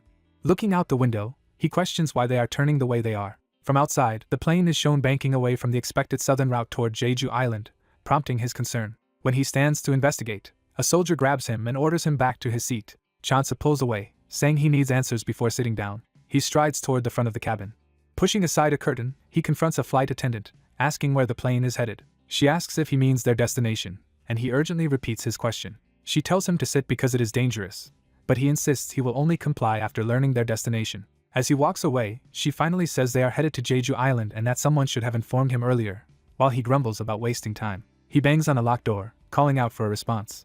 Soldiers restrain him and demand he return to his seat, but he refuses, asking if they even know where the plane is going. The commotion spreads through the cabin as passengers wonder what is happening and whether they truly are bound for Jeju. Chansu struggles, insisting he must know their route while soldiers question his behavior. He yells for them to ask the pilot why the plane just turned if they are supposedly heading to Jeju Island. Before they can respond, a sudden jolt rocks the plane, startling the soldiers. The cabin shakes violently, and everyone panics, wondering if it is turbulence. Bracing himself, Chansu curses and asks what is happening now. He then spots something alarming outside the plane. As turbulence worsens and people scream, his supporter urges him to hang on. Chansu shouts to his unseen audience, saying he thought he saw something, just as the pilot begins an emergency announcement. The pilot states they are under attack by unknown monsters and tells everyone to stay seated as another crash rocks the plane. Looking out, Chansu sees strange wings and realizes a flying monster called a mayfly is attacking. A monstrous mayfly appears at the window, buzzing menacingly and terrifying a nearby passenger. Chansu realizes the mayflies are repeatedly ramming the aircraft and complains that no one warned him about this danger. Panting, he exclaims that he is already shocked enough, while his supporter promises big Zen donations if he survives. Chansu bitterly jokes that the promise is depressing because it is probably true. He reasons that his main supporter has likely spent most of their Zen already and might be saving the rest for an even worse emergency, but concludes they must trust his abilities. Resigned yet appreciative, he says he values their faith in him as the chat expresses support. Another viewer comments that sometimes mere survival is the mission and suggests a challenge to survive a plane crash, making Chansu fear the plane may actually go down. Alarmed, He frantically asks soldiers whether any parachutes are available, only to be told passenger planes do not carry them. Realizing there is no easy escape, Chansa screams that he is doomed while viewers tell him to calm down. When the outside suddenly goes quiet, he wonders if they are safe for the moment and notes the monsters die after a single impact. Relaxing too quickly, he jokes to his supporters that he panicked for nothing and asks when drinks will be served. Prompted by the chat, he remembers he still does not know their destination. He returns to the attendant and urgently asks her again to check with the pilot about where they are headed. She radios the cockpit while he waits in tense silence. She relays that the pilot refuses to answer the question directly. She explains that the pilot says another plane reported huge numbers of monsters to the south before crashing. Chansa presses her for clarification, asking where that leaves their own destination now. She finally reveals that they are diverting to a different nearby airport instead. Chansu is shocked to hear about another airport, but admits he has no idea where it is. The flight attendant says only that the pilot thinks flying south is impossible, so Chansa decides to question the pilot himself. She hurriedly stops him from using the phone, and he asks what the problem is. The attendant explains she already revealed more than allowed and that the pilot seems intent on keeping his plans from the passengers. Chansu is appalled that the pilot wants to hide their destination, and she says it is to avoid panic and because Chansa seems sensible enough to stop probing. Seeing her sweating intense, Chansa realizes the attendant is nervous too. He presses her for at least one answer, asking if the alternate airport can safely accommodate their landing. She firmly insists the landing will be safe, and Chansa notes from her eyes that she wants him to stop asking questions. Dropping the interrogation, Chansa requests water, claiming he is just thirsty and does not know where beverages are kept. Relieved, the attendant cheerfully agrees to get him a drink. She hands him the water and asks him to rest and keep their conversation secret, and he agrees. As Chansa walks back with his cup, nearby passengers whisper that all his commotion was just to get water and label him a weirdo. Sipping his drink, Chansu addresses his unseen viewers and brings up the mission system mentioned earlier. While he drinks, Chad responds that they remember and tease him about setting a new mission, joking about preparing for the worst. Chansu internally scoffs at the idea of a safe landing, clearly doubting they will survive. He reasons that if they are airborne they could have altered course south, so the pilot must consider that direction impossible, and is instead plotting a route west with limited intel. Chad impatiently urges him to set the mission now, some joking that they might refuse. When a viewer is suddenly banned, Chansa panics and angrily yells at his moderator for banning them. Another viewer explains it was only a timeout and that the previously troublesome viewer is still watching silently. Horrified that the muted viewer is still present, Chansa berates the mod in full panic while Chat jokes about the situation. A loud notification sound makes Chansa think something terrible happened to the plane, startling him. The alert reveals that user Hell Water has been removed, and a viewer remarks that now the person truly cannot watch. Realizing the noise was just a banned sound effect, Chansa screams in exasperation, while Chat laughs at him. Regaining composure, he tells the mod to handle bans more appropriately and asks that the earlier timeout be lifted. The mod agrees and urges everyone to set a mission, and moments later the system announces a joint mission created by several viewers. The new joint mission appears, ordering them to survive the crash for a reward of 15 Zen, which Chansa thinks is stingy for the danger involved. He tells Chat they can set a better mission and reflects that asking too openly for high rewards could backfire with his viewers. Chansa wonders if the mod orchestrated the timeout and banned just to gauge what standards Chansa expects, questioning why they did not simply ask him. His dog whines beside him, and Chansa asks if the animal is nervous. The dog looks up at him anxiously, confirming his concern. Chansa glances out the window and reacts to something he notices. The system notifies him they have passed a checkpoint, visible as a glowing line across the sky. Excited, Chansa calls for an info panel as a bright flash appears. The panel warns that remaining in one place for too long is dangerous. Another info panel reveals their plane is headed toward Pohang Airport. A second info panel explains that southern flight paths are blocked by monsters. Chansu is stunned to learn their destination is already fixed as Pohang Airport, while Chad mocks that he was tricked. He muses that either the attendant hid this out of worry or the pilot decided afterward, then asks his viewers to confirm Pohang's proximity to a port. Chad gives vague answers about it being near the ocean, and Chansa cuts off their nonsense, prompting a joking reply that they were only trying to make him laugh. With a headache, he concludes that choosing an airport near a port likely means he will have to continue by sea after landing. A loud thump draws his attention, and he wonders if another monster mayfly has hit the plane. Thinking about their westward course and their avoidance of Gunsan Airport, Chansu infers that many monsters probably lie further west. He announces to his viewers that he needs to search for something on the plane. The scene shifts to Taejeon Terminal, showing a large empty bus terminal complex. Inside the terminal, a man sits alone in the waiting area, flipping through a book. He closes the book and rests it on his lap, signaling someone is approaching. Looking down, the man curtly asks what the newcomer wants. Irritated, he says they interrupted his reading as another person steps up. A younger man nervously asks if the older man works there, and the elder replies that under the circumstances they can say that he does. The young man asks if he has seen Chansa go, describing him as a tall, sharp-eyed man a few years older. Recognizing the name, the older man says Chansa passed through and entrusted him with a message for anyone seeking him. The younger man is relieved Chansu really came through the terminal and marvels at meeting someone who was asked to pass on a message. Overwhelmed, he grabs and shakes the older man, desperately demanding to know where Chansu went, prompting the elder to protest. A girl in a yellow hoodie dashes over, telling him to calm down. Mistaking the situation, she leaps onto the older man and slams him down, accusing him of attacking their friend Minchio as Minchio cries out in alarm. Another girl's foot steps into view, indicating someone else is entering the confrontation. The purple-haired girl approaches with a glowing knife, declaring that violent patients deserve punishment, while Minchio frantically insists it is a misunderstanding and the man did nothing wrong. Minchio, panicking, explains he only asked where Chansu went. The knife-wielding girl stares, suddenly surprised by his explanation. Chansu, shown separately, incredulously repeats Minchio's explanation as if he were hearing it. Pinned and sweating, the older man can barely react. The trio bows and apologizes for attacking him, explaining they thought he was fighting Minchio and asking if he needs medical help. Coughing but forgiving, the man says he is fine and remarks that the world is no longer what it used to be. Minchio timidly asks again if the man knows where Chansu went. The man replies that Chansu only said he was heading for Jeju Island and gave no other details. The three teens are surprised to hear Jeju Island, and one excitedly says they must hurry there because Chansu is waiting for them.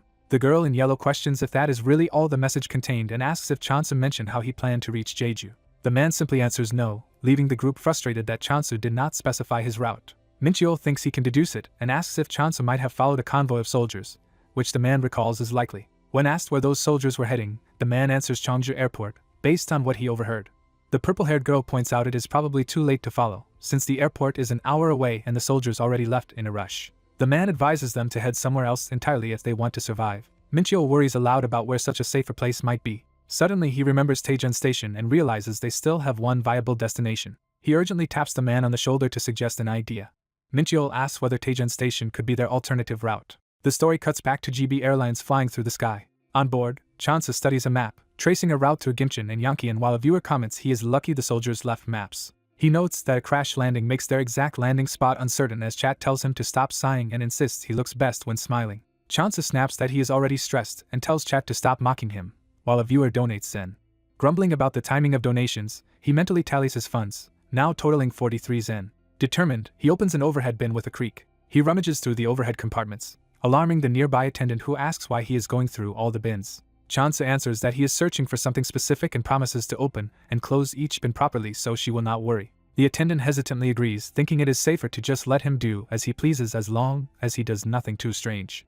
As he continues checking the mostly empty compartments, Chat wonders what he is looking for and jokes that he is trying to steal something. Finding nothing in another bin, Chansu closes it in frustration. He then pulls aside a curtain to move to another section of the plane. Chansu steps into the dim rear cabin with his dog following behind. He hears something and reacts with a confused double take.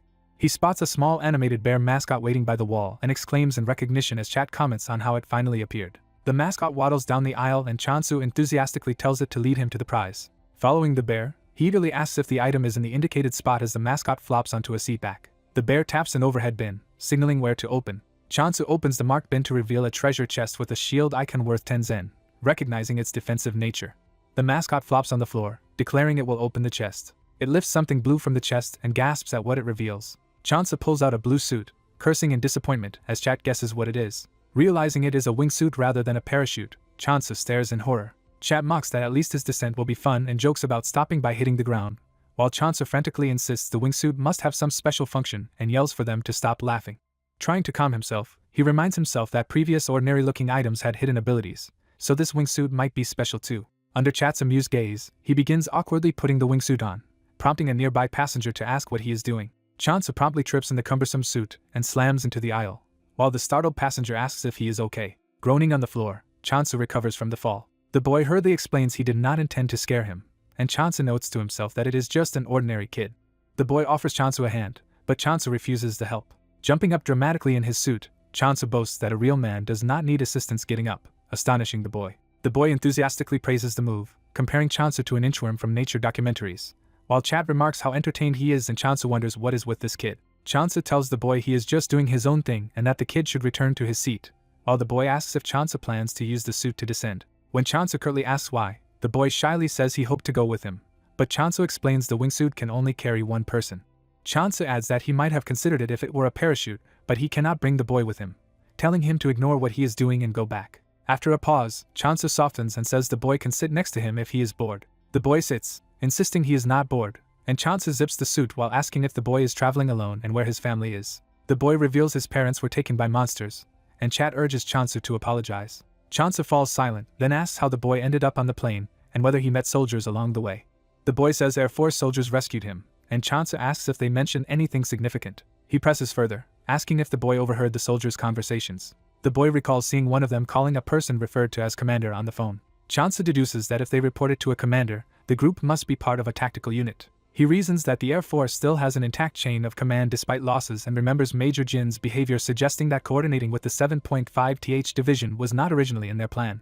Chansa concludes that the commander mentioned might not belong to the 7.5th Division at all. He thanks the boy for the valuable information, but the indignant boy insists he is not a kid. Chansa retorts that he is obviously a kid since he is short, and scolds him for caring about his hairstyle, while the boy protests and tells him not to touch his hair. Chat teases Chansa about bullying an orphan and mocks his expression, leaving him flustered and at a loss for words. Chansa privately wonders who would style their hair in such dire times and concludes the boy might be coping poorly with his parents' deaths.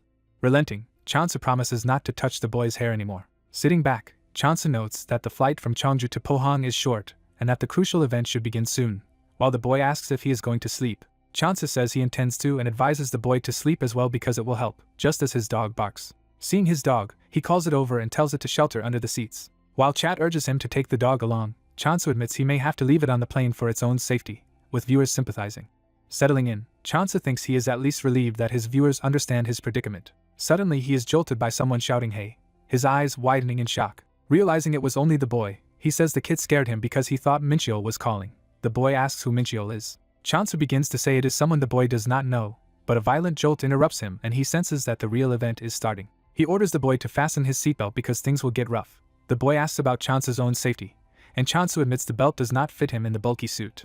Instead, Chansa forces the boy's head down and insists he follow instructions and stay low. The boy is slammed around by the turbulence, crying out in fear. Chaos erupts in the cabin as passengers scream, beg for help, and ask if the plane is about to crash. Chansa hears a horrible crunching noise and reacts in alarm. He sees a section of the fuselage being torn open, realizing something is breaking through and thinking no way.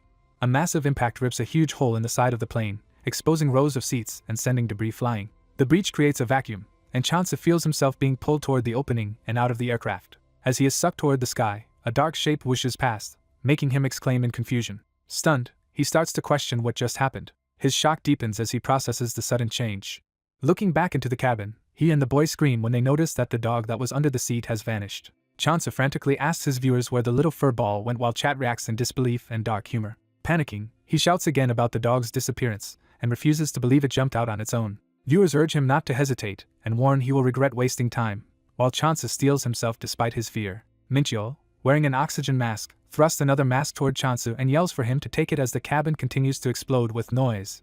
As giant insects tear open the plane's fuselage and it starts to fall, someone yells that it is going down and wonders if a tough passenger might survive the crash. The crew orders everyone to brace for a crash landing in a nearby reservoir since there is no safe runway. Chansa thinks he needs to leave his seat while a safety announcement warns that even a survivable crash can still kill them with smoke. The announcement explains to passengers, including the blonde kid, to cover their faces with wet cloths and stay low while moving to survive the smoke. The plane continues its desperate descent through the sky.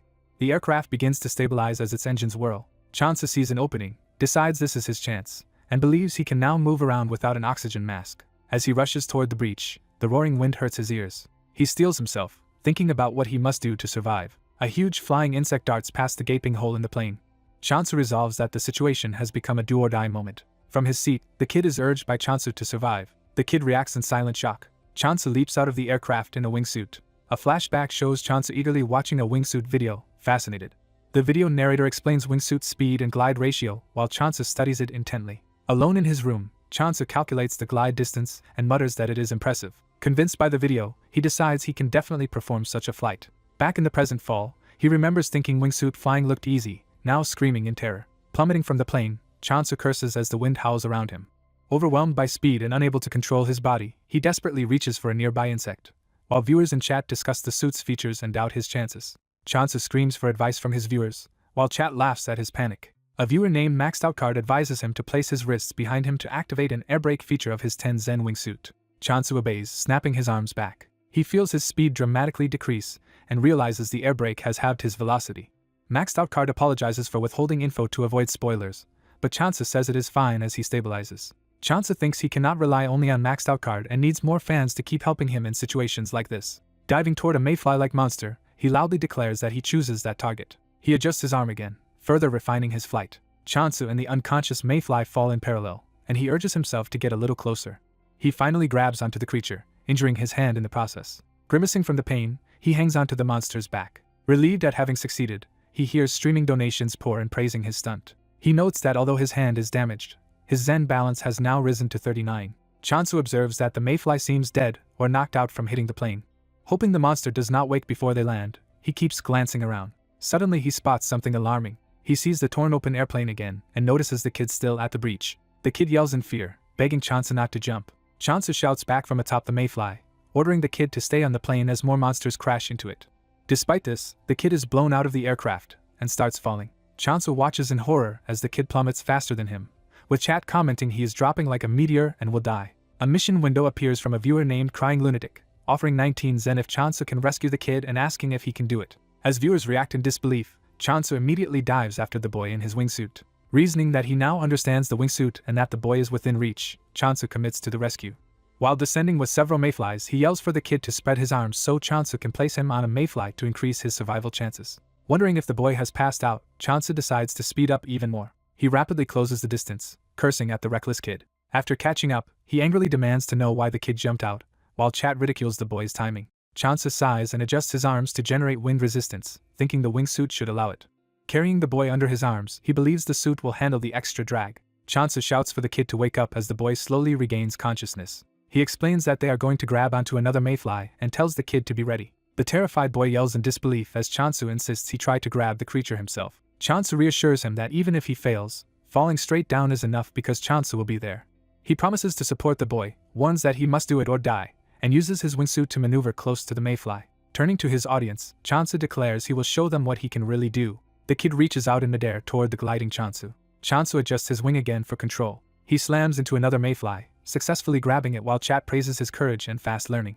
He notes that the situation is not over yet and urges the kid not to disappoint him. The kid bounces painfully off the mayfly's side. Chansu yells for him to fall toward his position. In panic, the kid screams for Chansu to help him. Chansu manages to catch the boy midair, straining with the weight. Holding him securely, Chansu asks the kid to move closer along his body, and the boy shakily agrees. A mission complete alert appears as Chansu, clinging to the mayfly with the boy, celebrates their success while viewers marvel at the miracle. Chansu calculates that once he completes the crash landing mission he will have 73 Zen, then tells the crying kid to toughen up. He scolds the boy for ignoring his instructions and jumping, but cuts the argument short due to the ongoing danger. Pinching the kid's cheek, Chansu orders him to stop crying and save his emotions for later, and the boy yelps in pain. Chansu calmly explains that they just need to jump off the mayfly before hitting the ground and asks if the kid can handle that. They crash through treetops and slam into the forest below. Lying on a cushion of leaves, they groan but realize they survived. Chansu zips up his suit, saying it feels good to stand on solid ground while the nauseous boy complains he might throw up. As dead mayflies rain down around them and Chat notes the plane is probably destroyed, Chansu remarks that the sight is disgusting. Watching the burning passenger plane fall and explode in the distance, Chansu checks if the boy is okay and wonders aloud about the fate of the others. When the boy confirms he is fine, Chansu pats his head and says that is all that matters. Chansu grumbles about the reckless dog they lost from the plane, while Chat teases him for pretending to care. Viewers urge him to look around and at least find the animal's body, and though reluctant, he agrees. A black dog suddenly sprints through the forest toward them. The dog happily barks as Chansu recognizes it as the missing fur ball. Shocked that the dog is alive, Chansu and the boy are surrounded by several excited barking dogs. Chansu observes that the dog looks completely uninjured. When the dog licks his face, Chansu tells it to stop. A viewer donates Zen with the instruction to let the dog lick him, but Chansu instead shoves the dog away, speechless. Suddenly remembering something, Chansu studies the dog more closely. He realizes the dog must have copied his own mayfly grabbing trick to survive the fall and notes the bug flesh in its teeth while Chat reacts with disgusted curiosity. Proud, Chansu declares that such cleverness is expected from a dog he personally chose, while Chat mocks him for previously trying to abandon it. As they walk, Chansu asks the kid's name so they can at least know each other properly. The boy introduces himself as Chansu Go and suggests they get along during their short journey. Chansu warns that they will be moving quickly and will leave the kid behind if he slows them down, and the boy nervously agrees while the dog barks. They note with relief that the airborne monsters seem uninterested in people on the ground. A large military transport plane roars overhead, startling Chansu. Chat identifies it as a national defense aircraft as Chansu sees it firing flares to distract the mayflies. Chansu deduces that the monsters are attracted to bright lights and regrets not boarding that plane, while Chat jokes about his constant hardships. Seeing no other planes in the sky, Chansa tells June they need to hurry. He reasons that if the aircraft is headed for Cheongju Airport, it might already be arriving there. The scene shifts to Pohang Airport, showing its exterior. Inside the terminal, Chansa senses a heavy tremor shaking the building. Thrown off balance, he wonders what is causing the vibration. He looks on in alarm as the shaking intensifies. Part of the airport collapses into rubble, and he fears the entire building is coming down. Chansu is torn between relief that he and his group left earlier and concern for the people still inside. Amid evacuation efforts, officers shout for civilians to hurry yet descend the stairs calmly. On the ruined concourse, Air Force personnel arrive, and observers note the absence of the 7.5 Division troops. A gray-haired major recognizes Chansu and comments that he appears to have landed safely. Chansu urgently explains that the terminal just partially collapsed from a tremor and insists they evacuate before it happens again. The major stiffens and calls out to Sergeant Lee Byung-chul. He orders the sergeant to lead the civilians out first. Chansu asks what is wrong, and the major admits they need vehicle keys located beyond the collapsed area. The major explains that other soldiers promised to leave the keys for them, but now accessing them will be difficult. He then asks about the earlier passenger plane, assuming there must be more survivors if Chansa lived, and Chansa bluntly states that the plane crashed. Chansa tells him he was only saved because he latched onto a slowly falling giant insect. The major is stunned and questions whether such survival is even possible. Confirming he and a few others lived, Chansa introduces himself and mentions the rescued kid and dog waiting outside. Outside the airport, June hides with the dog in the bushes, planning to wait there until Chansa calls. Inside, the officers discuss how many people might still arrive from Cheongju Airport, unsure if the other groups made it. A soldier confirms that Chansa's warning did reach them but implies they still had to load soldiers and civilians onto planes. Chansa says they had no choice but to evacuate those people despite the risks. The major blames himself, reasoning that since those planes never arrived, something went wrong and he failed to choose the best option under pressure. Chansa cuts him off, saying self-blame is not the issue right now. He stresses that what matters is retrieving the key from the rubble and urges Major Jean to focus on getting the vehicle. Chansa adds that they must first move all remaining people to safety, while Chat teases him for sounding heroic. Major Jean silently steels himself, seemingly impressed by Chansu. Chansa points out a narrow gap in the debris that is too small for him, or Major Jean, and asks them to wait, while he considers another approach.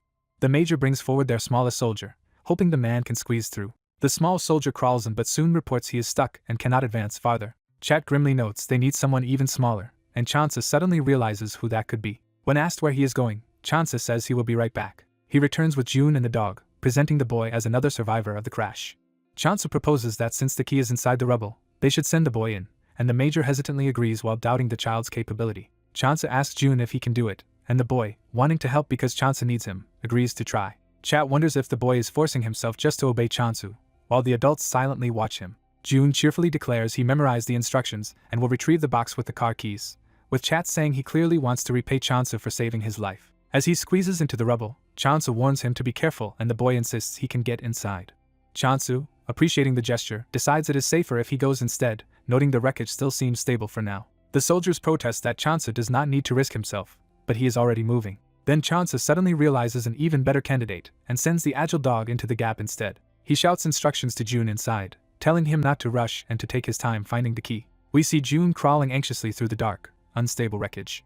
Major Jean asks if the boy can really handle it, and Chansa replies that they have no better option and can only hope for success. Chansa tries to reassure himself that it is only about retrieving a key, when a terrified scream erupts from inside. Panicking, Chansa yells for June to answer and demands to know what happened. Major Jean peers in with a flashlight, concluding that something serious has occurred. Chansa realizes the situation is dire, while Chat alternately suggests running away or dismisses it as the boy simply tripping. Ignoring the comments, Chansa crawls forward, wondering what is really inside the rubble. He peers in with growing dread, silently begging for things to be okay. Major Jean suddenly spots a monster inside and screams for the kid to escape immediately. Chansa frantically calls out Park June's name as debris clatters. June's terrified scream echoes from within the wreckage as he is chased by what Chansa realizes are zombies, while Chad insists the key is no longer the priority compared to saving the boy. Amid crashing noises, someone urges Park June to escape first while others wonder about the prolonged commotion. Chansa notes that June's shifting screams mean he is still evading capture. A snarling zombie dog bites at June's bare feet, shocking everyone. Realizing what the noise must be, Chansa reacts in alarm. June crawls out from the rubble and throws Chansa a metal box. Chansa catches the box in surprise as June is dragged away. Chansa thinks June has been seized by zombies again and marvels at his bravery confronting the dog. They urgently scramble under the debris, yelling for June to hurry. June crashes out onto open ground, leaving Chansa exhausted but relieved. Chansa checks if June is hurt, and June replies he is fine while others joke about zombie bites. Chansa suddenly notices the dog is missing from the rubble. The little dog bursts out uninjured, startling the group. Chansa sprints toward the dog. Recognizing it, he starts to call out to his pet. Chansu joyfully identifies the dog as Furball.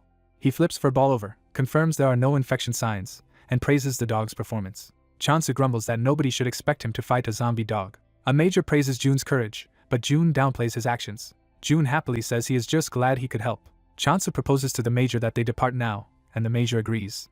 Chansu declares they are leaving Pohang Airport as their convoy of cars lines up. The major suggests everyone, including the dog, ride in the same car, and Chansu gets permission. Chansu calls to park June. June answers cheerfully while surrounded by friendly soldiers. June runs up asking what Chansu was doing, and Chansu claims he was chatting with an acquaintance. Chansu, acting oddly, tells June to ride in another car. He reminds June that since June knows many people here, he should travel with them. Chansu explains to onlookers that June originally belonged to that group, despite June's panic. June reluctantly asks if he really has to go, and Chansu says it is not a permanent goodbye. Chansu waves with a smile as inner narration accuses him of abandoning the boy. June runs away crying while soldiers look on. Chansu tells the major's driver they should depart as well. The major climbs into the vehicle. The major suddenly senses something ominous. As the car jolts, Chansu panics and calls out to the major, wondering what is happening. Behind them, Pohang Airport collapses with thunderous crashes. The major jumps back into motion, shouting for everyone to hurry and go. Their vehicle speeds away, tires screeching on the wet ground. They race out as debris falls, barely escaping the destruction. Chansu realizes they would have died if they had left any later. While fleeing, the car begins to shake violently again, alarming Chansu. He suspects an earthquake as the ground cracks open beneath them. Chansu realizes it is not an earthquake but something large forcing its way up, while others guess a giant monster is emerging. A massive white creature bursts from the ground near the parking lot, and Chansu curses in disbelief at its appearance here. The major orders all troops to move away fast and head to the port immediately. In the car, Chansu asks their destination, and the major says they are going to Inga Port, hoping for a ship. The major believes a prepared evacuation ship should be waiting there because earlier soldiers left them this car. Chansu suggests Pohang New Port as an alternative, and wonders if they should head there first. The major explains Pohang New Port mainly handles large steel freighters, making it difficult to board, though he has contacts there. Chansu thinks Singapore is still their best option but worries if that choice is truly safe. He asks if they can fight the giant monsters, and his inner knowledge says their adult forms die within hours, so escape is wiser, which reassures him. Another soldier in the lead car shouts directions. Their car slams through debris, jarring the vehicle. The driver struggles to keep control, yelling in shock. The major yells at him not to release the steering wheel. He orders everyone to hold on and stay focused if they want to survive. Chansu sees in the mirror that the rest of the convoy may have left the major behind but reasons that such orders likely came from the major himself. He concludes the real issue is his own survival and urges that they must move faster. The road in front collapses as they speed over it. The driver screams while fighting the wheel. Chansu and Furball are thrown around inside the car by the rough driving. Chansu yells at the driver to be more careful, then reacts to something unexpected. From above, Chansu asks where they are going and what happened to the other car. The driver explains they diverted onto a secondary route after the monster blocked the main road, and Chansu is surprised there is another route. The major announces they are now heading toward Pohang New Port instead. Chansu confirms that the major is familiar with that port, and the major admits he only knows it somewhat. The damaged car begins rattling again as the passengers cry out. The driver reports the vehicle is too damaged by obstacles to travel far. They realize there is no choice but to reach a ship and wonder how long the car can last. The driver says he does not know and is urged under threat to drive even faster.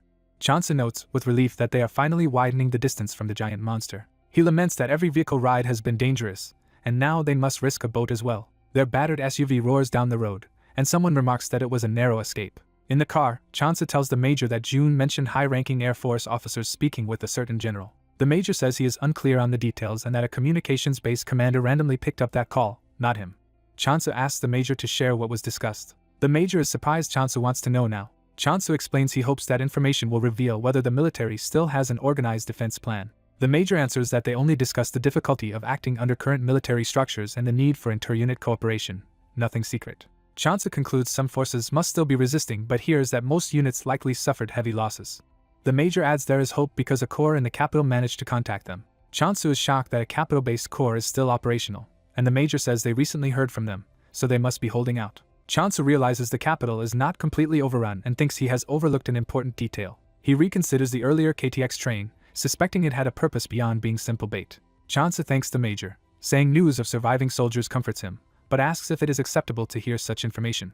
The major replies that since they are cooperating he can share it, and notes the contact was not formally through the Air Force anyway. Chansu laughs awkwardly in response. Their driver exclaims that they have finally arrived. Chansu leans out the window in surprise at the sight before them. He recognizes that they have reached Pohang New Port with its towering container cranes.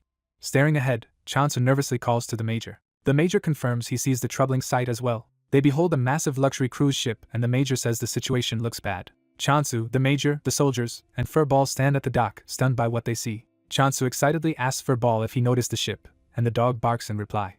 Chansu reflects that he once dreamed of taking such a luxury cruise in his lifetime. As Furball happily wags, Chansu forces a smile, thinking that in survival horror games cruise ships are ominous settings. Chansu and the Major agree the ship and especially its docking position appear extremely dangerous. Chansu notes that the ship is anchored far away from the pier. He wonders aloud if anyone is even aboard the vessel.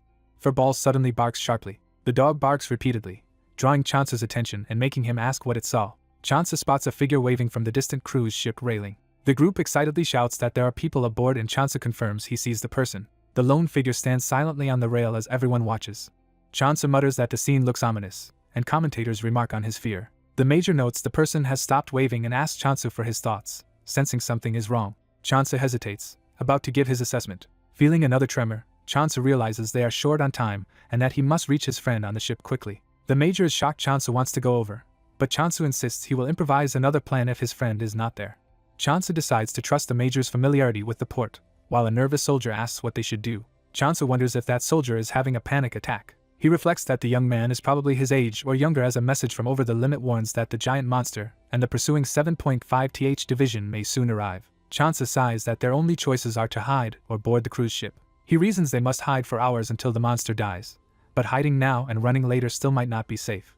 He concludes they must ultimately escape by sea, ideally by moving the cruise ship before the monster comes, since delaying could mean losing the vessel entirely. His thoughts sum up that, in the end, there is only one viable option. Chansu reluctantly decides they have no choice but to board the cruise ship. Nearby, the Major starts up a mobile cargo crane, surprising Chansu. The Major announces he has brought the necessary equipment.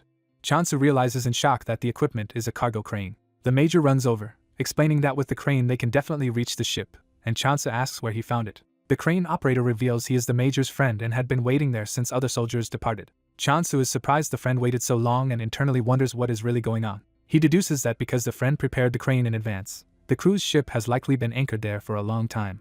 Chansu speculates the ship can move but the crew is afraid to dock it at the pier. The Major shouts that his friend can operate the crane and that riding the suspended platform will get them close to the ship. Suddenly Chansu hears distant gunfire and wonders if other soldiers are converging on this dangerous port. Chansu asks Major Jean for a gun, but the Major explains he discarded their rusting weapons due to lack of usable ammo. Chansu realizes the approaching forces are the hostile 7.5th division he mentioned and urges they must avoid them by moving fast.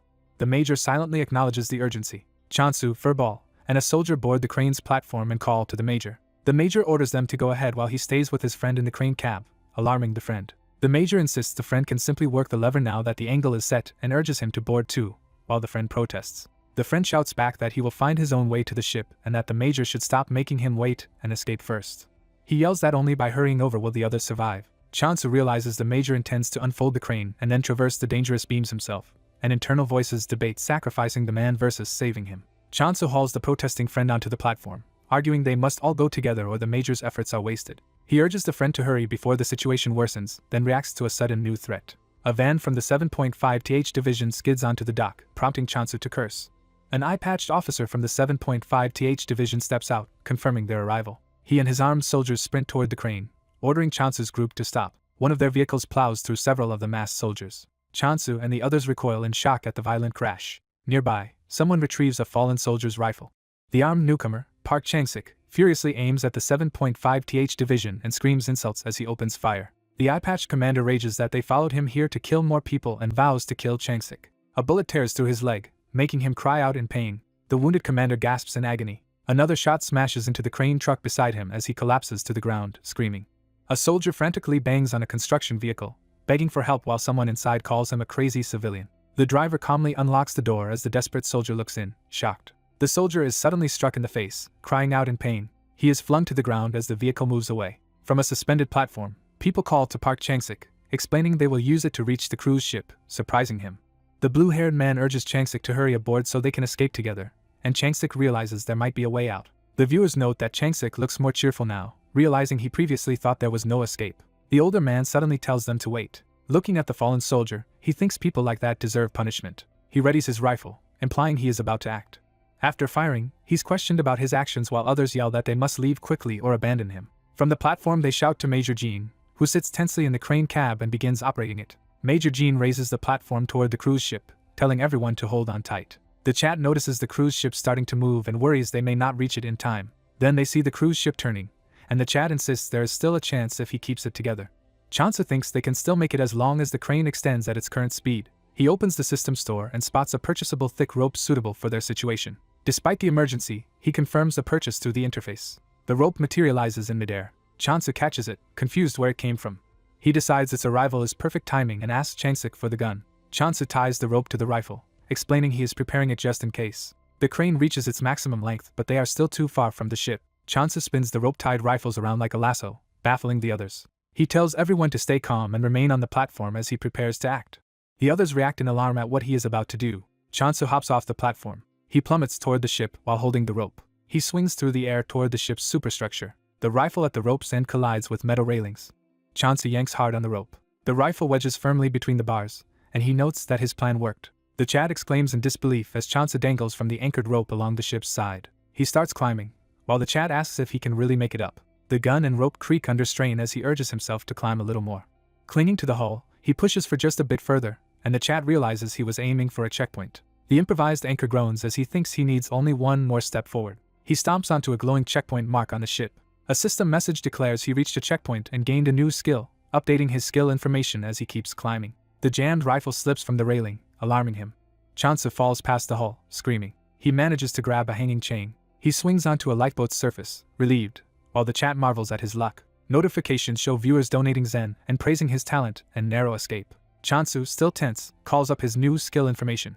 A reminder warns him that remaining in one area too long is dangerous. Info 1 reveals terrifying monsters roam near the cruise ship SS Nakala. Info 2 adds that dangerous sea creatures threaten smaller ships in the ocean. Chansa concludes he will need allies and tells his viewers he plans to take the others with him. On the platform, the others wonder how he will bring them over without the rope while he begins to explain about the ship.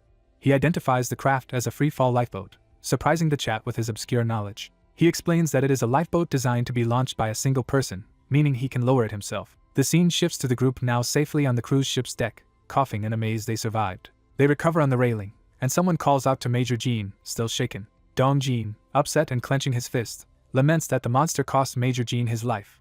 Chansa confirms Dong Jean Cha's name, and Dong Jean introduces himself as a longtime friend of Major Jean. The survivors formally introduce themselves, including Chansik Park and Corporal Yang Hunju. The corporal anxiously asks if Major Jean is truly dead. A silent moment hangs over the group as the ship continues forward. Chansa solemnly states that Major Jean could not escape the crane in time. A flashback shows Major Jean and the crane being engulfed in the sea. Dong Jean reflects that Jean probably felt content saving their lives, consistent with his selfless nature. Chansa prefaces that he does not want to dampen their mood. He cautions that it is too early to relax because they know nothing about the ship. He commands the system to show his skills. Skill 1 details aggro, which boosts his stats when many enemies target him, record keeping, which permanently stores part of that increase, and a locked recovery skill. Skill 2 describes New Master's Reward, a single-use ability to see through the eyes of a touch target for 10 minutes. Chansa realizes he cannot use a certain function yet, and a notice says a viewer named Crying Lunatic has banned some words, while chat remarks that he looks upset. He asks the controlling viewer what words were banned, and Crying Lunatic replies that they simply blocked phrases used by a previously banned user. Chansu accepts this explanation and then wonders where the man who had waved to them earlier has gone. He concludes that to learn the ship's status they must go to one specific place. Pointing upward, he identifies that place as the control room high above. Chansu urges everyone to move out toward their destination. The group enters the ship's opulent interior, awed by its grandeur. Staring at the vast lobby, they realize they are likely in the ship's main lobby, while chat jokes about their first cruise. Overwhelmed, Chansa spins happily in the luxurious space before refocusing. After venting his excitement, he readies his axe and declares he is prepared to kill any threat. The chat laughs at his sudden switch to a deadly mood. Humming, Chansa strolls deeper into the lobby until someone calls for him to wait. The older man says he just saw someone nearby, puzzling Chansu. Chansu insists he definitely saw a figure resembling a child and decides to check, just in case. The older man urges him to stay together, warning that whatever he saw might not truly be a child and reminding him that Major Jean died to save him. Dong Jean internally curses but resigns himself to following this new selfless leader. Chansu relents, saying Dong Jean can act as he wishes but he will not be responsible for the outcome. Dong Jean, moved, says he wants to help others in need and promises not to forget what Chansu did for him.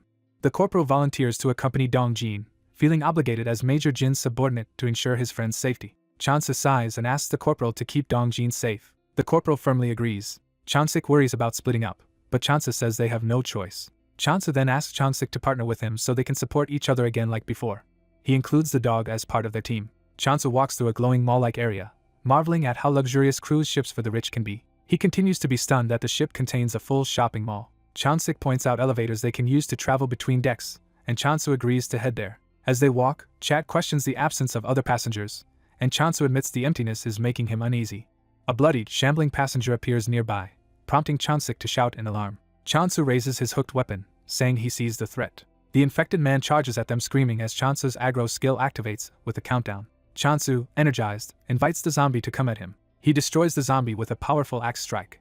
Looking at the blood spatter, Chansu mutters in frustration. A ship staffer in a vest remarks that this proves other people are on board. Chansu agrees while staring at the corpse. He anxiously asks his viewers whether they think all the passengers boarded and wonders if many are now zombies. He estimates that a ship this size could hold up to about 2,000 people. Overwhelmed, he briefly considers escaping by lifeboat.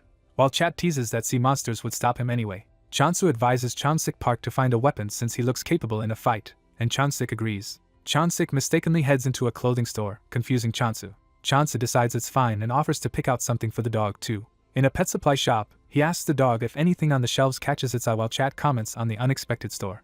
The dog sniffs a row of treats, and Chansu asks if that's what it wants. He gives the dog a bone treat and tells it to eat. Watching it happily, he decides to grab extra snacks for the dog. As he rummages through items, he notices Haryang's bag full of medical supplies. He reasons the cruise ship likely has a medical station, so maybe they did not need to haul so many supplies. Unsure what is necessary anymore, he stares at the shelves. The dog then indicates interest in a collar, and Chansu muses that it actually looks decent. He reflects that being called a weirdo is not necessarily bad as he looks at the eager dog. After putting the collar on, he notes that the dog now looks more intimidating. Chansu asks if the dog likes the new look while the Chat notices its face seems fiercer.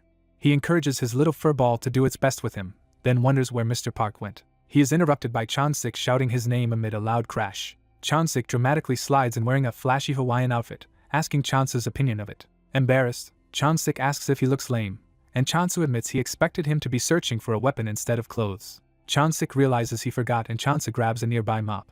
Chansu breaks the mop handle and offers the staff end to Chansik as a makeshift weapon. He explains that wide-swinging weapons like a mop are best for beginners in combat. They decide to take the elevator and Chansu warns Chansik to stay alert as they approach the bloody doors. Chansu presses the elevator button. The elevator doors open with a clunk. After confirming it is clear, Chansu leads them inside, weapons ready, while Chat praises his caution. He tells his viewers that zombies can play dead or drop from ceilings, so they must always stay careful as Chansik hits the button. As the elevator rises, a system message says the shop has been updated. Chansu reacts happily to the update, but a sudden crash interrupts them. A powerful red-eyed zombie smashes into the closing doors from outside. The creature repeatedly slams the doors, denting and shaking them. The elevator reaches the 5th floor with a ding. When the doors open, they see how badly bent the metal is and the Chat concludes this is no ordinary zombie. On the upper level, Chansu runs to the railing to look down at the threat. Below, the enraged red zombie roars, confirming a stronger variant has appeared. It charges with terrifying force, and the Chat comments on its temper. Chansu decides they cannot ride the elevator back down, and Dong Jin yells that they should flee instead of staring. Panicking, Chansu asks his viewers if he can really fight that monster, while a supportive donor in Chat tells him he can do it. He admits the ship environment is making him nervous, despite the Chat's attempts to reassure him. He wonders if climbing the ship's exterior would have been safer but concludes that would have been too risky.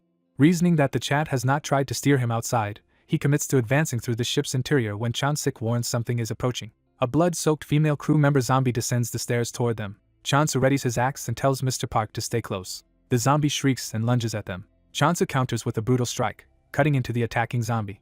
After killing a zombie and seeing only one enemy targeting him, Chansu wonders why his aggro count is so low. Watching a grotesque zombie trapped by closing elevator doors, the observer concludes that monster was only interested in the elevator. Chansu approaches with his companion, recognizing the creature as a dangerous mutated zombie likely responsible for earlier noise. They reach doors marked theater, and Chansu calls Mr. Park over. Chansu explains he wants to use the multi-floor theater to move upward, not to watch a movie.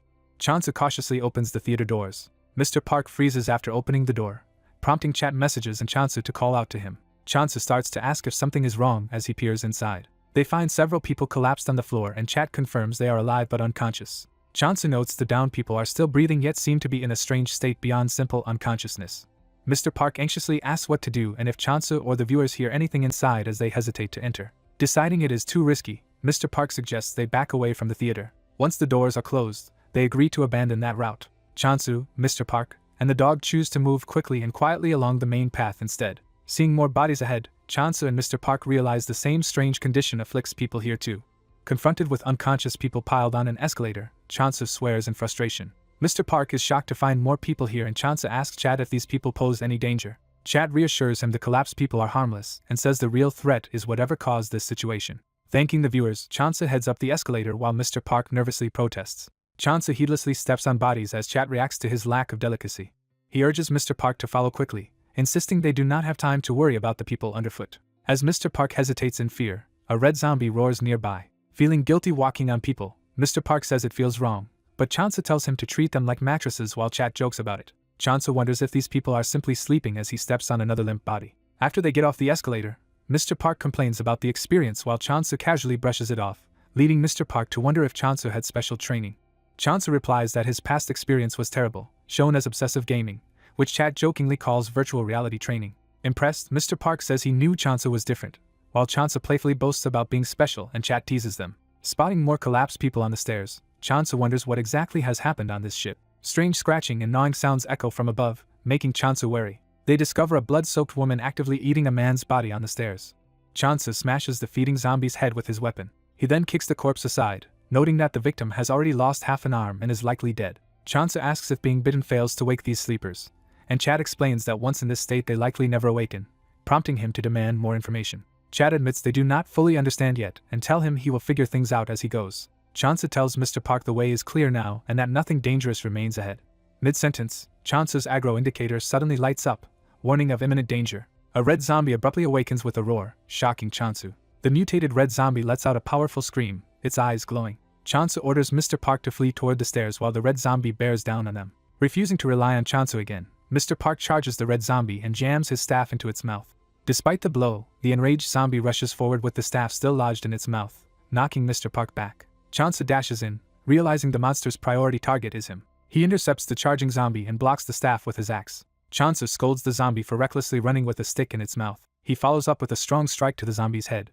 The blow fails to finish it off and the red zombie continues roaring. As it swipes at him, Chansu prepares another move. He rams the axe deep into the monster's mouth yet is surprised it remains standing. While the red zombie gnaws on the embedded axe, Chansu remarks that such a wound is still not enough to kill it. He then hacks into the zombie's neck, blood spraying everywhere. Realizing the neck is the weak point, Chansu resolves to aim there from now on. The dog growls, ready to assist. The dog bites the zombie's leg, distracting it. Using that opening, Chansu slips past the zombie's extended tongue attack. He stomps hard to brace himself. Chansu delivers a decisive horizontal slash that nearly severs the red zombie's neck. The monster collapses with a final growl while Chat celebrates the kill. Chansu staggers back, catching his breath amid the flying blood. Mr. Park rushes over, worried, but Chansu reassures him he is fine. Chansu reflects that he barely discovered the creature's neck weakness before needing a 10th strike.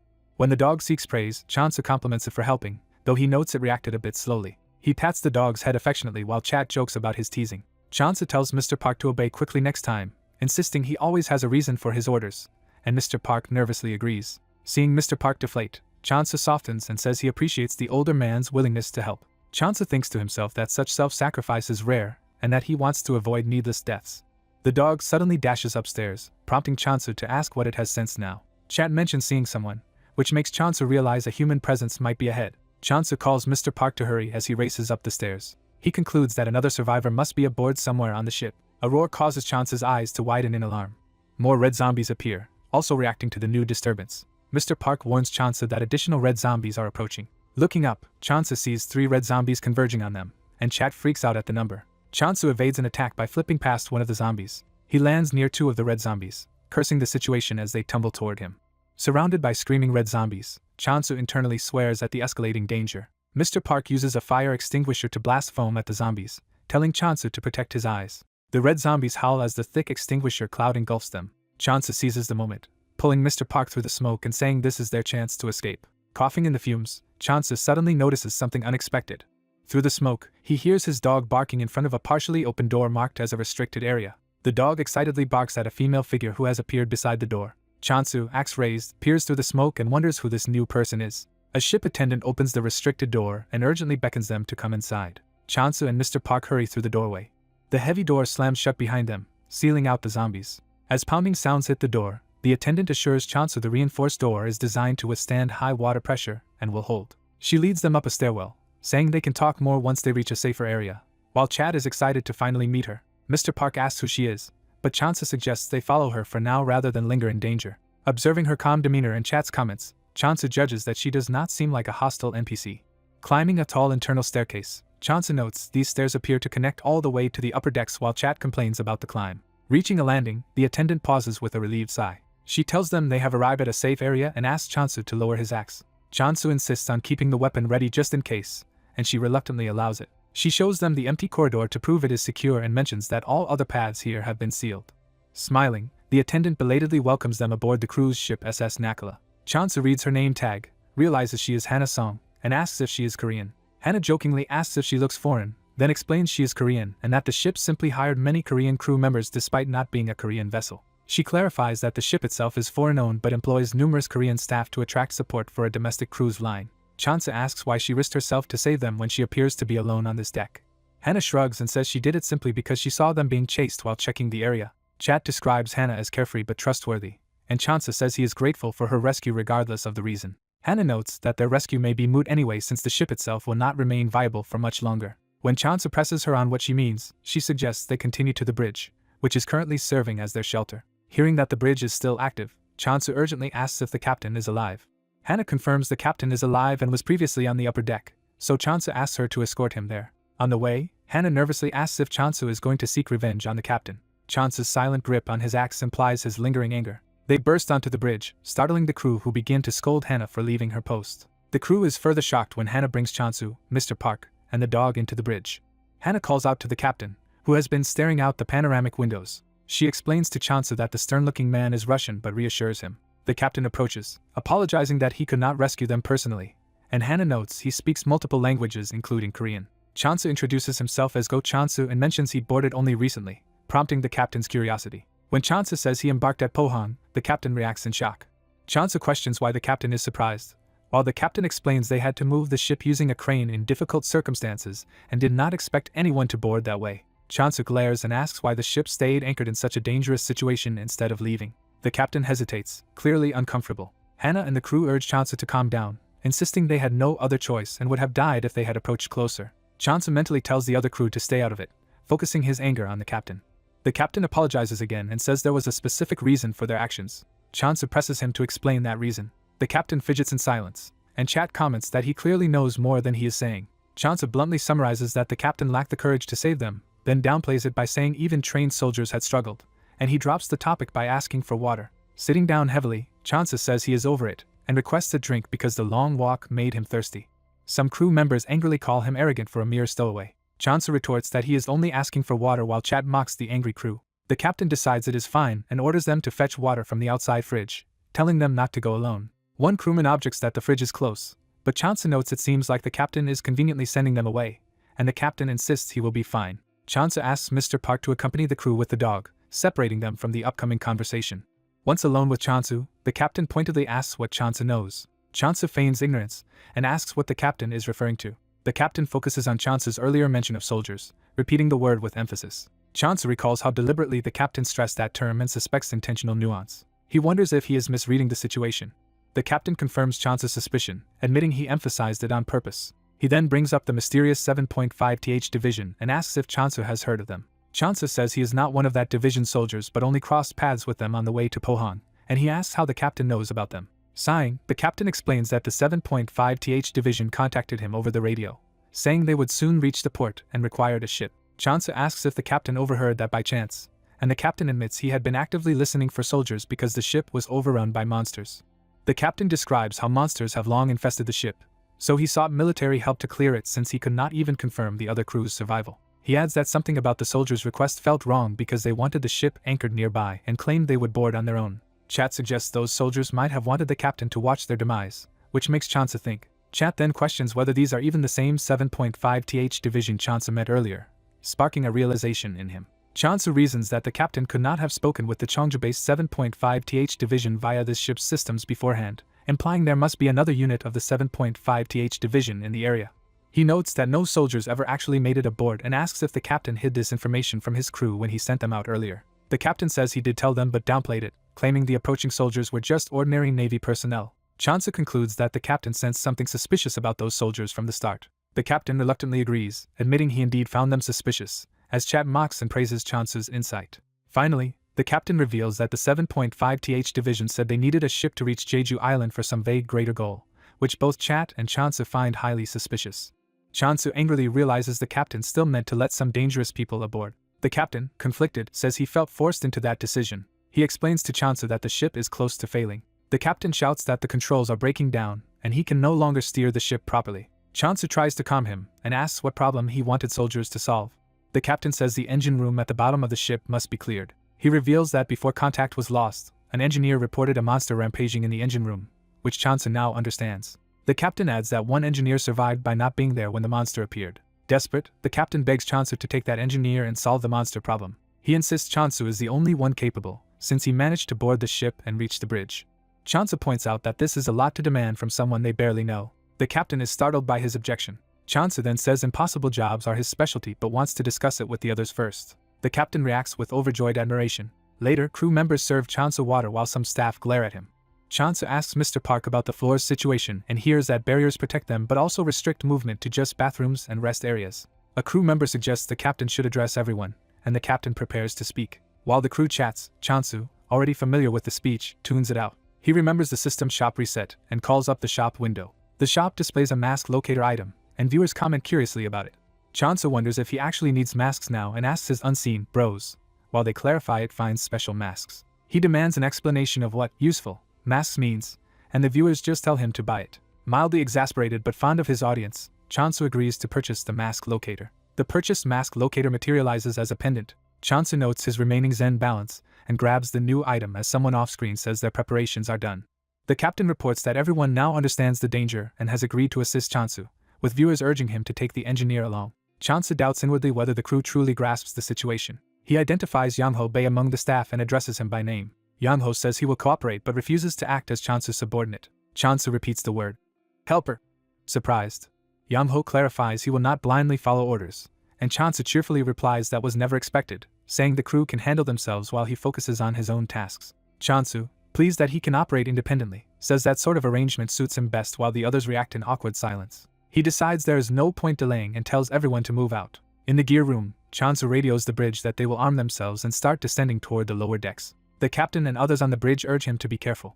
Yang-ho asks if Chansu is really going down with only an axe, and Chansu confidently confirms while asking about their weapons. Yang-ho shows a metal pipe and says they will manage, and Chansu jokes that he briefly thought Yang-ho wanted to borrow his axe. Chansu smirks possessively over his axe while Chat comments tease the ego clash. Yang-ho curtly tells the group to finish their preparations. Chansu clicks open the mask locator, thinking it is time to use it. The locator displays an arrow and nearby, leading Chansu to complain internally about the vague range while viewers compare it to a radar. Chansu questions the surviving engineer about the unconscious people scattered across the ship, and the engineer confirms seeing them. Chansu asks what caused that, and the engineer reveals another type of smaller monster besides the humanoid ones. The engineer explains this small creature clings to a person and then explodes, shocking Chansu. He further explains it detonates into dust that is dangerous when inhaled. The engineer says breathing that dust will leave you in the same state as the collapsed victims. A flashback shows the engineer with soldiers earlier when they first encountered the threat.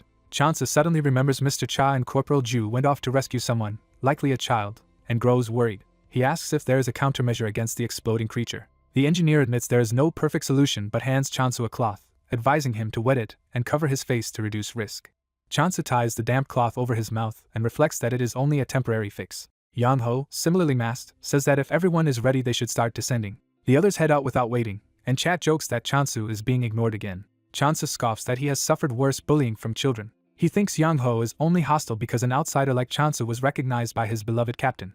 Chansu tells his dog Furball to stop drinking and come along. On the radio, he informs the bridge that his team is now heading down. Reaching a restricted door, Yang-ho volunteers to lead the way for the group. As he opens the door he glares suspiciously, still tense. The others note that he practically stared Chansu down before opening, which Chansu ignores.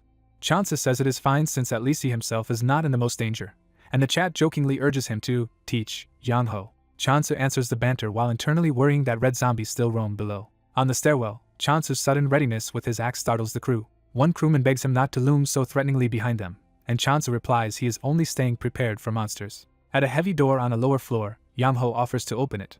Chansu stops him with a tap, sensing something. He signals for silence. Yang-ho is frightened and starts to speak. Chansa presses a finger against Yang Ho's face covering and orders him to stay quiet, shocking everyone. Chansa leans in to listen carefully on the other side of the door. He complains that the door is soundproof and explains to the nervous crew that he was trying to hear any lurking monsters. He then tells them to open the door as quietly as possible while stepping safely behind them, leaving the others confused. Watching them hesitate, Chansa taunts them about being scared. He thinks that if Yang Ho wants to lead, he should at least understand the danger ahead. Embarrassed, Yang Ho clears his throat. Despite his nerves, he slowly turns the heavy handle. He cautiously peeks through the opening. Seeing nothing inside, he announces the area is clear while Chansa simply nods, with Chat mocking his backseat leadership. As they proceed through an empty hallway, Chansa wonders where all the monsters have gone. The mask locator indicates that more than 5 masks exist somewhere on this floor. Chansa notices the arrow blinking faster as he moves, realizing it also indicates distance. Suddenly a noise erupts, and the whole team sprints while shouting about where it came from. Chansa orders everyone to gather by the escalator railing and hurry. Lined up at the railing, the crew anxiously asks if he has a plan, and he explains that once the monsters notice them they will single out a target. He tells a worried crewman to focus, comparing the monsters to enraged bulls that charge once provoked. Chansa instructs everyone that when a monster rushes them, they should simply step aside at the last moment. A red-eyed zombie charges down the hallway toward them. One crewman realizes in terror that the monster has locked onto him. As the zombie grabs him, Chansa yanks the man toward the railing despite his protests. Chansa shouts for the zombie to release him.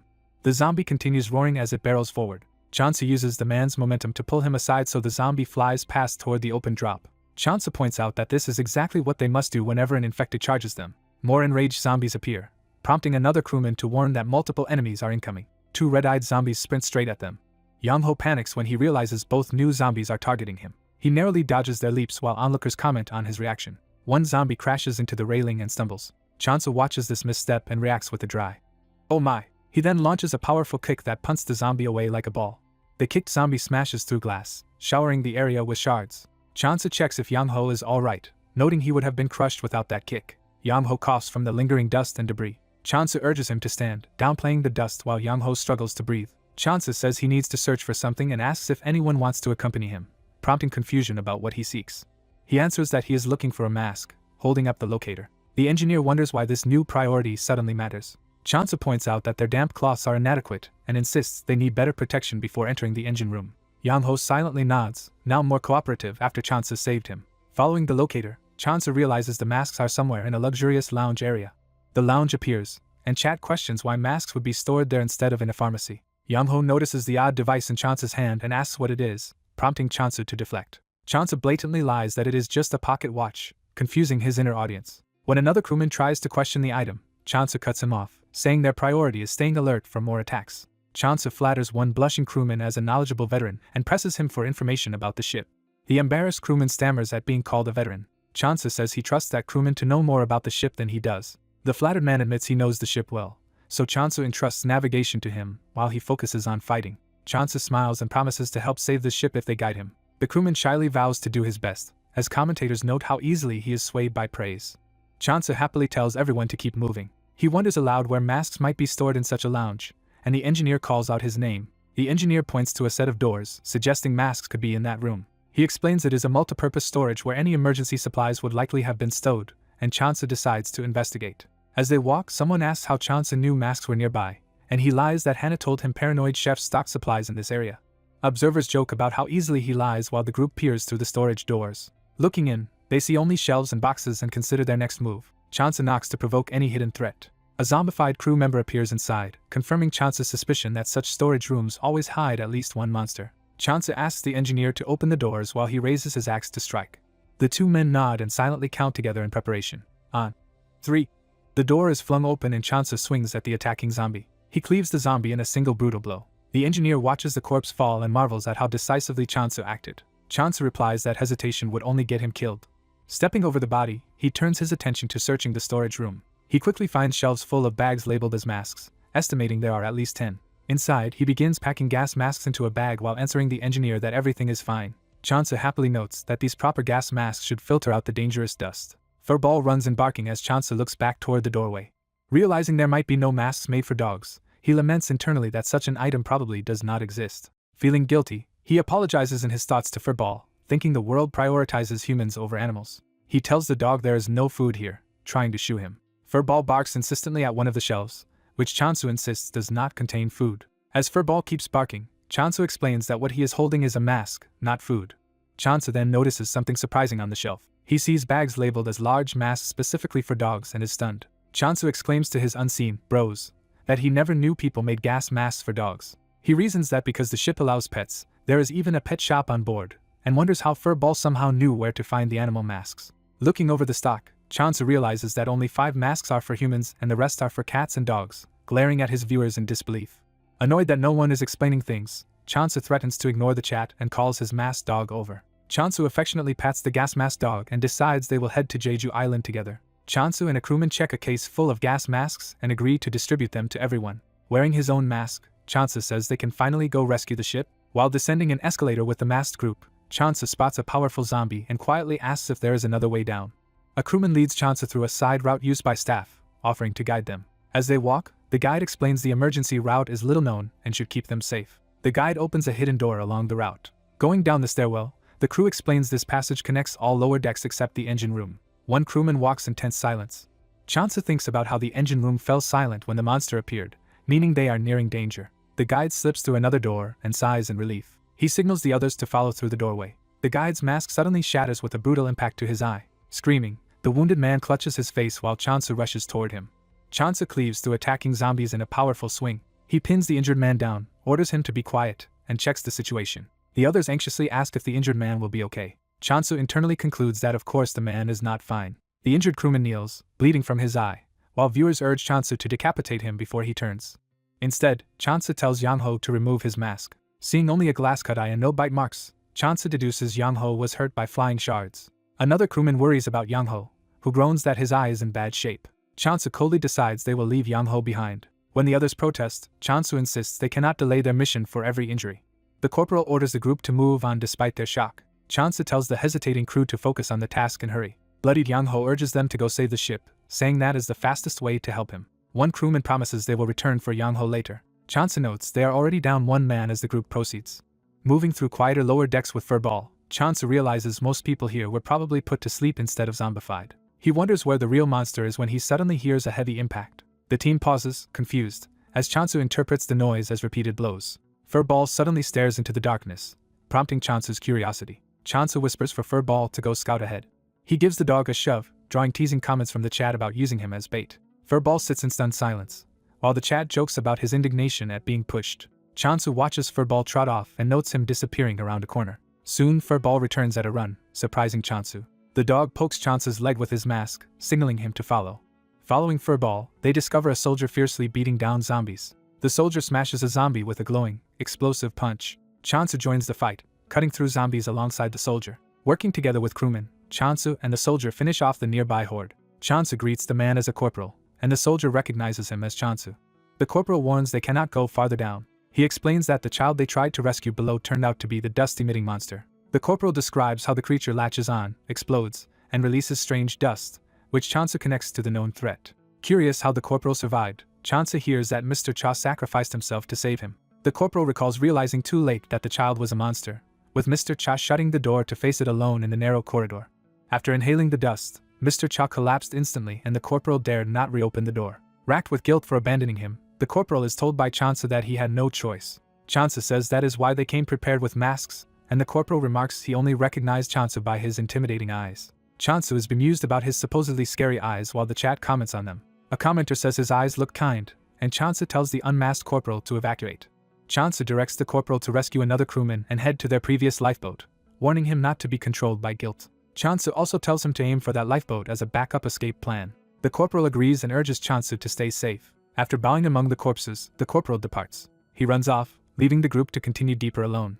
Reaching the lowest floor, they comment on how ordinary it looks and suspect the monster may be hiding nearby. Chansu cautiously peers through the engine room door. He spots Mr. Cha collapsed just inside and calls out to him in shock. They pull Mr. Cha's body into the hall while Chansu notes the monster is not visible. Chansu confirms Mr. Cha is alive but in bad shape and asks the chat if there is a cure for the infected. The chat argues about whether a cure exists, while Chansu sighs at their bickering. Chansu instructs everyone that once they enter, protecting the engineer takes priority, no matter how long repairs take. The crew agrees on formation, with Chansu and Chansu's ally covering the rear. As they advance, Chansu expects the dust monster to appear any moment. He grips his axe tightly, readying for combat. A crewman braces his metal rod in anticipation. Two crewmen violently club down an attacking zombie, which growls in response. Chansu and a crewman continue smashing zombies while Chansu searches for the real dust monster. Both Chansu and Furball tense up as they sense something ahead. They finally see the bandaged, shrieking dust monster at the end of the red-lit corridor. The monster charges at terrifying speed. A crewman intercepts it with a strong blow. The creature explodes on contact, releasing a huge blast of dust that knocks them back. Chansu observes how far the dust cloud spreads. As the dust rolls over them, he notes with relief that their masks are effectively blocking it. While a crewman checks on Chansu, he suddenly spots new danger and shouts a warning. More dust monsters sprint toward them through the mist. Chansu recovers and insults their grotesque appearance as he faces them. One crewman is startled by a sudden movement. A small monster lunges in and clings tightly to a crewman. It explodes again, engulfing them in dust. Another red zombie rushes through the lingering cloud toward Chansu. Furball tackles the monster away from Chansu. The red zombie detonates where Furball drove it, the blast just missing Chansu. Amazed, Chansu praises Furball in his thoughts while the chat gushes over the heroic dog. Chansu starts to check on a fallen crewman. He realizes one crewman inhaled dust when his mask cracked and is now convulsing. Chansu grimly states it is too late for that man and orders the group to keep moving. With only 3 people and Furball left, they run toward where the engineer should be. Chansu tells the others he will head directly to the engine room and commands them to keep the door sealed. He and Furball step out while the crewmen stay back at the door. A viewer warns Chansu to be careful, but he is unsure what exactly to watch out for. The viewer hints that masks can also hinder perception, making Chansu suddenly realize something. Chansu starts to suspect what the warning means. Kneeling before Furball, Chansu says he needs a favor. He explains he needs Furball's sense of smell, implying the dog will guide him without a mask. Chansu hands over an extra mask and asks if Furball can handle the job. When a crewman questions him, Chansu calmly insists everything will be fine. He tells Furball to alert him to any strange scent. Watching Furball trot ahead, a crewman nervously asks if this plan is really okay. Chansu answers that Furball is no ordinary dog and that he trusts him. They spot an Only Bear Supply mascot down the corridor, surprising Chansu. Chansu runs toward it, telling his ally to wait behind. He reasons that these supply chests have always given him something useful, so one here must be important. The mascot reveals a glowing chest containing 20 Zen, and the chat celebrates the discovery. Seeing the paw icon and no combat symbols, Chansu realizes this chest is meant for animals. He recalls the ship's pet-friendly design and confirms the existence of dedicated pet equipment. Looking at pet masks, he understands their earlier mask find was not a coincidence. Opening the chest, Chansu concludes that meeting Furball was his chosen option among possible companions. He pulls out what appears to be canned dog food from the reward. Furball barks, having sniffed out something else, and Chansu rushes after him. As alarms flash red, Chansu yells for the others to follow him. Entering the blazing hot engine room, he curses the oppressive heat. Amid hissing steam and crushed zombies, Chansu and the chat react in disgust. Someone touches the spray, yelping from the scalding temperature. Chansu realizes the burning vapor is hot oil mist. A crewman panics at the horrific scene while a mutated chief engineer zombie lunges at them. Chansu identifies the creature as a powerful red zombie at the worst possible time. He darts toward the human engineer to try to save him. The red zombie explodes again, catching Chansu in the blast. Chansu is hurled away by the explosion as someone shouts to him. Getting up with his axe, he warns it is too dangerous and suggests retreating to rethink, just as more threats emerge. Instead, Chansu charges and blasts another incoming monster with a mighty strike. The chat warns him that monsters are now dropping from above. Chansu looks up to see numerous bandaged zombies lining the catwalk in the dust cloud. The creatures leap down toward him en masse. Chansu tackles an exploding one away, taking another blast. He staggers through the pink fog, reaching for the engineer. Grabbing the figure, he realizes in horror that it is a zombie-fied man, not the engineer. Chansu recoils, the chat commenting that he grabbed the wrong person. A red zombie then slams into Chansu and drives him forward. The chat notes how dangerous red zombies are, warning Chansu might die if slammed into a wall. Chansu defiantly tightens his grip on his axe. He unleashes a furious flurry of blows, hacking into the red zombie through the dust. He follows up with swift kicks to knock the monster back. Chansu smashes the zombie into the wall and targets its neck as the weak point. Raising his weapon overhead, he vows to finish the creature. He counts off brutal strikes, nearing 10 blows to the red zombie's head. With a final 10th swing, he violently decapitates the monster. Exhausted and bloodstained, Chansu pants heavily while standing over the fallen foe. Still breathing hard, he senses something is wrong. He notices pain in his arm and strained breathing. The throbbing wound on his arm worsens as his breathing grows harsher. The chat frantically asks if he was scratched, while Chansu clutches his bleeding forearm. Realizing with alarm that he was wounded during the chaos, Chansu curses and wonders when it happened. Chansu panics, wondering if and when he was bitten. He recalls the chaos with the red zombie and admits he cannot tell if he was infected. The system and chat yell at him to snap out of it and use his axe before it is too late. Cursing in fear, Chansu raises his axe to cut off his own arm. A shout to stop him interrupts as the axe is about to fall. Maxed Out Card orders Chansu to stop and insists he will be fine if he leaves the wound alone. Confused, Chansu questions that advice while Maxed Out Card keeps urging him not to cut. Chansu asks if Maxed Out Card saw how he was hurt, and she replies that his injury resembles something. Chansu, short on time, prepares to act as other viewers warn that cutting his arm will kill him. Messages say someone already handled the situation, leaving Chansu baffled about what that means. Maxed Out Card asks Chansu to trust her, but he thinks he does not even know who she is. Looking at his bleeding arm, Chansu worries whether he will actually be okay, noting only pain so far. He rationalizes that his fever and breathing issues might just be from the hot, fume-filled engine room. Deciding to believe Maxed Out Card, Chansu holsters the axe and says they should keep moving. As alarms blare, someone runs toward him calling for the engineer. They find the engineer with a broken neck, presumed thrown by a dust monster. Chansu inspects the body and solemnly confirms the engineer is dead. His heart pounding, he thinks about how disastrous everything has become. His ally and the dog rush over, shouting his name. Chansu tells him the situation is hopeless, and that they are basically doomed. Declaring he is heading back, Chansu is stopped and asked about saving the ship, but he says the vessel is beyond saving. He explains that the dead engineer and an oil leak near the head engineer mean the ship could explode any moment. Despite protests, Chansu insists they must reach a lifeboat because he refuses to die here. He fits a gas mask on the dog and tells it they are leaving together. Over the radio, he orders Hannah to evacuate everyone from the bridge to the lifeboats, admitting the repairs failed. Hannah agrees to inform the captain, and Chansu tells her to meet them at starboard lifeboat 3 or find another escape route. After ending the call, he grips his weapon tightly. The ship rumbles, and Chansu thinks the entire situation is completely ruined. A system reminder warns that lingering too long in one place is dangerous. New info reveals terrifying monsters roam near the cruise ship SS Nakala. Another info note states that powerful sea creatures threaten smaller vessels in the ocean. As the ship shudders, Chat speculates it will explode and urges Chansu to flee immediately. An explosion rocks the corridor, making Chansu, his ally, and the dog stumble. His ally shouts that they have to run. The ally insists they must close the bulkhead door, confusing Chansu. He explains that if the blast opened a hole in the hull, they must shut all bulkhead doors they left open. Chansu yells that they should flee instead, but the ally remains fixated on the doors. The ally dashes off to close them while Chansu calls after him to wait. Chansu curses, admiring the man's sense of duty but doubting what one person can accomplish. The dog barks, and Chansu tells it they need to keep going. Hearing pained moans, Chansu runs on, realizing dust zombies are present in this area too. He spots Yang-ho slumped against a wall and calls to him. Yang-ho shakily asks what happened and what became of the others, while Chansu says their mission failed and they must escape. Yang-ho reveals the others are dead and the last crewman went back to close the doors, urging Chansu to hurry. While moans echo, Yang-ho tells Chansu to go first and promises to catch up, worrying Chansu. Yang-ho says he cannot abandon the ship or his comrades and pushes Chansu to leave. He insists he will stay, while Chansu hesitates mid-step. Chansu walks away, vowing he will never forget the people he is leaving behind. Yang-ho smiles weakly and thanks him. As Chansu and the dog exit toward the deck, Yang-ho wishes him a safe journey. Chansu sprints across the deck as more explosions erupt. The SS Nakala violently explodes behind them. A soldier at the lifeboat frantically asks Chansu how to lower it. Chansu says he will handle the lifeboat, and tells the soldier to get the dog aboard while calling for Hannah. Over the radio, Hannah says she is on her way and begs for 5 minutes. While Chat remarks the ship is already sinking and Chansu urges her to hurry.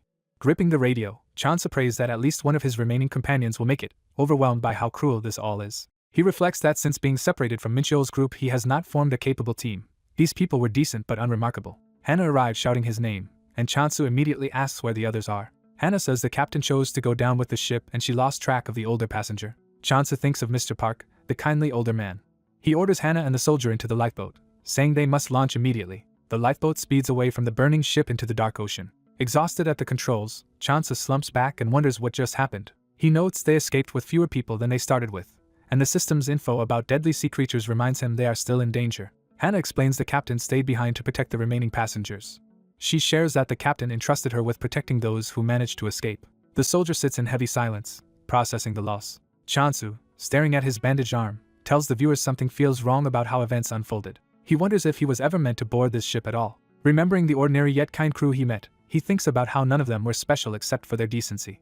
He admits the catastrophe on the ship far exceeded what he could handle alone and suspects Furball might be the reason he was drawn there, yet they still lost more than they gained. Holding a can of dog food, he concludes their material gains are trivial compared to the lives lost. Overwhelmed, Chansu calls out to his viewers, asking why they are suddenly so quiet. He screams for an answer, desperate for reassurance. As he reaches for something, his wounded arm throbs violently.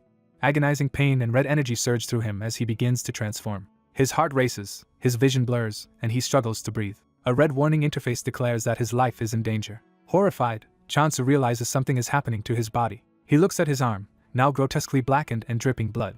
Thinking the tourniquet is too loose, he tries to adjust it but finds he can no longer control his movements. From the cabin, The others watch in fear as Chat comments that he is turning into a zombie and mockingly say he should have amputated. Chansu shouts at them to stay away and extends his corrupted arm, startling Hana and the soldier. Hana panics at the sight of his monstrous arm. Chansu feels his eyes burning like they are aflame and accuses Maxed Out Card of lying about his safety.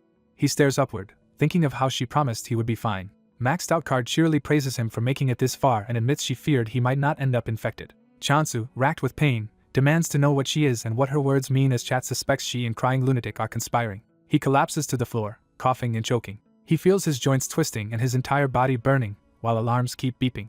The system reports he is in critical condition. As his vision fades, he thinks he cannot keep his eyes open. A bright pink light flares from his eye as the transformation intensifies. Overcome by hunger, he internally admits he wants to eat the others, while the soldier rushes toward him in terror. Chansu lunges and grabs the soldier's face, driven by a desire to tear him apart. Fighting that urge, he roars and kicks the soldier away even as thoughts of biting him flood his mind. Still overwhelmed by hunger, he screams uncontrollably. His vision blurs red as his predatory urges continue. He notes he can no longer even read the chat while his body convulses. Chansu unleashes another feral roar, consumed by the desire to eat. The soldier desperately struggles with the hatch, begging for mercy as Chansu howls behind him. At that moment a message says a new skill has unlocked and that recovery will start to work. The timer shows he has 30 seconds left in this state as he continues roaring like a monster. The soldier yells for Chansu to snap out of it as the raging Chansu closes in. They grapple on the moving lifeboat, the soldier pleading with Chansu to stop. The soldier loses his footing and slips toward the open doorway. He falls into the ocean, and Chansu, still half feral, leans out of the lifeboat as water splashes up. The timer hits 0 and the system announces recovery is now fully active. Blue energy surges through Chansu as he howls again, this time as the healing takes hold. His eyes clear to bright blue and he gasps in surprise. Standing in the doorway of the lifeboat, he realizes his vision has completely returned. Confused, he coughs up blood, wondering what just happened to him. He examines himself and finds his body restored, with only a scar remaining where the bite had been. Startled by a realization, he gasps. Looking out into a sudden thick fog, he calls for Corporal Ju and wonders when the mist appeared. Surrounded by dense fog on the open sea, he mutters in frustration. Peeking into the passenger compartment, he sees Hana sitting motionless and calls her name. Dread rising, he starts to say no while Chat celebrates his survival and jokes about preparing for his funeral too soon. He thinks about the recovery ability that revived him and calls up his skill window. The interface appears. He reads the description of Skill 1, Recovery, which restores him 30 seconds after dying from infection but does not fully heal the original wound, and is shocked that it finally unlocked. He recognizes that this was the locked skill he saw when first boarding the ship. He reasons that the condition for unlocking it required him actually dying from infection and briefly moving as a zombie. He concludes that if Hana were bitten, she should also be turning soon. Gripping his axe, he approaches her cautiously. Seeing no visible injuries on her body, he wonders why she has not changed. He starts to step closer as Chat now warns him not to go near her and to leave her alone. Puzzled by their reaction, he asks the viewers what happened after he transformed. Ignoring the warnings, he steps up and calls Hana's name. Hana slowly raises her head, her eyes hidden in shadow, and stares at him. She suddenly tackles him to the floor, taking him by surprise. Pinning him down, she groans and he struggles to understand what is happening. Leaning over him with glowing pink eyes, she teasingly asks if she scared him. Smirking, she proudly claims she really frightened him. Chansu, unsettled, asks Hana what she is doing. She remarks on how heavily he is breathing and asks if he is nervous, which leaves him wordless. He shoves her away reflexively. Scrambling back with his axe, he demands to know who she really is, sensing that despite her appearance she is not the same Hana. He states outright that she is not Hana, while the woman calmly says they are already well acquainted. A notification says Crying Lunatic has lifted a language filter, and Chat explodes while Chansu reels in confusion. The woman grabs his collar as he shouts, demanding to know what is happening. She excitedly yells in admiration, saying it is amazing to watch his shocked expressions up close. When he swears and asks who she is, she cheerfully insists that it is just her. She then reveals her identity as Maxed Out Card in physical form. Chansu screams in disbelief at this revelation. Chat jokes that the scene alone was worth it, and questions if they must indulge this bizarre fan meeting. The woman proudly introduces herself again as Maxed Out Card standing before him in person. Chansu stammers in denial, while she says he should appreciate the effort she went through to make this meeting possible. She explains that she spent a lot of money and even planted a moderator, expecting he would ask her for a recommendation. She adds that none of it would have mattered without triggering the critical warning that led to his infection, while Chansu can only ask in shock what she actually is.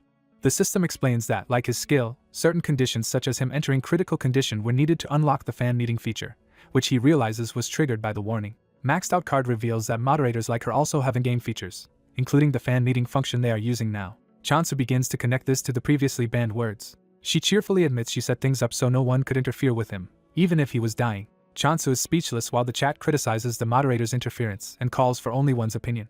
She dismisses the idea of firing her, stating that Chansu cannot manage without her. She clarifies that a superfan and player may replace a mod only if both agree, hinting at the rules binding her role. Chansu thinks to himself that this woman is something else. He internally confirms she truly is maxed out card, his powerful superfan. He realizes he fell perfectly into her plan because he trusted her as his only superfan.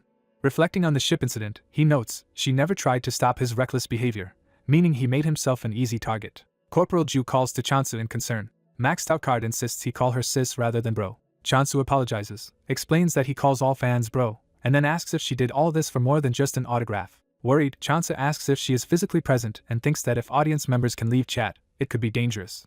She laughs off his probing and praises how quickly he is trying to exploit the new function. Chansu says he is only exploring the feature, but she reminds him fan meetings are brief and her time here is limited. She explains she can only stay for an hour and even needed pre-approval from other superfans to appear. Chansu points out she is the only superfan, essentially giving her total control, and she confirms while also refusing to give spoilers about future events. Chansu silently takes in that restriction. She says there are still some things she can do, then suddenly grabs his head. Startled, he asks what she is doing as she holds his face. She only smiles mysteriously in response. Their faces draw close in an intimate, suspended moment under the night sky. Chansu hears a distant song and wonders if it is singing, then calls out to her. She continues listening, focused on the sound. Chansu listens tensely as well, eyes narrowing. Her eyes sharpen as the threat becomes clear. Outside, a strange vessel moves through a fog-covered sea. Maxed out card pulls her hand away from his neck and remarks that danger nearly struck. Chansu demands to know what just happened, and she identifies the source as a siren. She explains that siren songs can overwhelm minds at high volume, noting this mental attack monster is tougher than expected and asks if he is unaffected. She says her borrowed body is weak but her mind is intact, then pats a seat and invites him to sit with her. Smiling, she reminds him this is a fan meeting and urges him not to waste it on grim topics. Chansu gulps nervously, unsure how to respond. Narration states the world is heading toward ruin as their lifeboat speeds across the dark ocean. However, Chansu's gaze suggests something may yet change. Sitting beside him, she comments on his unreadable eyes while he wonders what the point of this meeting truly is. She says seeing him up close feels completely different, while the watching chat jokes about their eye contact and her flaunting her status. She looks around their lifeboat, quietly reflecting. She muses aloud about how this world feels from her perspective. Chansu asks if she is literally from another world, and she jokes that nothing escapes his notice. Chansu senses a distinct, undeniable feeling about her. He concludes internally that she really seems like she belongs to another world. He admits to himself that maxed out card has outplayed him this time. He reflects that players and audience are supposed to stay at a distance, merely observing and reacting. He believes everything collapses once the audience begins directly molding the player. Acknowledging her kindness, he still feels she crossed a line by intervening this far. Chansu hesitantly asks if this fan meeting will be the only chance he ever has to see her in person. She is taken aback and asks whether he would be disappointed if that were true. He admits he would be, while she teases that he likely just sees a practical use for her. She remarks that it is fitting for only one's chosen player to try recruiting an audience member, though she herself dislikes that idea. She wonders aloud if another stay-near-death situation would even be possible, since that is what is needed to trigger a meeting again. Chansu deduces that being near death both unlocks and activates this function, and worries she might spend his last recovery charge. When she notices his expression and asks what is funny, he comments that the condition is simple yet complicated. She adds there is another way to meet and that fan meetings have a 3-day cooldown, which he acknowledges. Growing bored, she complains that their talk about mechanics is no fun. Chansu asks what she wants him to do, but she replies she does not need anything more from him. She says just sitting here together like this is enough for her. Chansu reacts as something catches his attention. He spots his dog Furball peeking out in a gas mask and exclaims in relief that the pet is alive. He scolds the shaking bundle of insulation for hiding while he was a zombie. The dog whines, and Chansu looks at him, confused. Maxed out card calls the animal his beloved puppy and beckons it over. The dog whimpers and cowers instead, making her remark that he is less brave than she thought. Chansu notes that Furball has never feared monsters and wonders what the dog sees when it looks at maxed out card. Suddenly the entire lifeboat rumbles, startling them. Chansu dashes to the window to see what is happening. He realizes a large ferry is drawing dangerously close to their small lifeboat. As the hull splashes past, he curses that they are too close while the chat speculates about the other ship's intentions. Chansu calls the ferry's behavior rude as maxed out card steps toward the hatch. He calls after her, asking what she is doing as she pops her head out of the open hatch. A bright light flashes from the ferry, and he realizes they have finally noticed the lifeboat. He laughs oddly to himself as the light glares, puzzling Chansu. The men on the ferry mock their tiny boat and jeer that he will never get anywhere in it. The viewers piece together that this ferry is another ship entering their area. Chansu notes the ferry is inferior to the SS Nakala but still calls to maxed out card. From outside, she tells him to relax and leave things to her. She insists he rest instead of getting involved, since he badly needs it. Gazing at the lights on the sea, she remarks that she now understands how hard Chansu's role really is. She shouts a mocking farewell to the ferry, and Chansa thinks she is enjoying living his life. As the lifeboat speeds away, the Chat comments on letting the ferry go. When Chat suddenly bursts into laughter, Chansa asks what joke he has missed. The audience urges him to just watch, reminding him Maxed Out Card prefers he not interfere, as the sea rumbles again. Opening the hatch wider, she wonders aloud if what happens next will satisfy everyone. The boat shakes harder, and both she and Chansa react in alarm. Huge waves crash as something massive stirs in the water. Chansa stumbles and urgently tells her they should shut the hatch. Giant tentacles rise from the sea beside the ferry, shocking him. She tells Chansa to sit back and enjoy the show and to watch carefully. She explains that the colossal tentacled beast attacking the ferry is an Emperor-class monster. The Kraken's limbs thrash in the distance while their tiny lifeboat bobs safely nearby. Chansu, horrified, identifies it as an Emperor-class monster and calls for more information. A system reminder warns him that staying in one place too long is dangerous. Info Window 1 explains that strange fog covers the ocean and that small and large ships face different hazards. Info Window 2 states he has died once, unlocking the hidden title He Who Did Not Know Death and granting the real-time info notification feature. The system activates real-time notifications as the Chat laughs at his new title. Chansa suggests stopping the boat so they do not get caught up in the Kraken's attack, but she calmly assures him they will be fine. She points out that the info window already hinted that small and large ships encounter different threats. She clarifies that in this scenario the siren counts as a minor threat compared to a Kraken. She adds that sirens usually ignore ships they cannot physically climb onto. Chansa still worries about the greater danger, so she takes his hand and offers to ease his mind. She explains the Kraken targets large ships it deems equals and ignores small ones like their lifeboat, urging him again to relax. She notes the fatigue showing on his face. She offers to let him sleep, saying staying up so late must be hard, and he privately admits he could pass out any moment. Though he resists, she points out he is already nodding off. He says he will not be able to sleep as they are, but she promises she is not that clingy. Chansa asks if she always needs this woman's body to meet again. She replies not necessarily, meaning it is his choice whether this body accompanies them further. He accepts that answer. She gently covers his eyes with her hand and bids him good night. Time passes as they lean together watching the sea, waves splashing softly. Dawn breaks over the horizon as the lifeboat continues drifting. Chance awakes with a headache. Seeing the open hatch and morning light, he wonders how long he was out. Beside him, the woman stirs awake and calls out to Bro. With her head on his shoulder, Chance panics internally, unsure how to handle the situation. She suddenly opens her golden eyes, now clearly herself rather than maxed out card. Realizing how close they are, she cries out in shock. Flustered, she instinctively punches him in the face. She backs away, yelling why he was so close to her. Bleeding from the nose, Chansu can only sigh. He recognizes from her reaction and aura that maxed out card is no longer controlling this body. As she anxiously questions what happened, he calmly lies that they both lost consciousness. He elaborates that she probably lost some memory because she passed out first, and that he then fought mind-attacking monsters alone. He adds that Corporal Ju fell overboard and he could not find him in the fog, prompting her to apologize for doubting him. Chansu begins to reassure her before noticing something is wrong. Looking outside, he sees the lifeboat has stopped moving. He frantically works the controls, wondering what is wrong, while she asks if there is a problem. He observes that nothing happened while the door was open and the Kraken has disappeared, concluding the engine is broken and they are now adrift.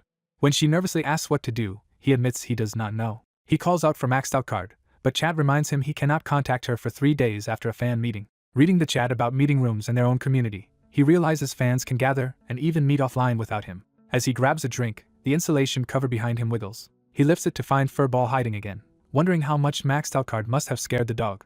He coaxes the dog out and removes the mask, saying it must be uncomfortable. Watching the dog drink water, he says he is glad Furball is healthy and remembers he has something else for him. He pours out dog food and tells Furball to enjoy it as the dog eats ravenously. Chansa then calls out to Hannah, saying he has a question. She peeks in and asks what he needs. Seeing her, he briefly flashes back to maxed out card. An image of maxed out card's intense face lingers in his mind. He sighs aloud, making Hannah panic and ask what she did wrong. He assures her it is not her fault, just his frustration with their situation, and immediately asks about procedures for a damaged lifeboat. Hannah explains they must rely on the distress signal device and emergency supplies since the lifeboat can broadcast their location for rescue.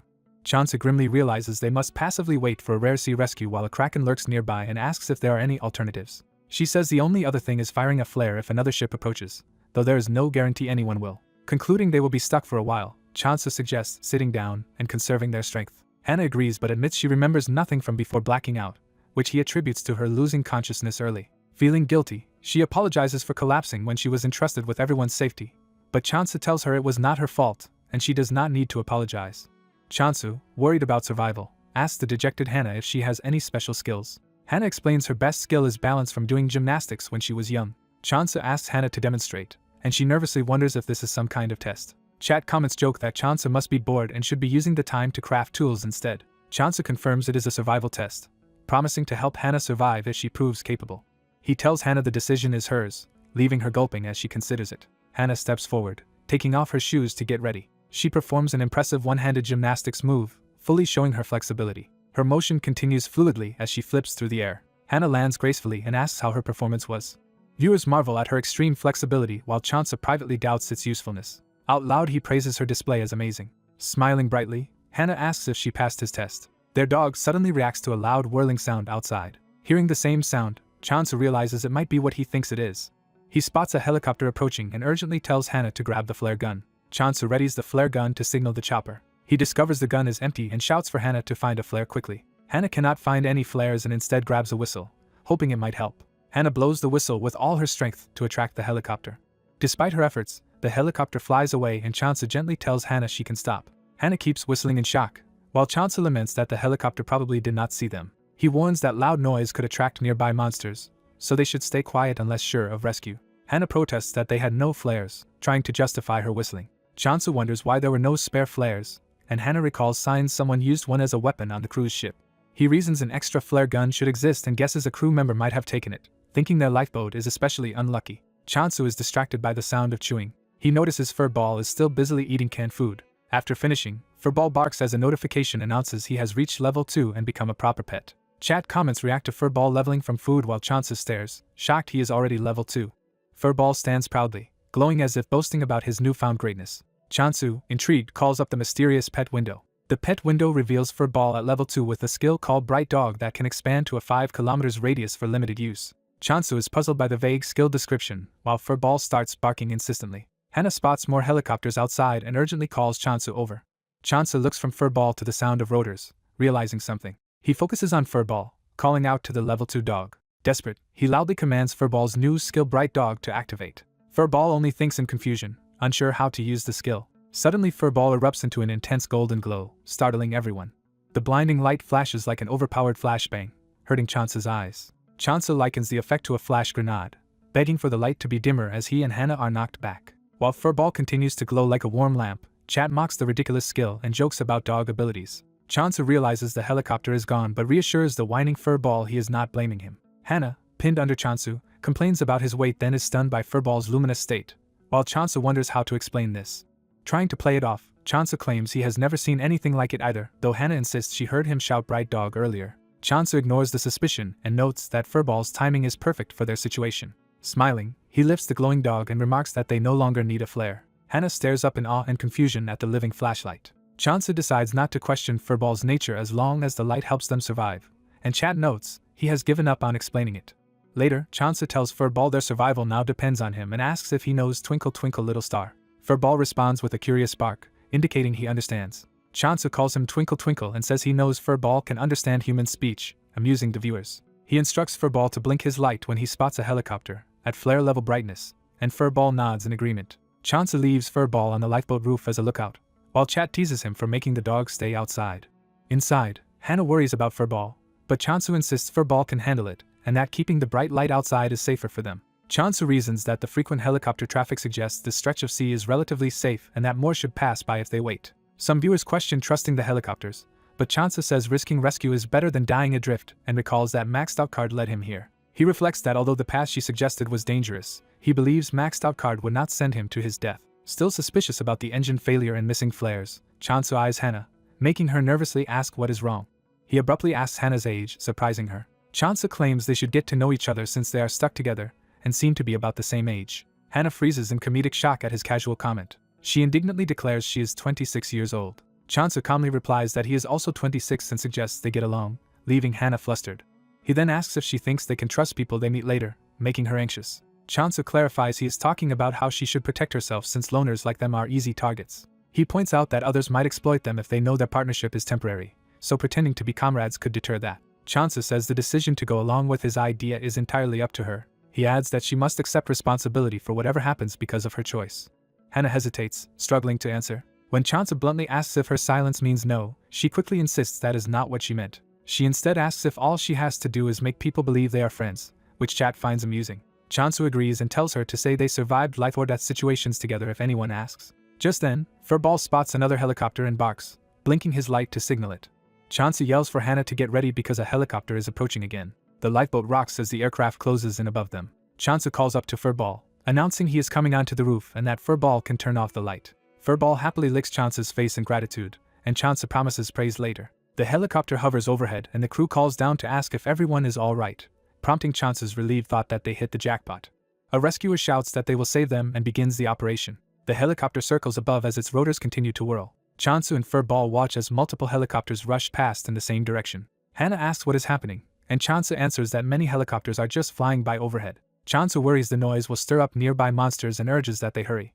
The rescue crew lowers a stretcher and asks if they can climb on by themselves, and Chansu wonders why they seem short-staffed. While getting onto the stretcher, viewers remark that Chansu probably saw a lot of horrors on the way and sounds nervous. The trio latches onto the stretcher as it begins rising toward the helicopter. The winch pulls them up steadily as the cable hums. Suddenly a massive tentacle splashes out of the ocean and slams against the lifeboat. Chansu identifies it as the Kraken while Hana panics and Furball barks. Chansu frantically asks his unseen bros if Krakens can attack helicopters, and Chat confirms the monster will attack anything that threatens it. Realizing the danger, Chansu clicks his tongue and hurriedly invokes an offer. He offers to throw away his bag in exchange for everyone on the stretcher weighing half as much for 3 minutes, despite the high-end cost. Up in the cockpit, the rescuers see the Kraken's tentacles and panic that it will soon grab them.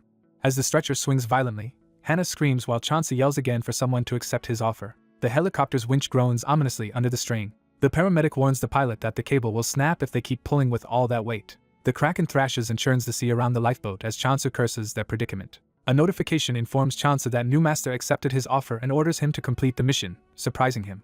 Chansu hurls his bag away as part of the bargain. Watching it fall, he thinks it is a waste but necessary. As the stretcher continues to rise, Chat reminds Chansu to hold on before he gets flung off. The system announces that the reward from his offer is now being applied. The sudden change in weight yanks them upward, and Hana cries out in confusion while Furball growls.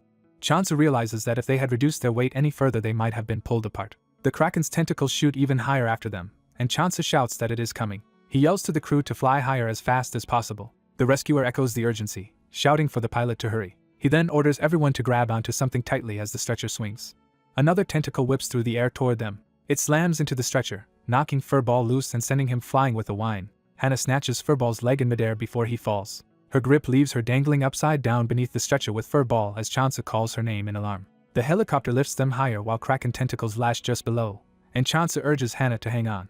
The winch keeps hauling them up toward the helicopter. Chansu shouts to the crew to secure another rope and lower it to help. When another rope appears, he throws it toward Furball, yelling for him to grab it. Furball bites down on the rope, clinging to it with his teeth. Chansu tells everyone to hold on tight as he and Hana brace themselves.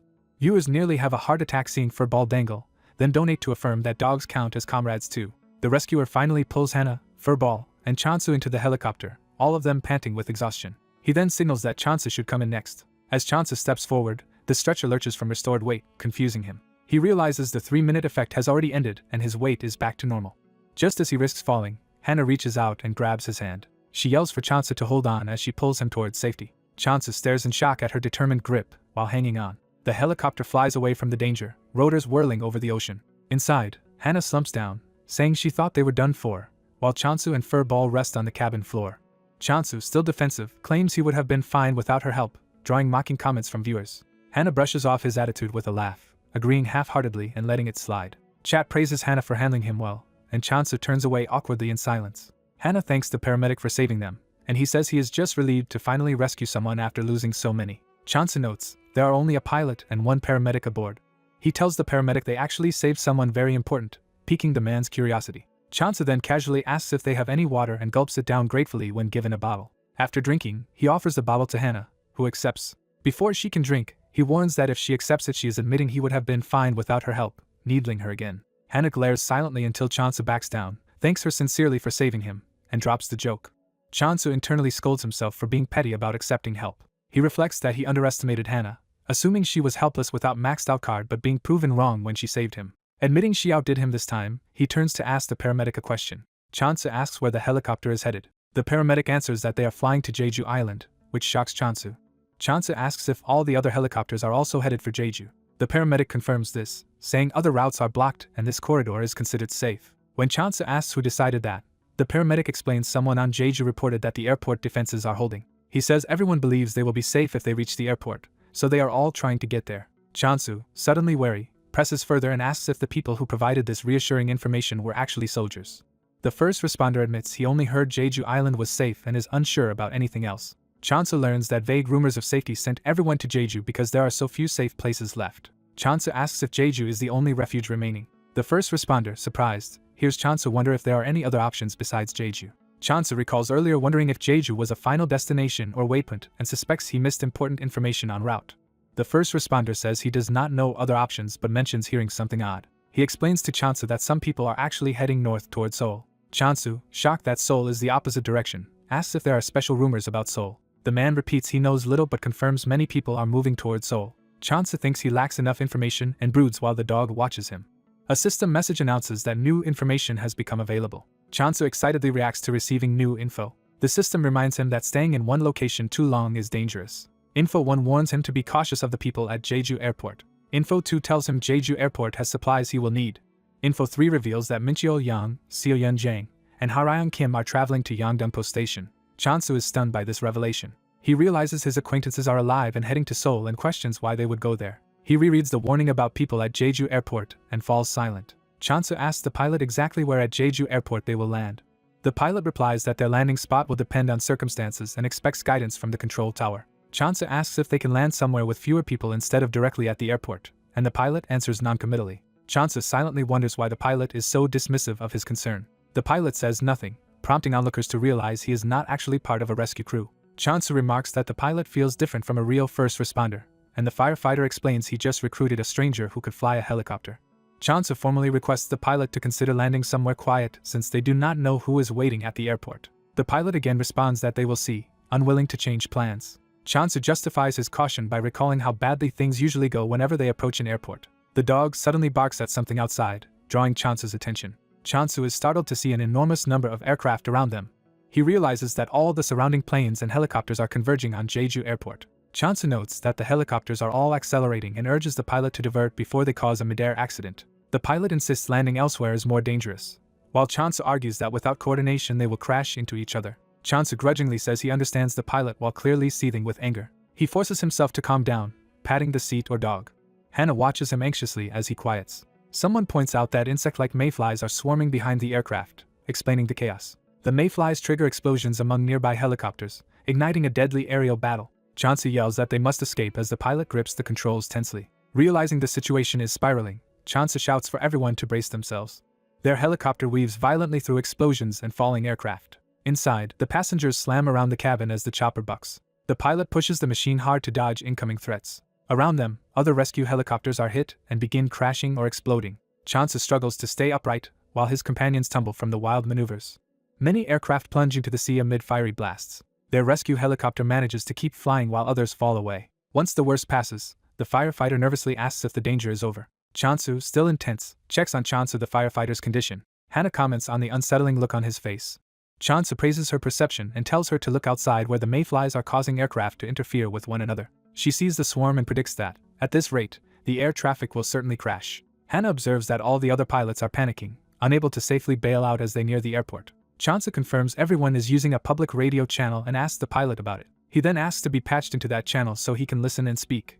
Over the shared frequency, he hears angry, panicked pilots cursing and arguing as they fight for survival. The pilot calmly remarks that cooperating with such people will be impossible. Chansu internally judges the situation as a complete mess. The pilot still refuses to agree to landing away from the airport. Chansu asks if the pilot fears they will not be protected if they avoid the airport. The pilot admits that is exactly his concern, while Chansu notes how stubborn he remains. Chansu pointedly asks the pilot to assess his own flying skill level. The pilot answers that he is fairly skilled. Chansu begins to propose an idea based on that confidence. He bluntly asks whether the pilot could fly even with his eyes closed, startling him. Clarifying, Chansu asks if he can handle flying with limited visibility instead. The pilot says that if he has the flight path in mind he can manage that for a short time. He then asks Chansu if he has a specific plan in mind. Chansu grins and says he intends to use a powerful flare. The dog looks up in confusion at this announcement. The dog suddenly erupts in blinding golden light while barking. Hanging beneath the helicopter, the glowing dog blinds surrounding pilots, who cry out about the intense light. The blinding flare leads to more explosions as pilots scream that they cannot see. Other helicopters crash or panic from the sudden flash while Chansu's crew shields their eyes. Chansu, eyes burning, endures the brightness at the open door as the dog continues to shine. The firefighter struggles against the overwhelming light, wondering what it is. Chansu cackles ominously, clearly enjoying unleashing the flare. The pilot protests that a few regular flares would not be enough, and that they have none left anyway. Chansu says ordinary flares are nothing compared to his dog's light, and presses the pilot again about flying while effectively blind. The pilot agrees he can manage as long as Chansu does not blind him directly, and Chansu instructs him to keep his sunglasses on and connect him to public comms. Over the now chaotic channel, other pilots angrily yell at him to move out of their way. Chansu calmly addresses the channel, telling everyone to settle down because clustering together will kill them, but is shouted down by desperate pilots. He argues that planes require the runway while helicopters do not, and warns that unless they compromise on who lands where, Jeju Airport will become a bloodbath. When he tries to push for cooperation, someone rudely tells him to shut up. Another arrogant voice demands priority because of the important passengers on board, claiming their lives are more valuable than everyone else's. Hearing this, Chansu's demeanor darkens as he asks the speaker to repeat that assertion, confirming they see others' lives as expendable. Chansu tells his own group to put on sunglasses if they want to survive. Over comms, pilots curse at him while he orders them to stop being selfish, wear sunglasses against the light, and organize a landing order while he handles the monsters. The others refuse to trust him and insist on landing first as Chansu sighs and notes again that the monsters are weak to light, and he will take care of them. One furious pilot declares he will ram Chansu's helicopter out of the sky. Hannah gasps at Chansu's now menacing expression and asks why he looks that way. Power crackling around him, Chansu snarls that he already warned them and implies he will now act without restraint. He opens the helicopter door decisively, ready to proceed. Hannah screams after him as he moves with the glowing dog, demanding to know what he is doing. Chansu drops the dog toward the mayfly-infested sky, commanding it to unleash maximum light. The radiant dog detonates another blinding wave, causing more helicopters and monsters to crash and explode. Back inside, Chansu relaxes, satisfied that the chaos around them has quieted. The firefighter slowly opens his eyes, recovering from the brightness. Still stunned, he begins to ask what just occurred. Looking outside at the now quiet sky littered with wrecks, he wonders aloud what happened. Chansu closes the door and orders the dog to stop emitting light. The firefighter demands an explanation, while Chansu responds evasively. Chansu, holding the nervous dog, casually says that all the other aircraft simply had accidents and crashed. He then suggests they take advantage of the opportunity to land safely at the now clear airport. As they approach Jeju Island, Chansu thinks about only having visited here on a school trip before. Their helicopter lands on the runway, and someone exclaims that they arrived safely. The firefighter notes uneasily that their group appears to be the only one that managed to land. Chansu tells him to go ahead without them, saying he and Hannah will catch up later. The firefighter agrees and walks off, clearly unsettled by Chansu. Chansu tells his unseen viewers that the man is not scared, just uncomfortable. He internally acknowledges that he deliberately caused all those crashes and assumes the first responder wants no association with someone who violates his ideals. Hannah starts to say something to Chansu while they notice the pilot silently staring at them from near the helicopter. Chansu and Hannah simply bow slightly and leave together with the dog as the pilot watches in confusion. Chansu tells Hannah not to worry about the pilot, and that his own thanks should have been enough repayment. As they walk away, he notices the pilot still staring, jokes to his viewers that the man is not his type, and dismisses the attention. Chansu privately admits the pilot was skilled but criticizes him for insisting on landing in the open, calling him stubborn. He recalls Info 1's warning about the people at Jeju Airport, and wonders if it means some of them, including their recent companions, might be dangerous. He concludes that even the firefighter and pilot could be threats, possibly including himself, and that this is why he separated from them. Peeking around a corner with Hannah and the dog, Chansu asks his audience if they can see anything suspicious inside the terminal. Hearing there is nothing obvious, he cautiously opens the door. He glances around warily as he steps through the entrance. Outside the glass, he notices strange patches of brightly colored moss on the walls and ground. When Hannah asks what is wrong, Chansu downplays it and suggests they keep moving inside. As they ride an escalator up, the dog senses that something feels off about the place. At the top, Hannah remarks that the terminal is completely empty, and Chansu agrees. Chansu notes that the interior is unnervingly clean, with no monsters or zombies in sight. The only oddity he spots is moss growing on the windows. His commentators identify it as hell moss, prompting him to ask what that is. They explain that hell moss is lethal to touch or breathe, so Chansu resolves to avoid the windows entirely. The dog suddenly barks after spotting a human figure lying far across the hall. Hannah asks if that distant shape is a person, and Chansu orders the dog Furball to investigate. Furball sniffs the unconscious man closely. After checking his scent, the dog barks happily, indicating the man is not a zombie. The man stirs and begins to regain consciousness. Chansu watches as the stranger starts to sit up. The startled stranger jerks awake with a loud shout. Chansu stares back, confused by the outburst. The man abruptly drops into a fighting stance, as if preparing to attack. He takes a decisive step toward them. Chansu reacts to the sudden charge. He swiftly kicks the attacker away, sending him crashing over the benches. The man rolls on the floor screaming that his back hurts while Chansu wordlessly watches. Chansu plants his foot on the man's head, pinning him down as he groans. Chansu demands to know who he is. Keeping his boot pressed on the stranger's neck, Chansu coldly asks what he thought he was doing. Hannah runs up, calling for Chansu to wait. Instead of stopping him, she quietly asks if he wants her to search the man for weapons. Chansu says there is no need, directing Furball to search the man while asking Hannah to stay alert for other threats. As the dog sniffs and rummages around the pinned man, Chansu reasons that if the stranger had a weapon he would have drawn it before attacking. Chansu leans in and tells the captive that he is quite strong, implying the man must have hoped to surprise him with that reckless attack. The gray-haired man lies on the floor in pain, weakly protesting. The blue-haired man notes the other has no weapons while his dog shakes its head. The gray-haired man, still on the ground, demands to know the blue-haired man's intentions since this is no simple spar. Coughing, the gray-haired man nervously claims he is just a homeless person and not worth attention. The blue-haired man doubts a homeless person would be in Jeju Airport right now, while the other insists he only panicked at seeing the acts and truly is homeless. Threatening to beat the truth out of him, the blue-haired man advances, and the gray-haired man hurriedly changes his story to being a free traveler. Hearing the term free traveler, the blue-haired man pauses in confusion. The gray-haired man hurriedly explains he is Korean-British, his trip started in the UK, and he was supposed to transfer at Jeju to a flight for China. The blue-haired man pieces together that the man was flying from the UK to China, got stranded when his connecting flight was cancelled, and has been living in the airport because it was the cheaper route. The gray-haired man enthusiastically confirms this explanation and praises the blue-haired man's deduction, while the latter remains wary.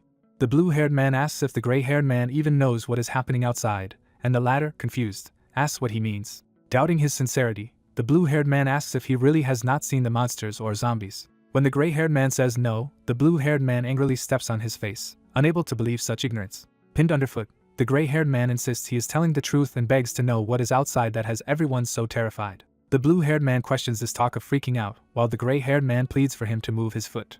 Lifting his foot, the blue-haired man asks if there is some threat outside the airport. The gray-haired man, still coughing, says he never checked outside himself, only that everyone else here did, prompting the blue-haired man to ask about these people. The gray-haired man explains the airport's first floor is packed with evacuees from nearby regions using the domestic flight area, though he is not sure why they came. The blue-haired man points out that people are panicking over monsters, yet the gray-haired man speaks as if he has never seen one. The gray-haired man swears he has not left the airport, and only heard chaotic talk about monsters from others, including the blue-haired man. The blue-haired man silently observes him, scrutinizing his story. Looking outside, he notes that while many people seem to have left the airport, the runways remain empty of planes. He reasons that something significant must have happened at the airport, and debates whether to trust the odd gray-haired man or simply discard him. Deciding on a new plan, the blue-haired man announces he will go downstairs to question the people there and learn what is going on. The gray-haired man, uneasy, suggests they keep questioning him instead so they will not need to go downstairs.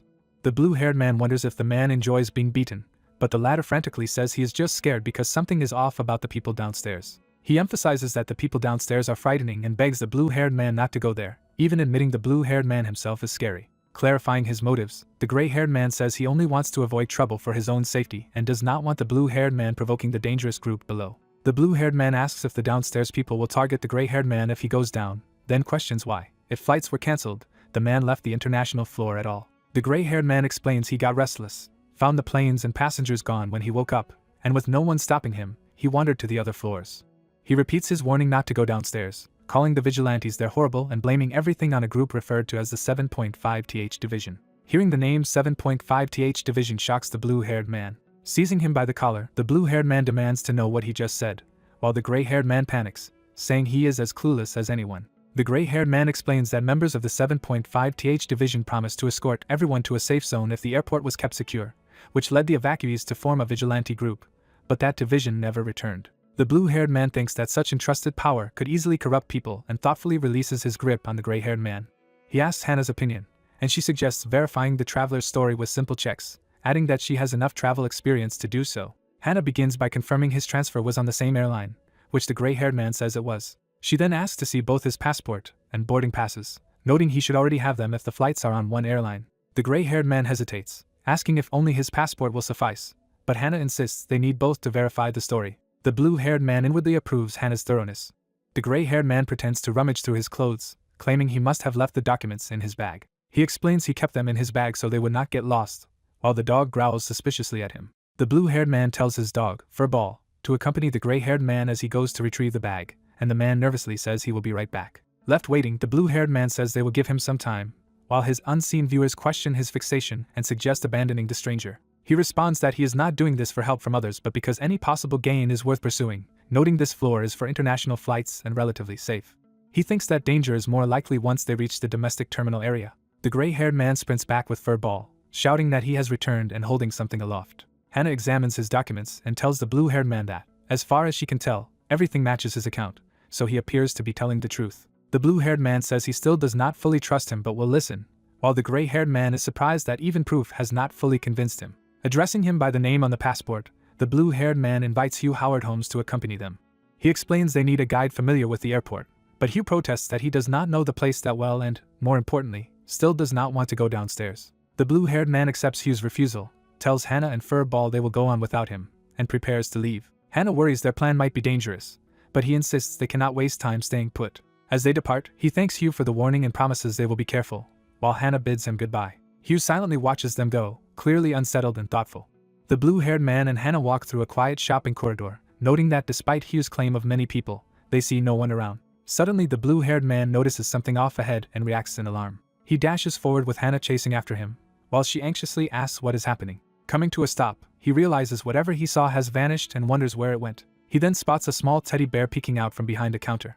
Delighted, he puts on an exaggeratedly sweet smile and mentally commands the bear to lead him to its destination, amusing his unseen viewers. Chasing after the waddling teddy bear, he declares this little guy the only one he can truly trust right now, though he quietly worries about his limited funds. He walks forward, and sparkling particles gather around his feet, signaling a system event. Looking ahead in shock, he realizes something unexpected has appeared. 2 glowing treasure chests materialize, and he marvels that such a thing is possible.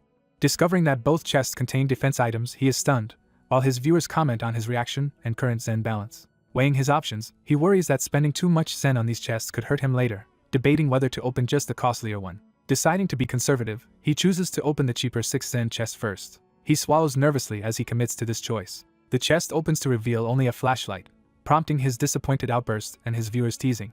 Remembering the same flashlight he previously used against a terrifying creature, he realizes this is that identical item again. He laments his bad luck at pulling the same tool twice, even if it did help him escape earlier, while Chat mocks his failed gotcha. He reflects on how narrowly he survived his last encounter with that monster and thinks he never wants to see it again. Resolving to compensate for the disappointment, he decides he might as well open the second, more expensive chest. Determined, he vows to make up for the first stud by opening the remaining 23 Zen chest. The second chest creaks open with a flash of light. Inside is a simple key, leaving him momentarily speechless as spectators joke that his mind has shut down. Suddenly elated, he excitedly shows off the key to his viewers, insisting it is valuable despite their confusion. He explains that in games, keys usually open treasure rooms or exits, so this one is likely extremely important. Proclaiming that you should always grab a key when you find one, he pockets it as a donation in the chat dings. He thanks the donor and notes that chat reactions have already confirmed his hunch that the key is useful. Examining the key more critically, he muses that such an item would not appear in a low difficulty zone, so it might signal serious danger ahead, when Hannah's scream suddenly echoes. Hearing Hannah, he whirls around and yells, questioning why Furball is not guarding her. He and Furball sprint toward the sound, racing down the corridor. Peeking around a corner with Furball, he sees Hannah being grabbed and hears her begging to be released.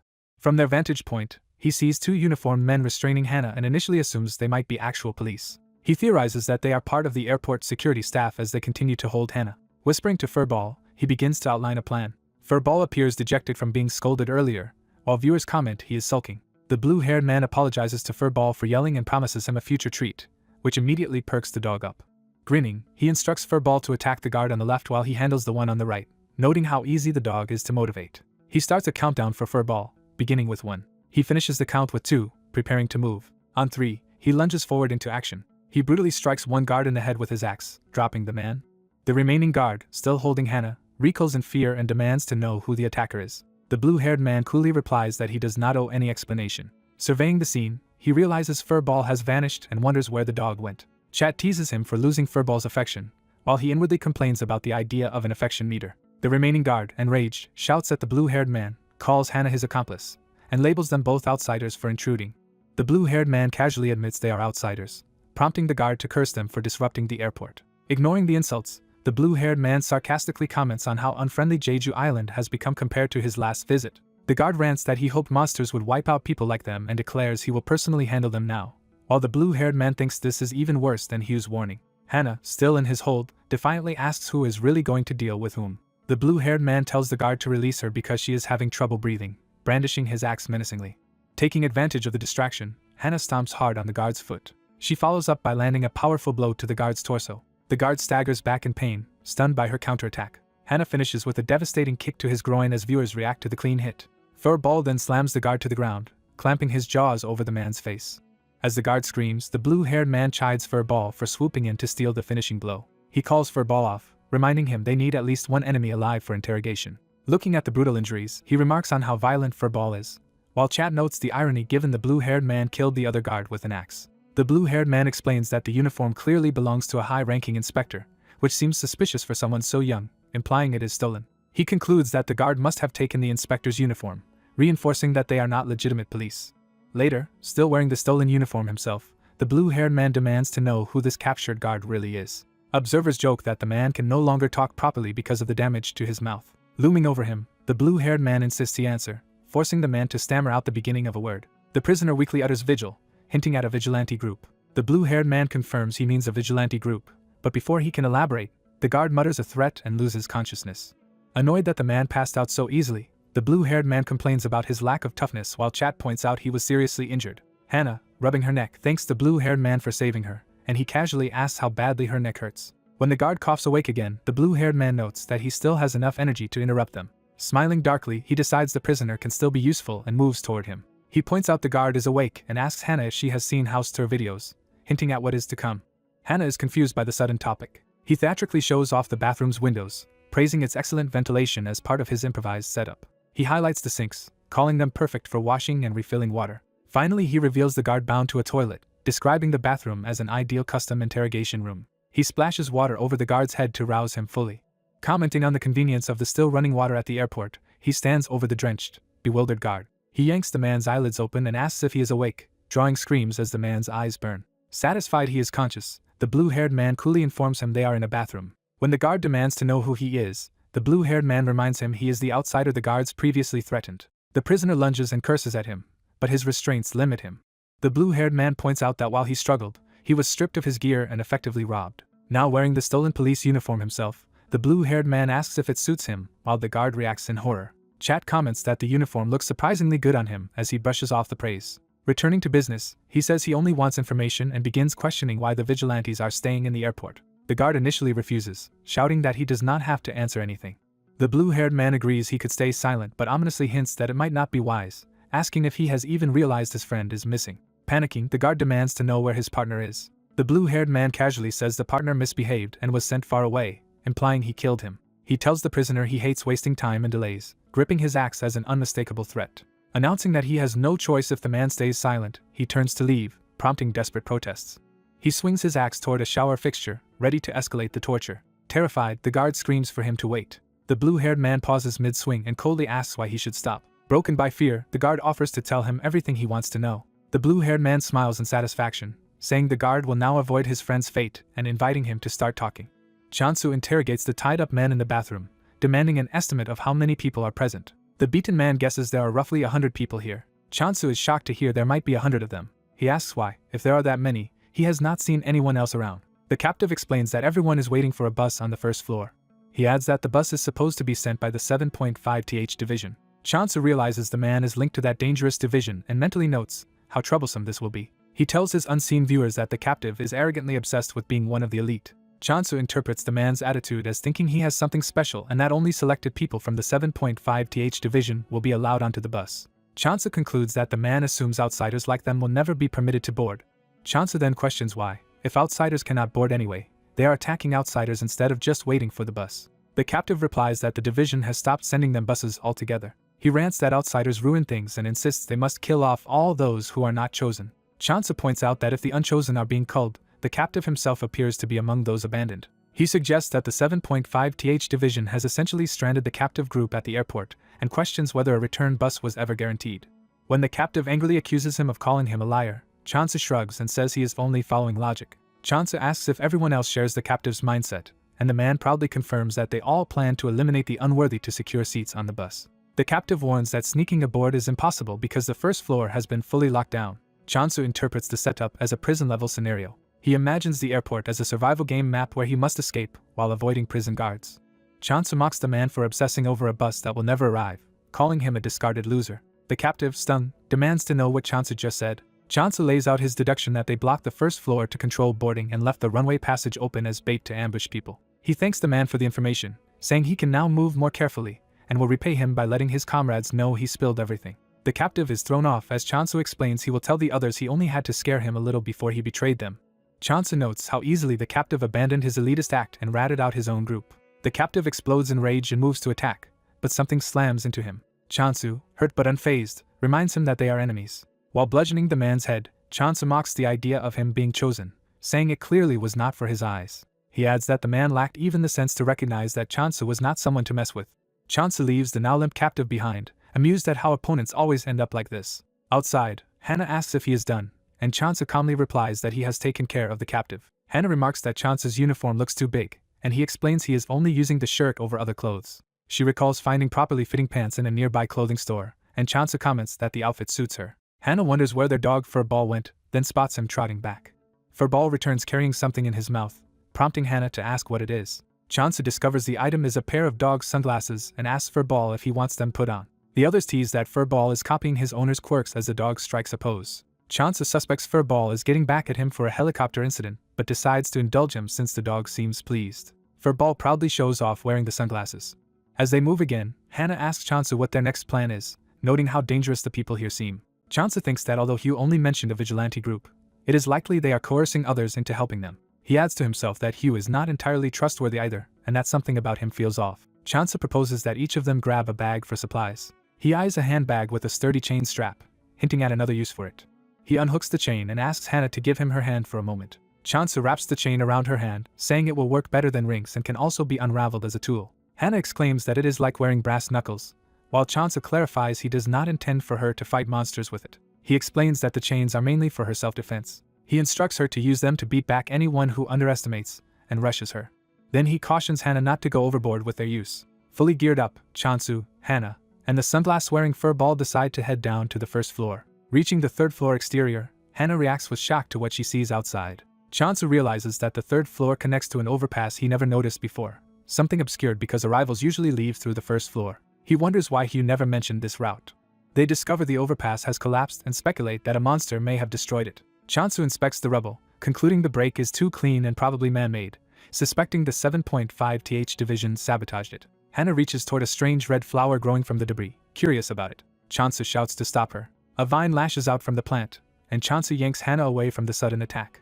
They see the flower's fang mouth and learn from the system that it is a red devil, smaller than the ones near the runway. Chansu confirms these deadly plants match the species he saw around the runway. He scolds Hana for recklessly touching unknown things, and she nervously agrees not to do it again. Chansu asks his unseen viewers how dangerous the red devils are, hearing that they are carnivorous, paralytic plants that eventually eat victims outright. He observes that the plants appear able to grow on any surface. Seeing that every escape route has been severed, Chansu decides they must head back inside and investigate the fourth floor. They find the upper lounge area empty and untouched. After looping through the fourth floor and returning to the third, Chansu grumbles that it was a dead end with no one around. He reflects that the fourth floor is like unused map space and that the division members never bothered sweeping the third or fourth floors. At least, he notes, the detour let him find some coffee. Relaxing briefly in the lounge, he muses what high-end airport lounges are like while chat messages tease him about being so calm. Hana tosses him a chocolate bar as he lounges with his drink. She points out he probably has not eaten, and he admits he has not and thanks her. As he bites the bar, Chansu thinks he should not sit idle for too long. Still snacking, he reminds himself that the shade monster they fought earlier survived and is likely to reappear.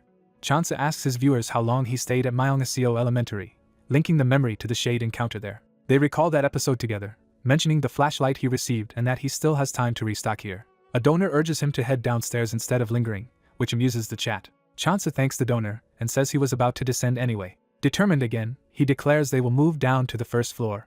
Hana worries whether wearing police uniforms will really protect them, but Chansu says even a brief confusion among enemies will be enough. As they step onto the empty second floor, Chansu notes it is completely deserted because the vigilantes have concentrated on the first floor. While they descend further, he tells Hana not to be so nervous despite nearing the dangerous level. Hana timidly asks why, and Chansu explains they are not here to fight but simply to find a way out, unconcerned with what happens on the first floor. He reflects that he originally thought survival was his only goal, yet the 7.5th Division has been behind every incident he has faced. Chansu realizes the 7.5th Division is central to the overarching story and not just a side objective. He decides he cannot waste effort on unrelated side stories. He resolves to quickly locate the 7.5th Division's base. Meanwhile, two uniformed vigilantes complain about still being on duty as they leave their post. They worry that their comrades might be looting upstairs and remark that their captain will be angry if so. The men mention an outsider they captured, apparently a firefighter, and the only one they found alive. Snickering, they speculate that the rest of the firefighters likely died in earlier explosions. Suddenly a door slams, startling them. They wonder if it closed on its own, one suggesting it might just be the wind. Heading toward the door, they question how there could be wind inside the airport and assume someone else closed it poorly. Nervously, one man reaches for the handle. As he opens it, Chansu brutally slams the door into his face. Both guards stumble, one covering his face in pain. Chansu bursts out, shoving past them and yelling for them to move. In the chaos, one of the men trips on the threshold. The two tumble violently down the stairs, crashing and groaning. Safely behind the door again, Chansu admits the sudden encounter scared him, and his viewers praise his quick reaction. Hannah notes that the guards are motionless, while Chat points out that Chansu actually broke their necks. Chansu casually calls their deaths natural causes, joking that they would have survived if they were as flexible as Hannah. Hannah peeks in with Furball and checks if Chansu is all right. He assures her he is fine and hands her one of the fallen guard's batons as an extra weapon. Hannah hesitates for a second, fidgeting as she gathers herself. She wraps the designer chain around the baton, delighted at the idea of using the luxury strap at least once. Chansu calls Furball over and asks him to scout the area. Furball peeks into the open space while Chansu quietly asks if anyone is present. Furball signals the all clear, and Chat jokes about dealing with enemies the same way or needing stairs. Chansu tells the group it is time to move out, nicknaming Hannah's weapon the brand name baton, while she insists on being called by her name. As they walk the hallway, a distant shout claims someone has everything wrong. Chansu and Hannah pause, confused by the shout. They see a firefighter being dragged onto a stage before a crowd, protesting that there has been a misunderstanding. Chansu, hidden, reacts in disbelief to what he is witnessing. The eye-patch leader calls the firefighter a rat who tried to infiltrate their waiting area. The leader accuses him of planning to sneak onto their bus. The terrified firefighter cries out in confusion, while the leader coldly declares that he must be punished. Facing the mob, the leader asks the assembled vigilantes what they think should be done with the prisoner. The crowd screams for his death, shocking Chansu, who internally questions their madness. The mob argues that outsiders like the firefighter are the reason the division stopped sending buses and demands his immediate execution. When the firefighter pleads that they are mistaken, a guard smashes him in the head with a baton. The crowd continues to chant for his death and execution as the guards hold his limp body. Chansu, watching from concealment, sees Chat calling the vigilantes insane and notes that the open layout makes it difficult to hide. He observes that the exit is unusable because the arrival's doors are barricaded and heavily guarded, leaving them trapped. Thinking hard, he admits he still does not know where his mysterious key fits but recalls the tour guide once mentioning a solar power plant nearby. He wishes it were dark, since that would favor him, when a familiar blue glow suddenly catches his eye. Spotting a blue lit panel below, he suspects it might be another system checkpoint and decides to slip away while everyone is distracted by the execution. Chansu stealthily sneaks out from the side door toward the source of the blue light. Reaching the lit doorway, he mutters about striking while the iron is hot and opens it. He steps onto the glowing strip on the floor. The system notifies him that he has reached a checkpoint. He closes the door behind him to avoid drawing attention. Annoyed that no skill window appears, he wonders where his reward information is. Instead, a system message pops up saying the shop has been updated, surprising him. The new shop display shows a uniform badge that upgrades his outfit and lets him swap positions with others wearing similar uniforms within a set range, for a price in Zen. Chansu balks at the steep cost of 25 Zen, realizing it would leave him with only 6 left. After a moment of cursing, he decides to buy it anyway. The new badge materializes in his hand as someone suddenly knocks on the door outside. On the other side, a patrolling officer knocks at the same moment, mirroring Chansu's motion. They briefly face each other through the door, both pausing. The officer opens the door and steps through, unknowingly triggering Chansu's swapped position. Now alone in the room, the confused officer notices no one is there and wonders what he thought he saw. Scratching his head, he mutters about stepping inside without realizing it while Chansu walks away unnoticed. Rejoining Hannah, Chansu remarks that it was a close call, and she whispers that it looked like he and the officer suddenly swapped spots. Chansu simply smiles and jokingly calls it magic. He internally confirms that the badge let him switch places before the guard saw his face and decides the expensive item is worth it. With 9 uses left, he plans to memorize the faces of the vigilantes while the captain announces they have chosen a punishment method. The captain declares that the execution will be scheduled for dawn, which he claims is the best time to carry out such a killing. The firefighter is ordered to be imprisoned despite his protests and is dragged away. As he is taken off, bystanders and unseen commentators doubt his chances of escape and ominously hint worse is coming. Chansu and Hannah search the building, wondering where the helicopter pilot disappeared to. Chansu reassures Hannah and fiddles with his badge, trying to calm her. He steels himself and tells her they still have possible ways out. Chansu asks his live stream viewers how he should escape, but they refuse to give free help. He insists it is mutual help, admits he may be plotting, and jokes that manipulation is just their usual relationship. Viewers suggest escaping through a blocked door. Chansu agrees it is logical but also the hardest route. Assessing sleeping bags and camp setup, he concludes that many hostile people occupy the first floor, making open conflict dangerous. Chat proposes searching for more treasure chests, but Chansu grumbles that risking his life for a small reward is not worth it. When asked what other options he has, he muses that maybe this route is not actually meant to be his escape. He thinks some earlier clue or item might be the real hint and pleads again with viewers to aid someone stuck like him. Realizing that a small hint would let him solve it, he coaxes them until a viewer named New Master donates currency and offers to help. Chansu claims he has already guessed the answer and asks New Master where he can use a certain key, thinking his usual helper would have told him. Viewers tease him to call the donor Master, but Chansu decides to nickname the viewer New instead.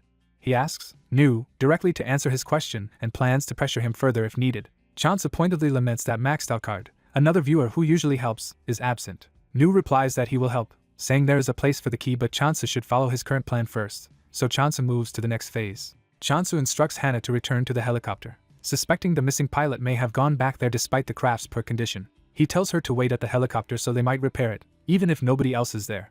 Hannah anxiously asks if he plans to abandon her, and he insists she can re-enter the building if danger appears. When she asks what he will do, Chansu says he will search for the missing firefighter and suggests she take their dog Furball for comfort. Hannah reluctantly agrees to go wait by the helicopter and leaves with the dog, warning him to show up. After she departs, Chat notes he clearly sent her away intentionally to watch the pilot and use Furball as a warning system. Viewers also realize Chansu is trying to save the firefighter for strategic reasons, possibly because the pilot is imprisoned with him, and worry about him acting alone.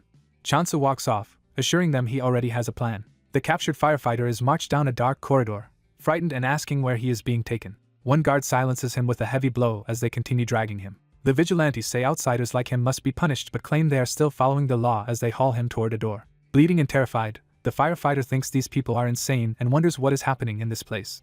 The guards open a metal door and announce they have arrived. Inside, the firefighter sees cages and recoils in shock at the prison-like room. They lock him in a large cage as he begs to be released, mocking him that he should be grateful for the bigger cell. Looking across, he notices another prisoner slumped in a neighboring cage. The other captive is a badly beaten older man, barely able to groan.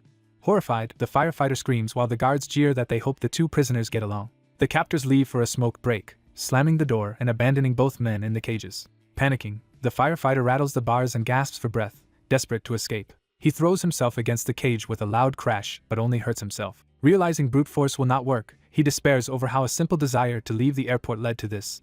He regrets not leaving with the helicopter pilot earlier, recalling how the man reluctantly helped him rescue people at sea. Now he bitterly thinks he should have trusted the pilot. He calls out to the older prisoner, relieved when the man weakly responds. The firefighter urgently asks how long the man has been trapped and if there is any way out. He suggests they might cooperate, but the old man only chuckles ominously.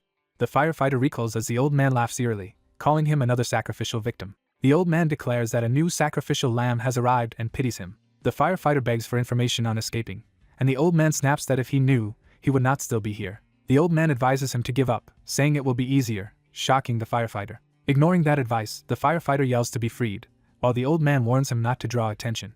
The firefighter insists they will both die if they stay, but the old man claims he will not die the same way because he is not considered an outsider. He explains that as someone who has been here from the beginning, he will not be killed like new arrivals. When the firefighter struggles to understand, the old man clarifies he was imprisoned for opposing the others when they tried to kill outsiders. He adds that he did not act from pure kindness. He simply could not stand listening to the fanatics boast that they were chosen. Asked what chosen means, the old man says the 7.5th Division abandoned everyone here, promising to move chosen survivors to a place called Newtown. He reveals Newtown is a new base where they plan to rebuild society with only people they deem useful. The old man confirms they are soldiers and exposes that the Jeju airport is safe. Broadcast was a leftover recording. All dead outsiders came here because of it, while survivors escaped by plane. He then asks if the firefighter's friends abandoned him, and the firefighter replies he did not come with real friends at all. The old man remarks that the firefighter seems like someone who devoted his life to saving others, yet now no one has come to save him. The firefighter falls silent under this observation. The old man says that if karma exists, the firefighter might still get a chance to escape, so he will share one crucial tip with him. He tells the firefighter that if he does escape, he should head to the Yongmun Tourist Center, where the 7.5th Division is rumored to be going and where it might be safer than here. The firefighter thanks him but doubts he can ever leave this place. The old man repeats that karma might make him lucky. The old man describes how the remaining vigilantes are so fanatical they will likely stay here until supplies run out and then kill themselves. For that reason he urges the firefighter to escape before everything collapses. But then he starts mumbling and weakening, alarming the firefighter. At that moment the guards return from their break, casually discussing dinner as they enter the room. They see the firefighter's earlier panic and suspect he was planning an escape attempt. Grumbling that outsiders never stay obediently still, they approach the cages. Their eyes glowing with cruel intent, they decide to play with him since he is going to die anyway. One takes out a tool and threatens to break part of the firefighter's body, ignoring his terrified pleas. They mockingly offer to let him choose whether to lose an arm or a leg. The firefighter screams at them to stay away as they open his cage, while the old man mutters an insult at them. The old man tells them to stop tormenting the firefighter and questions what they gain from this cruelty, provoking their anger. He repeats that they should stop because the firefighter is a firefighter and deserves some respect. Outraged, the guards accuse the old man of repaying their supposed mercy with insolence and approach his cage. The old man retorts that everyone here is crazy and suddenly snatches at them through the bars. One guard says they have been too lenient with him, and the firefighter watches nervously. They give the old man one last chance to retract his words. The old man only smirks in defiance. The enraged guards brutally stomp him, calling him impure and unfit to be near them. Bleeding on the floor, the old man still sneers and calls them trash. The firefighter closes his eyes in pain shock as he hears the beating. The guards realize they may have fatally crushed the old man's skull and conclude he is dead. They dismiss his death as inevitable punishment for talking back, while the firefighter panics internally that he is doomed. The guards turn back to him with manic grins, saying they have not forgotten about him. One begins unlocking his cage as the firefighter cries out in fear. The firefighter raises his arms to shield himself as the door opens. Suddenly one guard is stabbed from behind, crying out in surprise. A white-haired stranger appears, having silently taken down one guard, and the other stares in shock. The newcomer knocks the second guard aside and says he is the reason their vigilante group exists, sarcastically noting how much fun they seem to be having. Holding a knife, he scolds them for forming the group to hunt him yet using it instead to torture others. Pinned guard recognizes him mid-sentence, horrified. The stranger confirms they know him and angrily calls them murderers, revealing his own notorious reputation. He argues that calling only him a murderer is hypocritical when they also kill anyone who enters the airport. As he prepares to stab the pinned guard, the man grabs his wrist and curses him. The stranger warns the guard not to let his guard down because a single lapse can be fatal, then forces the knife toward him. The guard musters strength to shove the stranger off, believing he has turned the tables. The knife is knocked away, clattering across the floor. The guard slams the stranger to the ground and vows to kill him. He pummels the stranger's face while shouting for him to die. Still enraged, he keeps beating him, calling him a murderous bastard. The stranger suddenly counters with a powerful strike that shocks the guard. Barely fazed, the stranger states the blows hardly hurt, and punches the guard in the body. He then chops the guard's neck, eliciting a pained gasp. With a kick, he throws the guard off of him and starts to get up.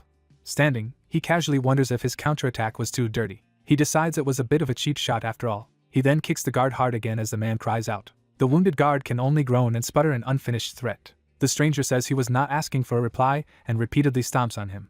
The firefighter watches from his cage, stunned as the stranger turns to leave. The stranger waves dismissively at him, saying he is not interested in him. He clarifies that he only hates people who insist on staying in this airport, not temporary guests. Continuing to stomp the guard, he explains he has decided to make the airport his own home because he is tired of being homeless. The firefighter silently concludes he has encountered yet another unstable person. Observing a rope hanging from a ceiling panel, he guesses that is how the stranger entered the room. The stranger repeats that the firefighter has nothing to fear from him since he treats passing guests kindly, and claims he previously warned others about these guards. Hearing him mention guests, the firefighter wonders if he is referring to the pilot, or possibly Chansu and Hannah. The stranger retrieves his knife and says it is time to move on. Brandishing the glowing blade, he bids farewell to the beaten guard. He raises the knife to deliver a finishing blow. Before it lands, Chansu intercepts it, blocking the strike with a clang. Chansu, now on top, demands to know what is happening as he holds the knife. The stranger, shocked and furious, struggles beneath him with the blade still in play. Chansu punches him away, saying he always suspected something was wrong about him. Standing, Chansu admits he did not expect to encounter the stranger here. The bewildered stranger asks how Chansu suddenly replaced the guard, while Chansu thinks about having swapped positions to arrive. Chansu internally wonders how to explain his teleporting ability, and decides to bluff instead. Out loud he claims he has been here all along, telling himself to just stick with the lie. The stranger is left speechless and confused by this answer. Chansu hastily adds that he was only pretending to be a vigilante, calling it acting, which even the chat finds ridiculous. The stranger repeats in disbelief that Chansu was acting, and Chansu challengingly asks what he will do about it. Still wary, the stranger questions whether Chansu intends to kill him too. The stranger reiterates that he does not hurt short-term guests, implying Chansu is safe if he leaves. Chansu, startled by the word guest, considers that the stranger was likely explaining this rule right before Chansu swapped in. Frustrated, Chansu demands his viewers give him a clear explanation of the stranger, and they reply that the man is basically a homeless person trying to claim Jeju Airport. Hearing he wasn't a danger, Chansu still distrusts him and finds even his name suspicious. Chansu notes the stranger's name resembles that of the infamous American serial killer H. Holmes. He recalls that killer built a hotel to murder guests, and resolves that this similarity is a serious warning sign. Chansu concedes the first name is different, so the man might not be exactly the same, but he still feels unsettled and wonders if he is losing his mind. Chansu bluntly tells the stranger that yes, he is crazy and obviously not in his right mind. The stranger reflects and admits that might actually be the most logical explanation. Chansu says he is glad they agree and tells the stranger to go back upstairs. He adds that the stranger should stop attacking people like this, and the man sheepishly agrees to leave, admitting fault. The stranger climbs back up through the ceiling as outside commentators joke Chansu chased him off like a stray. Chansu sighs in relief and turns his attention to the firefighter still locked in the cage. Realizing only the firefighter is here and not the pilot, Chansu is annoyed that rescuing him has not immediately advanced his main goal. Suddenly someone shouts elsewhere that an unconscious person has been found, and Chansu realizes the guards have discovered the man he previously swapped places with. Knowing his ruse will be exposed, Chansu panics and understands the authorities will soon suspect something. He curses that they found the decoy too quickly and urgently orders the firefighter to get out of the cage so they can escape together.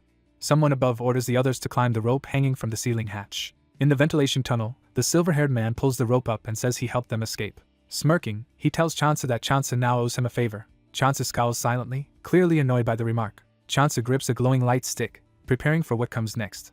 Outside the airport, Hannah runs toward a man with a helicopter, calling for him to wait. The pilot in sunglasses asks what she wants. Hannah urgently explains that dangerous people are inside the airport, that Chansu sent her to get his help, and he checks that Chansu is the guy with her earlier. The pilot says he already knows the airport is dangerous and that he is trying to leave. He adds that her timing is useful because the toolbox is heavy to carry up to the helicopter. He asks Hannah to pass the toolbox up and she asks if the helicopter is damaged. The pilot explains there is a problem with the control rod that he must inspect before takeoff. Hannah asks if he can fix it quickly and he replies he is not an engineer but can get it working well enough to leave the area soon. Hannah senses a sudden rumbling and is shocked. The ground shakes under Hannah and her dog. The dog barks as Hannah turns, thinking she just felt the ground tremble, and wondering what happened. The area outside falls eerily silent, making Hannah uneasy. The dog suddenly slams against something, reacting to the disturbance. Hannah, alarmed, calls out to the pilot as a booming sound continues. The pilot, hearing the same booming, shouts back that he hears it.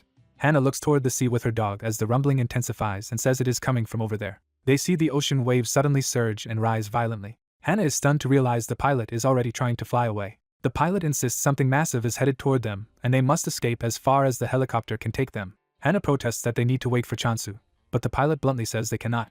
As he warns that delaying is too dangerous, the dog growls menacingly at him, startling him into silence. The nervous pilot asks Hannah to control the dog, but she says the dog only listens to Chansu. Frustrated, the pilot says they will regret staying as the ground and air rumble. He points to the towering waves and insists they will all be swept away if they do not leave immediately. He yells that they must depart now.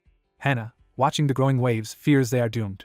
As a gigantic tentacle rises from the sea spray, Hannah thinks that she and Chansu are finished. The tentacle crashes violently into the water and structures, revealing the monstrous scale of the creature. The helicopter lifts off while Hannah objects that he is taking off without the others. Hannah angrily demands to be put back down, but the pilot tells her to be quiet and hold on, saying landing now would mean being swept away.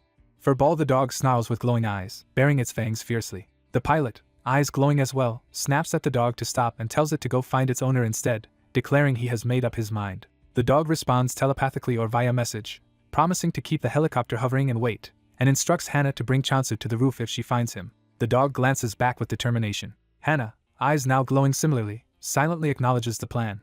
Furball leaps from the open rescue helicopter as Hannah shouts after him. The dog lands and dashes off, barking. Chansu hears the barking and turns in surprise.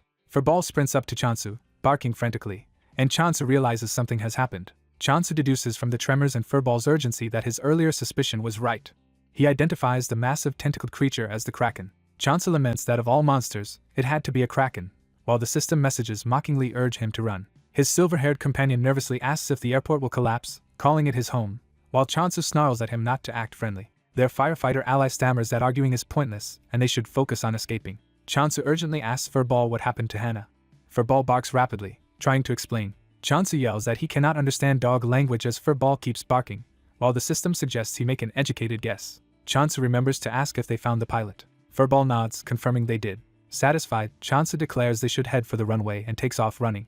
Furball suddenly grabs Chansu's pant leg with his teeth, startling him. Chansu is tripped and slammed to the ground by Furball's tug. Holding his face, Chansu demands to know what the dog is doing as Furball points upward with its snout. Chansu realizes Furball wants them to go up, toward the roof. From more barking, Chansu infers the helicopter is already airborne. Chansu decides that at least they still have a way out, and orders everyone to head for the roof. As they run, a group of hostile uniformed men spots them and shouts to capture them. Chansu curses that they are cut off, and the system explains the enemies used another stairway. More enemies rush from behind, and the system notes the group is now pincered. The masked leader blocks their path, declaring they have no right to leave. Chansu protests that they only want to escape and leave the cultists alone, saying he is done with this place. The leader says they humiliated his group and therefore none of them can be allowed to live. Chansu grabs the silver-haired man and half-jokingly suggests handing him over, shocking the guy. The silver-haired man yells that he should never have trusted Chansu and rants about basements, while the system snarks about his ominous name.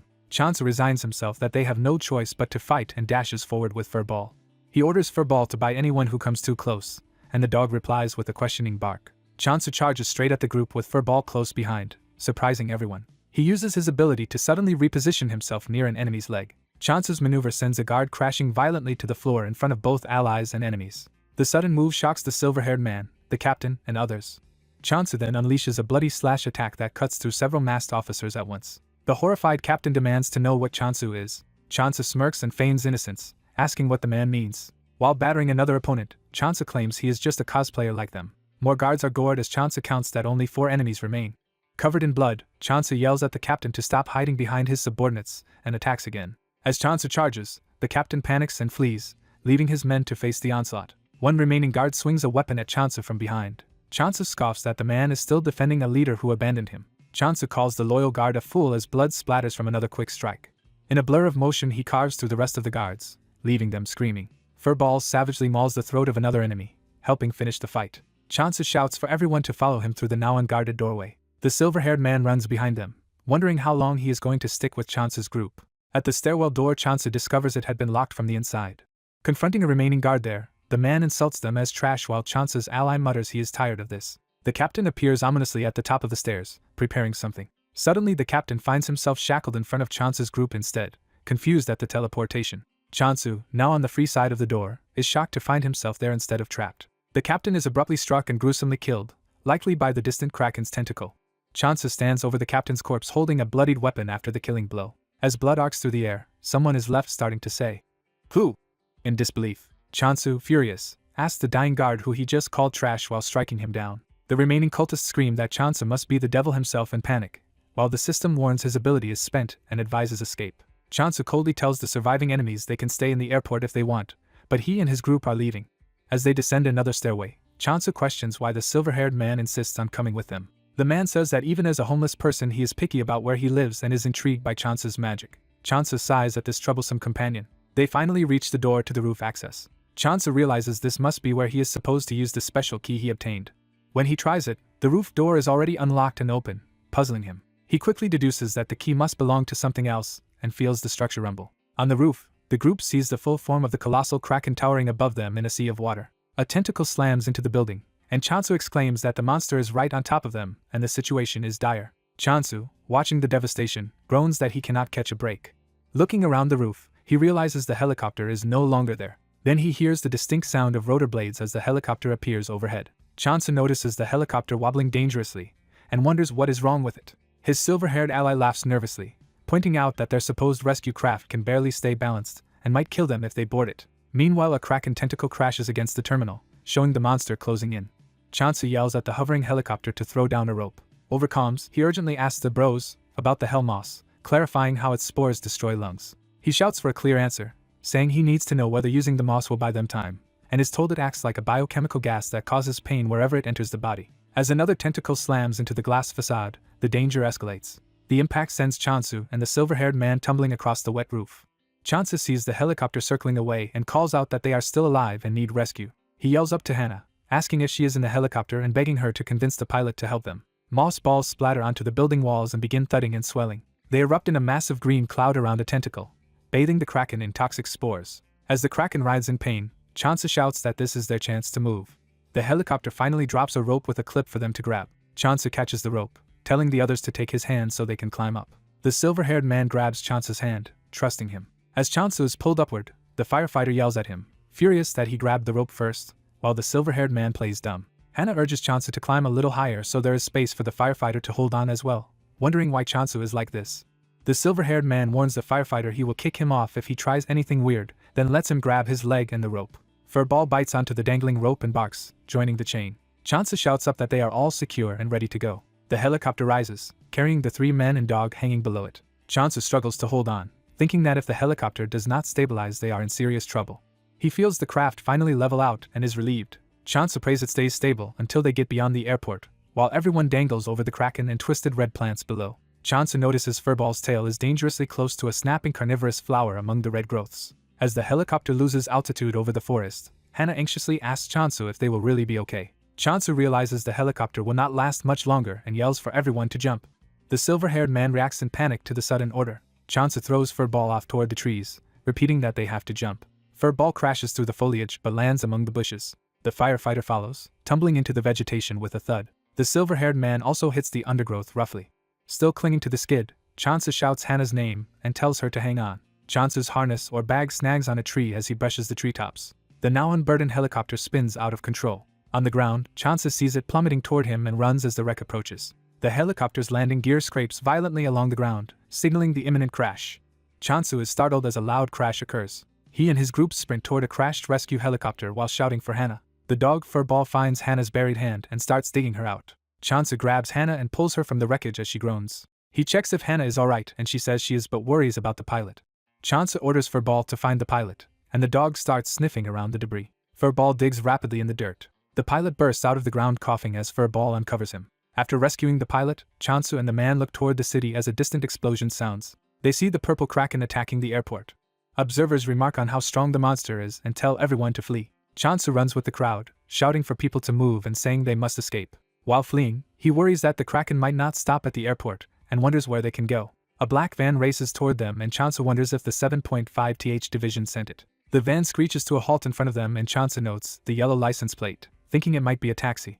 The anxious driver looks out, shocked by the monster, and asking what it is. A silver-haired man inside yells at them to hurry and get in. He tugs on the locked door and complains that it will not open. The taxi driver hesitates, saying he must confirm they are the ones he was hired to pick up, while Hannah begs him to let them in or they will all die. The driver refuses, saying he was paid to pick someone up, so the silver-haired man grabs him.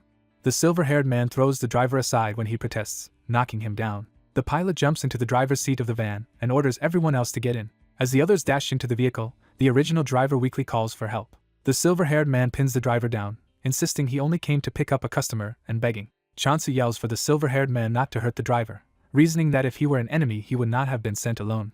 While the van rumbles, the interface reminds Chansu he can leave the driver or take him, hinting that Hugh is a killer who hunts other killers. Chansu reflects on Hugh being a killer of killers and debates leaving him behind versus using him as an asset. He decides and shouts for Hugh to grab the taxi driver and get in the car so they can all escape and find Hugh a new home. Hugh is momentarily surprised by this order. Hugh casually agrees and drags the protesting taxi driver into the van. Everyone gets inside and Chansu yells at the pilot to drive them away as fast as possible. The van's tires spin as they speed off. The kraken crashes down onto the road in front of them, destroying the pavement. The van barrels along while Chansu tells everyone to hang on tight. The pilot swerves the wheel sharply. Debris smashes against the van as they continue driving. The pilot floors the accelerator. Chansu, noting the kraken's fury, praises how skilled the pilot is at driving, remembering his helicopter skills. The pilot's friend says he trusted the pilot with the wheel because of that skill. Hannah slumps in relief, saying they are saved and remarking that she did not expect the monster to come this far inland. Hugh jokes that they were almost dead while the shaken taxi driver asks to be released. Chansu thanks the pilot for saving them and comments that he seems good with any vehicle, which the pilot modestly confirms. The pilot glances ahead in silence as they keep driving. Chansu thinks about how the pilot could have abandoned them but chose to return, likely thanks to Hannah, and concludes that he came back to save everyone. Chansu formally introduces himself to the pilot, learns the man's name is Byung-hun John, and gives his own name, Chansu Go.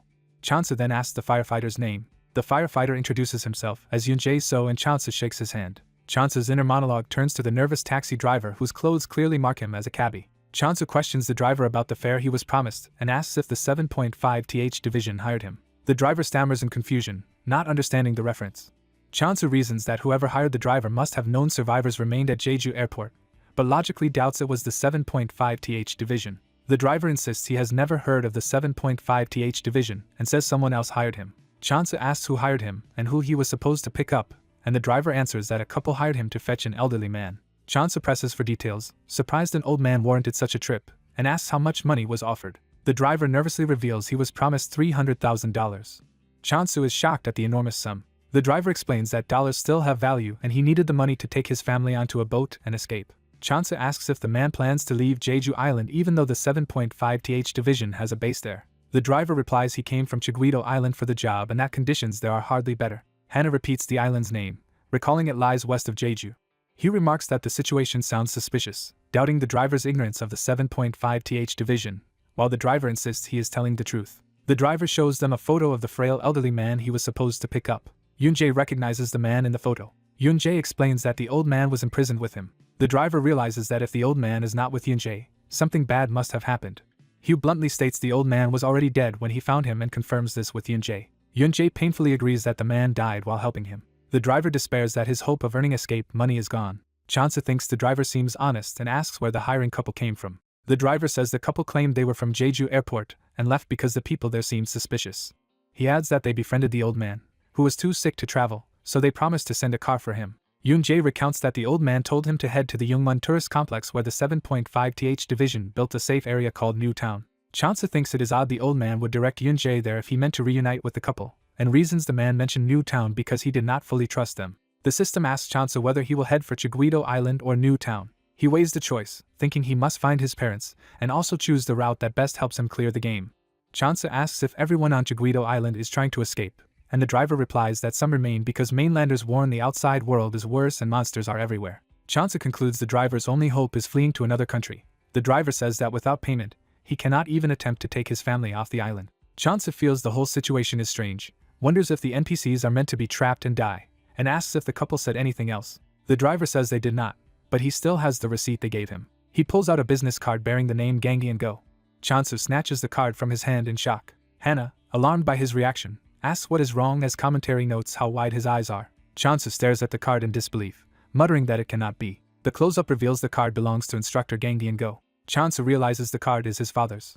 He frantically confirms with the driver that the couple gave him the card and asks if they were both alright. The driver says they were and asks if Chansu knows them. Chansa thinks in disbelief that his parents have been on Jeju Island all along, and that the timing of this discovery is cruel. The system announces that he must now make a decision. Chansu is told each destination choice grants a unique benefit. The system describes the New Town option as a safe one-on-one meeting with the 7.5th Division commander. It describes the Chiguido Island option as learning a possibly irrelevant truth. Chansu realizes he must choose between pursuing his parents or the commander, while a countdown warns that a random destination will be chosen if he does nothing. He anxiously asks his unseen viewers what the prompt is, and they answer that it is a choice that can technically be ignored. Chansa thinks he cannot ignore this, staring at the Chiguido option, while the system notes the choice only sets a destination. He confirms aloud that he is not forced to follow the chosen route, though it could complicate the game. With 10 seconds left, Chansa panics over what to do. He fixes his gaze on the two options, torn between the benefits of New Town and Chiguido. He considers that a private meeting with the commander would yield crucial information. Yet he also thinks there is a strong chance his parents are on Chiguido Island. Images of previous deaths flash through his mind as he recalls believing he could fix everything by clearing the game. He reflects that he tolerated others' deaths because he believed clearing the game would restore the world. Now he fears that if he fails to rescue his parents, and also fails to clear the game, everything will be lost. He realizes that in that case the world would remain as it is. With 1 second left on the timer, Chansa tenses and forces himself to act.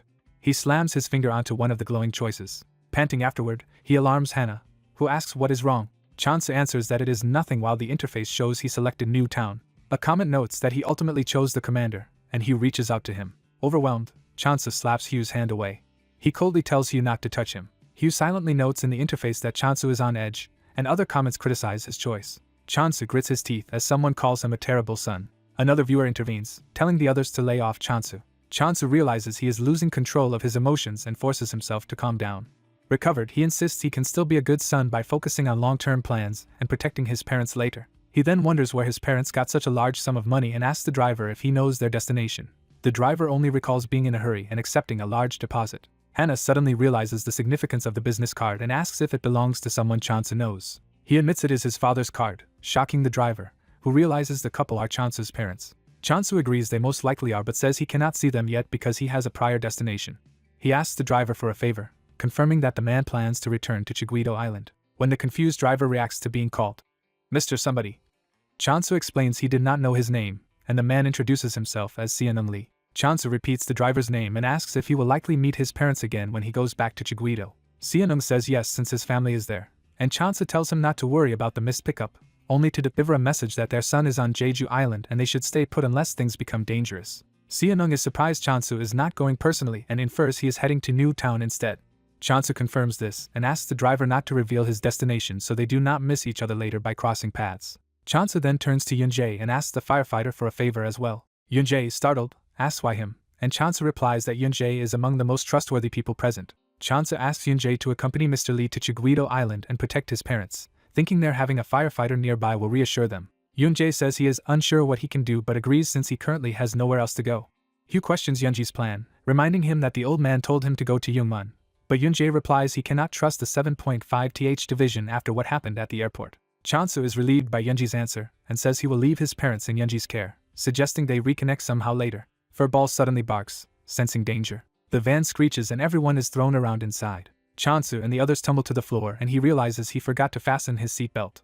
He pulls himself up and asks Mr. John what happened. The pilot tensely says there is something up ahead. They see the road blocked by 2 trucks positioned across the lanes. Armed men hiding behind the trucks spot the van and gloat that disaster brings opportunities. Their leader smirks, noting that some survivors always manage to escape. He orders his men to rob the newcomers of everything they have and then leave. The pilot brakes hard, tires screeching. The armed group advances toward the stopped van. The van's doors unlock as someone inside prepares to act. Hugh comments that he can feel murderous intent from the approaching men. The bandit leader notices movement and looks toward the van. Hugh casually steps out, saying the thuggish group reminds him of a vigilante gang. The leader and his men are confused, wondering why a shabby, homeless-looking man emerged from the vehicle. Hugh coolly admits they are right that he is homeless. The bandits laugh at his admission, joking that he must be trying to avoid being looted. A suited man dismissively tells his companion not to worry about the lowly thugs blocking them. The thug leader glares and angrily demands to know who has approached. The blue-haired man introduces himself as Chansu and politely asks the thugs to move since he and his group need to go somewhere. The thugs laugh mockingly, repeating that Chansu wants them to step aside so he can pass. The thug leader threatens to spare their lives only if they hand over all their possessions, including the car, which Chansu calmly repeats in disbelief. Chansu proposes a fairer deal where both sides wager their cars, thinking more vehicles will benefit his group regardless. Chansu's dog suddenly appears, growling fiercely at the thugs. Startled that Chansu has a dog, the thug leader flinches back in alarm. The dog savagely mauls the thug leader's face, splattering blood. The remaining thugs are shocked and cry out in horror as their leader collapses. Seeing the opening, Chansu and his ally dash forward to counterattack. Chansu swiftly incapacitates one thug with a powerful strike. His ally slashes down another thug, cutting through them with ease. As the 2 heroes sprint away, the remaining thugs realize they are heading toward the parked trucks. In a car, the bearded man furiously orders his allies to stop them. Chaos erupts as a vehicle crashes into some of the thugs. Chansu floors the gas and shouts for his dog, Furball. The dog leaps up onto a truck while the furious thugs shout for their men to pursue. Chansu mocks that their enemies will never catch up using just one truck as he speeds away in one of the stolen vehicles. Off-screen commentators remark that Chansu has essentially obtained 2 trucks for free and praise his timing while mocking the thugs for underestimating him. One of the stolen trucks screeches to a halt after they have escaped. Chansu remarks that they have driven far enough, while his dog looks out from the truck window. Mr. Lee approaches the stopped vehicles and calls out to Chansu. Chansu hurriedly asks if Mr. Lee is hurt, then reassures him they barely fought and simply stole the enemy's trucks as viewers tease that he is obviously being overprotective because of his employers. Chansu's ally jokes that thugs like those always leave their keys in the ignition, and Chansu thinks with relief that they finally have a moment to breathe. Chansu instructs Mr. Lee to take Hugh's truck and head toward Chiguido. Mr. Lee anxiously asks if Chansu truly does not plan to accompany them. Chansu tells Mr. Yoonjae to go with Mr. Lee and explains that they will part ways here, which Yoonjae accepts. Yoonjae gratefully thanks Chansu for all his help. Chansu replies that he also appreciated Yoonjae's help and suggests they may meet again, then recalls they still need a method to keep in contact. Chansu explains that they might need to coordinate later, while the chap mocks him for trying too hard to act cool. Yoonjae thinks and proposes using a signal fire, which Chansu questions. Yoonjae describes an old signal fire site near Chiguido called Dangsangbong that was recently rebuilt and could be used again. Chansu notes the location is quite far and wonders aloud if he will be able to see any fire from there. Yoonjae explains that although it is distant from the tourist complex, Chansu should see it as he approaches and says they will only rely on it if radio contact fails. Yoonjae further clarifies the system, saying 1 constant fire will indicate that everything is fine. He adds that 2 fires will mean danger and 3 will tell Chansu not to come. Chansu agrees to this arrangement and entrusts the signaling responsibilities to Yoonjae as they shake hands. Their vehicles split up as Yoonjae and the others drive away in their truck while Chansu continues in the van. Chansu decides it is time to really begin his next objective, then notices something as he drives. Hannah nervously asks if she can ride with Chansu instead of Hugh, and he internally notes that she is uncomfortable sharing a taxi with Hugh. Hugh pops up happily saying he would also like to ride with Chansu, startling Hannah. Chansu complains that they are giving him a headache with their odd behavior, and orders both of them to just ride in the taxi, while onlookers gossip about Hugh acting overly friendly. Chansu and his dog drive off alone in the stolen truck. As he drives, online viewers comment humorously about Chansu riding alone, calling him a king. Chansu talks to his dog, who barks, and he remarks that the dog seems to feel the same excitement. He tells the dog it is the companion he trusts most, and says he is eager to see what the upcoming level 3 will be like. Suddenly the dog barks in alarm, causing Chansu to swerve the truck in surprise. On the road ahead, they see a ragged man slowly dragging a large coffin-like cart behind him. Shocked, Chansu wonders aloud if the figure they almost hit is really a person and what exactly he is pulling. As they pass, Chansu realizes the object is actually a coffin, and the chat reacts with surprise and speculation that something significant is about to happen. Disturbed, Chansu wonders what the man is doing with the coffin as viewers urge him to go ask directly. Byung-hun advises Chansu to ignore the stranger because something feels off, but Chansu tells his dog to wait while he investigates anyway. Chansu reasons that he cannot just ignore anything that makes the audience react strongly and prepares to approach by adjusting the van's gear. He pulls up alongside the coffin-dragging man and politely calls out to him. The exhausted stranger continues dragging the coffin, panting heavily, as Chansu calls again to get his attention. When the man still does not respond, Chansu grows irritated and sighs in frustration. Losing patience, Chansu threatens that if the man ignores him again he will run him over, making the audience remark that Chansu seems slightly unhinged. The warning works as the man finally shouts back and drags the coffin toward the van. Chansu, face shadowed, accepts this response and prepares to continue the conversation.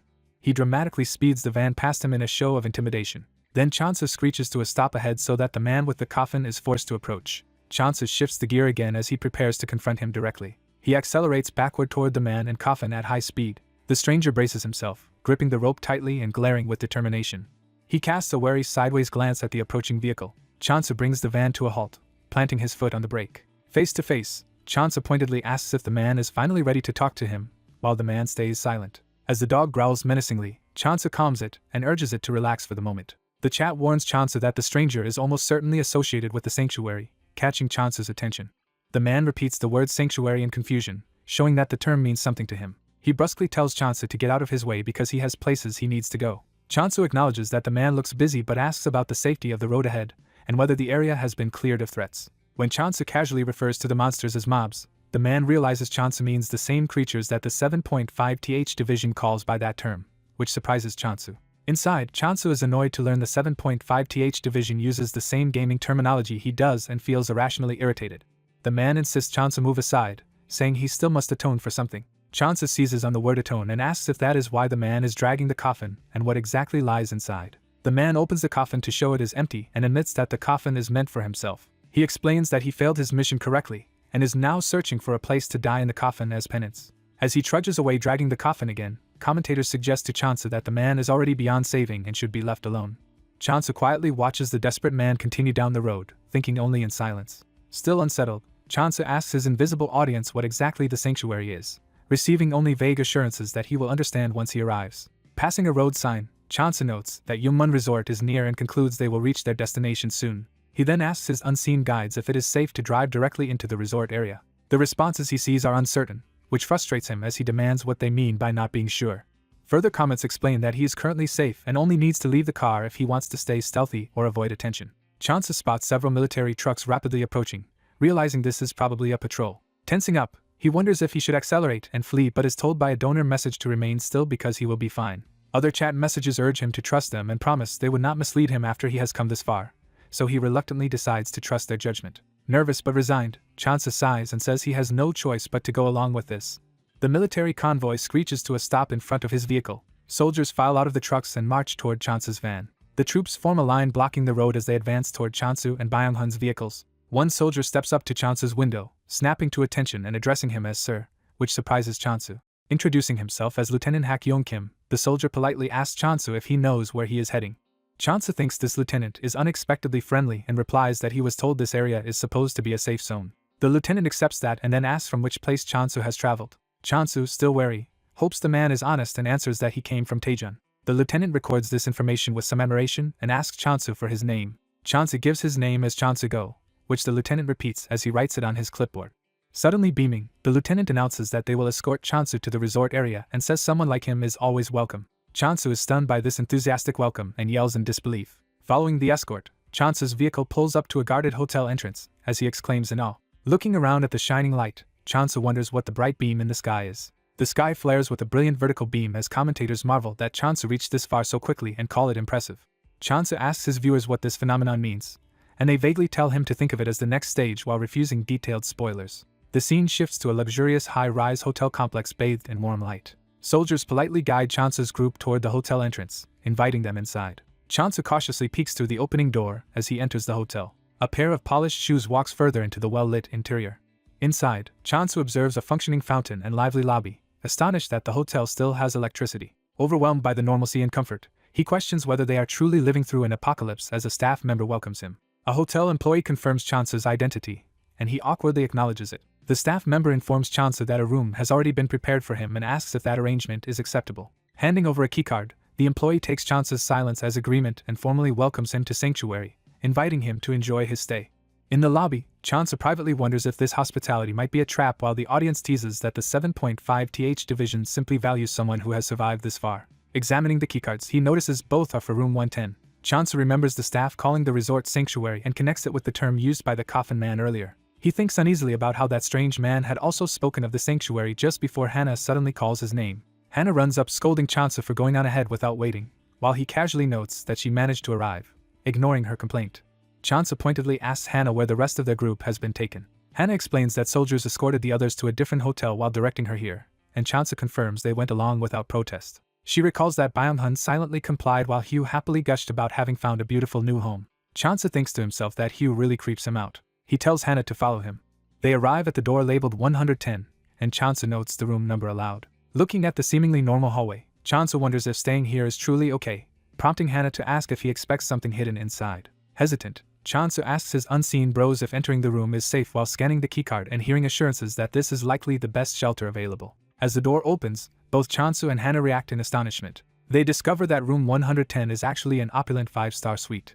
Chance explores further, amazed that such a spacious, sunlit bedroom is part of their room. As he walks in, the Chad jokes that his wonder shows he has probably never stayed even in a mid-range hotel. Slightly defensive, Chance tells the brothers he has probably stayed at a 3-star hotel before, which they doubt. He tosses his bag aside near the bed, already relaxing. Overcome with relief, Chance flops dramatically onto the bed, shouting.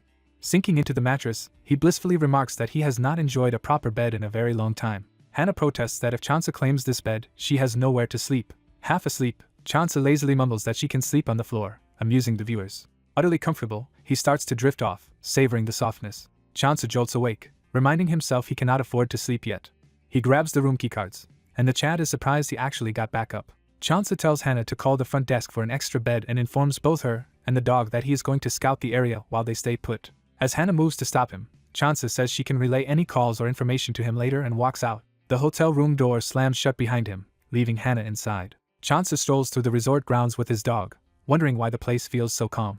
Considering the ruthless nature of the 7.5th division he has seen, he is surprised this supposed base is not horrific. The peaceful environment leaves him conflicted, and commenters remark that he could have pondered this while resting. Despite the tranquility, Chance insists he must mentally prepare himself for whatever lies ahead. His dog's ears twitch as a loudspeaker announcement welcomes all residents. Chance listens as a formal speech explains that New Town exists to safeguard the survivors and rebuild the ruined world, prompting his curious reaction.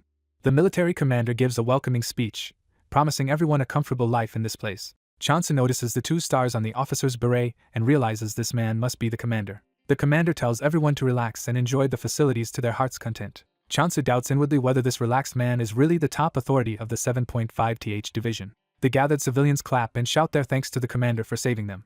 After the speech, the commander approaches Chance, identifies him as a new arrival, and Chance acknowledges it. The commander comments on Chance's dog, mildly impressed that he brought a pet with him. The commander mentions that every newcomer must have a one-on-one interview with him, which Chance assumes is now. Instead, the commander postpones the interview until later and walks away, leaving Chance surprised. Chance grumbles internally that the commander apparently interviews everyone and that his own choice to come here is not special.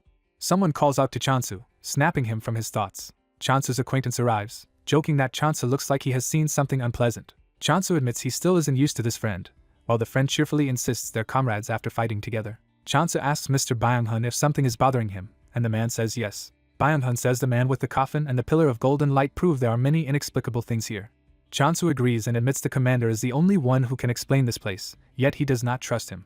Byung-hun says that's why he questioned people on the way, and Chance eagerly asks what he learned. Byung-hun reports that people call this place the Sanctuary. He explains that the Sanctuary likely exists because of the golden pillar, under which they are building a foundation while waiting for something to arrive. Chance wonders what it means to be waiting for something. Byung-hun says rumors claim a mysterious tower will appear there. Chansu is startled and presses for details about what kind of tower is expected. Byung-hun says the tower is rumored to be a path to escape the ruined world, though he admits he only knows hearsay. Chansu muses that in a monster-ridden world with a light pillar and a sanctuary anything seems possible, and recalls previous mentions of a cult. He directly asks his unseen chat if there is some kind of cult in this place. Hannah calls out to Chansu as she approaches, getting his attention. She runs up saying she finally found him, and Chansu asks why she is here. Hannah reminds him they both have scheduled interviews with the person in charge, hers sooner than his. Time passes and Chansu is ushered into a luxurious room where the commander greets him by name and invites him to sit. Chansu silently takes a seat, preparing for the interview. The officer introduces himself as Jaeong Baek, commander of the 7.5th Division, while reviewing a file. Chansu confirms his own identity to the commander. The commander, holding Chansu's file, says he has something to ask and asks Chansu not to take it the wrong way. Chansu responds by asking what the question is. The commander asks whether Chansu really traveled all the way from Taejeon to reach the sanctuary. Chansu, suspecting this might be a test, answers that he did. The commander praises the feat as remarkable, saying it's hard for anyone to reach this place without military escort. A flashback shows a bridge exploding violently. In the memory, Chansu dangles from a collapsing bridge while others yell for him to hang on. Soldiers in a boat discuss having destroyed all bridges and crossings to cut off access. Another flashback shows panicked civilians near gigantic feet as a bus is halted and people scream and flee. The giant hand plucks a person while people cry that the bus has broken down and plead to be let in. Returning to the present, Chansu seethes internally at the commander, thinking he has some nerve. The commander notices Chansu's expression and remarks that he doesn't look happy, prompting Chansu to think he must not antagonize the man. Chansu decides to change the topic and outwardly says he has no complaints, while the commander asks if he has issues with the 7.5th Division. Chansu's eyes narrow, showing tension at the question. He wonders to his chat what the commander is up to as suggestions tell him to treat it like a normal talk. Chansu mentally protests that he has every reason for prejudice against the division. The commander concludes that Chansu must have had bad encounters with his troops and admits the division has had problems lately. Chansu repeats the word issues, and the commander says they likely resemble what Chansu experienced. The commander explains that some of his men, ordered to rescue civilians, instead abandoned their duties or committed atrocities, which Chansu must have seen on his journey. Chansu suspiciously wonders what angle the commander is playing. The commander insists Chansu can speak honestly because he has no intention of hiding the division's mistakes, though Chansu says he must still choose his words carefully. Chansu claims he only focused on surviving and paid little attention to the division's actions, even though his unseen chat calls that a lie. He adds that he was surprised upon arriving here, and the commander asks what surprised him. Chansu notes that the soldiers stationed here seem much kinder than those he met on the way and directly asks what the commander's goal is. Baek says he will help however he can if it restores the country, and begins explaining his situation. He gestures and asks Chansu to look at something. Chansu is confused because Baek's hand is empty, and says he doesn't see anything. Baek confirms that emptiness was typical of how unnoticed the 7.5th Division was before the world collapsed. He explains that the division's purpose is to rapidly restore order in national emergencies, but with no missions or recognition many troops lost their way, and he apologizes for their misdeeds. Chansu accepts this and asks some questions, beginning with whether the 7.5th communicates with other branches. Baek answers that, as an officially non-existent unit, they avoided open communications to stay hidden, though they had covert channels and didn't expect that to be a problem. Chansu says he saw many conflicts between this division and other branches, and Baek replies that it's hard for soldiers to prove their identity in chaotic situations but agrees to hear more questions. Chansu asks if Baek knew there were still people left at Jeju Airport. He reports that many survivors remained there, waiting for the 7.5th Division to return. Baek is shocked, saying reports claimed everyone was evacuated, and Chansu insists he saw hundreds, suggesting a mistake. Baek immediately orders a subordinate to summon the captain responsible so he can question him. Chansu looks toward the door, surprised by the sudden development. Someone knocks at the office door. Captain Gusian Yang enters and salutes, announcing he came because the commander called him. In a sudden move, the commander draws his pistol. Chansu's eyes widen as he realizes what is about to happen. Baek levels the gun at the captain, ready to fire. The captain is shot in the leg and collapses to the floor in pain. The spent shell casing clatters and rolls on the ground. Chansu reacts in disbelief, stunned by what just happened. The commander calmly notes Chansu's quick combat reaction and clarifies that the shot was meant for the captain, then mentions there were issues with transporting the Jeju Airport people. The wounded captain stammers, recognizing that this is about his actions. Baek coldly orders the captain to explain himself. He apologizes for shooting before questioning but says this captain has repeatedly opposed letting more people into the sanctuary. The captain shouts that they lacked manpower and supplies, but Baek cuts him off and tells him to be quiet. Baek states that their duty is simply to help construct the sanctuary for those who want to stay, not to worry about whether the rumored tower appears. He notes, however, that despite this, the captain wears a particular necklace instead of his dog tag. Baek points out the necklace, criticizing him for wearing it again. Chansu sees the pendant shaped like a tower and wonders if it represents the rumored tower, while Beck reiterates that he shot the captain for failing his duty. Beck then directly accuses the captain of abandoning the Jeju airport civilians after learning that entry into the tower would be first come, first served, and the captain tearfully apologizes. Beck says apologies are not what he wants to hear. He fires again, inflicting another gunshot. Beck orders the soldiers to treat the captain's wounds, lock him up, and says he will punish him further, while Chansu watches in shock. After setting the gun down, someone nervously asks Beck at least to give warning next time. Beck relaxes into his chair and admits he can be reckless. Looking at the golden pillar, he complains that its promise of escape makes discipline harder. Chansu remarks that despite saying that, Beck is still mediating the tower's construction. Beck explains that after an apocalypse people easily go mad searching for safety, and everyone here, himself included, is desperate for a permanent safe zone. He emphasizes that he is working to keep the sanctuary secure, which Chansu has observed since arriving. Beck says that with more people they should be able to endure and purify Jeju Island, a term that makes Chansu uneasy. Chansu briefly wonders whether the giant sea monster they faced might follow them even here. Beck tells Chansu that, given everything he has survived, his future choices in this place are entirely his own. He notes that residents now call this place the sanctuary rather than New Town. Beck adds that in a day or so Chansu will have to make his own decision about his path. Outside, the golden light pillar roars, growing more intense. Later, Chansu collapses on a soft bed in his assigned room, relieved by the comfort. He mutters that he still isn't used to such comfort. He notices Hannah fast asleep in another bed and thinks she looks cozy even as the sun is setting.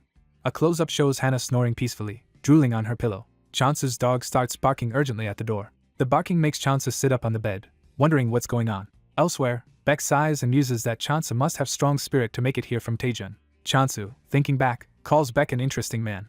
Beck reflects that perhaps he should have asked Chansu more questions, noting that only a third of the 7.5th division members have reached New Town. He concludes the rest are likely dead or deserters, then asks his subordinate for an opinion. Beck asks the officer where he thinks the missing soldiers went and suggests they probably headed to Seoul. He explains the original reconstruction plan was to evacuate people to Jeju, but later conflicting reports claimed Seoul and Baekdu Mountain might be safer. Frustrated, Beck curses that despite Jeju being safest, people now doubt it. A subordinate wonders if they should question Chansu again, but Beck says provoking him with needless questions is pointless. Beck also worries about troublesome cultists, then resolves to test whether Chansu is someone he can rely on. Back in the room, Chansu answers the intercom phone and asks who is calling. Voices outside reply that they are room service bringing his meal. They set up an elaborate table of food and invite him to enjoy it, surprising him with such luxury. As Chansu stares, the two attendants stand nearby, making him ask what is going on. They smile and say they were ordered to handle his chores while he eats. Chansu says he'd be more comfortable if they left, but they insist he relax and enjoy his meal while they stay. Feeling awkward, Chansu thinks he should never have let them in, then reluctantly agrees to eat as long as they just stand quietly. He tastes the soup and is instantly shocked by how good it is. He marvels that it is just soup yet tastes unbelievably delicious. Overwhelmed, he gobbles the food, wondering if canned meals have ruined his palate, while his dog whines beside him. The dog drools, staring longingly at the food. Chansu scolds the dog, saying it cannot eat human food, clearly unwilling to share. One attendant interrupts, addressing him politely. She slides a document with a pendant toward him, which captures his attention. Chansu slams down his spoon and asks incredulously if they are serious. They tell him not to be upset, and that they only want to deliver a positive message. Chansu replies that he has not decided what he believes and asks them not to try converting him. Smiling, the woman says they only want him to read the paper, insisting they are not trying to convert him. The form explains that their group, called The End, is recruiting people and would give him a role contributing to the sanctuary, which makes Chansu demand clarification. When she begins to explain his potential assignment, he stops her and asks about what she said earlier. Chansu repeats her wording that their group The End is recruiting, asking if something is wrong. A memory resurfaces of someone shouting a code at a departing train, and Chansu recalls hearing the name The End before. The flashback shows the desperate man yelling that the code is the end as he is abandoned. Snapping back, Chansu abruptly snatches the form from the attendant's hand. He unfolds it, shocked by what he reads. The document confirms that The End is a cult-like organization recruiting workers to serve the tower in exchange for blessings. The attendants cheerfully explain he can join in any role, recommending the search party since everyone is hunting for a key. They say they found a keyhole near the tower and ask if he wants to help find the key that might offer the ideal escape. They insist they are simply believers seeking salvation, claiming they have no strict doctrine and won't coerce him beyond doing his share. Chansu is left speechless while they politely ask him to think about it and depart since his meal is finished. As they leave the room with their carts, they tell him to come find them if he has questions. Alone again, Chansu sits with his dog and silently studies the recruitment form. Nearby, Hannah stirs slightly in her sleep, still dozing as the evening continues. Hannah, half awake in bed, asks if he has eaten something. Chansu curses in frustration. Holding the crumpled flyer, he realizes this is what the commander warned him about. Chansu recalls the commander saying he will soon have to make a decision. The commander had explained that New Town is no longer what it used to be. He said New Town is merely A fragile illusion that will crumble once the tower appears. Chansu again notes this paper is what the commander mentioned. He remembers being told he would soon choose his path. He reflects that New Town, a supposed refuge in the apocalypse, still forces people into roles and cults.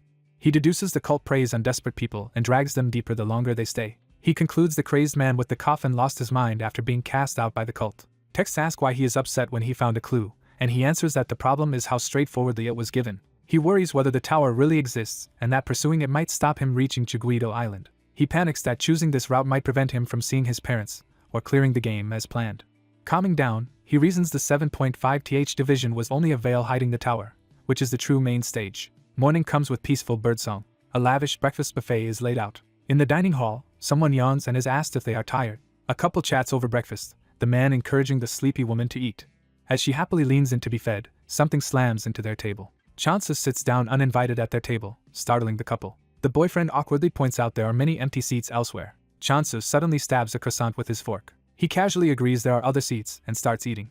As he munches, chat messages mock his behavior and urge him to teach the dating couple a lesson. He thrusts his fork toward the man's tower-shaped pendant, fixating on it. Chansa points with the fork and bluntly asks the couple if they are members of the group called The End. They admit they are members and ask why he wants to know. Chansa shows that he has the same tower necklace.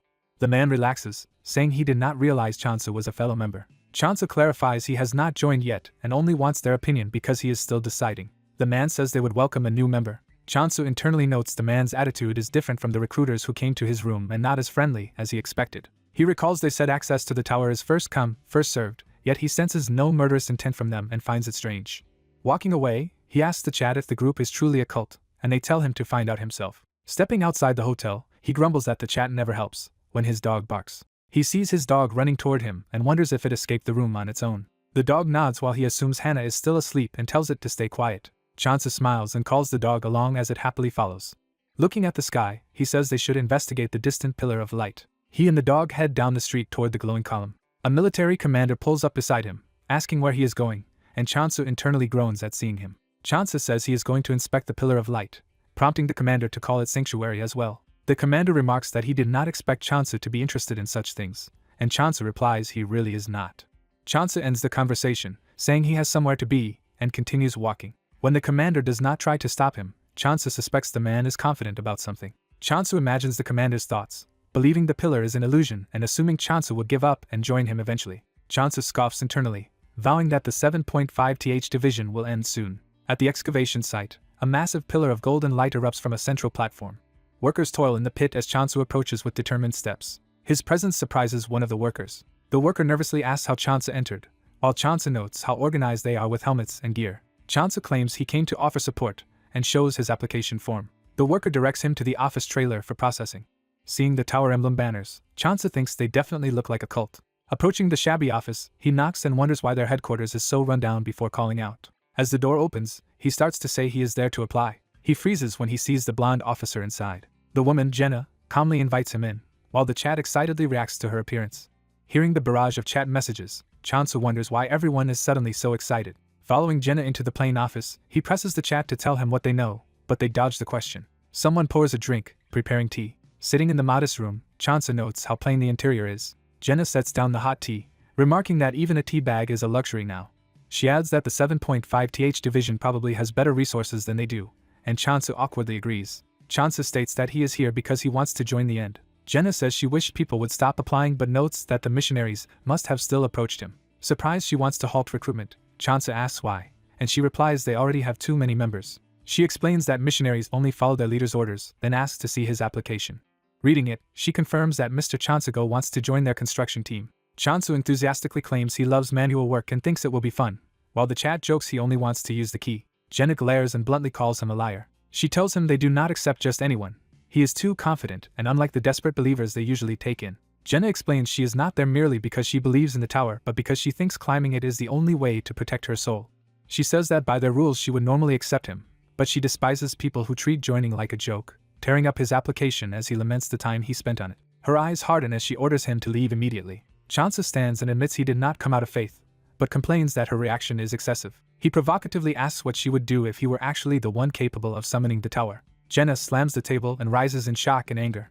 Outside, the dog barks fiercely as the ground quakes. Jenna warns that if he says such things he must be ready to face the consequences.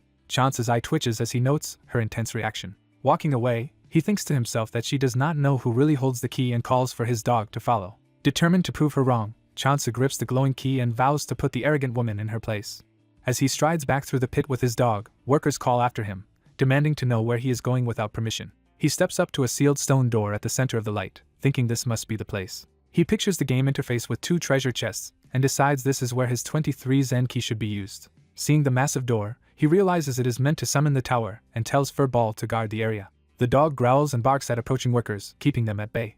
Chance slips over the barrier and heads for the door with the key in hand. Standing before the gathered crowd, he holds up the key while people murmur in confusion. He tells Jenna to just watch, thinking that with an exit in sight he no longer has to worry about anything else. He decides he wants no further involvement with this religious group.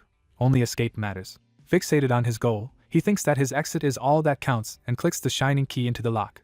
A deafening explosion erupts from the ground. The earth heaves violently, and everyone panics, wondering if it is an earthquake. Chance gleefully confirms to himself that the quakes mean the tower is about to appear nearby. He reasons the tower should logically appear somewhere away from the key, when his dog suddenly barks a warning. Furball races toward him, barking frantically, as Chance asks what is wrong. The dog bites his sleeve and drags him as the ground crumbles beneath them. Realizing the danger, Chance runs with the dog at full speed. A thunderous boom sounds overhead. The newly formed tower rises, shaking the entire area. Chance watches in disbelief as the colossal structure bursts forth directly from the keyhole. The terrain collapses around the base of the tower, sending people screaming. Chansu and the dog sprint to avoid falling into the widening abyss, with him shouting for Furball to carry him. Instead, the dog runs even faster on its own, to the chat's amusement, leaving Chansu cursing after it. Amid the chaos, a worker cries for help as he dangles over the crumbling edge. Chansu screams, thinking he is about to be swallowed by the collapsing ground and tower. A van suddenly rockets toward the falling pit. The driver screeches to a halt beside Chansu. A blonde ally throws the door open and yells for Chansu to get in. As he runs for the van, Chansu wonders why this man has shown up here. He leaps toward the moving vehicle. Chansu tumbles into the seat as his friend welcomes him aboard. The van speeds away from the collapsing site. Inside, someone checks if Chansu is okay while he jokes that they must have just been out for a casual drive. As they race away, the ground still rumbles ominously beneath them. Furball runs after the van, frantically barking. Chansu yells at the dog to hurry and jump inside. The dog launches itself into the air. Chansu catches Furball in his arms as it barks. The dog affectionately licks his face while the chat approves of the moment. Spotting Jenna ahead, Chansu urgently tells the driver they need to pick her up as well. The driver accelerates toward her and shouts for her to get in. Jenna's eyes widen in surprise. Chansu reaches out from the door and yells for her to hurry. The van roars past the chaos, carrying them away from the collapsing site. Jenna now sits silently in the back of the van, stunned. Chansu lounges across from her, cheerfully reminding her he had hinted he might summon the tower. Her eyes widen as she recalls his earlier words. She remembers him asking what if he were the one who could summon the tower. Chansu smugly says he saved her just so he could brag about it directly, feeling exhilarated while the chat calls him crazy. His blonde companion recaps that Chansu predicted the collapse and Jenna refused to believe him. The blonde man remarks that he is not sure saving her was the right choice. Chansu internally wonders what his friend means but concludes from the situation that Jenna is clearly important. He reasons, based on the chat's earlier excitement, that she must have a significant role later, and notes how oddly quiet she has become. The driver comments that the tremors have finally stopped. He says he will stop the car as dust and winds swirl outside. Stepping out, the group stares ahead in shock and awe, asking what they are seeing. Jenna answers that what they see is the tower. Everyone gazes at the colossal, fog-shrouded tower rising into the sky while chat messages marvel at the challenge ahead. Chansu eyes the ominous fog and remarks that it seems far too gloomy for a place of salvation. Nearby survivors groan in pain, crying for help and describing their injuries. Chansu notices that, despite being their manager, Jenna ignores her wounded followers lying on the ground. Cult members instead scream excitedly that the tower has appeared. Many of them hysterically shout to charge toward it. They fight to be first at the tower entrance, shoving each other aside. Jenna suddenly dashes toward the tower ahead of everyone, leaving Chansu and his allies reacting in surprise. Amid the chaos outside the newly appeared tower, Byung-hun declines interest, saying it looks too dangerous. Chansu assumes Byung-hun is out, while Hugh pops up and eagerly asks if he can go instead. Chansu, exasperated, admits he never wanted to go with Hugh, who wonders why Chansu hates the idea so much. As a car roars past and they walk, Chansu reluctantly tells Hugh he can come along. A soldier steps out, stunned that the mysterious tower has actually manifested. The commander orders his troops to investigate the tower thoroughly, and they charge forward. Watching soldiers flood in, Chansu realizes he will end up entering the tower last at this pace. Chansu asks his unseen bros if entry is really first come, first served, and they answer that he should not rush yet not take too long. Still walking, Chansu feels an inexplicable sense of unease about the situation. Hugh smugly says Chansu really did want him along, but then warns Chansu to be wary of the mysterious manager woman. Chansa demands to know what bad feeling Hugh is talking about. Hugh calls it a killer's instinct and says he gets a dangerous vibe from that woman. We see the woman leading panicked cultists through a corridor, while Chansa wonders if this is what Hugh meant. Picking up gear at the tower entrance, Chansa protests to his bros that he is not some serial killer, though Chat jokes it suits him. He grumbles that nothing about this seems good and that if Hugh does not murder him in his sleep he will reconsider things, while Chat calls Hugh abnormal. At the entrance, people shove each other to be first up the stairs. Chansa and Hugh watch the scramble and comment on how crazy everyone is. Chansa decides they should head inside the tower as well. Inside the dark interior, they feel a chill as torches flicker along the walls. Chansa notices there are no people or monsters yet, finding the empty corridor strange. Hugh, alerted by barking, tells Chansa something seems to be up ahead. Following the dog, Chansa asks what it has found. He discovers a giant red digital timer on the wall and wonders why there is a clock. The numbers tick down, confirming it is a countdown. Chansa panics that the tower has a time limit, and Chat speculates he might need to reach the top within 2 hours. He reasons the tower will likely become dangerous when the timer ends but is unsure whether the task is to climb or do something else in that time. Unsure, Chansa asks his bros if he should start climbing, and they recommend it. Chansa heads off with the dog while Hugh chases after, insisting it is dangerous and he should come along. Chansa tells Hugh to quit hiding behind him, lead the way, and also check if the others are safe, which Hugh agrees to. Hugh immediately sprints far ahead, leaving Chansa complaining that he did not mean for him to disappear like that, while Chat jokes about using Hugh as a shield. Walking with only the dog now, Chansa mutters that this was not the arrangement he had in mind. As the timer continues to tick down, Chansa wonders what lies deeper inside the tower. They emerge from the corridor into a bright, open meadow under a blue sky within the first floor. Feeling the wind through tall grass, Chansa reacts in surprise to the serene field. Standing in the lush meadow with the dog, he realizes this vast outdoor space is actually the tower's first floor. Chansa marvels at the floor's immense size and questions how such a landscape can exist inside a tower. He notes that even the clouds above are moving realistically. Hugh calls out to Chansa from afar, awestruck that a place like this can exist. Hugh excitedly declares this floor the perfect place to settle down, while Chansa internally tells him to go ahead and live here forever if he wants. Observing the meadow, timer rock, ceiling-like sky, and new staircase, Chansa notices the countdown has paused now that they are outside.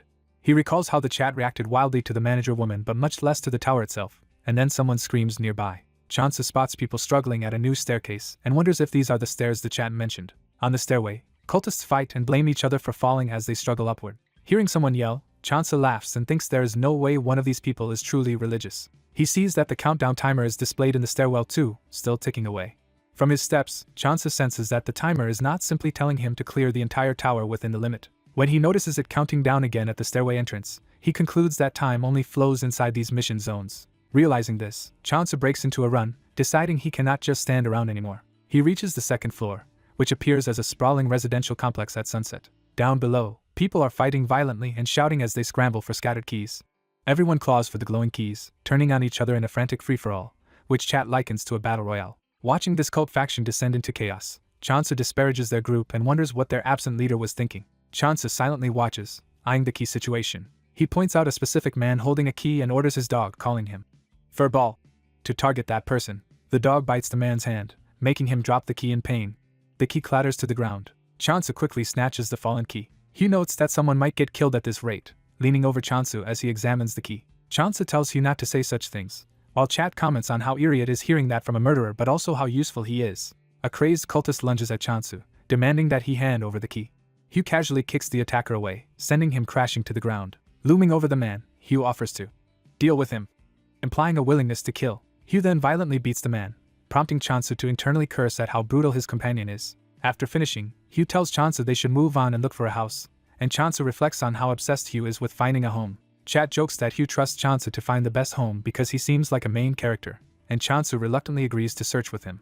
Reasoning that they now have a key, Chansa begins trying houses one by one to see which door it opens. The first house he tests does not match the key. Chansa orders Hugh and the dog to gather as many keys as possible, which they enthusiastically agree to. Hugh and the dog savagely attack others to steal more keys, collecting them amid the chaos. Even with multiple keys, Chansa finds house after house that still will not open, fearing they will never find the right one in time.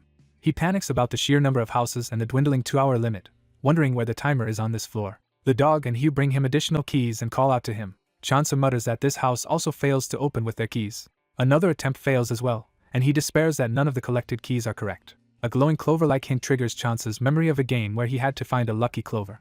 He realizes every door is designed with misleading hints like those clovers, making each one look like the winning choice. Surveying the huge housing complex, he notes there are hundreds of houses, roughly matching the number of people, and that too many hints effectively mean none at all. Accepting that the key puzzle is a red herring, he tosses the keys away, deciding they are useless. Chansa concludes that the real solution is to understand the game designer's logic rather than chase decoy clues. Acting on this new idea, he grabs a specific door handle to test his theory. The door opens with a distinct sound, confirming it is different from the others. Straining against the heavy door, Chansa deduces that its weight is meant to trick people into thinking a key is necessary. As he manages to open it, Jenna appears behind him and taps his shoulder. She urgently begins to plead with him. Outside, Jenna shouts for him to wait, and Chansa wonders what she wants now. He slaps her hand away and yells at her not to touch him, demanding to know what she wants. Chansa declares that this door is his and tells her to find another, ignoring chat comments defending her. Jenna is taken aback and silent. Introducing herself as Jenna, she tries to appeal to him, but he snaps that she should not touch him or pretend to be friendly just to steal his door. He brusquely tells her to try another door and stop following him. The door slams fully open. Chansa calls Hugh and the dog inside, and they eagerly comply, with Jenna also stepping in. All three dash through the doorway together, surprising Chansa. As they enter, another cultist runs toward the door, and Chansa shouts at Jenna that he told her to stay away. Jenna suddenly kicks the charging cultist back out of the doorway. She orders Chansa to shut the door, and he is shocked she so easily attacked one of her own followers. Jenna yells for him to close it quickly. Chansa slams the door shut, stunned at what just happened. He locks it. Chansa glances nervously, at a loss for words. Inside, he questions what is wrong with this woman and wonders if she has some kind of split personality. Chat tells him to focus on her eyes, and he repeats the hint in confusion. Noticing Jenna's red eyes, he realizes they were not always that color. Jenna reaches toward him. Chansa reacts by pinning her to the floor, startling her. He demands to know what she is and what ability causes her eyes to change. The narration explains that Jenna's eyes change color when she uses her power, a trope Chansa finds cliché. Calmly, Jenna says she is glad he noticed and apologizes for earlier rudeness, claiming she understands him better now. She recounts how she had thought the tower's appearance and the earthquake were coincidences until she observed Chansa's involvement. She explains she rushed here after the tower appeared and noticed something odd while switching viewpoints in search of a key. Jenna tells Chansa she saw exactly what he was looking at, implying she was seeing through his perspective. Chansa feigns ignorance and asks what she means. Jenna points out that must be why he covered her eyes before, while Chansa privately labels her a weirdo. Chansa confirms her name and bluntly says he is in a hurry and does not understand her ability, so she should stop using it. He adds that otherwise he will have Hugh attack her, and Hugh readily agrees he would not mind.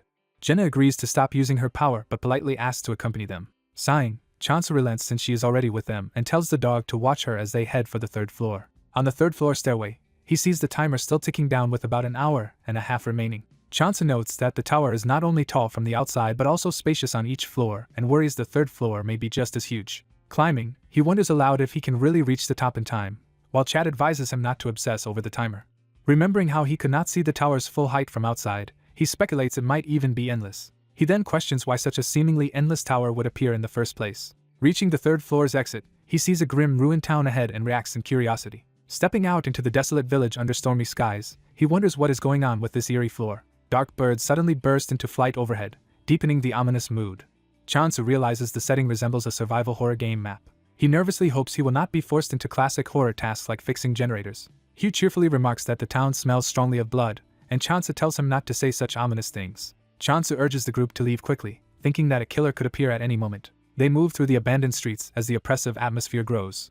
Passing through a graveyard with no enemies in sight, Chansa wonders why nothing has shown up yet. He notes that every floor so far has been carefully designed, making the complete lack of enemies here suspicious. Then he spots another countdown timer above an archway and questions what it signifies. With Chat suggesting he ask Jenna, Chansa turns to look at her. He balks at the idea of asking the cult for answers, wondering if he really has to rely on this unpredictable woman. Jenna leans in close and asks if he has a plan, startling him. Chansa bursts out that he cannot get used to this version of her, and she realizes he actually does not know what she sees. Jenna, eyes glowing red again, says she assumed he understood the vision she is having. Hugh, confused, asks what she means and calls out to Chansa. Chansa suddenly notices Hugh's eyes are now red as well and confronts him about it. Both Chansa's and Jenna's eyes glow red as he reels in shock. He finally realizes Jenna's ability allows her to see through his eyes. Jenna apologizes, saying she did not know he was that kind of person, while Chansa internally panics that he is in serious trouble. Hugh stares at Chansa in confusion, having thought Chansa was merely an eccentric man living freely. As Jenna begins to mention divine guidance, Chansa clamps a hand over her mouth, thinking that letting her talk is dangerous. He reflects that he expected strange powers in this tower but never an NPC who could break the fourth wall, and regrets not recognizing her status as a cult administrator earlier. Watching her with glowing eyes, he concludes this woman is far from normal while Chat teases that it is his fault for getting involved with her. Chance orders Jenna not to say another word until they escape and promises they will discuss her ability later, and she agrees. Hugh anxiously asks what is going on, but Chance brushes it off and urges everyone to hurry out of this floor. Embarrassed about the situation with Jenna in the chat, Chance decides he will stop asking his bros for advice for now as the group continues forward. A man steps into a rain puddle as he walks through the empty, neon city street. He observes that this fourth floor of the building resembles a scene from a zombie apocalypse. While passing vending machines, he notes that the place is completely empty, with no zombies in sight. Looking around the alley, he confirms there are no monsters either. Staring down the deserted street, he even remarks that there is not so much as a single dangerous creature. His attention focuses on the large display, realizing that only the countdown timer is present. Comparing the view to what he saw outside, he deduces that each higher floor recreates a smaller area of the city. He reflects that the whole setup feels like a scaled sample, similar to a game demo. A top-down view reveals the narrow city section laid out like a model beneath the giant countdown showing a little over 50 minutes remaining. The blue-haired man in uniform looks up in startled realization and gasps.